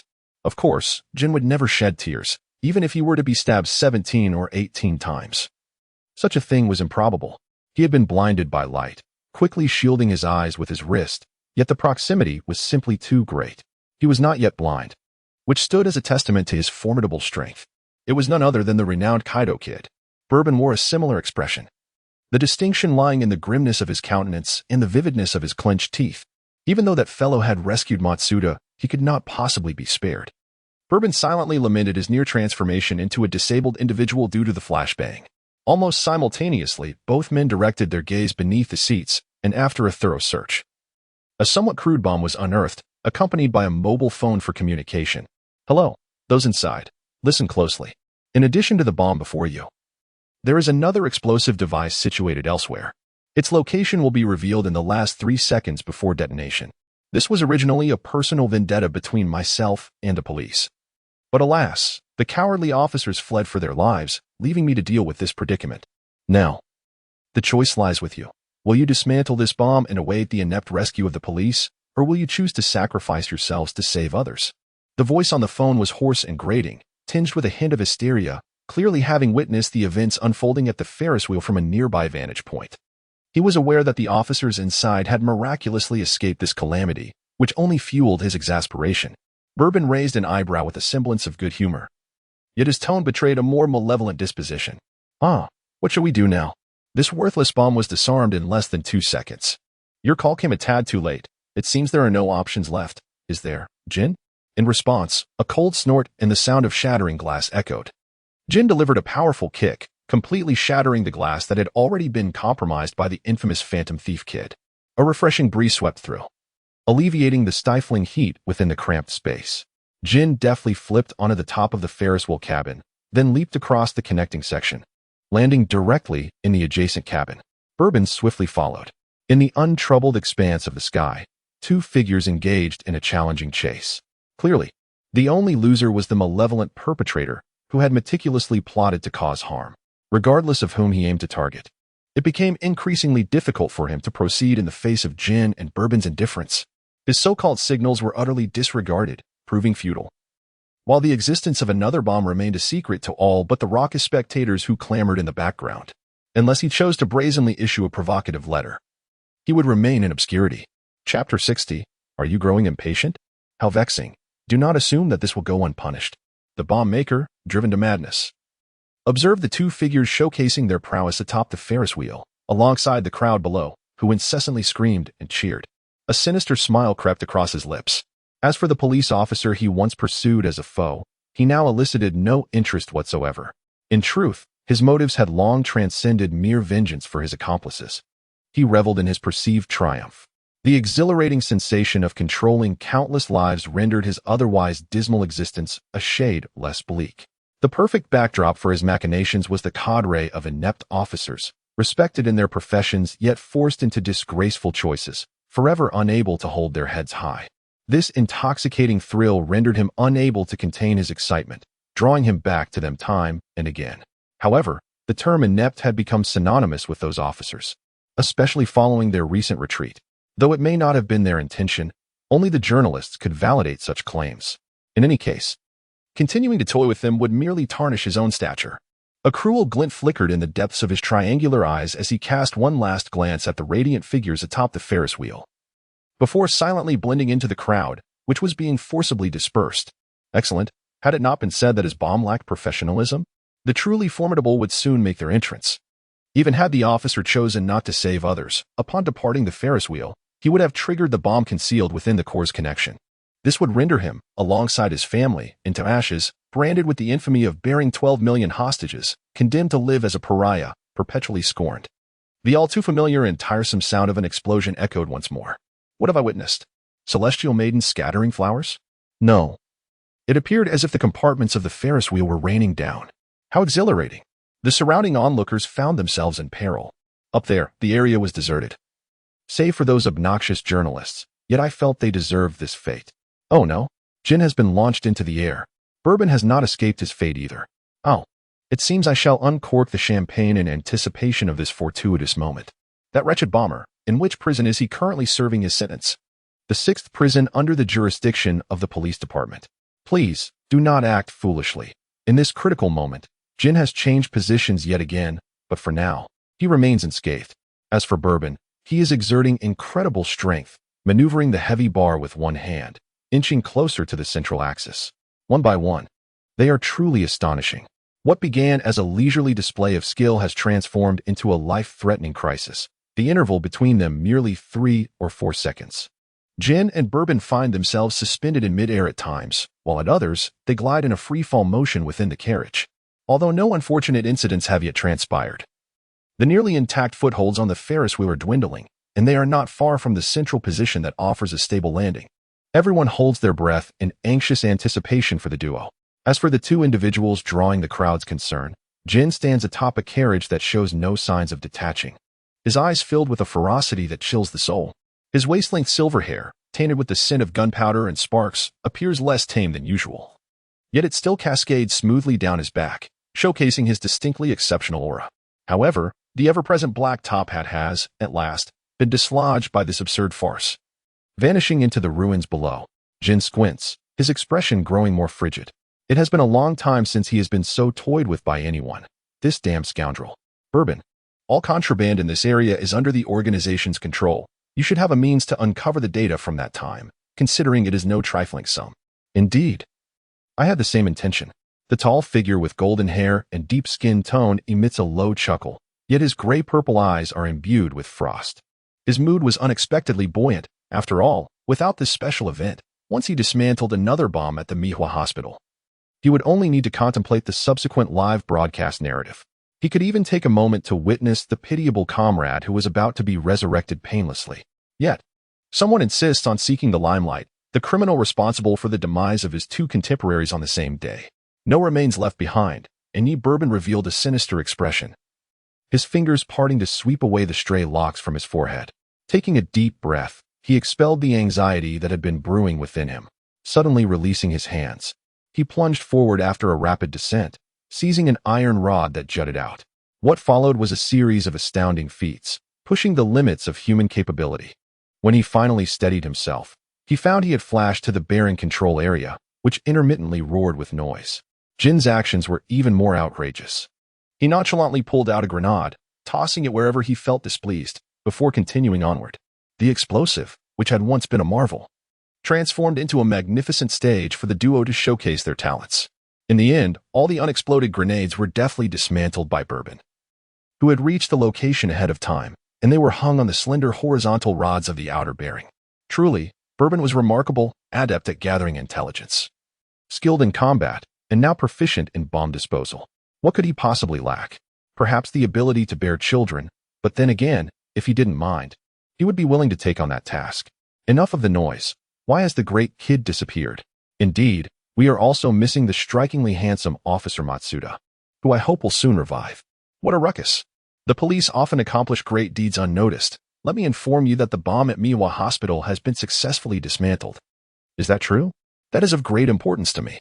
Please, no more tears. Officer Matsuda had been led away by the kind-hearted kid and fortuitously discovered the bomb. In the absence of interference, he neutralized the crisis in less than 3 seconds. Cheers. We, the spectators, are once again safe, thanks to the benevolent and dashing Officer Matsuda and the great kid. Oh dear, it seems the plot is nearing its conclusion. Although brief, it has been rather satisfactory, for yet another good soul has been saved. However, have we celebrated too soon? I see a figure in a blue hoodie, complete with a hood, carrying a bass guitar, somewhat familiar, I must say. Chapter 61, Scotland? How did he end up here? The plot synopsis indicates that at this time of year, Scotland witnessed the death of a close friend while feeling utterly powerless, and soon after, he would continue his undercover work. The situation grows more dire, as not long after, his identity was exposed, and he too met his demise. The audience, engrossed in the unfolding drama, was left in shock, while Scotland, observing from a corner, felt perplexed. How could Zero and Jin be together, trapped in the Ferris wheel alongside Matsuda? While Jin harbors a strong disdain for the police, he typically exercises restraint as long as they do not obstruct his path, rarely resorting to public violence. Yet, Matsuda had indeed fallen from that enclosed compartment. Had it not been for the intervention of Kid, he might have perished then and there. This thought deepened Scotland's worry. Was there a flaw in Zero's undercover identity that had led to Matsuda's predicament? Originally intending to quietly withdraw, Scotland abruptly halted and approached the 2 members of the organization who were still precariously walking the tightrope. It was a trap of his own making. How frustrating. This had previously been Rai's storyline. Why must Scotland endure this suffering now? No, Jin and Bourbon were seething with rage upon seeing Scotland. They would undoubtedly turn him into a pincushion. One could only hope that beneath his thin outer layer, he wore a bulletproof vest, or else disaster was imminent. Comparing Bourbon and Jin's muscular forms to Scotland's slender physique left little room for optimism. Enough of this spectacle. If we set aside all else, Scotland would surely prevail in a contest of strength, for he was a man accustomed to wielding a sniper rifle daily. How infuriating to be deceived by his fair visage. Regardless of the audience's cries, Scotland ultimately crossed the line of caution, positioning himself directly beneath Bourbon. Bourbon, how did you end up here, causing such a commotion? Despite the questioning tone laced with skepticism, the deep, cello-like voice conveyed an underlying concern and a gentle reminder to a dear friend. Just as Bourbon took a large step toward the ground, he lost his footing, tumbling down. Scotland quickly reached out to catch him, and amidst the chaos, they found themselves in an embrace. Was this merely a performance? Was Bourbon intentionally seeking to stab Scotland by feigning this fall? It seemed too deliberate to be an accident, yet Scotland remained unscathed. Might it simply have been a moment of surprise, a misstep? After all, everyone was taken aback by Scotland's sudden appearance. Why not maintain one's footing? With someone else willing to take the fall, why suffer oneself? No. I can guarantee from my years of experience in love that something is amiss between the two. Indeed, the world of two can never accommodate a third party. But I was merely fulfilling a mission. Were you perhaps too harsh on me in the past? How amusing. Was this the reason for Bourbon's love-hate relationship with Scotland? It appears they maintained a friendly rapport during their time as organization members. Bourbon and Scotland, now casually draping their arms over each other as shoulders, would seem quite amiable if one could overlook the gun firmly pressing against Bourbon's back. Scotland, what a pity. Just moments ago, your police friend was rescued. Yet you have brought this upon yourself. Bourbon chuckled softly in Scotland's ear, then gestured for him to swiftly depart from this place. Just a step behind Bourbon, Jin descended from above, his piercing green eyes glinting ominously as they fell upon the emerging Scotland. However, nearby police had also observed the survivors safely reaching the ground and were hastening towards them. Jin narrowed his eyes, his left hand gripping the Beretta, creaking ominously. Ultimately, he relinquished the thought of executing Scotland right then and there. Leading the charge, Jin crossed the perimeter and advanced towards a less populated, intricate alleyway. The captor, Scotland, felt a flicker of dark realization in his blue cat-like eyes. Was it not Zero who had exposed his identity, but rather himself? Was today a spectacle orchestrated solely to draw him out? His instincts whispered otherwise, yet escape was his only option now. Behave yourself, or I shall promptly make a hole in your head, came the threat, prompting a look of exasperation from Scotland, who had merely faltered momentarily. The dramatic antics of his companion were truly difficult to withstand. Bourbon was indeed a rather nefarious character. Scotland pondered where he had erred, leading them to ascertain his undercover status. He made no attempt to defend himself, candidly acknowledging his role as an informant, seeking to unravel the reasons behind his exposure. Yet, the two individuals before him were far from fools. They merely wore smirks of derision, withholding any words that ought to have been spoken. What a pity. It appears you do not trust my integrity, Scotland shrugged, ceasing his probing. A flicker of amusement danced in Bourbon's grayish-purple eyes as he opened his mouth to speak, only to be abruptly interrupted by the familiar blinding light once more. It was a flashbang, as Bourbon and Jin closed their eyes, shielding them with their arms. The previously felt searing sensation did not resurface. The blinding white light that had once assaulted their senses merely flickered momentarily before hastily retreating. Meanwhile, Scotland had seized this opportunity to escape Bourbon's grasp, positioning himself oppositely to them. A powerful flashlight rolled across the ground, having just illuminated the eyes of Bourbon and Jin, the two members of the organization, leaving them unable to react and once again at a disadvantage. It seemed that Lady Luck had chosen to smile upon me today, much to my adversary's misfortune. The sharp crack of gunfire echoed through the alley as three figures embarked on a frantic chase. Scotland, with audacity, toyed with Jin and Bourbon using a mere trinket, successfully extricating himself from peril. Go, cunning cat, you are the finest of them all. Bourbon, I urge you to act like a human being. Since Scotland has already escaped, let him go. After all, you are not aligned, and there is no favorable outcome in this. Surely, you cannot genuinely believe the absurdities that flood the comments. Scotland, an undercover officer, could never possibly have any personal connection with a criminal like Bourbon. If there were any, it would undoubtedly be the fabled Honey Tran. Oh, you mustn't say that there is a possibility. After all, Bourbon is part of the intelligence unit. Just look at that rum, who divulged the secrets of Kurama Renya with a mere utterance, and one can fathom the extent of their knowledge. Scotland is undoubtedly after intelligence. In this scenario, doesn't it mean that Bourbon becomes the most unfortunate, completely duped? This is clearly a transaction of mutual consent, yet you speak otherwise. Dear friends, do you know what lurks in the depths of the alley? Indeed, it is the infamous Kaido Kuroba, the phantom thief, fleeing in panic from the righteous officer Matsuda. Goodness. We meet again. This is bound to escalate into chaos. Chapter 62 Bourbon. Time is of the essence. I implore you, dear officer. After I have just aided you in resolving a significant dilemma, must you turn so callous? Kaido swiftly leapt from one rooftop to another, his leisurely gait seemingly unperturbed by the pursuit of the police, resembling more a playful dance than a desperate escape.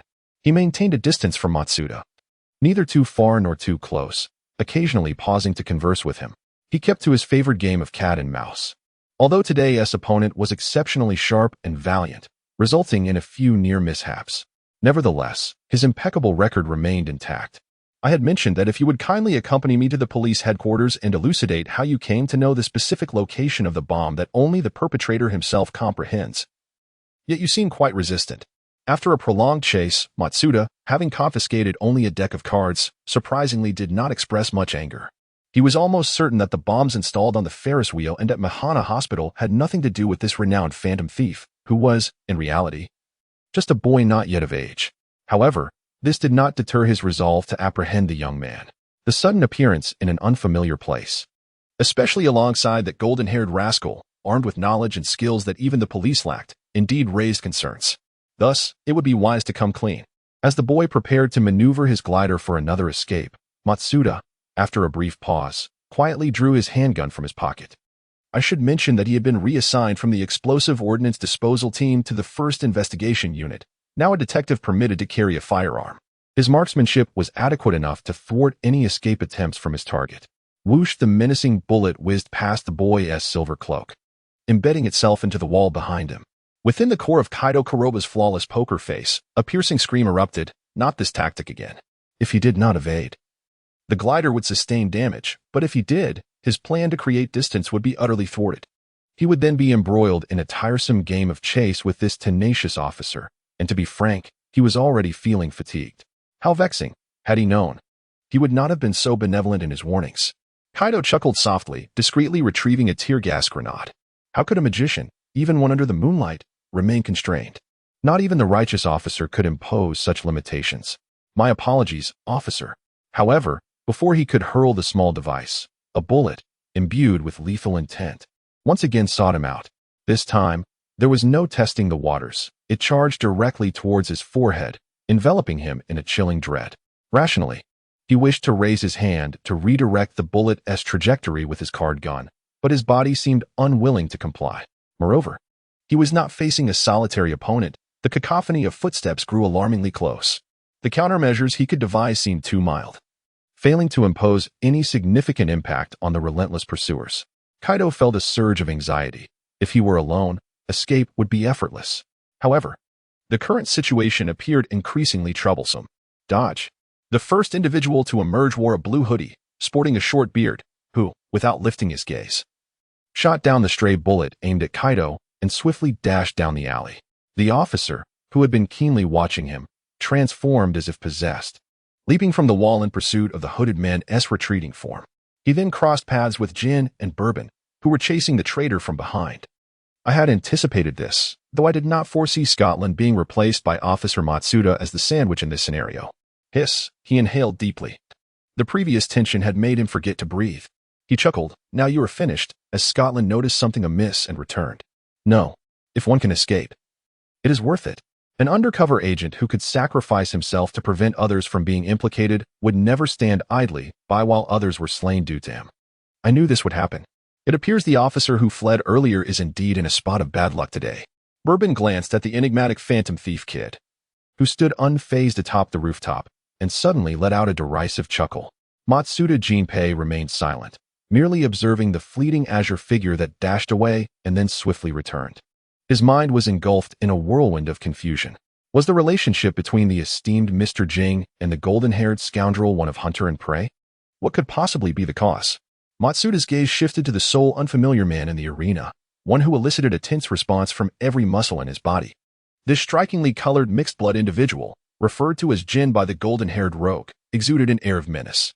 You truly engage in the nefarious acts of murder and theft without a moment's pause. Do you truly believe we, the police, are mere corpses?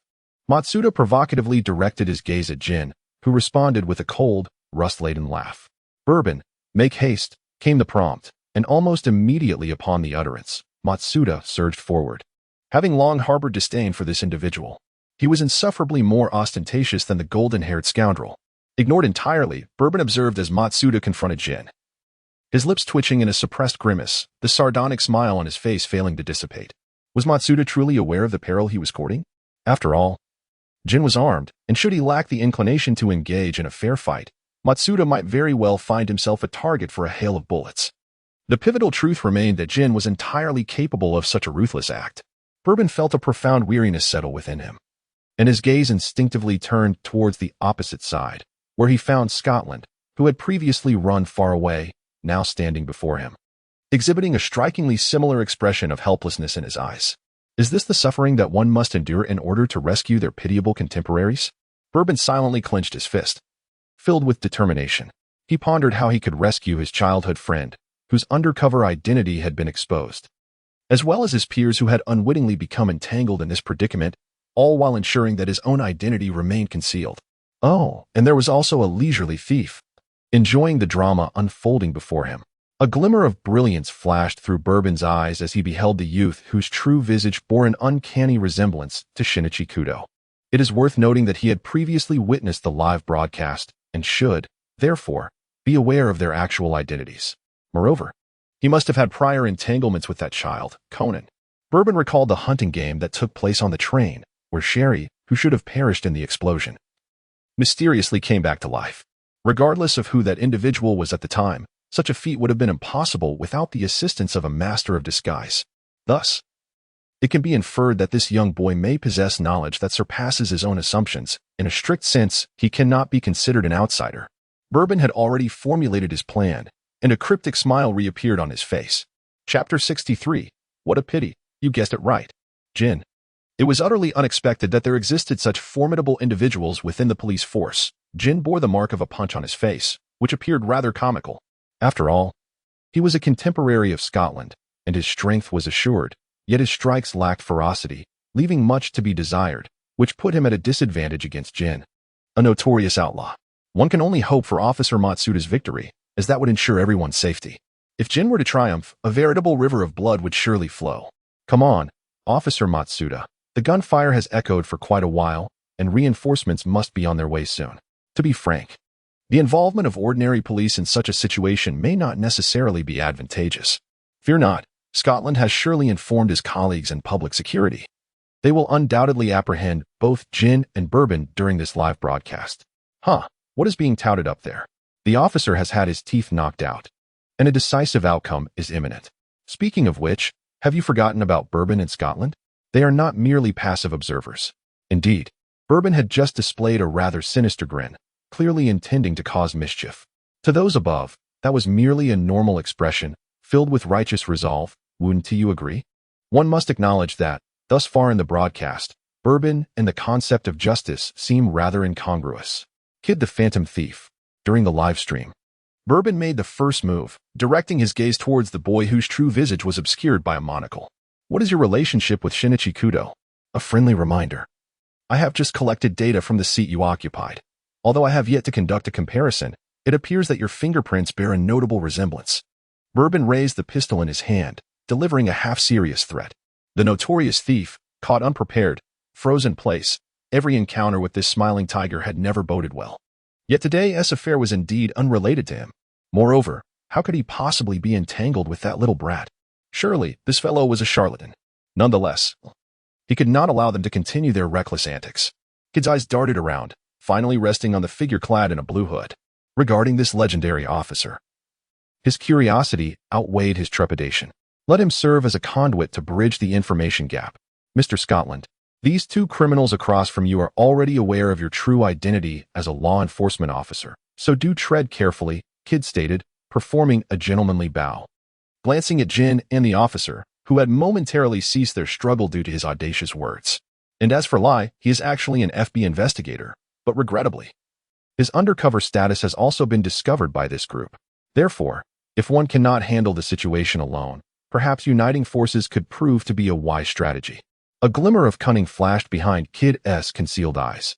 Although previous broadcasts showed that their modifications would only manifest post-broadcast commencement, thereby not affecting past events, what if? Perhaps Scotland could indeed reach out to Lai, and with a stroke of luck, capture both Bourbon and Jin before this live event concluded. This would not only alleviate their crisis but also extinguish his from its very source. The thief, known for his obsession with pilfering every grand gem, felt a bloom of delight within. What a remarkable feat. He had managed to silence several members present. Scotland exhibited the same expression he had on the rooftop. Did he truly remain unaware of Lai's undercover identity? Of course, he must have known. Though both were undercover agents, one was a police officer, and the other an FB agent, their national affiliations and interests diverged significantly. If they had been privy to this information beforehand, it would have been catastrophic. Could it be that Lai would be summoned? That seems improbable, as this script originally bore no role for him. However, recalling a previous episode where a young girl called in other personnel, one could not dismiss the possibility. Yet, that particular episode concluded with the demise of a gang member. A rather ominous turn of events. Poor Mayano sisters, left with only one, relentlessly pursued by the organization. Speaking of which, given Shirley's apparent lack of combat prowess. She could not possibly belong to the action team. Could she be a member of the intelligence division, perhaps a subordinate of Rum? Had everyone forgotten about the laboratory that had been unearthed? The organization indeed possessed a research team. Jin's action group. Rum's intelligence unit. Whatever ill-gotten gains they acquired ultimately filled this abyss of greed. So, Shirley is part of the research team? Astonishing. One would not suspect that she was the head of the Japanese research division, one of the few individuals the boss truly valued, assuming she had not betrayed them. Lie. Might you attempt to argue your innocence? Scotland paused for 2 seconds before tapping his earpiece, a hint of an elusive smile lacing his tone. He and Lai had just concluded a mission. Despite their farewells, such a significant incident nearby could hardly escape Lai's attention.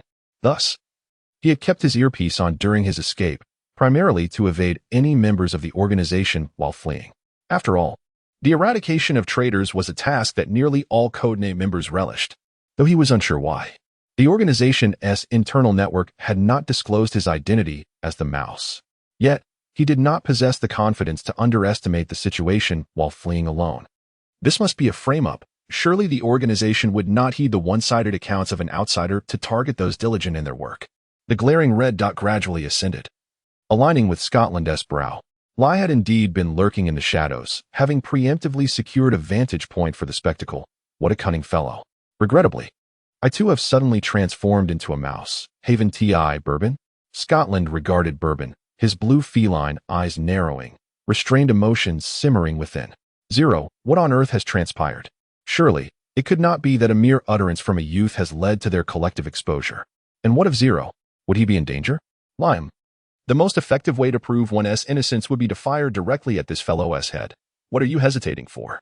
Before Bourbon could utter a word, Jin let out a disdainful scoff, his caustic tone laced with palpable malice sending a shiver down the spines of those who heard it. Or are you implying that you have already confessed without prompting? Silence enveloped the room, broken only by the chilling sound of the bullets that followed. Bourbon's forehead throbbed violently as he observed Scotland, still adorned with a smile and seemingly unscathed. In stark contrast, Jin bore a gaping wound in his left shoulder, blood gushing forth. What a pity to have your guess proven correct, Jin. Chapter 64. The deep blue cat eyes of Scotland sparkled with determination. Damn rat, Jin muttered under his breath, swiftly retreating to the blind spot of Lai's sniper rifle. As for Bourbon, he had already sought refuge the moment he noticed that Scotland was unharmed. Much like his disdain for Bourbon's antics, Lai had continuously sought to trouble him during his undercover days. However, neither had managed to gain the upper hand against the other. Yet the situation had now shifted dramatically. With Lai positioned high above, should the rest of the organization fail to arrive in time, Scotland could even contemplate arresting Jin as the conclusion to his undercover career. After all, among the 6 present, Bourbon was his childhood friend, Matsuda his peer, and Lai was undoubtedly aligned with their cause. As for the well-meaning Phantom Thief Kid, while not a traditional heroic figure, it was clear he harbored grievances against the organization. Thus, could it be that this convoluted situation might allow them to capture Jin without much effort? The deep blue eyes of Scotland glimmered with resolve. Although Jin would never divulge any information related to the organization, even potentially opting for suicide if escape were impossible, capturing him alive or dead would significantly broaden their options. First, the Japanese task force would descend into chaos. The reason the organization's members complied with their missions was largely due to Jin's exemplary leadership. Few could match his completion rate within the organization, save for a select few. The boss's appointment was one factor, but it was Jin's strength and cunning that truly secured his position.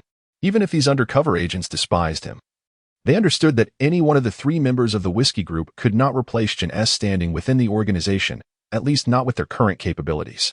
Thus, should anything happen to him, the already disobedient higher-ups, like Kiani, might immediately cause trouble. Meanwhile, others with grudges against Jin or vested interests would seize the opportunity to usurp power, resulting in a tumultuous upheaval. Many lives would be lost, and new blood would be recruited. The police could then dispatch new undercover agents to fill the intelligence void left by Jin's exposure, simultaneously capturing more organizational members and diminishing the organization's vast influence in Japan. Of course, there was also the possibility that the boss would spare no effort to rescue his trusted subordinate, mobilizing hidden forces they had yet to encounter. Regardless of the outcome, the repercussions would not fall upon them. The prospects were too enticing. Scotland smiled softly, realizing that he could not allow Jin to escape today. However, He deemed it unnecessary to involve Zero in this matter, especially with outsiders present.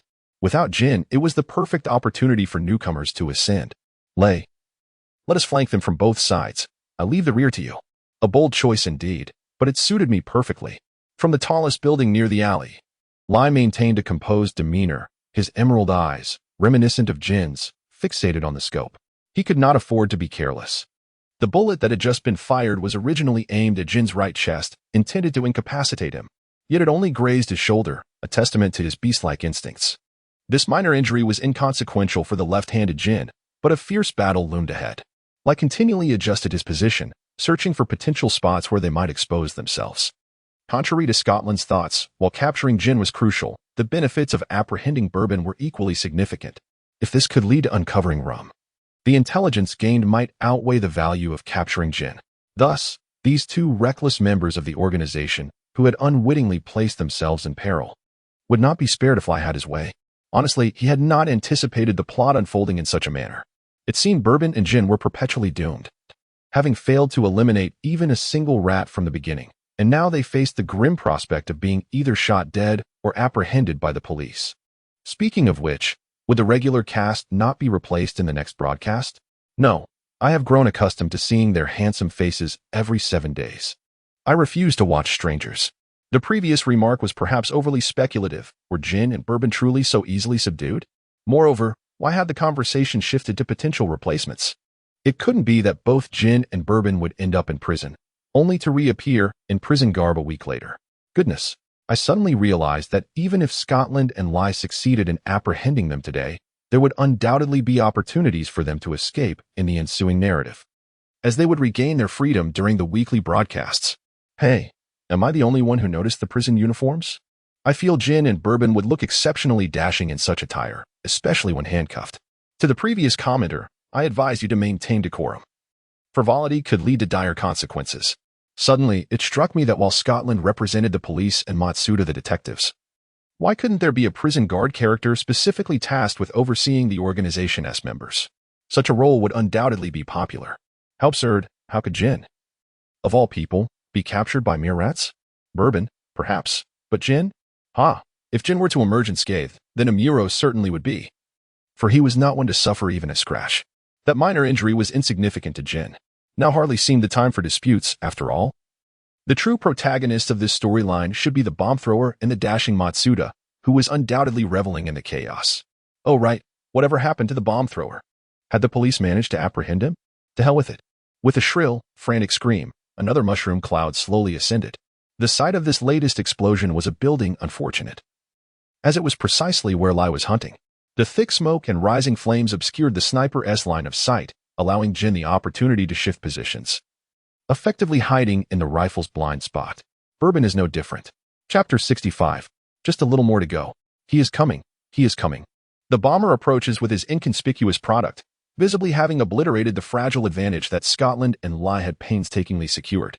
It is baffling. Why has the police not apprehended this individual when the bomb at the Popcorn Hospital had already been disarmed in advance? Nevertheless, due to the intervention of Lord Kidd, the evidence chain in the police's possession remains incomplete, as they have yet to confront this criminal face to face. Suddenly, a third party inserted themselves between the two opposing factions, swiftly alleviating the crisis, yet the process of reduction prevented both sides from adhering to the original narrative, resulting in a situation where neither party emerged victorious. Even so, the bomber's inventory of explosives seems rather excessive, appearing more lavish than that of the organization's personnel. This raises the question, is it conceivable that the source of these explosives lies with our notoriously infamous organization? Members of the organization must be nearby. Now is our moment to hunt. Jin looked at the billowing smoke from the building, a bloodthirsty smile gracing his lips. That fool must have engaged in a last-minute transaction with the organization, while those responsible for such minor operatives are unlikely to be significant members. As long as we can restrain those bothersome individuals, it will suffice. Bourbon remained silent, his expression growing increasingly stern. Indeed, this was the reality. The police had numerous considerations to take into account. Even if Hiro and Lai could swiftly contact their respective allies, the number of those capable of confronting Jin would be limited. Conversely, the organization's members, regardless of their numbers, merely needed to resolutely carry out Jin's orders. To make matters worse, they might still possess leftover weapons from previous dealings, and that group operated without any moral boundaries. Hero, how will you navigate the current situation? Bourbon's heart was laden with trepidation, yet his gray-purple eyes betrayed only a sense of mockery. The situation had long since diverged from the so-called Ferris wheel, but the number of innocent hostages ensnared could still increase. Both Scotland and Ray were acutely aware of the potential for a reversal.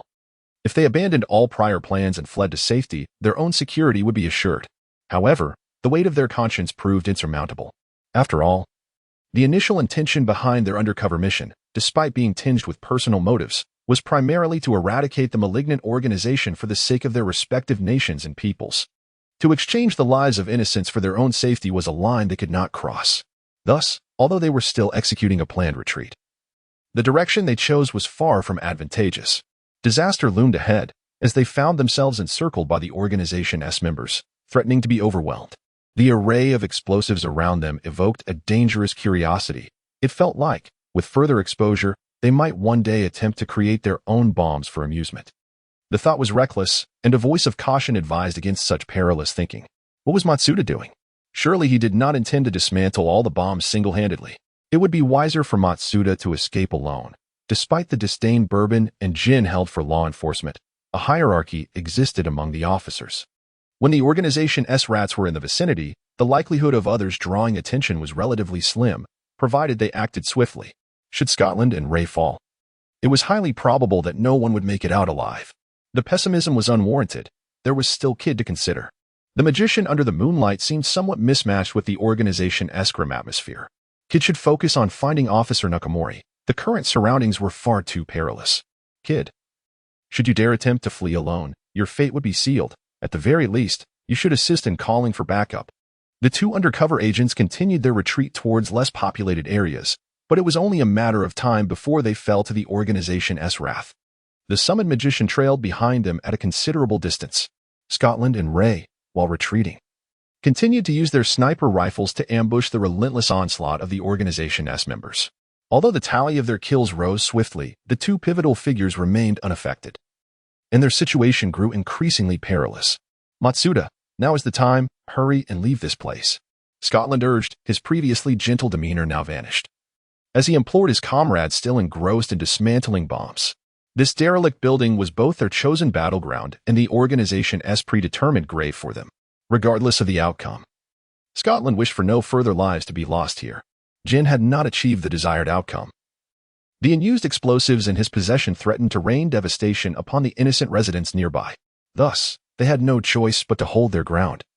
While Matsuda had a different path. With their involvement, he could assist the arriving public security officers in surveying the area to mitigate the organization's threat. This was Matsuda's forte, the very duty befit of a bomb disposal expert. Think of Hagi.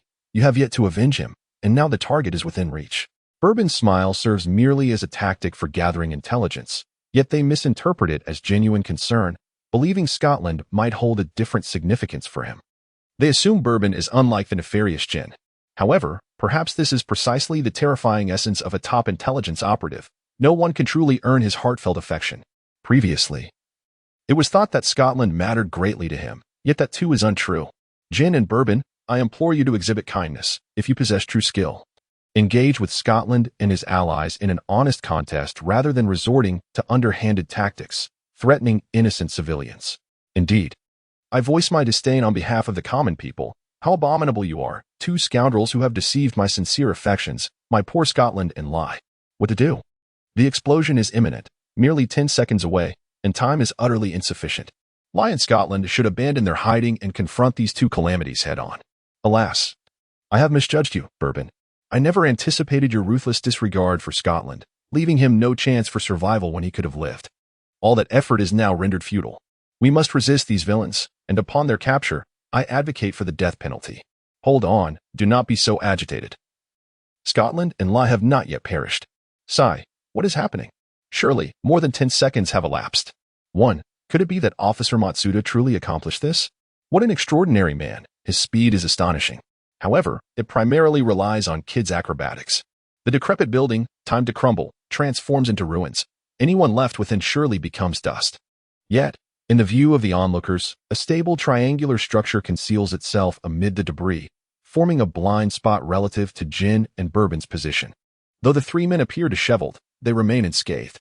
Officer Matsuda, exhibiting remarkable bomb disposal skills, undertakes the majority of the task alone, while the remaining loose ends are deftly handled by the ever-watchful Kid, who discreetly delivers them to the two undercover agents. What follows is a series of life-and-death maneuvers. And fortuitously, fate smiles upon them, as they survive within this narrow alcove. The organizational members involved in the operation withdraw in an orderly fashion after the mission's completion, leaving only a few to handle the aftermath. The three dusty men exert little effort to incapacitate those few, obtaining communication earpieces exclusive to the organization and gleaning first-hand information about the subsequent plans. Not far away, Bourbon casts not a glance towards the ruins, his face cold and his gaze distant, lost in thought, while Jin, holding a brand-new Beretta in his left hand, idly passes the time. At this juncture, one would expect the narrative to conclude with an impeccably flawless ending, yet it remains uncertain how much longer they must wait. Jin finally releases the pent-up frustration within him. Although the moment is rather dull, he surprisingly finds himself less irritable, even perceiving Bourbon in a more favorable light. How vexing that they would dare to disregard me. Yet, there are those who lack foresight. Intruding upon their scarce leisure time, an unsuspecting bomber emerges from a corner, prompting both organizational officers to squint in unison. Jin perceives the pestering fly with disgust, contemplating its elimination but deeming it a waste of ammunition, while Bourbon stands at the precipice of extreme emotion, yearning to unleash violence, but rationality warns him against it. Ultimately, under the oppressive gaze of their piercing eyes, the bomber, who had been lost in a frenzy, finally emerges from his fervor. "You are allies of those police. I will not spare you." Jin scoffs, mercilessly pulling the trigger of his Beretta. The perpetrator, a pitiful criminal who had only harassed the police with a series of provocative letters, falls in astonishment. Previous strokes of luck had inflated his ego, yet in reality, he lacked the ability to evade bullets, especially those fired from Jin's Beretta. The now infamous bomber meets his end with wide-open eyes, forever frozen in his final moment. Yet few take notice. "Well done, silver-haired handsome man. I request you aim your firearm at such individuals more frequently. I have long believed that imprisoning such people only inflicts further harm upon the victims' families. How cruel." Agreed, and Scotland's situation has certainly affected Bourbon. He seemed to have transformed into a different person just now. Quite unsettling. "Hey, Scotland and Lai are still alive and well. Where have you placed Officer Matsuda?" "He is alive too." Kid slips away quietly. "I wager on how long it will take for them to discover that the traitor to the organization is, in fact, not dead." I am eager to witness the expressions of shock on Jin and Bourbon's faces. Scotland and Lai, persevere. Let us realize the dream of having Bourbon and Jin wear prison garb daily. Prison attire is undoubtedly impossible, as the two, having waited endlessly for the narrative to conclude, have already sensed something amiss. Following the figures of the cleanup crew, they discover the trio stealthily advancing towards safety. Chapter 67, Matsuda's Lives. The intense confrontation does not reoccur. The scene concludes with a passionate exchange of glances between the two factions. Scotland and Lai vanish from the live broadcast, leaving the two organizational officers to direct their ire towards the unfortunate Kid. Fortunately, Jin is often particularly lenient towards individuals outside the organization's traitors, despite Kid's earlier demeanor being somewhat displeasing to him. Having grown accustomed to the occasional transformations of Vermouth, who strategically treads upon his nerves, he accepts this with a high degree of tolerance. Thus, after symbolically firing 2 shots to confirm that the individual before him is not the associate he suspected, he promptly closes his eyes and begins to rest. Although the wound received basic treatment, the bullet remains lodged and the bleeding has not fully ceased. While Jin can endure for some time longer, the growing exhaustion is unmistakable. After all, he is not made of iron. In contrast, Bourbon's previously menacing aura dissipates entirely with the safety of Scotland and Matsuda. Observing the white hat, nearly split in two from Jin's shots, and the unfamiliar face now revealed, he displays an expression of keen interest. Has another layer of skin been hastily applied? Compared to Jin, he has interacted with Vermouth more frequently. Sometimes, due to the nature of their missions, he has even enlisted her assistance in disguises. Although he has yet to master that wondrous technique, he can still discern some basic differences. Even if the boy's skills are truly remarkable, a forgery remains a forgery. Of course, it is also possible that his initial suspicion towards this face colors his perception, leading him to sense an inherent unnaturalness. Thus, it appears that he truly resembles Kudo Shinichi, A glimmer of wisdom flashed through Bourbon's sharp gray-purple eyes. It is inconceivable that two faces could bear such striking resemblance while being entirely unrelated. The gentleman in question is none other than Kid the Phantom Thief, or rather, he ought to be referred to as Kaido Kuroba. Bourbon, having meticulously studied the familial ties of Shinichi Kudo, wore an expression of enlightenment. Shinichi's illustrious author father had a twin brother from whom he was separated at an early age. Of course, this detail may well be unknown even to the two young men themselves. The renowned magician Toichi Kuroba was reported to have perished in a tragic magic accident, and subsequently, the elusive Kid the Phantom Thief vanished without a trace, only to re-emerge in Japan in the past 6 months. Thus, it is not difficult to deduce the truth. Is it? Bourbon tilted his head slightly, caught in a moment of indecision. As a police officer, he bore the responsibility of revealing the true identity of the Phantom Thief Kid to his colleagues in the 2nd Investigation Division. Although this individual had not committed any heinous acts, he remained a thief who disturbed the public order. Furthermore, he had a history of toying with law enforcement, including Bourbon himself. Contemplating this, a half-smile flickered across Bourbon's face as he dismissed Kid's so-called magic as mere tricks for children, devoid of any real skill. Such audacity was astonishing. Yet, he had also come to the aid of Matsuda and Hiro. The expression on Bourbon's face softened, making it almost unimaginable that, after this live broadcast, he would once again have both contemporaries and childhood friends. Bourbon silently rubbed his face, adopting a posture reminiscent of Jin, comfortably slumping into his chair while humming an unknown tune in his heart. At least, before the organization's downfall, he could pretend to be entirely unaware of the situation. After all, Jin had likely been diligently investigating Shinichi Kudo recently, if he were to expose the true identity of Kaido Kuroba. Who could say whether that fellow would resort to coercive misidentification? It would be unjust to hastily send the young boy to his demise. Meanwhile, Kaido, after being threatened by Jin's bullets, felt as though his blood had nearly congealed under Bourbon's terrifying gaze. Admitting before a live audience that he was Shinichi Kudo was undoubtedly the most foolish decision of his life. Henceforth, aside from sending invitations or stealing jewels, he vowed never to return to Baika Town. Each of them was terrifying in their own right. The three men, lost in their thoughts, gradually returned to the realm of reality. Outside, chaos erupted once more. Officer Matsuda, who had perished in an explosion, reappeared at the amusement park, which had undergone extensive renovations after weathering numerous storms. Perhaps he was the second individual to be resurrected. The live streaming system did not provide a specific announcement this time, merely interspersing some footage from the explosion to the present moment. In the heart-wrenching 70-second cabin of the Ferris wheel, Matsuda Jinpei opened his eyes, as if everything that had transpired was merely a fleeting dream. Awakening from this slumber, he found himself back again. Hagi? On screen, Matsuda instinctively checked the seat beneath him, finding nothing amiss before quietly settling back down, murmuring to himself. He felt warm, yet the absence of wounds or any trace of the bomb only indicated that he had arrived in another world. Was Hagi a place that truly existed? That would not be so bad. Matsuda lit a cigarette, and a glimmer of relief shone through the depths of his dark sunglasses. If they could not live together, then perhaps dying together was not such a loss after all. Oh, this twist of fate was too poignant. Officer Matsuda was luckier than Scotland, resurrecting unscathed. Yet his presence bore an unmistakable sadness. This sorrow stemmed from the friend in his heart, who had met the same fate at the hands of the same bomb perpetrator. It was no wonder that someone earlier praised Jin, that a cursed bomber deserved a slow and painful death. A bullet to the head was far too merciful. I am preparing to intercept Officer Matsuda. He is currently trapped in the cabin, devoid of money or identity, making it the perfect opportunity for my heroic rescue. Hehe. Above, Matsuda had always been keen on dismantling various objects since childhood.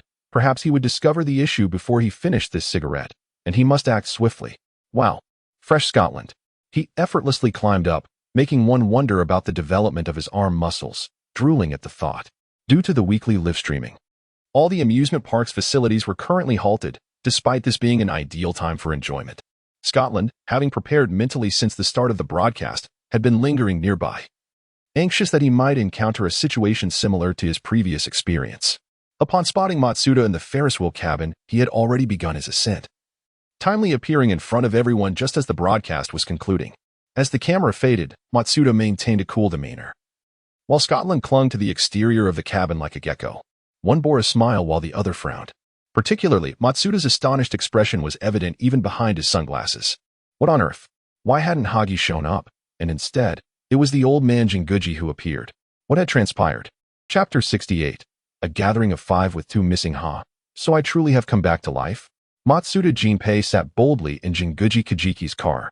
His sunglasses perched on the bridge of his nose, his sharp gaze appearing somewhat dazed, occasionally rolling his eyes. The reliable aura of a mafia boss that usually surrounded him had dissipated as he fidgeted nervously, alternating between examining himself and the fellow officer driving beside him. What kind of absurd live stream is this, altering memories and life? And this sudden appearance of a virtual screen, how could he have missed it? Is this a joke? He would rather believe he had genuinely entered another world than accept the bizarre tale the other had just recounted. It wasn't that he wished for death, but such occurrences were simply unfathomable. Jinguji, I never expected you to be one to indulge in such childish pranks. Contemplating the possibilities, Matsuda's previously smug expression faded, replaced by one that suggested he had seen through the charade. It is true. Look closely. Those plainclothes officers waiting at the door are here to take you for a medical examination at the police hospital. Jinguji Kajiki let out a resigned smile. Everyone still clung to the previous notion that even if Matsuda had miraculously survived, he would likely be riddled with life-threatening injuries from the explosion. Thus, the rescue team lingered nearby, fearing they might miss the critical moment for intervention. It was unexpected that this fellow was so fortunate, however. Even if a person survived a bomb blast at close range, according to their current medical capabilities, survival would have been a miracle. Nonetheless, a trip to the hospital was necessary, not only to rule out hidden dangers but also to convey certain matters concerning Zero and his own situation. Jinguji pondered. Parking the car by the roadside, Matsuda, unable to contain his excitement, flung open the car door and dashed out. He was beginning to believe Jinguji's words, though they still seemed surreal. However, he spotted his parents at the entrance of the police hospital. They should be living well. There was no way they could have followed him to this place. At the organization's base, Bourbon and Jin dutifully sent a lengthy task report to the boss's inbox, both feeling that the report was rather futile, considering that their every move was being closely monitored. However, without the boss's approval, the 2 executives could not leave the base specifically established for them. Fortunately, although another dead person had returned to life, it was unfortunately still a police officer, leaving little room for operations. Thus, the boss's response was swift. The 2 departed almost immediately after receiving the release order. The difference was that Jin was escorted by Vodka to the organization's hospital for treatment, while Bourbon promptly returned to his nearby safe house. After a brief disguise, he quietly reappeared elsewhere. Zero, you are so slow to arrive. In the dimly lit living room, illuminated solely by a solitary sofa lamp, the curtains were drawn tightly, rendering the outside world devoid of any light. Yet, upon the modest love seat sat 2 figures, Matsuda Jinpei, who had finally extricated himself after a series of examinations, and his companion, Zufu Kiku. Each held a can of beer, while the coffee table before them was adorned with several plates of delectable dishes, clearly indicating that they had already indulged. As Zero, who had been anxiously circling around, contemplating the possibility of being followed, felt a surge of frustration. He had been preparing their late-night snacks while they were already enjoying themselves. Gripping the plastic bag tightly, he was tempted to hurl it at Matsuda's face, but he hesitated when it came to Hiro. As for the food, he intended to take it back to feed Harlow later. Suddenly, a can of beer was tossed in his direction, interrupting Zero's internal complaints. Matsuda flashed a grin, casting a standard provocative glance at him. Unable to contain his pent-up irritation, Zero retaliated by launching the bag of provisions directly at Matsuda's head. The only 2 who could potentially mediate this brewing conflict were Zufu, who had retreated into the kitchen, seemingly tinkering with something, and the other, who was yet to appear. Enough of this, you 2. The neighbors are going to come over to argue with me soon. Zufu exclaimed, dropping the plate in his hands with a rare, relaxed smile gracing his face. Matsuda, you wouldn't want your dentures to fall out again, would you? A dental replacement can be rather expensive, and can you afford it? It's hardly commendable for a single man of your age to rely on his parents. Zero, equally single, yet drawing multiple salaries, couldn't he help but wear a smug expression as he prepared to join in on the teasing. However, Zufu continued, Zero, if you don't attend to that bruise on your face, you'll need to concoct an excuse for anyone who notices it tomorrow. At this rate, the ever-capable Bourbon will be making headlines in Minori Town again. Have you devised an explanation for the organization?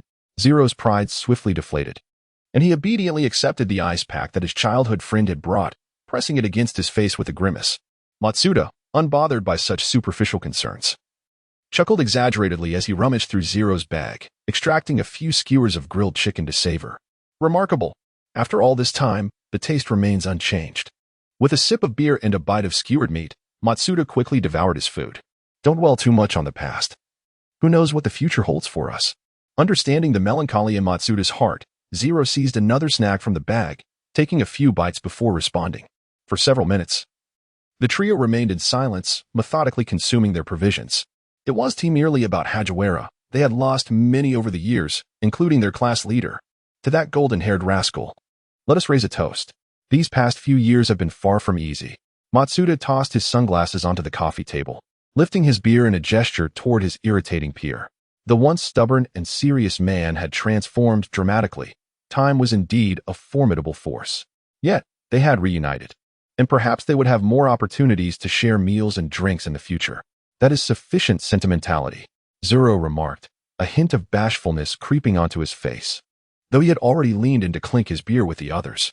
The three of them clashed their cans together, swallowing all past regrets, hardships, and joys with their drinks. The future would undoubtedly be brighter. Chapter 69, Side Story, Bourbon's Unmasking. As the new year approached, an exuberant mechanical voice resonated in their minds, inviting both old and new friends to partake in a special viewing of the Spring Festival Gala. This event was a gesture of gratitude toward the eager fans, and all participants were merely guest appearances, ensuring that the reality would remain unaffected. No memories of this event would linger beyond the conclusion of the live broadcast, so everyone was encouraged to enjoy themselves without any apprehensions. As the celebratory atmosphere enveloped them, both Gin and Bourbon opened their eyes, accustomed to the peculiarities of such events. They found themselves in an unusual setting, a semicircular conference table surrounded by several individuals, with a large, glowing screen directly in front of them. This was the stagnation space where they awaited audience votes at the end of each live broadcast, yet it was curious to see so many people gathered. Bourbon cast a sidelong glance at the assembly, his heart a tumultuous blend of joy and anxiety. Hiro, Lai-e, Matsuda, and even Kazami were present. Yet the majority of individuals affiliated with the opposing organization were also in attendance. A cursory glance revealed Kiani, lounging with one leg crossed over the other, Conan clutching his sniper rifle, the less conspicuous Gil, and the ever-watchful Vermouth seated beside him. What mischief was the live streaming system concocting this time? The group exchanged wary glances, each drawing their weapons, vigilant against the rival faction, particularly the crowd led by Kazami and the one spearheaded by Judy. Despite their professions necessitating that they carry at least a weapon or two at all times, they were far from the relentless nature of an organization that operated year-round. It was evident that in the event of a confrontation, they would undoubtedly find themselves at a disadvantage, especially considering that Jin alone bore more weaponry than all of them combined. Judy sighed inwardly, her gaze inadvertently drifting to Akai Shuichi, who was mingling among the civilians. The gentleman with pink-tinted eyes appeared utterly unfazed as he casually flipped through the items before him, occasionally exchanging remarks with the bespectacled Conan, seemingly devoid of the tension that typically accompanies the unexpected. Judy's inner turmoil dissipated significantly, compelling her to suppress her anxiety and take a seat. As for Kazami, after enduring a series of mortifying experiences, he had yet to shed his instinctual reliance on his omnipotent superior in times of crisis. However, he had made slight progress compared to his peers within the FB. Unless his superiors signaled otherwise, matters proceeded according to their respective roles. Thus, Kazami refrained from looking at anyone, instead directing his hostile glare at each member of the organization, including his esteemed superior. Unsurprisingly, he received several deathly glares in return. But fortunately, the considerate officer Jifuku continued to provide him with support. Without it, the beleaguered Kazami might not have endured. The Lunar New Year Gala? TSK. Was this an invitation for us to partake in the viewing of the red and white concert? Wouldn't that be rather exhilarating?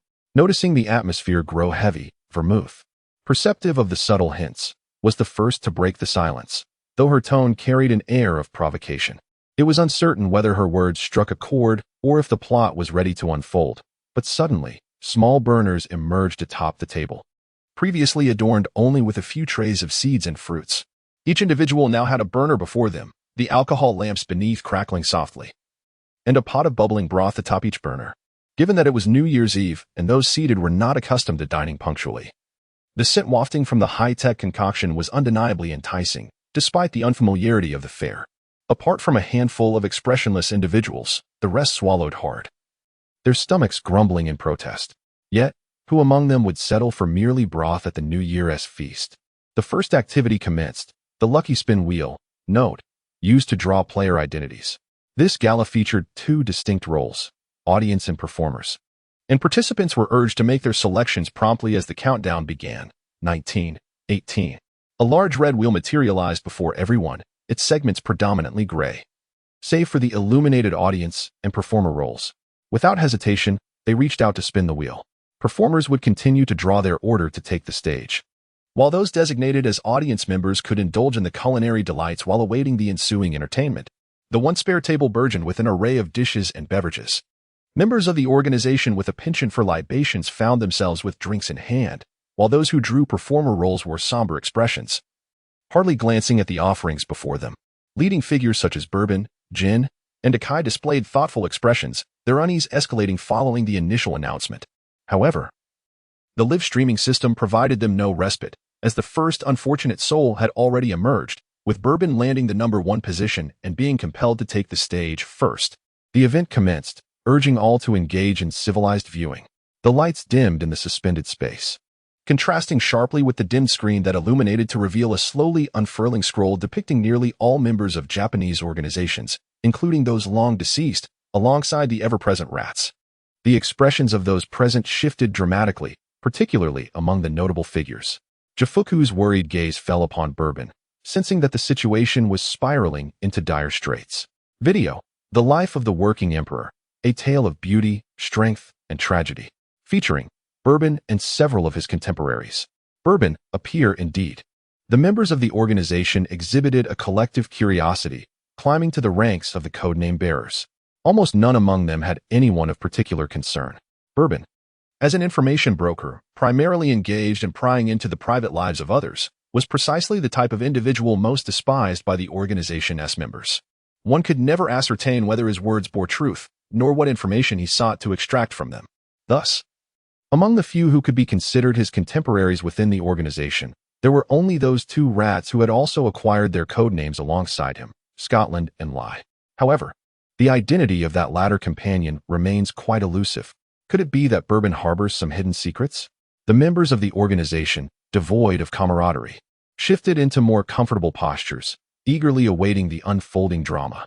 Meanwhile, Jin, who was well aware of Bourbon's background prior to his entry into the organization, wore a rather grim expression. It would take a fool to mistake Scotland and Rye for allies. Indeed, it seems this individual's identity is questionable. Jin squinted, almost instantly recalling the half-finished email from Curacao. One should never trust the words of a traitor. I should have been resolute in eliminating this individual from the very beginning. Bourbon is undoubtedly a rat. The Beretta in his hand creaked ominously, and Jin's murderous intent surged, teetering on the brink of eruption when Vodka foolishly approached. Brother, can you believe that Bourbon truly fell for Scotland's tricks? Upon reflection, it's rather pitiable. Vodka recalled the gossip circulating in the live stream chat about Bourbon, with many convinced he was entangled with Scotland. Yet, Bourbon, that cunning individual, had been the one deceived all along. Initially skeptical, Vodka pondered how Bourbon, not easily fooled, could have been so duped, and whether Scotland would truly make such a significant sacrifice. However, bolstered by the evidence from the live stream, he began to believe there was a high probability of truth in the matter. Shut your mouth, you fool. Jin's frustration surged, and he no longer wished to single out the suspected rat, Bourbon. Instead, he felt an urge to unleash bullets upon everyone present. This wretched company was a source of constant irritation. Based on his prior knowledge, he knew that such a situation would not allow him to act recklessly, compelling him to tightly shut his eyes. These detestable rats would eventually meet their demise at his hands. Belmod, who possessed more information than Jin, blinked and glanced at Bourbon, whose complexion had suddenly darkened, a sneer forming within. It appeared that yet another bottle of counterfeit liquor had surfaced. How amusing. Ah, Bourbon. Who would have thought you'd be labeled the Emperor of Labor? How fitting. It must be exhausting to constantly switch identities.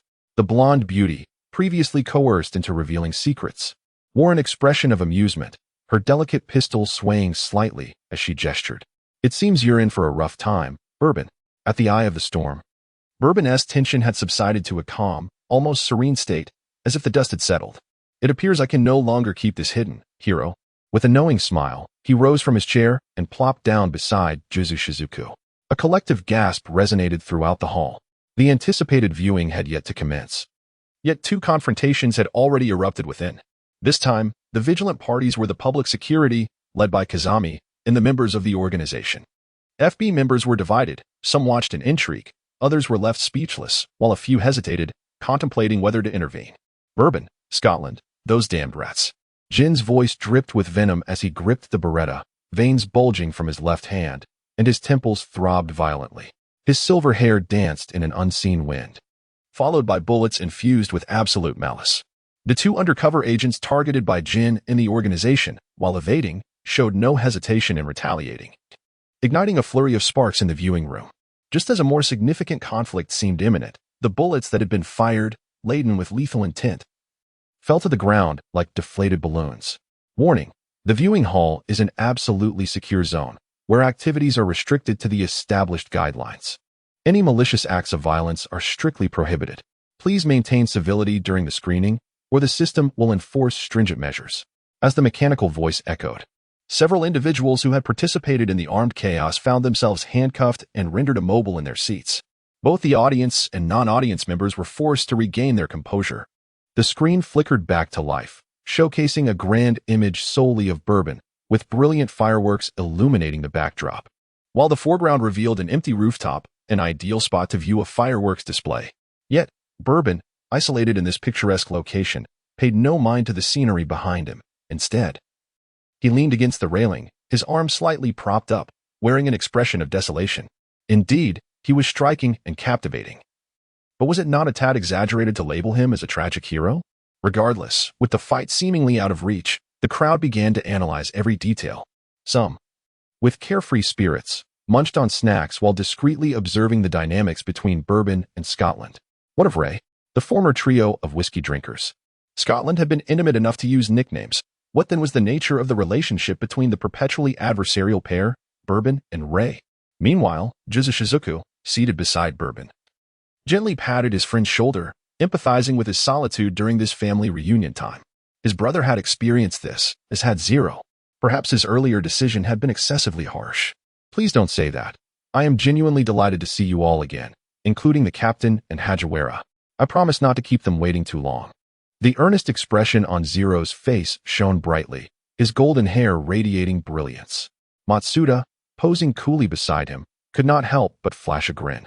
Well, you still retain that stubborn demeanor. It seems your previous appearance was merely a facade. Quite impressive indeed. The matters concerning Hajiwara and the captain are not solely yours. We will strive as well, you golden-haired rascal. For now, focus on yourself, the top student among undercover agents.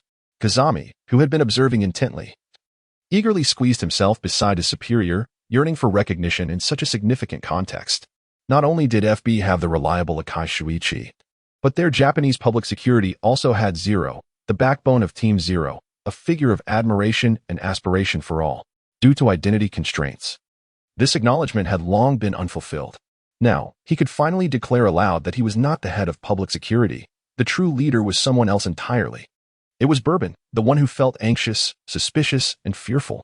Kazami's face bore a foolish expression as he busily filled his superior's bowl with food. The film continued, encapsulating a poignant moment of solitude that, however, did not linger long. After receiving a phone call, Bourbon drove into the bustling traffic of Tokyo. Following this, a dizzying array of costume changes commenced. Detective, waiter, organization member, and public security officer all took turns. Indeed, it was quite exhausting. Aside from Jin, this thought echoed in the minds of the others. The title of Emperor of Labor seemed genuinely fitting. Conan gazed at Tooru Amuro with admiration. He only occasionally played 2 roles, but often found himself in troublesome situations. Were he to possess Amuro's prowess, perhaps both Edagawa Conan and Kudo Shinichi could coexist. And then, perhaps, Ran would no longer have to wait for him daily. Chapter 70, Bourbon's Limited Edition Program. The Significance of the White Moonlight Scene. An unremarkable small clinic plot summary. All began with that erroneous research. Had he not accepted the invitation, would everything have unfolded differently? Reward. Those who understand, understand. Should there be further disputes, I shall not assist you again.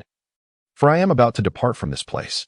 A woman with long, golden hair, clad in a pristine white coat, gently bends forward, her eyes twinkling with a smile. She gazes at the child sitting awkwardly on a small stool, who stubbornly keeps his eyes shut, refusing to look at her. In a soft whisper, she offers her reassurances, her hands moving with tender care. The child, with dark skin and visible injuries on his face, grimaces under the sting of alcohol, and his little fists are clenched tightly, revealing a hint of defiance beneath his discomfort. The warm sunlight filters through the glass, casting a radiant glow upon both of them, enhancing the brilliance of their matching hair color. What? A distant memory suddenly echoes in his ears, and Bourbon abruptly opens his eyes, momentarily lost in thought. Is this the Maiano couple's clinic? Though over 20 years have passed, he has never forgotten the furnishings within these walls or the person before him. Maiano Elena, the woman who once told him that despite differing hair colors and skin tones, all humans bleed the same red blood when cut, regardless of their ethnicity. She was someone he once believed to be an angel. A glimmer of moisture flickered in Bourbon's eyes, only to be swiftly extinguished by the harshness of reality. He must be in a live broadcast. If that is the case, then what about him? Bourbon lowered his head to glance at his own figure, only to feel a wave of darkness engulfing him. Family, where has my grand Bourbon gone? Why is the focus upon a mere child? The Bourbon little dumpling resembles precisely what I had imagined. I long to cradle it in my arms and shower it with affection. To my astonishment, it appears that the organizational cadre, Bourbon, has a love child, and the evidence is undeniable. Surely you jest. This is undeniably Bourbon, albeit in a diminutive form. Huh. I have captured the moment when Bourbon rolled his eyes in exasperation. Those desiring the image should reach out promptly. Nevertheless, I would appreciate receiving a set for urgent use. Thank you. Am I the only one eager to witness the expression on Jin's face as he sees Bourbon transformed into this little dumpling? It seems he is destined for fatherhood. To the person above, be more discerning. Jin might just take him out with a single shot. Such matters are better handled by Scotland. Regrettably, Scotland is not present. Today, as random personnel, is a stunning global superstar. Oh dear. I am once again captivated by her presence, deepening my affection for her. Vermouth. This spells trouble for Bourbon. That woman is heartless. The cold-hearted blonde beauty, clad in a tight combat suit, stands alongside a silver-haired man in a black trench coat. Both wear furrowed brows as they survey the surrounding streets, which seem to have regressed a decade or more, leaving them somewhat bewildered. After all, the current scene bears no relation to the organization. An unremarkable clinic, mundane patients, and under the glaring sun, there are no derelict buildings or warehouses in sight. It is evident that this is not the time for activities typical of their organization. If there is anything to dispute, it is that the small child seated there seems somewhat familiar. Ah, that must be Bourbon. A playful smile graces Vermouth's face, her purple lipstick marred by a bite from her teeth, leaving traces of her distress. Yet, the one who made such a crude motion remains indifferent. Instead, turning to confirm with the person beside her, Jin's pupils dilate in shock, upon confirming that the individual is indeed the bothersome Bourbon. He quietly reaches for a cigarette, placing it between his lips. It is difficult to fathom how he is to continue in this scenario where Bourbon has regressed to childhood. For the first time, Jin contemplates throwing his Beretta to the ground and stomping on it in frustration. Is he mad? Bourbon has transformed into a mere child. What connection does this have to the organization? He should never have placed faith in that fool, Vodka, who claimed this broadcast was a conspiracy involving the organization, suggesting that all convoluted matters would ultimately link back to them, advising him to brace himself for it. Truly, he should not have held any hope for that individual. Once he is free, he will expeditiously expel that fool from his side, without a moment's delay. But what can he do now? When will this tiresome live broadcast come to an end? Jin's chest rises and falls with intensity as he contemplates whether to leave Bourbon behind with a single bullet. Who's to blame for this wretched memory being thrust upon him? Has Scotland and Rye deemed you worthless? Bourbon, you are nothing but refuse. Enough is enough. Indeed, Jin is incapable of fulfilling the role of a caretaker. His expression is far more amusing than Bourbon's diminutive form. As per the usual, let us not speak of the above matters. I have taken care of your illustrations, and the price is certainly higher than Bourbon's. It has long been rumored that following the disbandment of the Whiskey Trio, Bourbon has maintained a rather cordial relationship with Vermouth, and it seems this is indeed true, as she has hastened over. Allegedly, the two of them share a close bond. Vermouth rushed forward and seized the bothersome Bourbon by the neck, tossing him to the ground, and drew her handgun. aiming it at the woman who had just regained her footing. Having been distracted by the spectacle, I had yet to realize that it was this woman, Elena Maiano. A chilling coldness, laced with ice shards, emanated from the lips of the striking blonde beauty. And not only Jin and Bourbon, but even those beyond the screen could sense her murderous intent.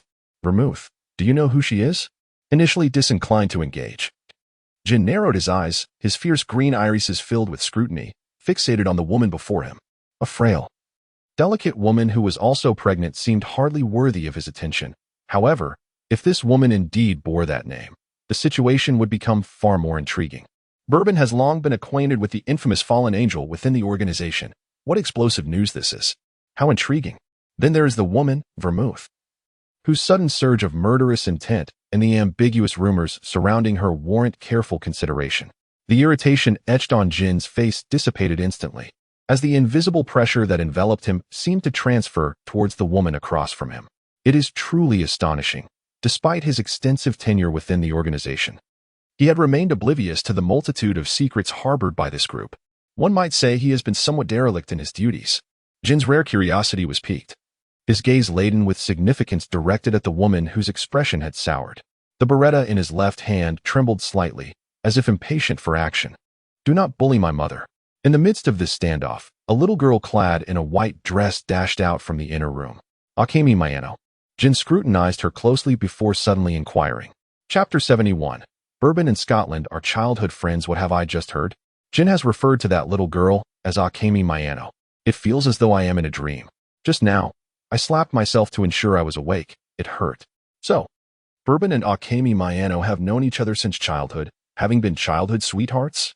How tragic. Such a beautiful relationship. Only for it to be usurped by Ray in the end. No wonder Bourbon glares at Ray with disdain. Previously, it was Scotland who mediated between them. Or else a conflict would have erupted long ago. Yet Scotland, too, is not without his flaws. Bourbon's plight is indeed lamentable. But wait, how should we address Scotland? He is an undercover agent, a true good person. While it appears that Bourbon has had a rough time, it is not Scotland's fault. He did not engage with any girls along the way, nor did he permit the organization to deal a lethal blow. Ray, you scoundrel, you're merely a pretty face. Everyone, look at Jin. The spirit of gossip ignites fiercely in his eyes. Hee, I am actually even more curious than Jin. It is said that Bourbon joined the organization partway. What could be the reason behind that? Mr. Amuro is definitely not the type to be distracted by romance, absolutely not. Please, everyone, calm down. You are inadvertently revealing too much. I suggest you learn from Bourbon's ability to control his emotions, aside from that brief moment of vulnerability. He now refuses to reveal his face. Bourbon, the little bundle of mischief, momentarily adjusted his clothing, only to suddenly recall something that filled him with dread. After the Maiano family moved away, the person who appeared next was. Bourbon's breath was stifled. Zero, I have arrived. However, as the saying goes, what one fears often comes to pass. Despite Bourbon's efforts to conceal his figure behind the towering Jin, his dear friend, Jufuku Kayokatsu, managed to overcome numerous obstacles and stealthily peeked out with a small head. It was over. Bourbon merely felt a tingling sensation on his scalp. Another adorable figure, radiating joy as they sprinted into view, was quite distinctive with their short black hair and striking blue cat-like eyes, clad in a miniature hooded sweatshirt. Without needing confirmation from Jin or Vermouth, the onlookers in front of the screen could easily discern that this was none other than the younger version of Scotland. Bourbon indeed has a complicated connection with Scotland, and this has been confirmed. The intricacies of this relationship are quite overwhelming. This is merely the beginning. It feels as though my mind is about to burst from the complexity of Bourbon's entanglements. Bourbon, I wish to escape, yet find myself ensnared. Following Ray. Bourbon has finally encountered the battlefield of chaos, and it appears rather perilous, as if his very life hangs in the balance. Thus, Bourbon not only shares a childhood bond with Akemi Maiano, but is also a childhood friend from Scotland, presenting a rather overwhelming amount of information that I need a moment to digest. Inquiry, what is the relationship between Scotland and Akemi Maiano? I have not heard of it. They should be strangers, I presume. Bourbon? The comments on their intertwined fates are convoluted, leaving even Jin momentarily bewildered during the live broadcast. After grasping a small dumpling and confirming that the little Scotland is filled with fear and confusion, he then directs his gaze towards the instigator of this turmoil. Bourbon opened his mouth, but his tongue felt as though it had been poisoned, utterly beyond his control. Once he regained his composure, He realized that any words he might utter were superfluous, leading him to retreat into silence. Belmont, focused on settling scores with old adversaries, was equally taken aback, glancing at the suddenly emerged Scottish figure, his movements becoming somewhat disjointed. Truly remarkable, Bourbon had long since conspired with the Scotsman, which explained his frantic desperation to extract information about him from her in the past. Bourbon, well done. The despicable rat. Jin, losing all patience, drew out a beretta and aimed it directly at Bourbon's head. Bourbon rolled his eyes in exasperation and retreated into his solitude. Could Hero truly keep pace with his convoluted reasoning? Could he? Bourbon cast a glance at his childhood friend, who clutched a game card teetering on the brink of oblivion in his memory, his confidence wavering. Zero. What's the matter? The nape of Fate's neck was gruffly grasped, and Akira Subu appeared somewhat uncomfortable. Yet, upon catching the gaze of his dear friend, he endeavored to muster a smile. As Bourbon's eyes grew warm, the words he intended to speak were silently swallowed. Hero's autism had only just begun to improve, and the sentiments he wished to express seemed inappropriate, compelling him to seek alternative means of communication. Meanwhile, a small figure, unnoticed by others, darted back to fetch assistance. What does it mean? Is Bourbon an undercover agent too? I find that hard to believe. He hardly embodies the qualities of a good person. Furthermore, Bourbon's childhood companion is a police officer, while his childhood sweetheart is a traitor to the organization who nearly defected to the FBI. All things considered, even if he is not an undercover agent, he is certainly an accomplice by omission. Yet, this is of little consequence. The crux of the matter is that Jin has already deemed him to be an undercover agent, and the unfortunate Bourbon is on the brink of becoming a sacrificial lamb. This also implicates a Scotsman in the affair. Frankly, observing their diminutive forms evokes a sudden curiosity about Jin's childhood appearance. In truth, Bourbon and Akemi Mayano likely have not crossed paths since their youth. Members of the organization refrain from contacting one another when not on missions. Moreover, Akemi Mayano is merely an ineffectual peripheral member, albeit the girlfriend of Ray, which raises the possibility that Bourbon's encounter with her was purely coincidental, perhaps even voluntary in his desire to join the organization. There is a saying, the more one tries to conceal something, the more evident it becomes.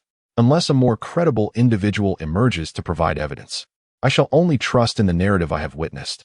So, what transpired in the interim that transformed innocent childhood camaraderie into years of separation? Is it possible that Bourbon inadvertently discovered Akemi Mayano's whereabouts, leading him to pursue love within the organization, ultimately striving to become a codename member? I find your reasoning compelling.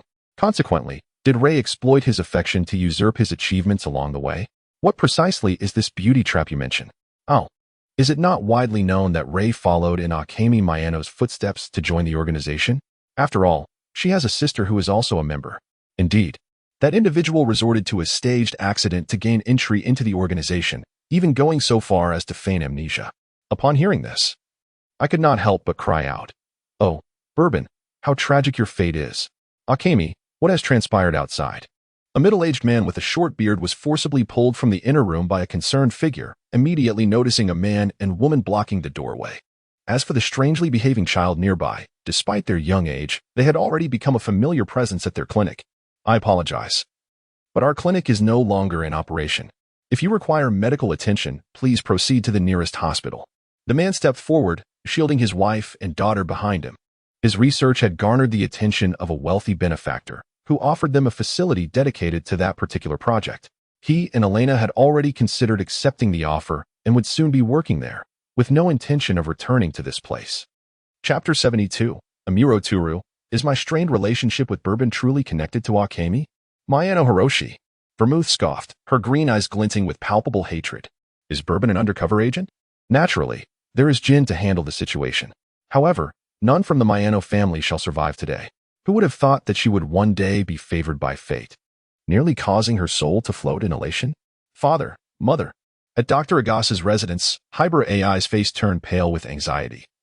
The undercover officer from the Public Security Bureau had such ties to her family, something she had never heard her sister mention before. Of course, that detail no longer seemed significant. Vermouth, that woman would undoubtedly not spare her family. Tears shimmered in her eyes as Hybrid reached out, longing to touch the image of the middle-aged couple nestled together, only for her fingers to pass through the void. She had forgotten that they were separated by two worlds, Despair enveloped her as she closed her eyes. After her birth, her parents poured their hearts into their research projects. Her sister had even spent time with them. Yet all that remained for her was a tape meticulously preserved by her sister. This was the first time she saw her parents in such a tangible manner. Yet under such perilous circumstances. "Little AI, do not worry too much. Your parents will be fine," Dr. Agasa said, uncertain of what else to say as he comforted the quietly weeping girl. Beside them, Conan's expression was grave. Hybera's concerns were not unfounded. Vermouth's murderous intent towards the Hybera family had never waned. The previous decision to refrain from acting had been her own, now, with a seemingly foolproof plan. It was difficult to imagine that Vermouth would let go. Furthermore, there was Jin, who had never shown any mercy towards suspected undercover agents, always eliminating one upon discovery. And now, Mr. Anshiro had become entangled in this mess, along with Mr. Scotland, both rendered powerless, plunging the situation into chaos. "Damn it. This time we might really face annihilation. Brother Subaru?" Conan tugged at his hair, gazing at the silent figure of a certain FB, whose glasses gleamed ominously, hoping for a solution to emerge from his lips. "So, my poor relationship with Bourbon really is due to Akemi?" Subaru Shikura whispered, stroking his chin. Conan's mind almost short-circuited.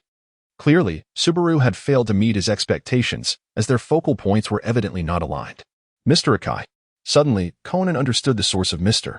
Anshiro's discontent whenever he encountered this individual. He now wished to grasp the other's head to see if it truly was filled with nonsense. Was this really the time to dwell on such matters?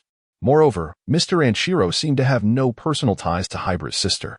The true childhood sweetheart was Mr. Scotland.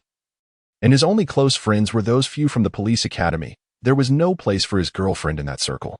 "You unreliable adults," Conan huffed, sitting on the sofa with a desperate expression mirroring Hybera's. "Forget it. Let's just wait for death." "All right, just a jest," Subaru chuckled, shaking his head before continuing. "Jin should not act against Vermouth, at least not for now.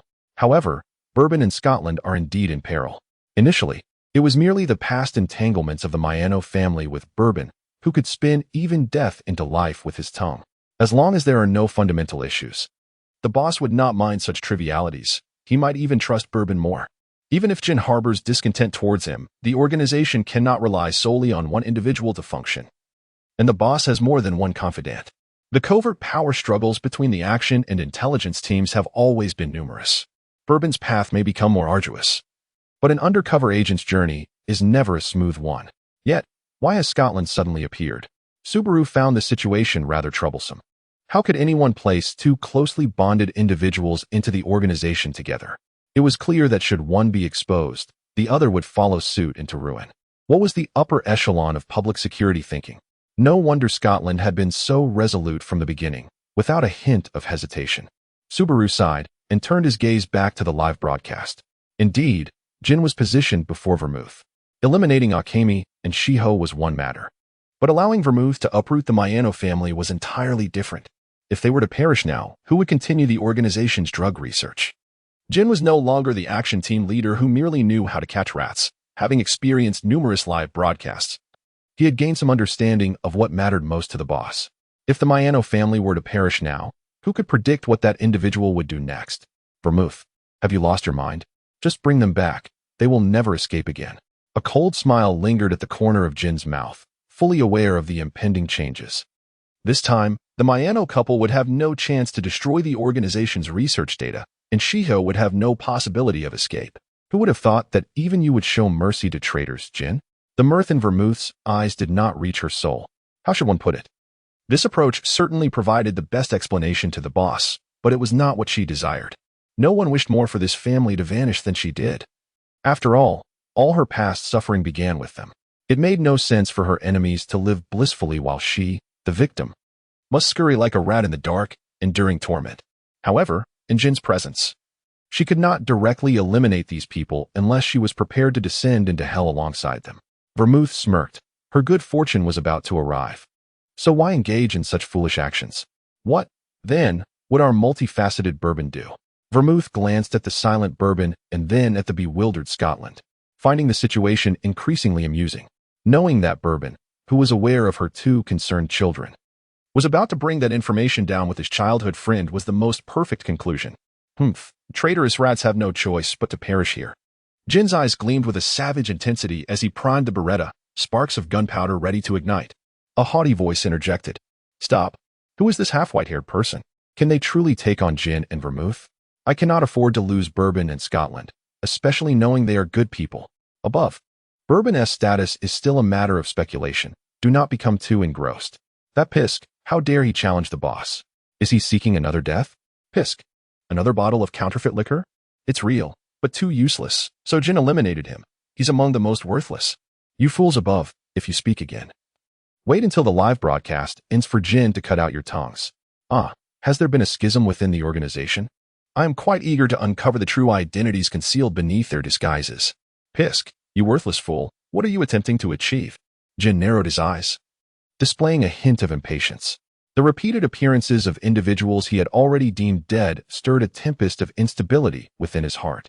It left him with an unsettling sense that the blood spilled during previous missions had been in vain. Do you recognize me? Clad in an impeccably tailored black suit, surrounded by a throng of bodyguards, Jin, alongside Vermouth, brandished a handgun. Yet Pisk, a member of the organization, appeared unfazed, his expression revealing a glimmer of intrigue. It had been a long time since he had encountered a young man radiating such palpable hostility. He seemed to be an ideal candidate meticulously crafted for their organization. As one of the boss's most trusted confidants, and a likely contender for the next leader of the operational team, he found himself in dire need of such an ally. In their organization, recruiting capable individuals was an effective means of augmenting their own power. As for the willingness of the other party, no talent deemed valuable by the organization had ever managed to escape their grasp. Moreover, he sensed that the silver-haired man before him might indeed share a common path with them. The organization undoubtedly offered a grander stage for him to shine. Regarding the woman beside him, Pisk exhibited a contemplative expression, finding her somewhat familiar, yet unable to pinpoint the source of his recognition. He merely needed to exercise caution regarding how she had acquired knowledge of his code name. Since the organization's inception, it had been under constant scrutiny from various factions, often infiltrated by spies. While the fates of such individuals usually ended tragically, they indeed caused a plethora of unnecessary troubles. The higher-ups loathed such occurrences. After much internal conflict, Pisk could not suppress his intrigue and extended an olive branch to the other party. Understanding his true identity would facilitate matters significantly. As long as he could bring the individual to the organization's base, there was little chance of them causing any upheaval. In the end, the question of life or death would hinge solely on his command. Would you consider working for our company? The remuneration is exceedingly generous. Pisk spoke with remarkable bravado. Yet the three individuals, aside from the diminutive Scottish figure, could only twitch their lips in response, taking advantage of the moment. Bourbon managed to escape the clutches of Jin alongside Scotland. Although the level of safety did not significantly improve, a chuckle escaped me as I considered how Jin had been bested by his own men. I couldn't help but wonder if Pisk would be so incensed as to rise from his grave. Am I the only one who has pinpointed the crux of the issue? Just ask me. Isn't it merely a matter of timing? I discerned that from the very beginning. My mind is a blank slate, and I humbly seek guidance from the esteemed. Upstairs, including Jin, everyone has overlooked a crucial detail. Bourbon is still but a child. Indeed. Isn't Sherry still nestled in her mother's womb? How amusing. Thus, Jin at this moment is merely a small bundle of potential himself. Knowing the truth, I couldn't contain my excitement, letting out a crowing sound. Where is he? I long to see the young Jin, I beseech you. While the notion of a little Jin may be an exaggeration, he must at least be a youth. Therefore, at this juncture, Jin is not yet the leader of the action group. He may not even have joined the organization, much like Bourbon. This is troubling, as the advantage now lies elsewhere. Bourbon, seize the moment. Be the first to join the organization, usurp Jin, ascend to the helm of the Japanese action group, and ultimately claim the position of boss. Let no one dare to bully you again. Bourbon merely wishes to express his gratitude. Jin remained silent, casting a glance at the equally expressionless Vermouth. As all attention now turned to this woman, one can only hope that at least one of the rumors regarding the boss holds a grain of truth. Regrettably, aside from assisting you in snuffing out their lives, I am currently powerless to do anything else, Vermouth shrugged, redirecting her gaze to the Miyano family. After a brief silence, Jin suddenly fired towards the hiding place of Bourbon and Scotland. The bullet surged forward with great ferocity. Although Bourbon was quick to evade, Scotland, accompanying him, lacked such reflexive awareness. Bourbon could only tackle the individual, and the two small figures tumbled together, transforming into a muddled mass. Fortunately, they emerged unscathed.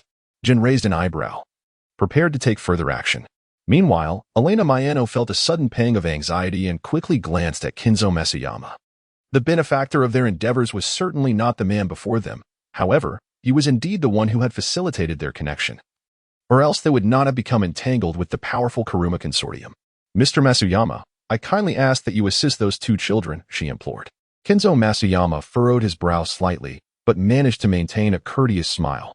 He waved his hand, and the group of bodyguards who had been standing by surged forward, encircling Jin and Vermouth. It appears my goodwill has not been embraced, Your Excellency. Therefore, it is with regret that, as the current bodyguard and friend of the Mayano couple, I must request that you vacate this place temporarily. A faint smile adorned Masuyama's face, yet the gentleness in his eyes gradually faded, replaced by the cunning and cruelty lurking beneath his demeanor. Regardless of how rare the individual before him might be, the safety of the Mayano couple was paramount, as mandated by their leader. Until the miraculous substance they spoke of was successfully developed, the order was unassailable. This was a truth that could not be altered. Thus, it was time to bid farewell to this ungrateful youth. Please, take your family and leave this place. It may soon become quite chaotic, as you can see. The other party is armed. Kinzo Masuyama retrieved a handkerchief from his coat pocket and wiped the dirt from Akemi Mayano's face before handing her over to Takashi Mayano. The ensuing scene was not one that these docile sheep should witness. Jin fell silent once more, while Bourbon suddenly gritted his teeth and charged towards the opposite side.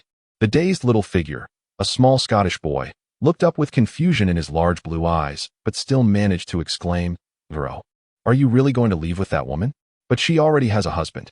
In a moment of weakness, Bourbon's legs buckled, causing him to tumble to the ground. Hero, he clearly did not mention a second part to his instructions. Chapter 74. Bourbon turns out to prefer older individuals? Bourbon's face was a pallid mix of blue and white, lacking even a moment's courage to rise from the ground. He and Lady Elena were certainly not of that nature. Were they? They were merely. Bourbon rarely exhibits a bashful expression, for she is merely a woman of significant importance to Zero Kudo during his childhood. Presently, the one whom Zero Kudo truly loves and cherishes is none other than this nation of Japan. Moreover, Hero, we are no longer the best in the world together. Bourbon's face contorted with fury as he cast a fierce glare at his seemingly innocent childhood friend, who appeared utterly oblivious to the situation. I believe there exists a term that aptly encapsulates Bourbon's current state, utterly mortified. Thus, it becomes evident that Bourbon's motivation for joining the organization was not solely for the sake of Akemi Mayano, but rather for her mother. This is simply outrageous. Bourbon, swiftly rise and deliver a resounding slap upon Scotland's face, proclaiming to him, to us, that this is not reality. Scotland, with hands tucked away, what transgression have I committed? I have simply conveyed the truth. Families, I am merely a few years older than Bourbon and currently single. Sly grin. Mr. Amuro's affiliation with the organization is justified, and it absolutely bears no connection to the Mayano family, none whatsoever. To the above, you have breached our defenses. Everyone possesses eyes and can discern for themselves. Have you not noticed that he has cast aside even Scotland? Scotland, sitting obediently, it matters not. I still have my brother. If that is the case, why not recruit Scotland into the organization as well? Right now, Bourbon? To the one above, your conscience is gravely impaired. Cannot Scotland guide Bourbon back to the righteous path? After all, given the present circumstances, the Mayano family has perished, rendering Bourbon's reason for remaining in the organization null. I concur, Bourbon. Hasten back into the embrace of your childhood companion. There is no future in villainy. However, has not Bourbon already made his choice? For the first time, a prolonged moment of silence graced the comments. Once more, he resolutely charged towards the Mayano household, even as Jin's pistol remained aimed at him and his childhood friend, Scotland. Indeed, love and friendship are distinctly different. The audience prior to the live stream wore expressions of mockery. Bourbon instinctively shields Scotland when the bullet from the Jin is fired. Yet when faced with a choice concerning Elena Mayano, he resolutely stands by her side, even though she has already borne 2 children. Bourbon, your affection is simply overwhelming. Bourbon, did you always have a preference for those older than yourself? Vermouth's right hand, gripping the pistol, trembled slightly, her voice tinged with an unintentional mockery. Yet, it was Elena Mayano, this woman, who had lost her senses. As a core member of the organization, how could you place your trust in the words of a mere child? I am utterly disappointed in you, Vermouth. The little one, Bourbon, endeavored to muster an angry expression. but his distinctly mixed heritage gave his chubby face an endearing quality rather than a fierce one. Clutching a pistol, the source of which was unknown, he pointed it menacingly at Vermouth, as if to say that a single word from her would provoke him to fire. Vermouth fell into an eerie silence. While one might dismiss the words of others, Bourbon had leveraged the child's information to threaten her. Without that incident, the secrets of a TX 4869 might have long since found their way to the boss's desk. Now, where was there any hope for their survival? As for Scotland, he seemed to possess an innate charm that disarmed anyone, allowing them to drop their initial reservations in his presence, at least before his undercover identity was revealed. There were no whispers of discord surrounding him within the organization. Even the fiery Kiani regarded him as a good-hearted individual, someone considerate. In an organization such as theirs, this was inherently abnormal. Thus, even if he was merely a child now, the authenticity of his words felt overwhelmingly genuine. Perhaps it was precisely because Scotland was still a child that she found herself believing him. Vermouth cast a glance at Scotland, who was still dutifully concealed behind cover, revealing only half of his head. His upturned blue cat-like eyes brimmed with sincerity, and his expression bore only the bashfulness and embarrassment of being reproached by a friend. Vermouth's demeanor involuntarily grew serious. The one who lies is clearly you, Bourbon, a despicable adult with a distorted view of love. With a piercing gaze of skepticism directed at him, Bourbon pressed his lips together, shooting a fierce glare at his meddlesome childhood friend, and resumed his original objective. Never mind. After this live broadcast concludes, no one will care whom he truly favors. All discussions about the matter online would be handled by Kazami, ensuring that nothing would come of it. Everything would be just fine. Nothing untoward would transpire. A palpable aura of darkness emanated from Bourbon, prompting even the observant Jin to quietly lower his beretta, casting his gaze towards the Kamiyama family, who stood frozen, unable to retreat. Conventionally, any suspected infiltrator should be dealt with decisively. However, Bourbon's predicament was unique. Jin, known for his preference for straightforward and ruthless methods in handling targets, narrowed his eyes, his furrowed brow resembling a formidable mountain range. Ultimately, the fact that these two individuals had known each other since childhood was inescapable, necessitating the swift elimination of Scotland. Jin resolved to cut through the chaos with swift precision, prioritizing Scotland's removal, while Bourbon would await directives from their superior once the broadcast concluded. Just as Jin's bullet was poised to strike once more, Scotland, devoid of any allies, faced a tragic fate marked by a bullet to the head. Suddenly, a shot rang out from an oblique angle, striking Jin's recently wounded shoulder. Bourbon's two tender little hands struck the fatal blow in an exceedingly unnatural manner. Jin was forced off target. Bourbon, are you courting death? The feral glint in Jin's wolf-like eyes devoured the last vestiges of reason within the mouse, as the flesh beneath his pale cheeks twitched subtly. The atmosphere grew heavy in an instant, and an unexpected gust of wind, seemingly from nowhere, whisked away the black top hat atop Jin's head, liberating the malevolence he had strenuously suppressed since the onset of the live broadcast. His once smooth silver hair, cascading down his back, transformed into a menacing spectacle, each strand resembling a venomous serpent imbued with its master's intent, poised to strike at any moment. Their current target was Bourbon, the traitor of the organization. Did I not say that I would handle matters concerning Scotland myself, Jin? Chapter 75. One must not be overly Bourbon. Wretched mouse, I have been watching the live stream all along. He never uttered that phrase. Well, he did say it, albeit quite some time ago. What does that mean? I cannot comprehend. I recall that it was when Scotland was first exposed that Bourbon made that statement. And shortly thereafter, Scotland was executed by Lai. Wow, that was indeed the rooftop scene from the initial live broadcast, wasn't it? Reflecting back, how much pain must Bourbon have felt at that moment? Pain, indeed. At that time, only Lai and Scotland were on the rooftop, both of whom were undercover agents. It was a blatant farce. Had Jin not pursued them, there would have been no surprises. Wretched Bourbon, even that rooftop encounter was a mere act, leaving Jin and Vodka with injuries of escalating severity. Nevertheless, Scotland did perish on that rooftop. While Jin did not attend, Bourbon did, but Lai struck first. What on earth is going on? So, is Lai truly a person willing to eliminate fellow undercover agents for his own advancement? The illusion shatters. Scotland's death was a suicide. Lai is not that sort of individual. My head is about to explode. Why is this happening? Since Jin did not appear in the initial narrative, should not the two undercover agents have teamed up to either eliminate or capture Bourbon? Perhaps it is rooted in shared sentiments. Once Bourbon is apprehended by the authorities, The best outcome for him would be a lifetime in prison. Although Bourbon chose the organization, he could not bear to see Scotland perish, which inevitably led to subsequent events. Gin, wretched mouse, wretched Bourbon, do you all take me for a decoy? May you all perish. Suddenly, I recalled something. Scotland had fired at Bourbon, albeit with a tranquilizer dart from the bespectacled imp. Therefore, could Bourbon and Scotland possibly share the same intent? TSK, one cannot deny that it is indeed plausible. What is the meaning of that? Do you dare to believe that I will come to your home to assassinate you tonight? I intend to bring him along to join the organization right now.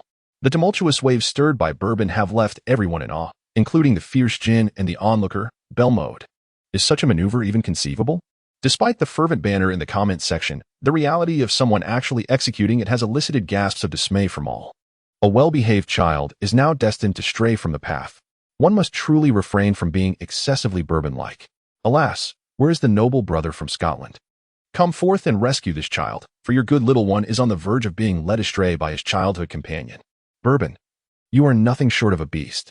Hee, I anticipated this outcome. It appears we are truly at an impasse.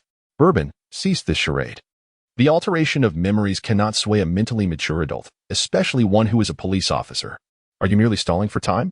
Gin, after a moment of astonishment, quickly regained composure and raised his Beretta once more, aiming it at the two children before him. Ladies and gentlemen, although I am uncertain of the nature of your endeavors, I must inquire how you came to know the code names Gin, Bourbon, and Vermouth, despite being surrounded by a throng of black-clad bodyguards. This scene has devolved into a one-act play featuring three individuals, prompting the overlooked Pisk to step forward in frustration. This time, his gaze was fixed upon the two small figures, barely reaching his knees, particularly the exuberantly golden-haired Bourbon.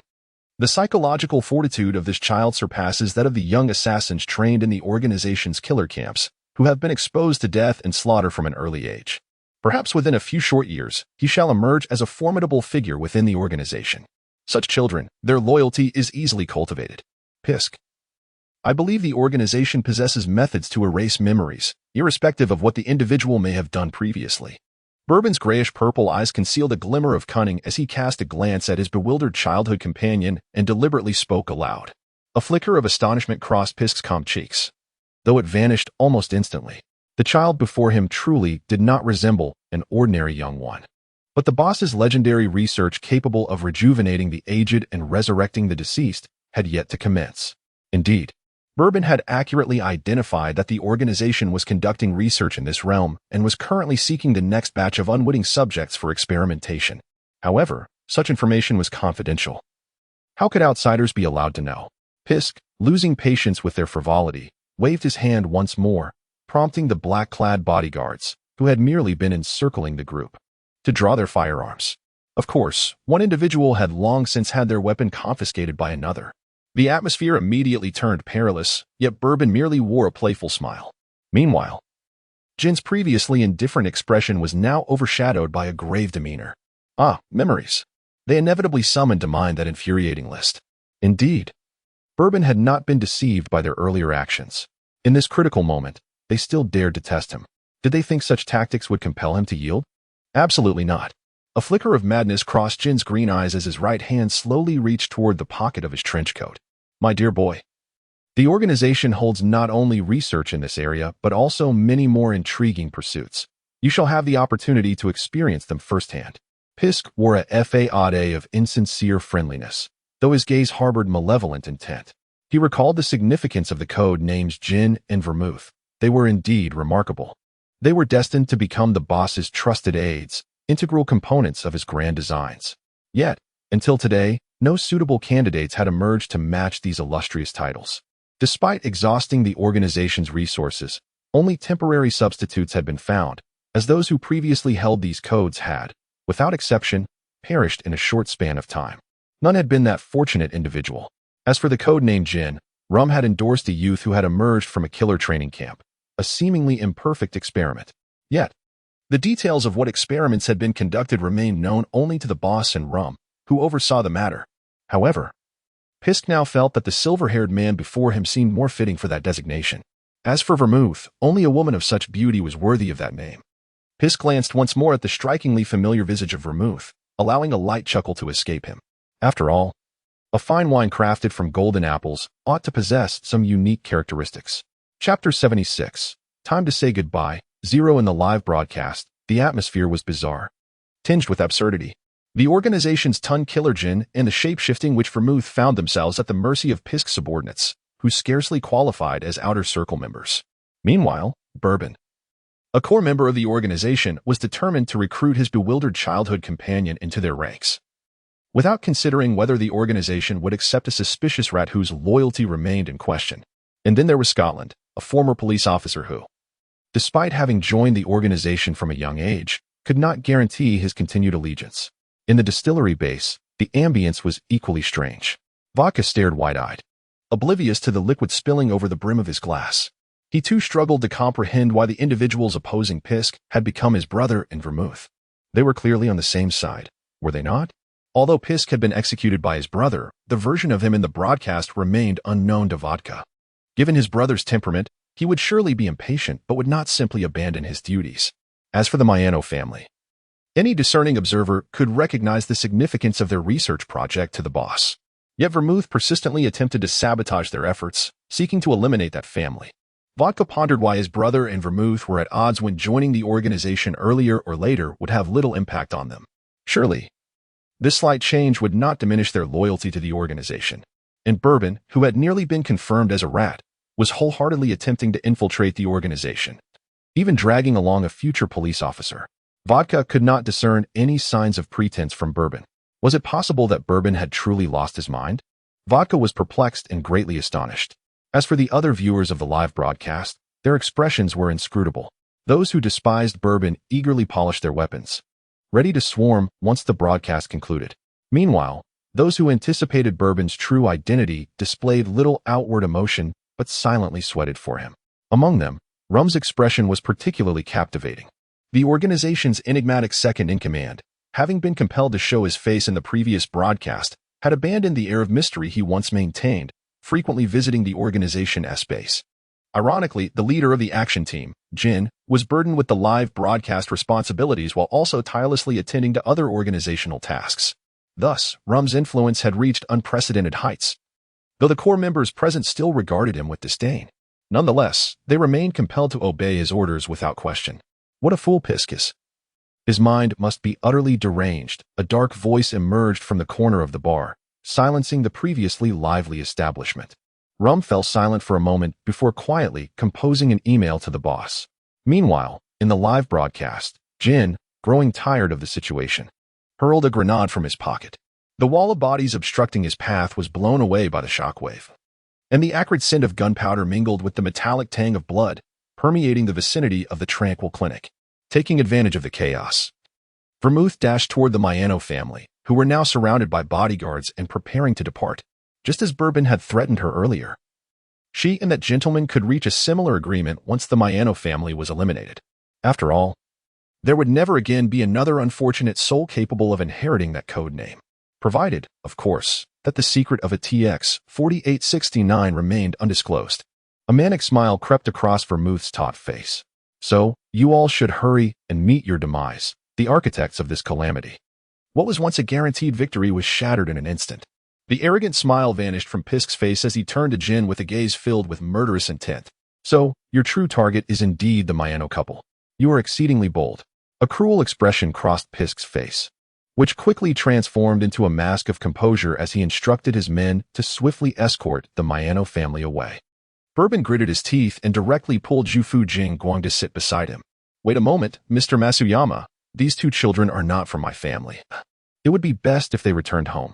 After narrowly escaping a lethal strike from Vermouth, thanks to the desperate rescue of his bodyguards, Akira Maiano turned around and was met with the sight of two additional little ones, instantly feeling overwhelmed. Ignoring the standoff outside, he spoke loudly. Accepting funding from the Karasuma Consortium would undoubtedly impact their family's future, as evidenced by the murderous intent emanating from the two inexplicably appearing individuals. Therefore, it was imperative to avoid involving others, especially this golden-haired little one, who seemed to have a good relationship with his wife. Little brother, we are moving. Not going out to play. We cannot take you along. Akira Maiano continued to ramble on, while Bourbon's previously cheerful demeanor instantly shifted to one of gloom. resembling a sunflower battered by inclement weather, wilting sadly. But I want to go with you. Bourbon cast a stubborn gaze towards Elena Maiano, the woman with flowing golden hair, who appeared somewhat unsettled by the earlier gunfire, though her breath remained steady. Upon noticing the child's pitiful expression, she merely shook her head slightly. Hadn't she already informed you that it was time to say goodbye, Zero? Bourbon, who had been showcasing his exceptional acting skills, was momentarily taken aback. The woman, with a gentle smile, bore an expression filled with regret in her green eyes, yet resolutely declined the child's plea. After all, they were merely acquaintances, and both had their own paths to pursue. However, Bourbon, already aware of the future, found it impossible to remain indifferent. This was the moment, this was the place. The Maiano family would never return to the path of ordinary life, all because of Karasumarinya's insane notion. Bourbon slowly lowered his head, tears inexplicably welling in his eyes. The vehicle began to move at a leisurely pace, while the seemingly competent yet inept bodyguards hastily departed, leaving behind a scene of chaos and two children who had been forcibly yanked from the car. Bourbon squatted on the ground, disregarding his image, his face unable to conceal the profound sadness and reluctance within. Zero, it's perfectly all right to cry. I shall remain by your side always, spoke Shikuro, the childhood friend, with a sense of responsibility, resembling a miniature adult. Despite previously playing with others in secret and forbidding me from joining, the scene culminated in Bourbon's renewed fury and incredulity. As for Jin and Vermouth, who were simultaneously embroiled in the narrative, they merely served as background figures. Although still appearing as innocent children, their murderous intent was unmistakable, directed towards the very childhood friend, Scotland, who had just professed his deep affection. Truly, Scotland must be a toxic presence. How could he utter such nonsensical declarations with a straight face? Scotland, with hands tucked away, remarked that you played with others in secret. I harbor no resentment and shall remain by your side, unwavering. Emphasizing his point. Is there any issue with such a statement? None at all. Though it does put Bourbon in an awkward position, especially since everyone had momentarily forgotten his affection for older women. Haha, I wonder how Bourbon feels about this. As for me, I simply cannot contain my laughter. Therefore, the reason Bourbon did not join the organization during his childhood was due to the obstruction posed by the Maiano couple.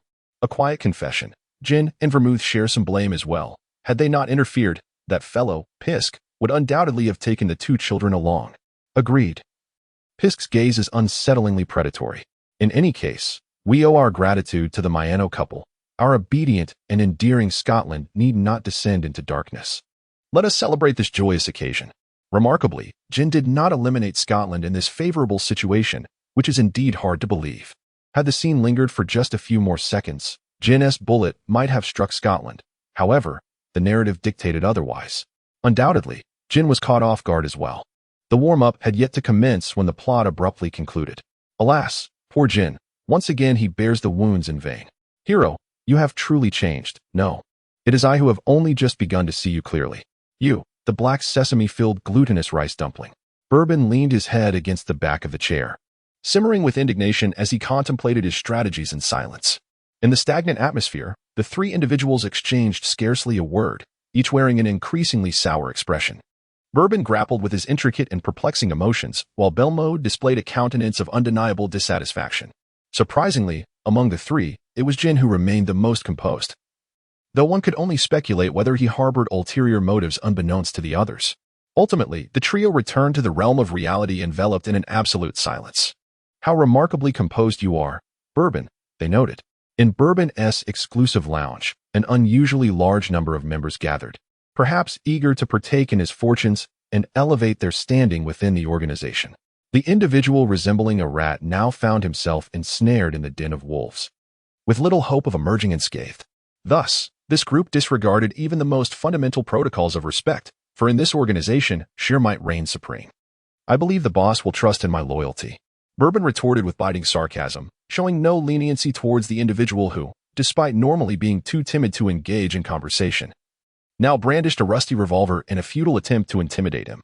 The present Bourbon was no longer a mere child. Moreover, when it came to dealing with members of the organization, he bore no concern for potential casualties, as it was evident that those present were far from virtuous. Bourbon tugged at the corner of his mouth, revealing a smile tinged with malevolence. To avert the most perilous of situations, he had long since informed Kazami of the precise coordinates of this base. Although he had not given explicit instructions, their presence in the vicinity was strictly forbidden. Yet, if they truly believed Bourbon to be an undercover agent, would not a prudent individual immediately withdraw from this treacherous locale? A group of lackeys, who had not even secured their own code names, now dared to prattle before him. Truly, they seemed to be courting their own demise. Bourbon's right hand tightened slowly around the handgun, his grayish-purple eyes filled with a ruthless gleam. Perhaps it would be best to seize this opportunity for a bloody rampage. Considering his reputation within the organization had dwindled to nothing, with a mind clouded by fervor and a desperate need for release, Bourbon cast a peculiar glance at the inept fools gathered at his door. The weapon in his grasp was poised and ready. "Bourbon, the boss has something to discuss with you," a silver-haired man stated, emanating a palpable aura of menace that caused those blocking the entrance to recoil in fear. Apart from the intent to kill, his green wolf-like eyes betrayed no other emotion. The once excited whispers and eager faces of the onlookers fell silent, as if their tongues had been severed. A swift and unobstructed passage formed between the two. It was Jin. Bourbon let out a sigh of regret as he resignedly stepped out of the room. The lounge for the two was interconnected. Yet Jin had just emerged from the direction of the conference room. It seemed he had already endured the reprimand from the boss. That scoundrel, Vermouth, likely faced a similar fate. Confronting the Mayano family right in front of the boss and failing, despite her significance, she would surely reap no rewards this time. Bourbon walked along, deep in thought, and remarkably, the already scant tension within him dissipated almost entirely. The organization's tolerance for undercover agents has always differed from that of the boss. This distinction is evident in the handling of Shirley's situation. Thus, from the moment Hiro appeared in the live broadcast, he was already devising a plan. The issue surrounding Tooru Amuro's identity poses no real obstacle to his genuine desire to remain within the organization and serve the boss. As long as he retains his value to the boss, even if Rinya Karasuma obtains first-hand information regarding his position as the leader of the Zero organization, he would likely choose to suppress it for the time being. Of course, if the police have become so thoroughly corrupted by the organization, then the state of this nation is indeed lamentable. A flicker of concealed pain crossed Bourbon's eyes. The events that transpired with Hiro could never repeat themselves. Essentially, within the organization, Karasuma Rinya regarded no one with any significance unless they possessed the capabilities he sought. For instance, there was Jin, and then there was Pisk, who had been executed due to his senility. Each of them were trusted confidants of the boss, yet when the time came to make sacrifices, there would be no lingering attachments. Unfortunately for him, he was currently of great value, be it due to Scotland or the matters concerning the Mayano couple. Until Karasuma Renya's mad and twisted dreams either came to fruition or were utterly shattered, he would remain valuable. "Bourbon, do you have anything to say?" The mechanical voice, now familiar to the point of nausea, prompted Bourbon to raise his head and gaze at the chrome mask on the screen, articulating each word with precision. "What transpired before is no longer relevant.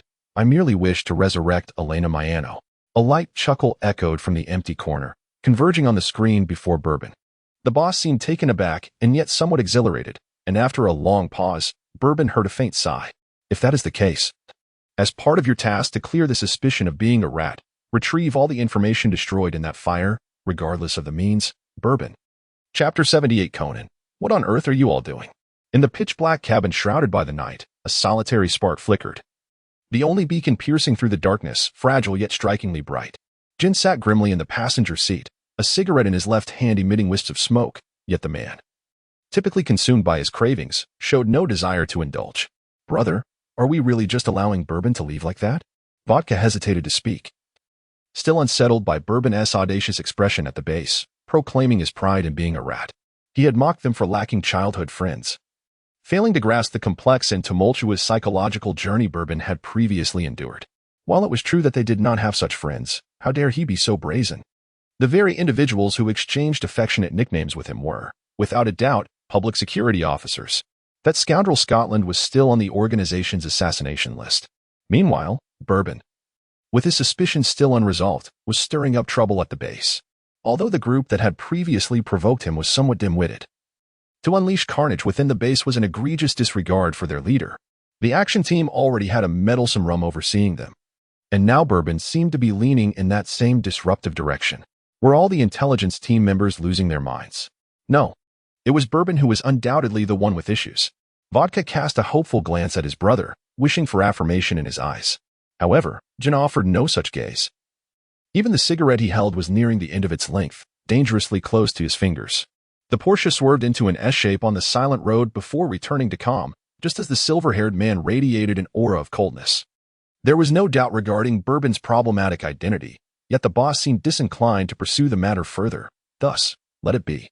Jin closed his eyes, a fleeting look of bewilderment flashing within his deep wolf-like gaze. For reasons unknown, he felt an unsettling disquiet. Upon uncovering Bourbon's dubious identity, he ought to have immediately ended his life with a bullet. After all, he had traversed several countries in a single day solely to eliminate those detestable rats. Yet, he had not done so, although subsequent events had unfolded as he had anticipated during the live broadcast. The boss indeed did not wish for Bourbon to be executed merely due to suspicion. But was he not the type to ponder his superior's intentions? Jin scoffed at this conclusion. Sherry was of paramount importance, and her sister had been dispatched without hesitation. Yet now, he found himself entangled in this trivial conundrum. To the point of insanity, a burning anger ignited within him, compelling him to take action. The Beretta nestled in his coat pocket was gripped unconsciously, its cold touch providing a slight reprieve from his tumultuous thoughts. Indeed, he should immerse himself wholly in his work, just as he had before this irksome live broadcast. That was the essence of who he ought to be, the leader of the action team that the boss and the organization desired. Vodka, step on it. Having convinced himself, the Ton Killer resumed his expressionless facade of a cold-hearted assassin, though his voice emerged several degrees lower, betraying his still unsettled mood. Vodka's plump figure trembled under the mounting pressure. His brother had suddenly become terrifying, and he increasingly found himself at a loss regarding his thoughts. Although to be fair, he had never truly understood Jin's mindset. In the bustling depths of the night, the Polo CAF was once again teeming with patrons. The protagonist, Tooru Amuro, donned in a pristine white apron, diligently prepared food behind the counter, his demeanor radiating a sense of calm amidst the chaos. The ongoing debate surrounding the fate of the traitor Bourbon had ignited fervent discussions online, yet Amuro appeared unfazed, showcasing that, despite potential complications in his identity, the organization was not devoid of reason. After all, Bourbon had a childhood friend in law enforcement who was still alive and well. Brother Amuro, are you a defector or still an undercover agent? Conan, striving to remain inconspicuous, tiptoed, his voice barely above a whisper, as he peered over the counter, half of his head visible. Just moments ago, the sight of Amuro's striking golden hair had nearly caused him to halt his breath. The CAF was filled to capacity, leading him to momentarily believe that even the three-story building belonging to his uncle might be rigged with explosives by the organization. Inside, the patrons were innocent victims, tragically ensnared by the organization's machinations, all in a bid to flush out Bourbon's accomplices. Prior to sitting here, Conan had been convinced of this, recalling the organization's previous intimidating tactics against undercover agents, which had always been ruthless and relentless. Fortunately, Amuro's relaxed expression and the crowd's demeanor, while somewhat peculiar, showed no signs of the despair and fear typically associated with coercion. Conan, I just made an extra serving of creamy pasta. Would you like to try some? Amuro, adept at sidestepping questions, smiled as he placed a freshly prepared dish on the counter. It seemed to be an order hastily placed by a journalist who, judging by his sudden departure, was too shaken to eat. Amuro's eyes crinkled with amusement. Brother Amuro, Conan exclaimed, his eyes wide with curiosity. As he stuffed food into his mouth, his gaze darting around, he was genuinely intrigued by how the typically irritable Jin had managed to refrain from confronting Bourbon, especially given Amuro's seemingly unruffled state. Could it be that the organization had softened its stance toward traitors since Akai's departure? Such a notion startled Conan. Actually, it's the boss. He believes that my loyalty will remain unshaken despite the Scottish affair, so after offering some encouragement, he allowed me to leave with a specific order to ensure that others in the organization would not trouble me, Amuro casually stated while washing dishes, painting a picture of a remarkably understanding superior. Yet, this boss was none other than Rina Karasuma, a true devil who disregarded human life entirely. Conan felt that Amuro's claims were likely a ruse. Just as he was about to inquire further, his gaze was drawn to a curly-haired man in sunglasses seated by the window, opposite a cat-eyed gentleman savoring his meal. Hey, while it's evident that you two share an unbreakable bond, even given your vastly different identities, this public display raises suspicions, Conan thought incredulously, turning to see a graduate student with pink-tinted glasses enjoying an iced Americano, alongside a brown-haired girl wearing a baseball cap that obscured her features. So, he was the only one genuinely worried. it seemed. Chapter 79, Scotland. I am guilty, but I speak the truth. Hybro, what are you doing here? It's dangerous. You know, Conan said, stealthily approaching with a plate of food, his expression grave, entirely at odds with his youthful demeanor. He feared that among the patrons might lurk members of the organization, possibly even the master of disguise, Vermouth. Conan rolled his eyes at the dryness of his own voice. Recalling how terrified he had been of Subaru Okiya, only to have his attitude shift dramatically after the last live stream. Now, he found himself in the company of Okiya in such a perilous setting. Why had this once cautious group become so reckless? Was it truly his influence? Idagawa, could you please refrain from pacing? It's affecting my ability to observe, Hybrid chided, holding up a promotional pamphlet in an unprofessional manner. Her green eyes fixated on the busy golden-haired man behind the counter. She seemed wholly absorbed in her scrutiny. Was it truly necessary to be so vigilant? After all, it was merely a childhood interest in his mother. While perhaps he hadn't entirely set aside his feelings, Amuro hardly struck one as the type to intrude upon another's family. Moreover, hadn't they all forgotten that the events of the live stream were unlikely to replicate in reality? Hyber's parents were already deceased. With a sigh, Conan chose not to engage with Hyber further, casting a reproachful glance at Okiya. While Hyber's behavior could be excused, as a responsible adult, Okiya should have known better. It's hard to refuse when the girl I vowed to protect with my life comes seeking me, Okiya replied, slightly widening his eyes. His green gaze subtly glancing at Amuro before quickly averting. To be honest, he was also taken aback by Bourbon's childhood experiences, especially his affection for Akemi's mother. Yet, if that were the case, did it not suggest a generational gap between him and Bourbon? Oh, but that was impossible. Bourbon's feelings were one-sided. Suddenly realizing he might be perceived as lesser than Akai, Okiya hastily gulped down his coffee. Poor Bourbon. On the other side, Matsuda was rapidly devouring a ham sandwich. His expression a mix of disbelief and amusement as he noted how his former partner, once known as the kitchen killer, had now taken a completely different path, adopting the persona of a gentle, home-loving spouse. Though Matsuda still struggled to comprehend how such a description could apply to a man, it did not detract from his amusement at the thought. The golden-haired rascal has become a spouse who adores older women, Matsuda chuckled, unable to suppress a laugh. Don't say that. Zero will be looking for a fight soon. Jufu Jingguang remained engrossed in the delectable dish before him. A plate of exquisitely plated spaghetti adorned with celery, pork, and ginger. Merely the sight of it was enough to awaken one's appetite. Though it would have been even more delightful had there not been the secret addition of his childhood friend's heartfelt seasoning. He sipped a glass of complimentary water, allowing his tongue, tingling from the spice, a moment of respite, silently reflecting on his situation. Could he truly assert that he bore no intention of revealing Zero's childhood struggles? Or could Zero seek vengeance upon the innocent child he once was? The present him was genuinely blameless. Moreover, he had not been mistaken, had he? A glimmer of mischief flickered in Jufu Jingguang's blue cat-like eyes, only to vanish in an instant. Zero had indeed injured himself during a scuffle, subsequently seeking solace at the Mayano household's clinic, all while keeping his whereabouts a secret. Such behavior was undeniably excessive. He recalled the moment he first discerned the truth. Someone who had once bravely defended him against his tormentors had, after the dust settled, covertly rendered himself in a state of disarray. It was only after trailing him a few times that he uncovered the reality. Initially, he had believed his childhood friend had found new companions, feeling a pang of sorrow, only for that family to vanish, leaving him with an isolated friend. Jufu Jingguang's pomaged, reminiscing about the years that followed, wherein he had assumed the role of caregiver, tending to Zero's myriad injuries, though that fellow never again resorted to self-harm. Thus, he found himself bewildered and could not lay blame upon himself. How could he have known that he had compelled young Jufu Jingguang to utter such words? This question had weighed heavily upon his heart for far too long, especially during the innocent days when he had yet to comprehend his childhood friend's motivations. So, Zero, you ought to be grateful that I refrained from posing that question directly. Zero, are you intent on destroying this home? The corners of his mouth could no longer maintain their composure, and Jufu Jingguang hastily stuffed a few particularly flavorful strands of pasta into his mouth. He bore guilt. Today, he sought atonement. My apologies, Zero. As the water in his glass neared depletion, a certain blond gentleman, who had been busily occupied in the background, finally raised his head and strode over with an air of indignation, brandishing his tray. The seemingly lively atmosphere of the CAF had become stifled, as if any slight disturbance could ignite a spark. Be sure to finish the last piece of strawberry cake. The apron he wore had been loosened, beads of sweat forming on his brow, and the gentle smile that usually characterized his demeanor was replaced by an unusual tension. His lips were pressed tightly together, radiating palpable anger.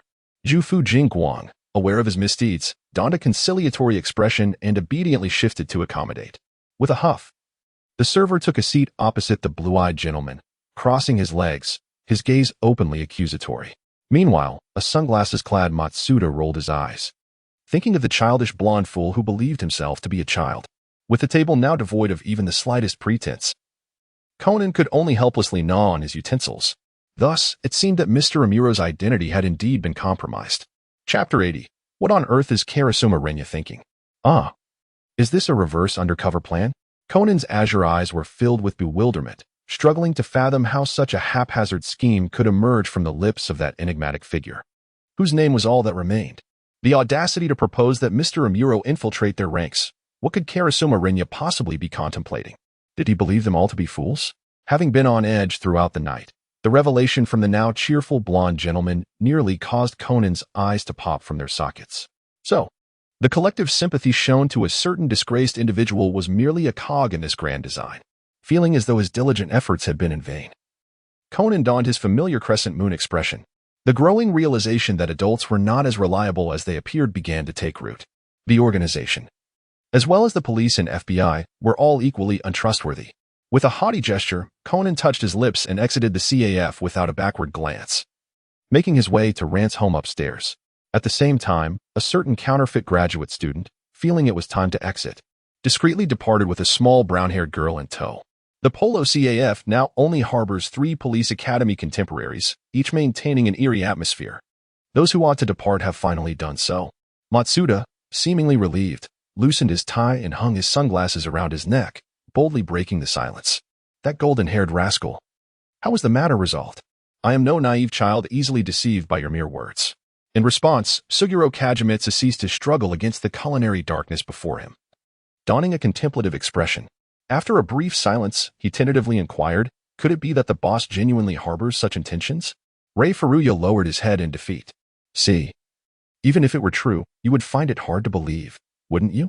Matsuda flashed a grin but remained silent, despite Kageyama having divulged all he knew about the organization to him.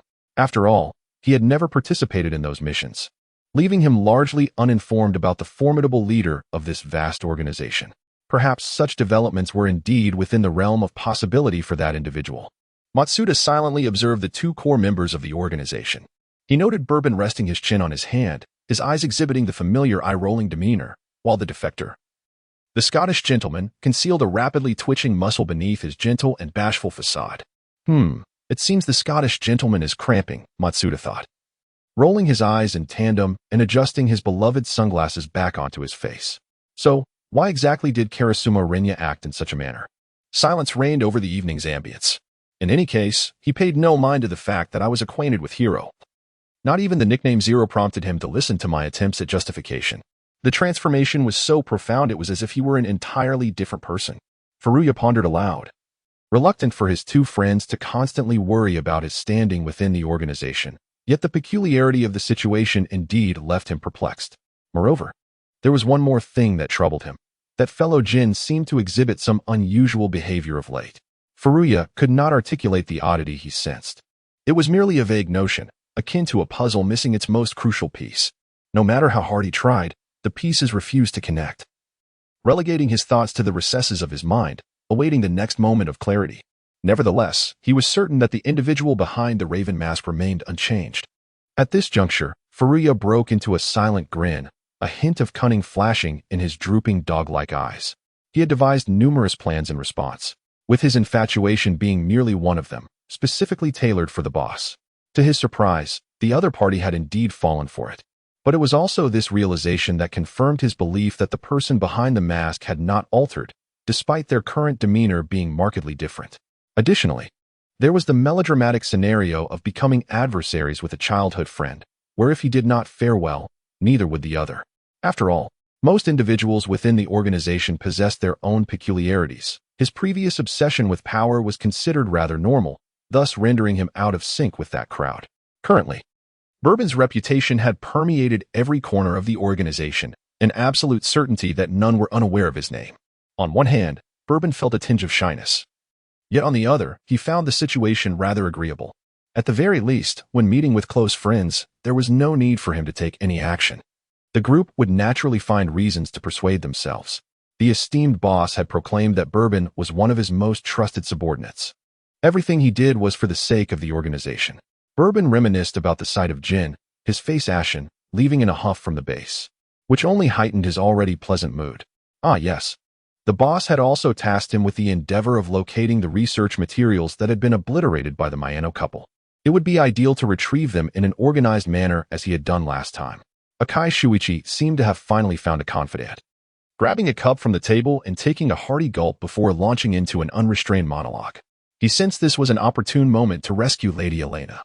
Yet he was acutely aware that doing so would lay bare the truths obscured by their lives, leaving the public to confront the revelations. An uncertain outcome awaited. Akai's expression shifted from fervor to a frosty demeanor, his previously relaxed brow furrowing. It was evident that he harbored hopes of saving the couple. Yet the rationality of his role in law enforcement cautioned him that no outcome could be more favorable than their demise in resolving this matter, unless they possessed the audacity to deceive under the scrutiny of a live broadcast. JZSH Nin and Matsuda Jinpei remained silent, merely listening intently. The man with golden hair and deep skin tone, animated by his excitement, rolled up his sleeves as if he were a certain detective upstairs who became fervent with a drink in hand. Despite the perilous nature of each broadcast, upon reflection, it truly yielded abundant rewards. After depleting an entire pitcher of chilled water, Akai began to summarize his findings. Noticing his two friends still gazing at him expectantly, he discreetly added, "Do you have anything to contribute?" After sifting through all the information in his mind, he finally felt the need for rest. The relentless workaholic rubbed his eyes and mumbled. Matsuda Jinpei and JZSH Nin, who had only managed to voice their thoughts once since the meeting, silently sealed their lips. Perhaps it would be best to let this fellow take a nap. They exchanged glances and simultaneously rose, donning their coats as they stepped outside. The dim streetlights heralded the dawn, signaling the onset of another bustling day. Meanwhile, a certain man, juggling no less than 4 jobs, could only afford a couple more hours of sleep before he would once again don the mantle of a corporate drone. Let us head back. 0. The bell of the Polo CAF chimed once more, signaling that the bustling establishment had truly reached its closing hour. Chapter 81. A most frustrating demise scene. A gaming release event synopsis. As a member of the initial cast, how could one depart without leaving even a trace of the underworld's influence? It is indeed a most frustrating demise.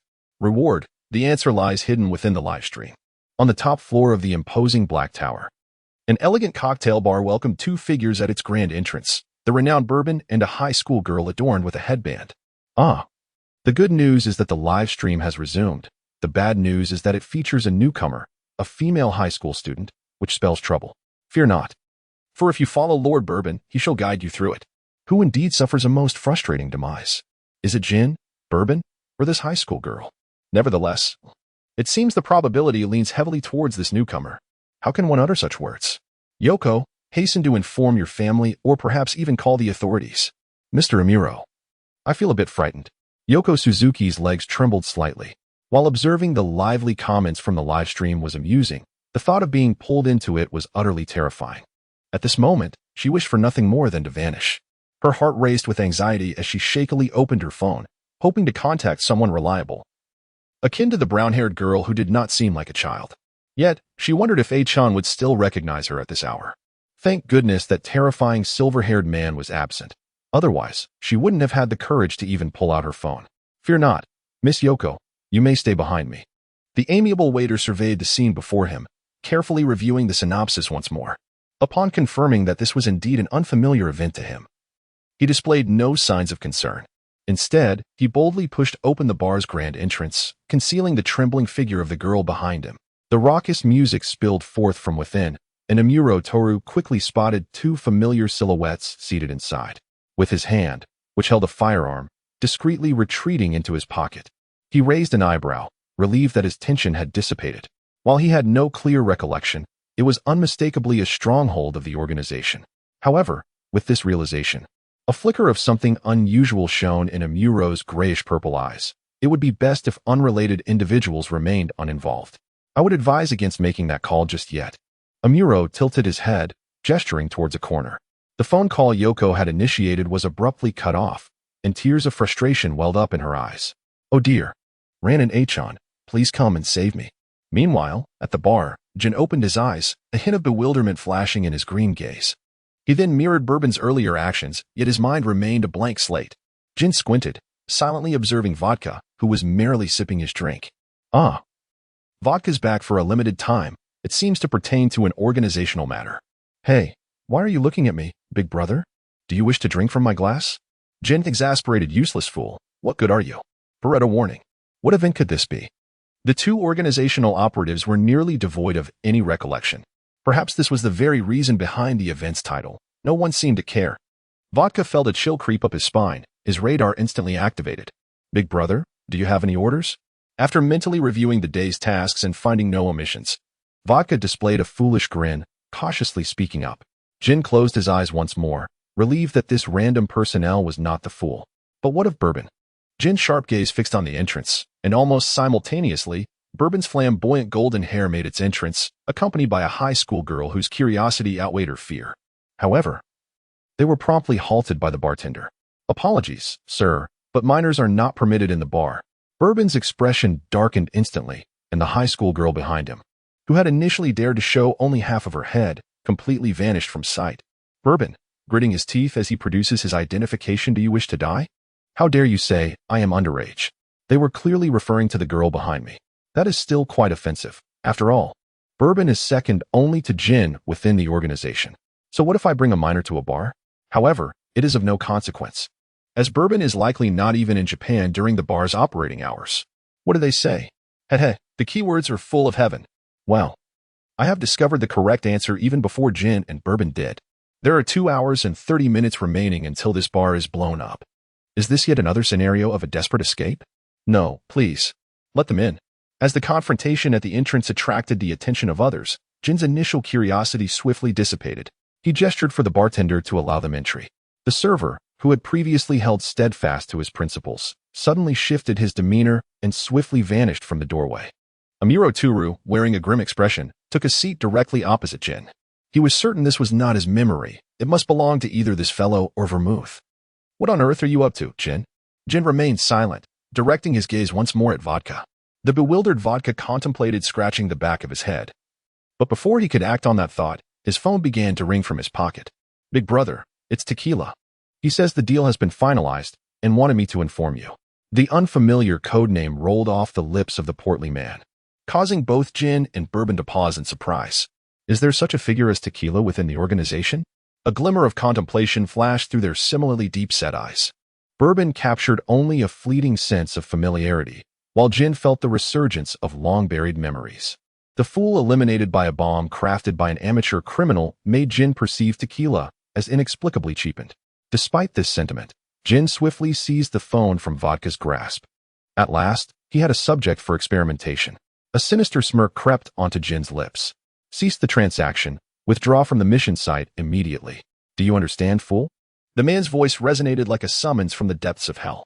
Tequila's fingers, resting on the suitcase, suddenly weakened, retracting reflexively from the clasp. Why? Came the stammered voice, laced with reluctance. Because the suitcase is filled to the brim with explosives. If your patience has worn thin, feel free to test your luck.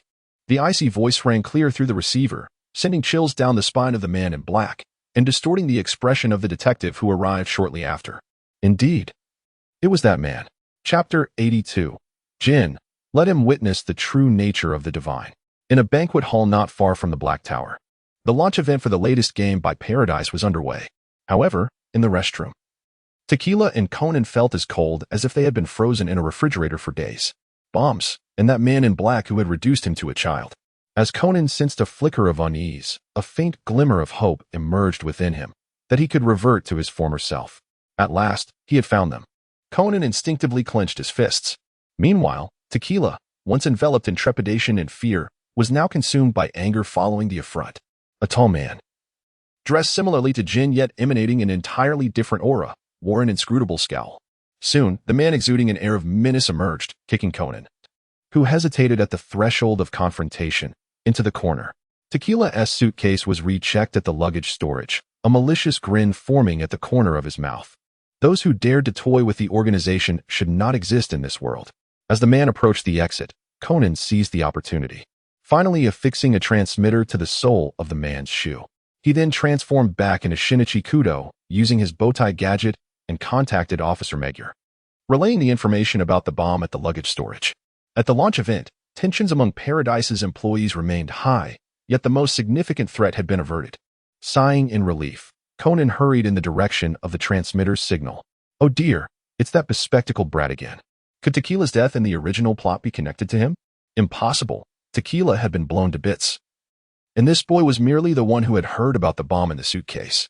Given that he resided in the home of the renowned detective Muri Kagaro, he was undoubtedly a crucial witness to the case. There was no need for intricate analysis. With a mere flick of his finger, every detail of the case could be unearthed, rendering Conan's involvement negligible. However, this little brat seemed to have a peculiar affinity with the organization, frequently entangled in both grand and minor matters. Moreover, his assortment of gadgets, were they perhaps provided by Detective Muri? They seemed quite suitable for criminal endeavors. Those are intended for the noble pursuit of justice, and yet you wish to employ them for nefarious purposes. How outrageous. Enough with the noise. I alone am curious. What connection could this utterly mundane case have with the organization? Wasn't it just Tequila who perished? Yet it was resolved with a simple phone call. The plot has lost its intrigue. Had everyone forgotten? The crux of the matter lay in that transaction. Intrigued, Bourbon pondered what a gaming company of this caliber could possibly offer that would pique the organization's interest. Unfortunately, the two individuals present were not equipped to quell his curiosity. Jin was currently in a phase of utmost vigilance towards him, though he was not treated with the severity reserved for traitors. Bourbon suspected he was far more despised than those rats who fled at the first sign of exposure.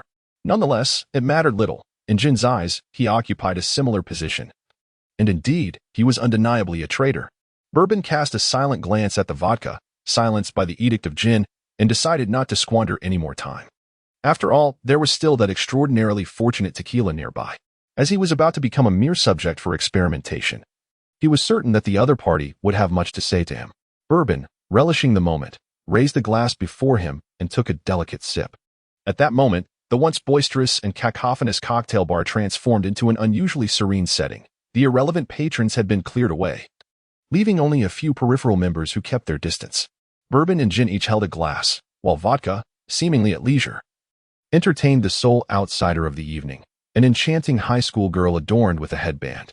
Suzuki Sonoko grasped her glass, caught in a dilemma of whether to sip or abstain. Her gaze pleadingly directed towards the transformed figure of Mr. Amuro, whose demeanor had undergone a remarkable change. Miss Sonoko, he remarked, this is merely an alcoholic beverage, though I would still advise moderation. Despite feeling a twinge of agitation, Bourbon remained in good spirits as he comforted the nearly fainting high school girl. Although he was not entirely familiar with Tequila's modus operandi, he recognized that he was part of an organization, absent any external interference. The ordinary citizens who had previously occupied the same space as him would likely be in grave peril. However, being in the company of Jin left him with no opportunity to alert others, and considering the current timing, it was uncertain whether Kazami and the others could arrive in time. After careful consideration, Bourbon ultimately decided to seize an opportunity to stealthily slip away, prioritizing the safety of others. As for Tequila, there might be a chance to incite rebellion within him, or perhaps one could simply observe their mutual conflict. A flicker of dark amusement passed through Bourbon's gray-violet eyes, yet soon, the mirth faded from his visage. The peripheral member in charge of the aftermath reported that as soon as Tequila departed from the Paradise Games launch event, law enforcement officials swiftly arrived on the scene. The bomb that Tequila had processed and subsequently returned had been neutralized, and the man engaged in dealings with the organization was taken to the Metropolitan Police Headquarters for questioning due to his involvement in an incident, unless unforeseen circumstances arose. The organization's hideout had been compromised.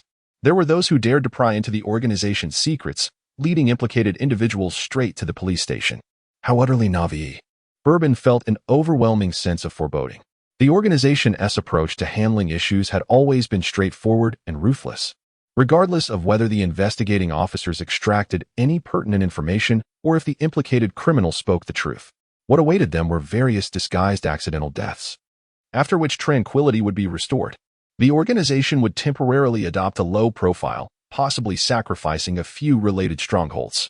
However, The individual who had drawn attention by attempting to uncover the organization's existence would undoubtedly pay a grievous price. Such is the harsh reality. Jin, nearly instantaneously, narrowed his eyes. The emerald glow of his pupils emitted a chilling intensity, far more disconcerting than that of a wild wolf. Despite the changes that had clearly occurred, why was the organization still entangled in this matter? Who was obstructing the execution of their plans? Or perhaps someone had set their sights on the organization itself. Jin's calloused fingertips grazed the icy surface of the table as he meticulously sifted through his suspicions. Yet, he remained at an impasse. Previously, he had opted to obliterate this location marked by organizational traces, but this time, he felt inclined to explore a different approach. A sinister smirk flickered across Jin's typically placid countenance. Let him see just who dared to challenge them. Chapter 83. Bourbon. The worrying heart finally ceased. Jin, what on earth is happening with the mission? Tequila blurted as he barged in, plopping down across from Jin with a perplexed expression. Jin silently inhaled his cigarette, refraining from a response, instead withdrawing a Beretta from his pocket and aiming it at the fool's head. How could he remain blissfully unaware of the tale lingering behind him? Why was the organization plagued with such ineptitude? Jin, in a fit of irritation, clicked his tongue, his fingers brushing over the hammer of the Beretta, yet he ultimately suppressed his murderous intent. Poor Jin, trapped in a vexing predicament, torn between the desire to kill and the necessity to refrain. Jin lamented, "My heart is weary. Why must the members assigned to me be of such caliber?" Tequila retorted, "I've already been blown to bits. Can you not show a modicum of sympathy?" Bourbon, the members of the action group are utterly worthless, except for Scotland. Smiling, I initially surmised that they belong to the same tier as vodka. It is undoubtedly a genuine spirit. As for the previous remark, your words are rather harsh. What fault does vodka hold that it has become your standard for judging whether a liquor is diluted? Alas, it is a conclusion drawn from experience. Nonetheless, I find a certain truth in it. Vodka, let us examine it. A cold, menacing voice whispered ominously in my ear, causing Vodka, who was thoroughly engrossed in the spectacle, to momentarily lose his wits. What was my brother just saying?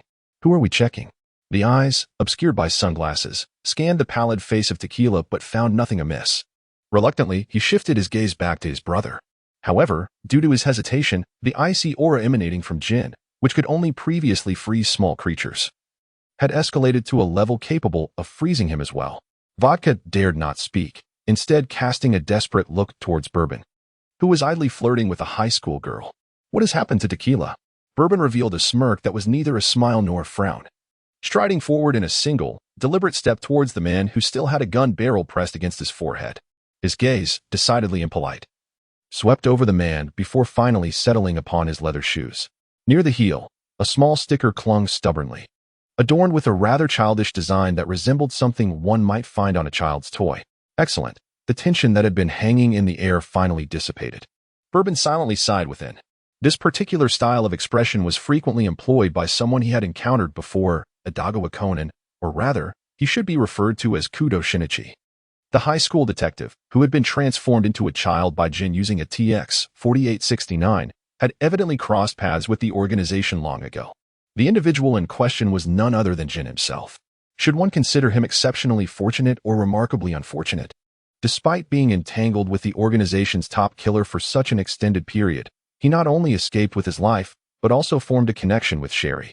Although it was merely a substandard counterfeit drug, in comparison to others who had ingested this substance, he was indeed exceedingly lucky. At this moment, he must be on his way here. One can only hope that time remains on their side. Bourbon grasped the transmitter in his hand, contemplating its destruction, when the irksome voice of Jin reached his ears once more. Wait a moment. The hunting game has only just commenced. Bourbon, refrain from unnecessary actions. Beneath the shadow of his black top hat, his face bore an expression of exhilarated bloodlust.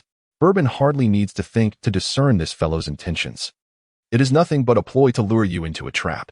This bodes ill, dear Conan. Bourbon furrowed his brow, ultimately relinquishing his grip and allowing the transmitter to descend briefly in a free fall. It was done. The detective was in peril, unless a miracle were to occur. Why was it a mere child that rushed in? Logically, such matters ought to be communicated to the parents prior to involving the authorities. In the upper echelons of Mihua Town, this was indeed the case. Although it seemed absurd, detectives were often deemed more reliable than the police, and they truly acted when necessary. How could this device be affixed to me? Tequila's expression shifted dramatically, disregarding the warning from Jin regarding the Beretta. Although today's mission had encountered an unforeseen complication, it was merely an accident. From the intelligence reports received, it appeared he was merely an innocent victim of circumstance. This was precisely why he had confronted Jin upon arrival. Theoretically, no one was aware that a bomb resided within his suitcase, not even the perpetrator. After all, someone had cut in line, and that very criminal had originally intended to target his colleague. Thus, Jin's intelligence became particularly suspect during the journey. He had even entertained the notion that the failure of the mission might have been orchestrated by others. Yet, perplexingly, it was Jin who had come to his rescue. Frankly, Jin was primarily interested in the organization's tasks and the rats, typically dealing with those who failed to execute their assignments properly, including members like himself. At least, that was Tequila's perspective. However, the transmitter on his person indicated that the situation was not as he had previously surmised. Some occurrences they deemed coincidental were, in fact, anything but. Is someone targeting me? Tequila asserted with unwavering conviction. Bourbon scoffed and waved his hand dismissively before settling back down. Jin's expression darkened as he muttered, "Fool. You must have been detected by that cunning hunter while on your mission." Tequila wore a similar expression to the previous vodka. He had only encountered a child during a phone call. Surely, the transmitter on him couldn't have been crafted by that bespectacled brat. The more he spoke, the more muddled Tequila's thoughts became. Who would have guessed that it was indeed the work of a child? What to do now? The little imp would soon be knocking at their door. Haha, today is a favorable day. Jin and Bourbon finally won't have to suffer any injuries. Indeed. Dealing with a mere child was manageable. It felt as though the randomly assigned personnel today were utterly useless. I hope to be swapped out next time. Here we go again. Don't underestimate that girl. She is the sole heir of the Suzuki conglomerate. Wow, Mom, I've encountered a real-life billionaire.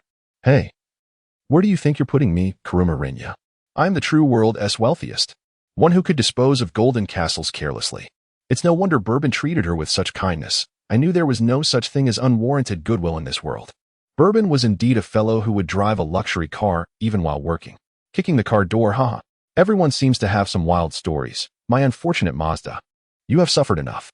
The comments shifted from worrying about Conan's fate to the multiple instances Bourbon appeared, each time ending in misfortune for his luxury Mazda. Meanwhile, in the live stream, Tequila's face flushed red as he pondered. Under the scornful gazes of several, he pointed out the only suspicious individual, a bespectacled child. Just then, the bar's door was pushed open once more. Chapter 84. The arrival of the Super Saiyan. Ah, Jean, you actually came. A voice of surprise emanated from behind. The previously overlooked high school girl, Sonoko Suzuki, suddenly stood up, her tone now commanding. At the entrance stood a dark-skinned youth clad in a white training outfit, with an adhesive bandage on his forehead. His breath was slightly uneven from running, and beads of sweat trickled down his temples. However, his expression, upon closer inspection, appeared somewhat flushed. Where could my large Conan possibly be? He must also be at the door? Who is this young man? Could he be an ally summoned by Miss Suzuki? What kind of person could stand against Jin and Bourbon? Perhaps they seek to compete with that useless Tequila? You make a valid point. Yes, you. The one who placed those little gadgets on Tequila. With just a glance from Jin, Sonoko, who had initially taken a step forward, froze in place. The remaining members of the organization revealed menacing expressions, some even drawing their firearms. Except for Bourbon. Miss Sonoko, is this your boyfriend? Sonoko wore an expression of relief and quickly nodded. After much contemplation, she felt she couldn't just wait here for death, so she attempted to text Jean, not expecting this fool to actually show up. They shouldn't have even known each other by this time. A rare shy expression appeared on Sonoko's face as she shyly gazed at the young man at the door, torn between wanting to approach and hesitating. Meanwhile, Jin had closed his eyes in anger multiple times. Did these minors truly consider the organization's base as a venue for their romantic escapades? Did they genuinely seek death? His green eyes, devoid of emotion, fixed upon the high school girl in a headband as his Beretta slowly revealed itself from his coat pocket. The mingled scent of gunpowder and blood was enough to instill fear at a mere glance. Sonoko's complexion, which had just improved, turned pale as a sheet. The slender figure swayed precariously, and the previously dazed young man at the door suddenly donned a serious expression. Your opponent should be me. He was surprisingly handsome. Yet Jin would likely be infuriated yet again. In truth, Jin was merely issuing threats. He wouldn't actually pull the trigger. I have seen through that. 1. But it's hard to say now, not only Jin, but Bourbon might also take action, considering he is a higher-up in the organization. It's disastrous. Tequila has tea arrived yet, and blood has already been shed. Once the main event arrives, who knows how much blood will flow? Dark-skinned young man. Hurry and take your girlfriend and escape. Jin is still waiting for the rat spying on the organization and one to pursue you. Sonoko, be careful, and Conan. Don't act impulsively. It's you, isn't it? After a long pause with no sign of anyone at the door, Tequila, nearly blown to bits, could no longer contain his frustration and directed his anger towards the young man blocking the entrance, even as Sonoko fervently shook her head in denial. In any case, this young lady has nothing to do with this. Please do not trouble her. Kayagaku Makoto slowly exhaled, his gaze sweeping over the armed individuals on guard before landing on the man in black who was almost lunging toward him. A fist, filled with fierce intent, swung toward him, brushing past the young man's short hair, yet he remained unresponsive. Not only Sonoko, but even the spectators watching from the screen couldn't help but close their eyes.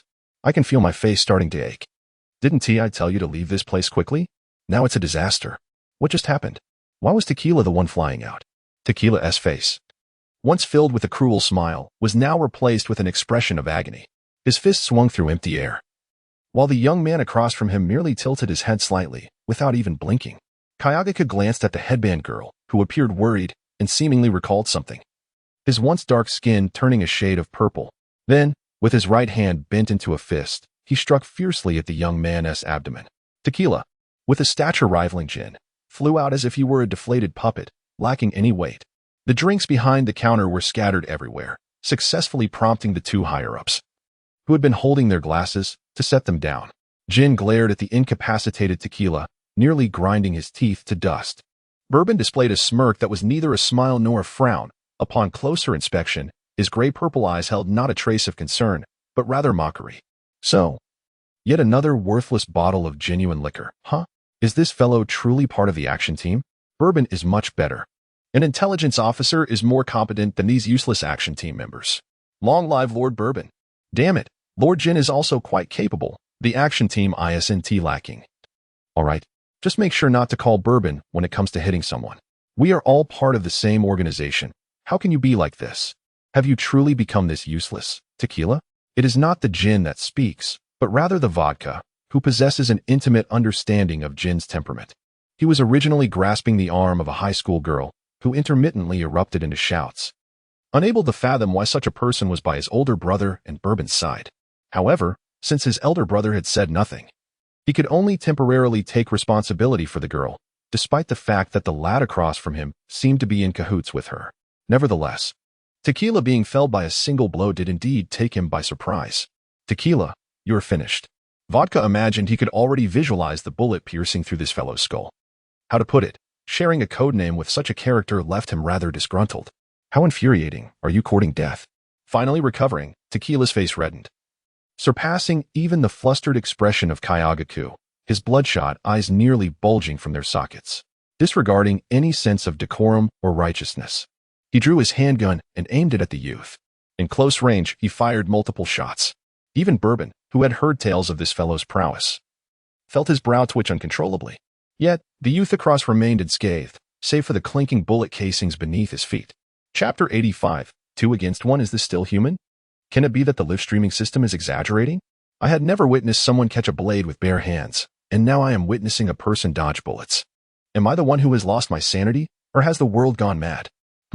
Our Suzuki conglomerate's son-in-law possesses far more strength than this. Just wait and see. This Jin and Bourbon are no match for our Ajahn. He is invincible across the realm. May I make a humble request? If we encounter each other, could we refrain from striking the face? I witnessed Tequila take a punch to the stomach, causing him to spew blood. Let us not be pessimistic. Our organization may not necessarily be defeated. Let us band together. Since they have already surpassed the limits of humanity, Jin and Bourbon should abandon notions of decorum and unleash everything from grenades to sniper rifles. We can surely prevail. Besides, our organization has its pride. After all, everyone is watching. Due to the overwhelming intensity of the scene, Tequila's mindset shattered. Clutching his handgun, he debated whether to shoot himself or simply find a block of tofu to end it all. Among the remaining three, Vodka continued to restrain the struggling Suzuki Sonoko, while Jin and Bourbon remained poised.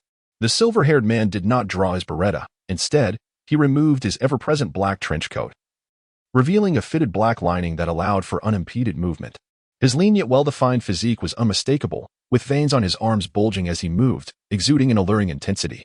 This was a side of Jin that had never been witnessed before, igniting fervor among the viewers prior to the live broadcast. Bourbon did not disrobe. He merely loosened his tie and unfastened the cuff buttons. His golden hair swept back with his fingers, revealing his smooth forehead. Neither party assumed a grand stance. They had evidently intended from the outset to engage in a 1-against-2 scenario. Vodka, you comprehend my meaning.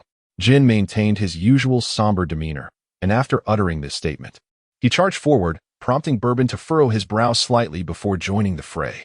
The three commenced a path of destruction within the confines of the modest setting. Jin's strikes were as straightforward and brutal as ever, each aimed lethally, while Bourbon appeared far gentler. Yet upon closer inspection, his every move also gravitated toward perilous zones. After all, they were members of an organization that dealt with death daily.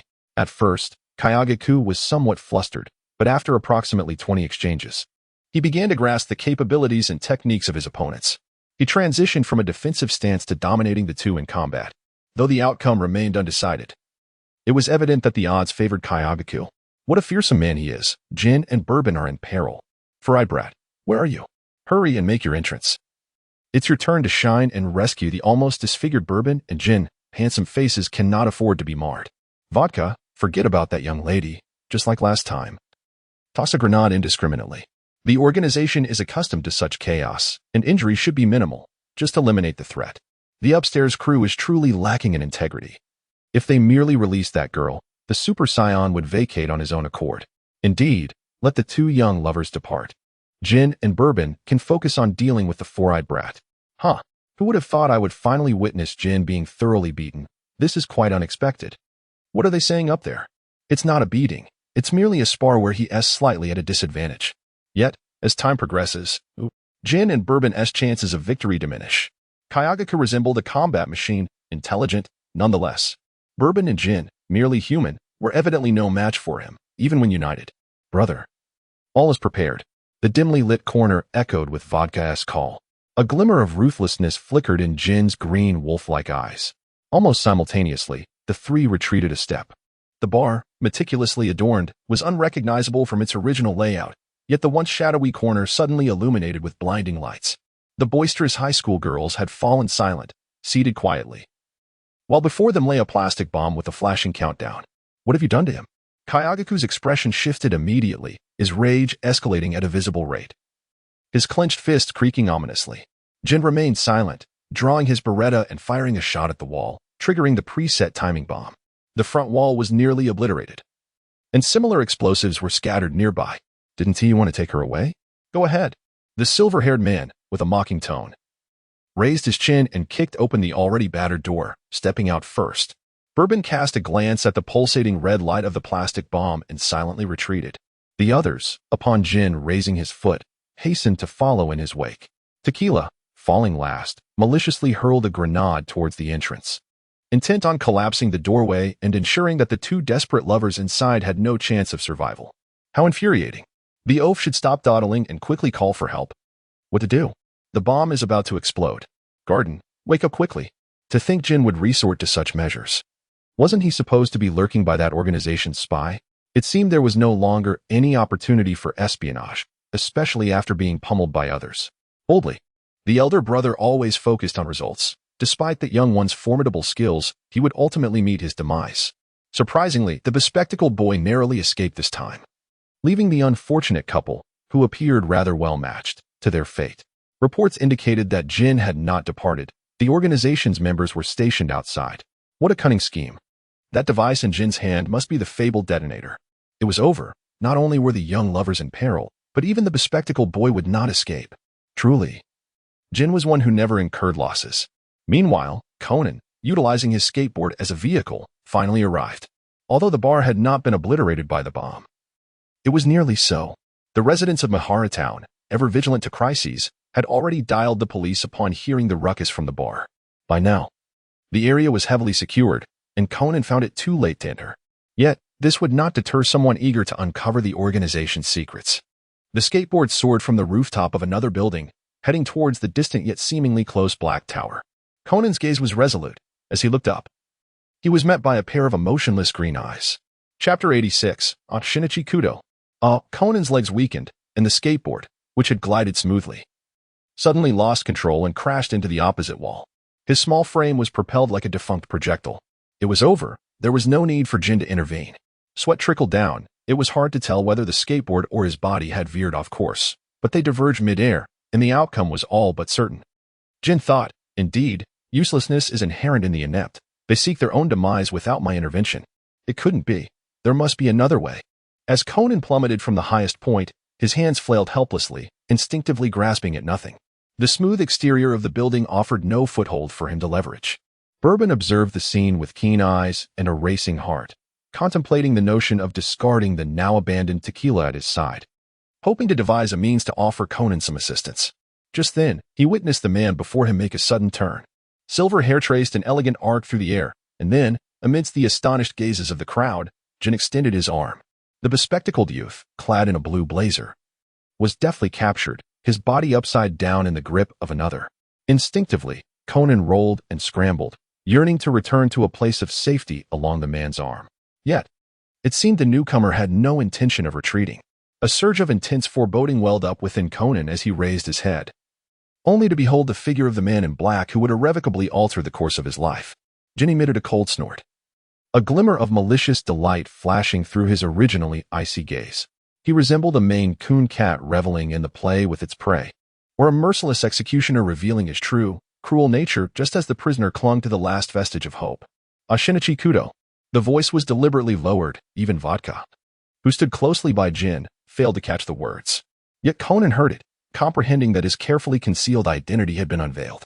In an instant, a multitude of faces surged in his mind, and he found himself at a loss as to how to protect them, let alone preserve his own life. This terrifying man would not only kill him, but would also eliminate everyone around him. The expression of relief that had graced his youthful face vanished, replaced by an overwhelming sense of despair, as if the sky had collapsed upon him. Conan's azure eyes, once as clear as the heavens, contracted rapidly, ultimately settling into a state of stillness akin to stagnant waters. The legs he had clung to with all his might slackened, and his small form, once again, began to accelerate in a free fall. Jin clicked his tongue, his previously stirred gaze returning to its prior indifference. He brushed off the imaginary dust from his palm and, with an air of absolute nonchalance, lit a cigarette, as if nothing had transpired and he had done nothing at all. Vodka, who had initially thought his brother had undergone a change and reached out to offer assistance, blinked silently, adjusting his hat nearly blown away by the wind. Meanwhile, Bourbon, witnessing Conan's retreat to safety, felt his heart race as he rushed to the edge of the railing. Hey, what on earth are you planning to do? With a mere glance, he confirmed that Conan's current position was far beyond their reach, unless he too were to leap down. But that was utterly impossible. Bourbon was not a noble hero willing to sacrifice his own safety for another's rescue. He was, after all, a criminal laden with guilt. Bourbon suppressed his anger and glanced at the inexplicably smiling Jin. This detestable fellow would inevitably find himself incarcerated one day, initially intending to offer assistance. He was taken aback by Jin's obstinacy. Do you have any objections, Bourbon? Jin replied with remarkable patience. Bourbon nearly crushed his silver teeth in frustration. I consistently sensed that Jinjiu was not as benevolent as he appeared, yet I possessed no evidence to refute this notion. Just moments ago, Jinjiu had opened his mouth to speak, but I could not discern his words. It was of little use. The competing players were cunning and adept at concealing information they wished to keep from us, obstructing our view of Jinjiu's lips. For the first time, I found myself loathing those silvery locks of hair. Hand-rubbing scissors. 1. To this day, I remain ignorant of the brand of shampoo used by Jinjiu and Rai. With every strand of hair that falls, I mutter curses under my breath at those miserly men. Please refrain from derailing the conversation. We are discussing the secret Jinjiu sought to hide. I have an inkling that it must be a monumental revelation, one we have just missed. Why did Jinjiu suddenly reach out, and why did the bespectacled boy suddenly let go? What could possibly be the reason? Frustration mounting. Am I the only one curious about Bourbon's actions? He seemed inclined to rescue that boy. Could there be some undisclosed secret at play? Eyebrow raising. I possess a smattering of knowledge. Hurry and ask me. Do not hesitate. In truth, Mr. Amuro is the foremost disciple of the renowned detective Kagero Mori, while Rum is his second disciple, both having paid to study under him. Prideful, this world has indeed gone mad. The two key operatives of the organization's intelligence division are nestled beside this lackluster detective. Could he be the legendary boss? The spectacle is quite grand. My heavens. You must be joking. Calling Scotland, come quickly. A monumental revelation awaits. This is slanderous, a blatant affront. I am in no way affiliated with this group, truly. Haha. Those above are so anxious they are revealing their identities. Detective Muri, do not panic. We are all rational beings here, merely jesting. In any case, Bourbon's desire to save the bespectacled boy likely stems from his detective mentor, although I find it hard to believe. Therefore, what secrets does this boy harbor? He must have previously known Jinzhou. Pondering deeply, it becomes terrifying. This implies he is aware of organizational matters. I cannot fathom that a child would possess such knowledge. It must be Kogoro Mori. Does he harbor any grievances against the organization? The confrontation between the famed detective and the multinational crime syndicate is quite exhilarating, igniting the plot. At Ran's home, Kogoro Mori sat with a large bump on his head, helplessly crouching on the sofa, silently shedding tears in response to the absurd speculations flooding the comments. He had merely succumbed to a moment of greed and an unwarranted sense of vanity, having been flattered by the cunning intelligence officers, leading him to unwittingly accept two disciples of unknown identities. How did he become entangled with this ruthless killer organization? As for Amuro, that is excusable, given their frequent interactions, but Rum had only relished 2 plates of premium sushi. What a tremendous loss. Kogoro Mori pounded the table in frustration, a look of indignation upon his face. When others slander you, you had better have truly done what they accuse you of. Otherwise, it is exceedingly vexing. It is decided.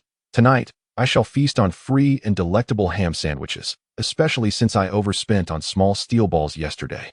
A lecherous grin spread across Kogoro Mori's face. With the second disciple now missing, he could at least take advantage of the first disciple. Chapter 87. Conan, so I'm not dead after all. Are you all right, little one? With the sensation of having landed on solid ground, Itagawa Conan hesitantly opened his eyes, only to find a completely exposed forehead and a familiar headband above. How could he survive such a fall? Does this little one possess a protagonist halo? Regardless of the circumstances, surviving is a victory. Once he finds him, Jinzhou's secrets will be revealed. Hee. Beware of assassination. Beretta warns. Yuanzi, where am I? Could it be that I am still alive? With a bounce, Conan sprang to his feet, his blue eyes surveying the surroundings with intensity. What on earth is going on? I told you to call me sister. Did you not hear the police evacuation notice? This place is about to explode. Suzuki Yuanzi instinctively contorted her face in disgust, preparing to unleash a furious shout, but upon recollecting something, she cleared her throat theatrically and added, well, in any case, it seems we are destined to perish here, Conan. I wonder if Ran is nearby. I have often pondered this. Even when couples are together, do they still feign such behavior? The second daughter of the Suzuki conglomerate does not strike me as the gentle type. In truth, at this point in time, Mr. Kayagaku had not yet met Yuanzi. They were not technically a couple. It felt strange, yet based on my ample experience, it is evident that this young man must have long been acquainted with this young woman. Unrequited love is undoubtedly at play. An explosion? Conan's previously relaxed expression tightened as he glanced at the dimly lit walls. A series of plastic bombs blinking with red lights stood poised for detonation. This is bad. There is no time left. Sister Yuanzi, there is no one else in the building. We just need to leave. Conan grasped Yuanzi's wrist, directing her towards the exit. Did I not just say? The exit has long since been cut off. Yuanzi forced a stiff, awkward smile, her talent for finding humor in adversity shining through. Although she had encountered numerous incidents, neither she nor Ajing knew how to defuse bombs. Thus, the explosive strapped to her was a predicament. Ajing had simply used brute force to untie the rope and, following her suggestion, thrown the bomb towards the entrance, initially hoping to create an opening. Just like in the dramas, a loud bang, and they would emerge unscathed from the flames, achieving a romantic and poetic narrative. However, the reality was far from their wishful thinking. Yuanzi slapped her forehead in frustration. It was her recklessness that had led to this dire situation. There was no escape. The entrance had collapsed even further. The police had mentioned it would take at least half an hour to create an opening, but by then, they would surely be reduced to ashes. Yuanzi sniffled, tears welling in her eyes. She had never imagined she would meet her end in such a wretched place. It felt like a tremendous loss. Ha. The ethereal young lady perfectly exemplified the adage that if you don't court disaster, you one team meet your demise. How infuriating that at such a moment, Kayagaku was lost in thoughts of romance, clearly not heeding Yuanzi's warnings. Disaster. The countdown has begun. 3 minutes remain. And this little one, daring to pursue such dangerous individuals and organizations. After hearing a barrage of top-secret information, Yuanzi's perception of Conan plummeted. What on earth is your connection to Jinjiu and Bourbon? If Ran were here, she would have been severely harmed. Jinjiu? Bourbon? Conan's bewildered gaze suddenly sharpened. His mind flashing back to the terrifying man who had once given him a glimmer of hope, only to shatter it in an instant. As well as the portly fellow who had consistently appeared alongside him. By the way, was that rotund man not named Vodka, but rather Bourbon? Conan instinctively sensed that something was amiss, yet he could not articulate it, leaving it to linger momentarily in the recesses of his mind. That group, akin to crows, always suffocatingly present whenever they appeared. Jin, indeed, the transnational criminal organization, Ton Killer, is none other than myself. Bourbon, the versatile talent of the transnational crime syndicate, is right here. Vodka, forget it. Vodka is merely a subordinate and a driver. Ha. Upon realizing the gravity of the situation, Conan fled 2 miles in fright. You guys are making me laugh so hard. If you keep adding drama, I won't be able to look at them anymore. Wow, yet another hidden big shot from the organization has been caught. Love you tons. Yoko, do you know them? A flurry of thoughts flashed through Conan's mind, yet in the end, he couldn't piece together a single useful clue and could only look at the hands-on-hips high school girl with pleading eyes. Yoko, just tell me. Suzuki Yoko rolled her eyes dramatically. Stop it. They are not people you can mess with. I've already warned you. They are members of an extremely terrifying transnational crime syndicate. The kind that kills without a second thought. They are not your playthings for detective games. Kid, isn't it better to cherish your life? I'm a vivid example, you know. Tears of regret streamed down Suzuki Yoko's face. Had she known, she would not have spent every day dreaming of meeting handsome men. It turned out that such dangerous endeavors were truly ill-suited for an energetic high school girl like her. She should have been sweetly in love with Achan. But now they were on the brink of holding a memorial service in hell together. But Yoko, I was thrown off the top floor by them. Conan feigned innocence, looking up with sincerity in his big blue eyes. Suzuki Yoko fell into an eerie silence. That indeed seemed like something they could do. Especially since the bomb on her was tied by that guy named Vodka. However, based on her experiences from watching live streams these past few days. Although Jin frequently brandished a gun, he typically disregarded minor issues as long as they were not related to the organization. So why did this kid manage to capture the attention of that formidable Jin? Could it be that one of your family members has connections to the police or the FBI? Suzuki Yoko scrutinized Conan's face, growing increasingly convinced of its familiarity. No way. Could it really be so? The tragic fates of the police officers Scotland and Ray echoed relentlessly in her mind, causing Suzuki Yoko to feel a wave of darkness wash over her. Xiaolon, you might have temporarily sheltered a colossal troublemaker. Scotland, Conan. Actually, I am your long-lost brother, though I look nothing like one. Ray, Conan. Actually, you are the son of your aunt's daughter's son-in-law's sister's son. Haha. Is this mental gymnastics really okay? Although Conan indeed seemed extraordinary, it shouldn't have anything to do with the police and the FBI. Please remove that BA from above. They bear no resemblance whatsoever. Hey, what are you thinking about again? Conan gazed at the girl lost in thought, revealing a familiar expression of disdain. How frustrating it was that despite his hard work, he could not acquire any information about the organization, while Yoko seemed to know so many secrets. Why was that? Chapter 88. Jin. I've noted him down. Conan puffed out his cheeks in discontent, questioning why that guy named Jin was aware of his true identity. Was the drug he had ingested not poison after all, or were there others like him who had undergone similar transformations and caught the attention of those individuals? Conan's mind was a chaotic whirlpool, wishing he could just bash his head against the wall, despairingly staring at the wall. He suddenly spotted the flashy red light of the plastic bomb he had previously seen and magnificently forgotten. Oh no, a bomb. A deafening exclamation escaped the child's lips, startling the young man still scrutinizing the window. Miss Yoko, little brother, you're awake. Kyaga Kajin hurried over from the corner. He had just opened the window, hoping to find an exit, when a child fell right above him. Fortunately, his reflexes were quick enough, and his strength was sufficient. Otherwise, this little brother would have been doomed. Big brother, did you guys cause the mess at the entrance? Conan noticed no other presence inside but, judging from the scene at the entrance, the explosion had primarily occurred indoors. About that. Kyaga Kajin glanced at the starry-eyed Yoko, his dark complexion flushing once more. Miss Suzuki said we could blow the door open with a bomb, so I decided to give it a try. I didn't expect it to turn out like this. It's really unfortunate. Rubbing the back of his head, A silly expression marked his face. In reality, he could easily kick open the immovable door. But since Yoko had suggested it, he chose not to mention it, resulting in the current situation. A look of regret crossed Kyagaku-jin's face. While he could easily leap to the next floor from the window, Yoko would find it nearly impossible, not to mention the presence of this little brother. He might not be able to carry two people simultaneously, and time was not on their side. So, big brother, how did you trigger the bomb prematurely?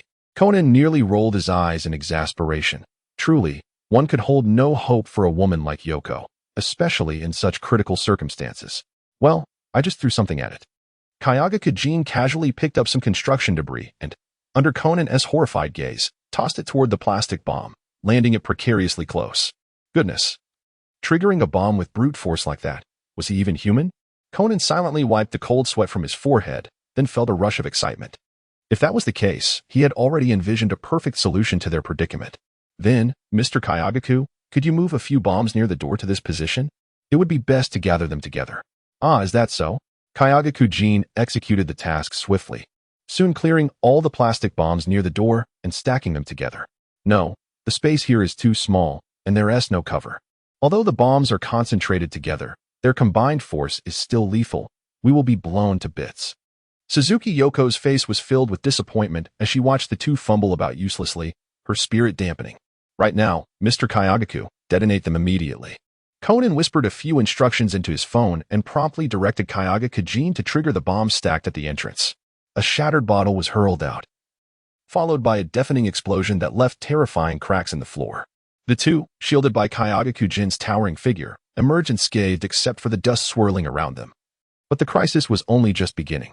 The thick concrete blocks mixed with rebar were beginning to tumble like dumplings nearing boiling water, plummeting down with a thud.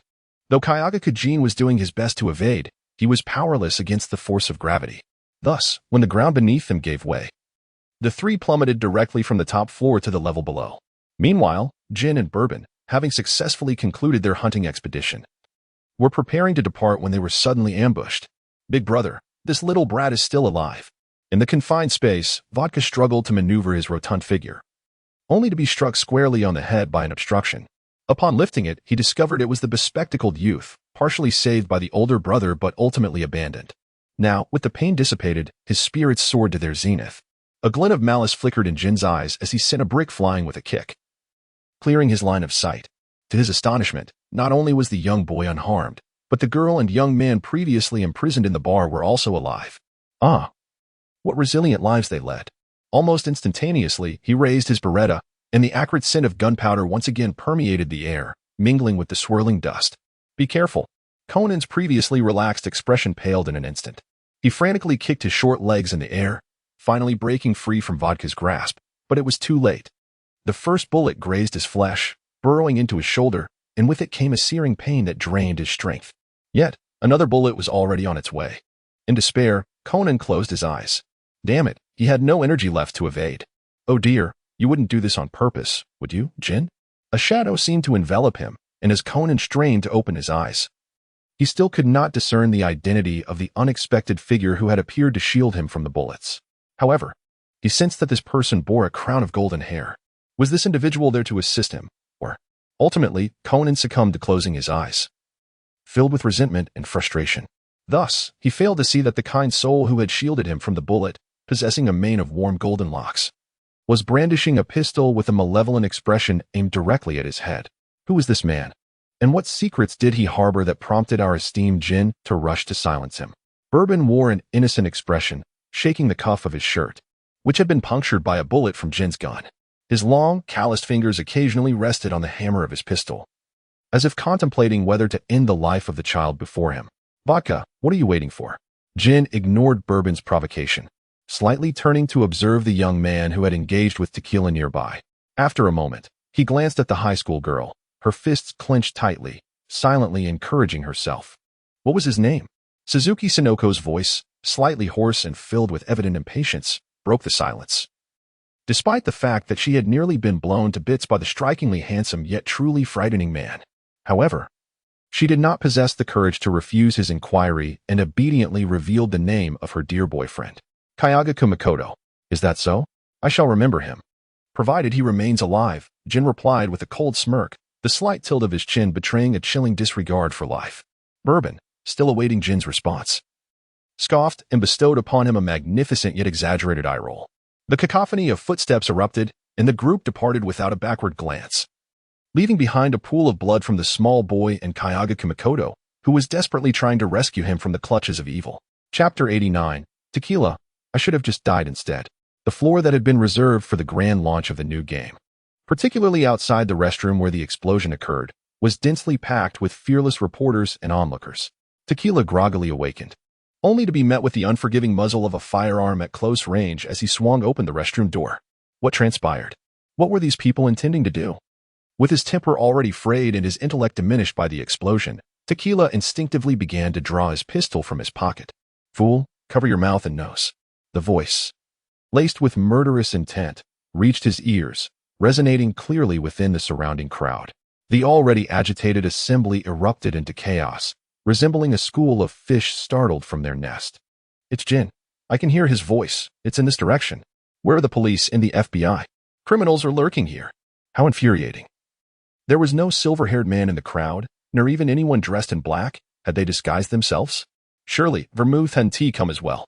Ah, I want to see Bourbon. He would never resort to disguise. Everyone, remain calm.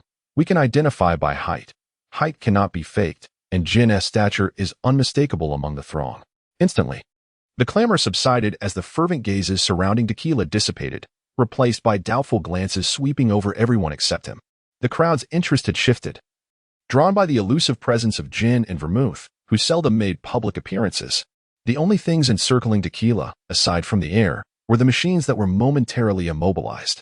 At that moment, a multitude of canisters filled with sleeping gas were hurled from various corners, enveloping the area in swirling white smoke, causing the spectators, previously engrossed in the spectacle, to collapse en masse. Jin, clad in his familiar black trench coat, made a striking entrance, while the indistinct man responsible for the earlier uproar was revealed to be the disguised Vermouth. What do you think, Jin? My strategy is quite effective, I assenti it.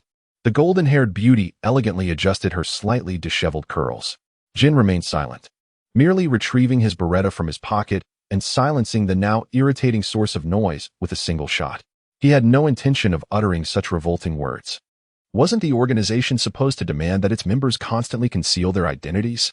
A gas mask was tossed towards Tequila, who was just regaining his senses, and he stared blankly at the individuals before him. Those voices from earlier, surely they belonged to them. Why were their codenames known to these ordinary people? And these machines, how could they have concealed themselves outside the restroom to trap him? Unbelievable. Tequila's fierce countenance displayed a flicker of disbelief. Why was this happening? Hadn't he been blown to bits? As he slowly assessed himself, he discovered that aside from a slight stiffness in his expression, he felt no other abnormalities. What madness was this? The sensation of fire consuming him still lingered vividly, yet everything before him was evidently real. Tequila's clenched fists bore the distinct imprints of his fingers, slowly oozing blood as time passed. Yet, he felt none of it. Withdraw. A simple, brusque command escaped Jin's lips. Vodka immediately approached, pressing his pistol against Tequila's lower back, urging him not to dawdle and to follow them quickly. The police, led by Scotland, would not be as easily manipulated as before, and the troublesome FBI had also begun to stir. Just as they scrambled out of the second-floor window, they were met with bullets imbued with a chilling malice. Jin and his black top hat were sent flying, revealing his silver hair tousled by the wind and his stormy green eyes. Big brother, it must be Scotland. Vodka, filled with dread, pressed his hat down and cowered in the corner, thankful that the primary target was Jin. Had it been him, he would have likely met a gruesome end. Jin said nothing, only irritably tapped his earpiece. Kiandi, what are you doing? Understood. It's so infuriating. The edge of his eye twitched as Kiandi, armed with a sniper rifle, and Cohen began firing from the helicopter. They didn't even bother to aim, unleashing a barrage without a hint of concern. The snipers from both sides exchanged fire in the sky, with the organization's team clearly equipped with superior gear. But the police, holding the geographical advantage, displayed better marksmanship. Moreover, there was the mysterious sniper concealed from view. Konya Subaru was stealthily stationed at a less-than-ideal sniping location, coordinating with his colleagues. The two resurrected members were serving officers of the Japanese police, and even the FBI had no right to compel them to cooperate. Thus, the true nature of any extraordinary changes in Scotland, and that officer remained unknown to the FBI, who were genuinely curious. Of course, he personally believed that there was nothing amiss. Otherwise, Scotland would not have regained his freedom so swiftly, nor would the organization have remained so tranquil. Previously, Karayami Rinya could not afford such calmness. However, his reports had failed to satisfy the higher-ups. So the FBI's current objective was to find a way to apprehend this nearly forgotten member and ideally transfer him to America. Konya Subaru sighed, fully opening his eyes, revealing a rare expression of gravity. It seemed today would be yet another day of mutual sabotage. Scotland focused intently on the target within the scope, his finger gently lifting, resulting in a spray of crimson. Tequila, the unfortunate soul who had neglected to don a bulletproof vest, collapsed to the ground. Scotland did not intend to take his life. The bullet merely grazed his leg. However, the recoil of the sniper rifle, despite Scotland having preemptively changed the ammunition, forced Tequila to kneel helplessly on the ground. All right, half of the objective for tonight is accomplished. A flicker of contemplation passed through Scotland's striking blue eyes as he abandoned the sight of Jin and his struggling group, redirecting his focus to other vantage points. This must be the place that Rai mentioned, a perilous yet commanding location, for this individual was indeed formidable. Scotland smirked slightly before regaining his composure. To gain, one must sacrifice. The public security's plan was to ensure Tequila's safe return to the organization, thereby diverting the predatory attention of their adversaries. They would then seek to sway him in his moment of peril. After all, transitioning from a senior member of the organization to a mere pawn, even if temporarily, would undoubtedly breed resentment. This presented them with an opportunity. Thus, the FB, with its divergent ideology, was destined to become an adversary. Yet, as Zero aptly stated, this is Japan. Those who disregard the rules can only be met with one admonition: FB, leave my Japan. Chapter 90, Akai Shuichi, the fragile vessel of friendship can capsize with ease. Can it? The bullets, launched from two directions, collided mid-air, leaving behind two spent casings that had lost their momentum along their intended trajectory. Akai Shuichi sighed heavily. Having anticipated this outcome, however, he was not one to be trifled with. The incapacitated Tequila had already been escorted to safety by Vodka, while Jin, having donned a seldom-used sniper rifle, prepared for action. The FB's plan had effectively concluded before it even commenced. Ignoring his teammates' shouts, Akai redirected his aim. Unfortunately, the position he occupied, while not ideal for targeting Tequila, was the highest point in the vicinity, making it exceedingly easy to aim at Scotland, situated much lower. The bullets, propelled by his anger, surged forth with clarity of purpose, aimed at shattering the scope of Jifuku Kiku. As the lens shattered, the final bullet from the sniper rifle was discharged, targeting the same location. Jifuku felt a sharp sting as debris grazed his ear, blood trickling from the wound. Yet, the onslaught of bullets aimed at him also came to an abrupt halt. It appeared his skills had not dulled significantly. A bashful, slightly embarrassed expression crossed Jifuku's face as he tapped his earpiece. Matsuda, it's your turn. The ace of the bomb disposal unit, who had been lying in wait nearby, casually adjusted his sunglasses and ambled forward with his hands in his pockets. The other members of public security were engaged in their theatrical performance with the organization, leaving him, the unmarried man of considerable age, to confront this audacious FB that flouted Japanese law. Matsuda casually tousled his curls, a fierce expression taking hold. How dare they brazenly fire upon the Japanese public security? Although it had been a deliberate setup, it was inconceivable that this individual would escape imprisonment today. Akai Shuichi, you are under arrest for the malicious assault on a police officer. Surrender your weapon. Matsuda produced his expired police badge, waving it dismissively before menacingly brandishing a pair of silver handcuffs, an item specifically requested by the blonde rascal, though he would have brought them regardless. Akai Shuichi, so, this is how you choose to play it? The short-haired man, now restored to his true form, wore a look of incredulity in his green eyes, each strand of his knitted cap exuding innocence. Is this a ploy? Scotland, I never imagined you to be such a person. Akai's heart shattered into fragments. More so than the shattered scope before him. He had believed that with this individual, his relationship with Bourbon would surely improve. Yet, it seemed to have mellowed, albeit without any place for him within it. Ah, how could he have forgotten their childhood bond? If you wish to arrest me, you'll have to prove your capability. Disregarding the now useless sniper rifle, Akai straightened up, standing defiantly against Matsuda. Matsuda scoffed, pocketing the handcuffs, and unleashed a flurry of punches upon Akai. If he refused a peaceful arrest, then force would be the only recourse. Meanwhile, the FB, led by Judy, intended to act spontaneously. Unable to reach Akai, they planned to seize Tequila amidst the chaos of the public security and organization clash, only to be intercepted by Bourbon and KIR. Ah, so it is the FB rat. Bourbon revealed a chilling smirk, his face betraying an unmistakable disdain. Why not simply obliterate them all, Keel? In order to sever ties and divert attention. The organization had preemptively installed numerous explosives in this area, despite the constant patrols of the public security forces nearby. Yet, some remained undismantled, after all. Even with his prior warnings, it was impossible for any rational person to eliminate every conceivable danger. Unless they were willing to forfeit the undercover agent's continued existence, he would not allow such a scenario to unfold. Thus, the very location where that group of fools from FB was hiding happened to be one of the explosive sites that had gone unchecked during this period of vacancy. Currently, the detonator was still nestled within his grasp. Bourbon's face betrayed a contemplative expression, as if he were genuinely pondering the likelihood of this occurrence. Perhaps it is best to refrain. The task at hand is of utmost importance, and prolonged delays could lead to complications. Cold sweat instantly appeared on Keel's forehead, and a sense of melancholy swiftly enveloped him. Analyzing the situation, she deduced that there was an 80 chance Bourbon was an undercover agent, yet inexplicably, their superior placed greater trust in him. Consequently, her initial hypothesis was reduced to a mere 20, partly due to the profound bond of righteousness that his childhood companion, Scotland, held for him. Though Bourbon may not be a virtuous individual, he seems to possess a modicum of conscience towards certain groups, especially considering his affiliation with the intelligence unit. There is also the matter of that young detective, Adagawa Conan. It remains a mystery as to why Bourbon exhibits such a protective instinct towards this child. Yet she perceives no malice directed at Conan. This is rather illogical for a member of their organization, as any individual who obstructs their objectives would typically be dealt with mercilessly, regardless of whether they're an adult or a child. One could assert that Bourbon shares a similar sentiment regarding Conan, wishing to shield the innocent child from such perilous affairs. However, as an undercover agent with a younger brother to consider, Bourbon remains an enigma. Yet, his animosity towards FB is undeniably intense, almost palpable. Gil fell silent for a moment, discreetly signaling to the individuals across from him. It is time to withdraw.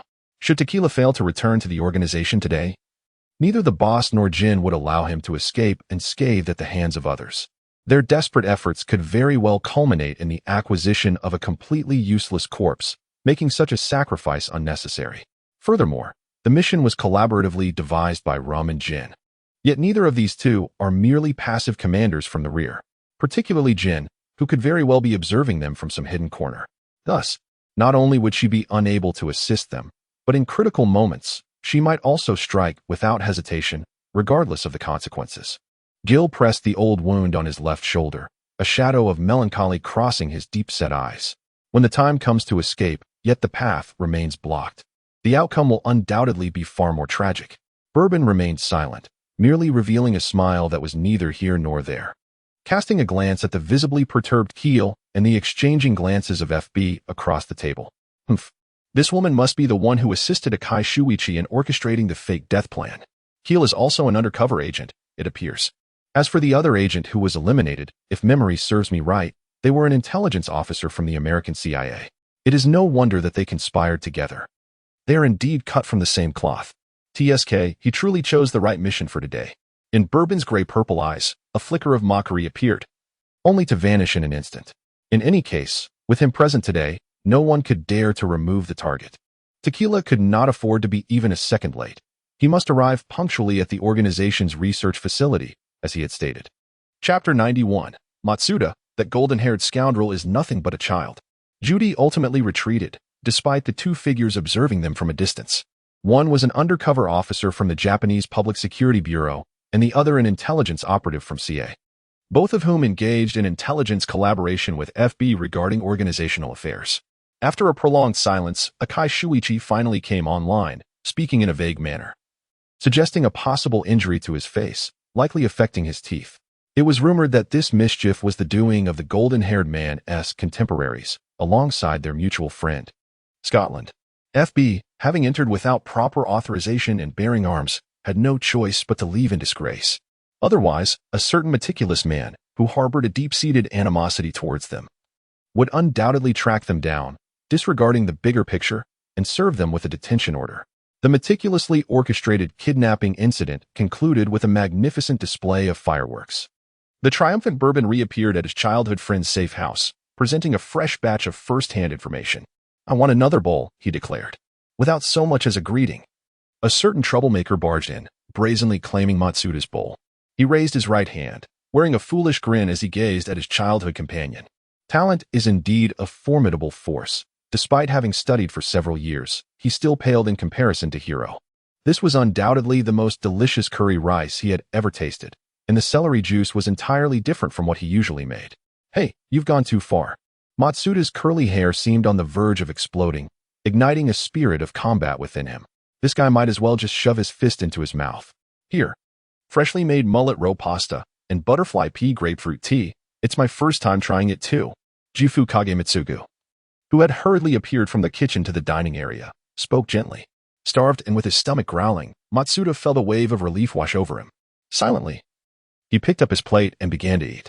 Bourbon wiped his mouth, placing the chopsticks on the empty bowl, refraining from uttering any childish demands for more. It was evident that he was displeased with the fact that this individual had been continuously indulging in Hiro's affectionate offerings over the past few days. Despite having been granted a second chance at life, this fool remained as inept as ever, utterly clueless about the world around him. "Humph, I hold you in utmost disdain." Ryugu Zero rolled his eyes, glancing at his childhood friend, before his expression returned to its usual seriousness. "I have gathered information regarding Tequila's mission." His lively voice carried an undercurrent of a plea for recognition, while Matsuda, with his sunglasses pulled low, scowled in response. "Shall I cut a small red flower right here and present it to you, you golden-haired fool?" Meanwhile, sitting beside them, Jiga Kyogoku raised his thumb and generously applauded his childhood friend. "Zero is truly remarkable. It seems we have made the right move." At present, it certainly appeared so. Ryuga Zero cleared his throat and divulged all that he knew. The organization was engaged in a series of chaotic human experiments, seemingly also delving into another area of research related to technology. Notably, Tequila's assignments prior to his demise included 2 or 3 pertaining to this matter. Besides acquiring information about the world's most promising software developers from the staff of Full Paradise Game Company, there was also an instance where they coerced a man named Attack Rataku to develop an unfinished software. The only other person privy to this task was Vermouth, though he had yet to find an opportunity to converse with her. Karasuma Renya's intentions were undoubtedly linked to this, so we might as well boldly hypothesize while cautiously verifying. Ryuga Zero slapped his thigh, speaking with utmost seriousness. "It is undoubtedly related to immortality." Matsuda, having just completed the operation, raised his head, his eyes filled with confusion. When Tequila died, mobile phones were predominantly button-operated, yet they had now evolved into touchscreen devices. Nevertheless, even so, it surely had no connection to what the golden-haired fool had mentioned. Hey, humans are living beings with flesh and blood. What relevance do they have to things that can be disassembled or effortlessly replicated once their structure is understood? Matsuda was wholly unconvinced. Replication? A flicker of intrigue crossed Scotland's eyes, reminiscent of the script he had seen upon awakening. It pertained to the revelations of Karasuma Renya's secrets at that moment. His mind was alert, yet his body was bound by various instruments, rendering him immobile, unaware that he had been miraculously revived. He initially believed he had narrowly escaped death, taken back by the organization, and was on the verge of becoming an unwitting guinea pig for some unknown plan broadcasted on screen. Even though he had glimpsed Zero's figure within, the presence of Jin loomed nearby, until his brother appeared beside him. Yet, he could not deny that the memory of this incident left a profound impression on him. "Zero, do you recall that experiment involving gene editing and hypnotic brainwashing?" Scotland rested his chin on his hand, his face adorned with a contemplative expression. During the live broadcast, an exceptionally illogical set of experimental data had appeared, with the same experiment number and objectives being conducted 3 times.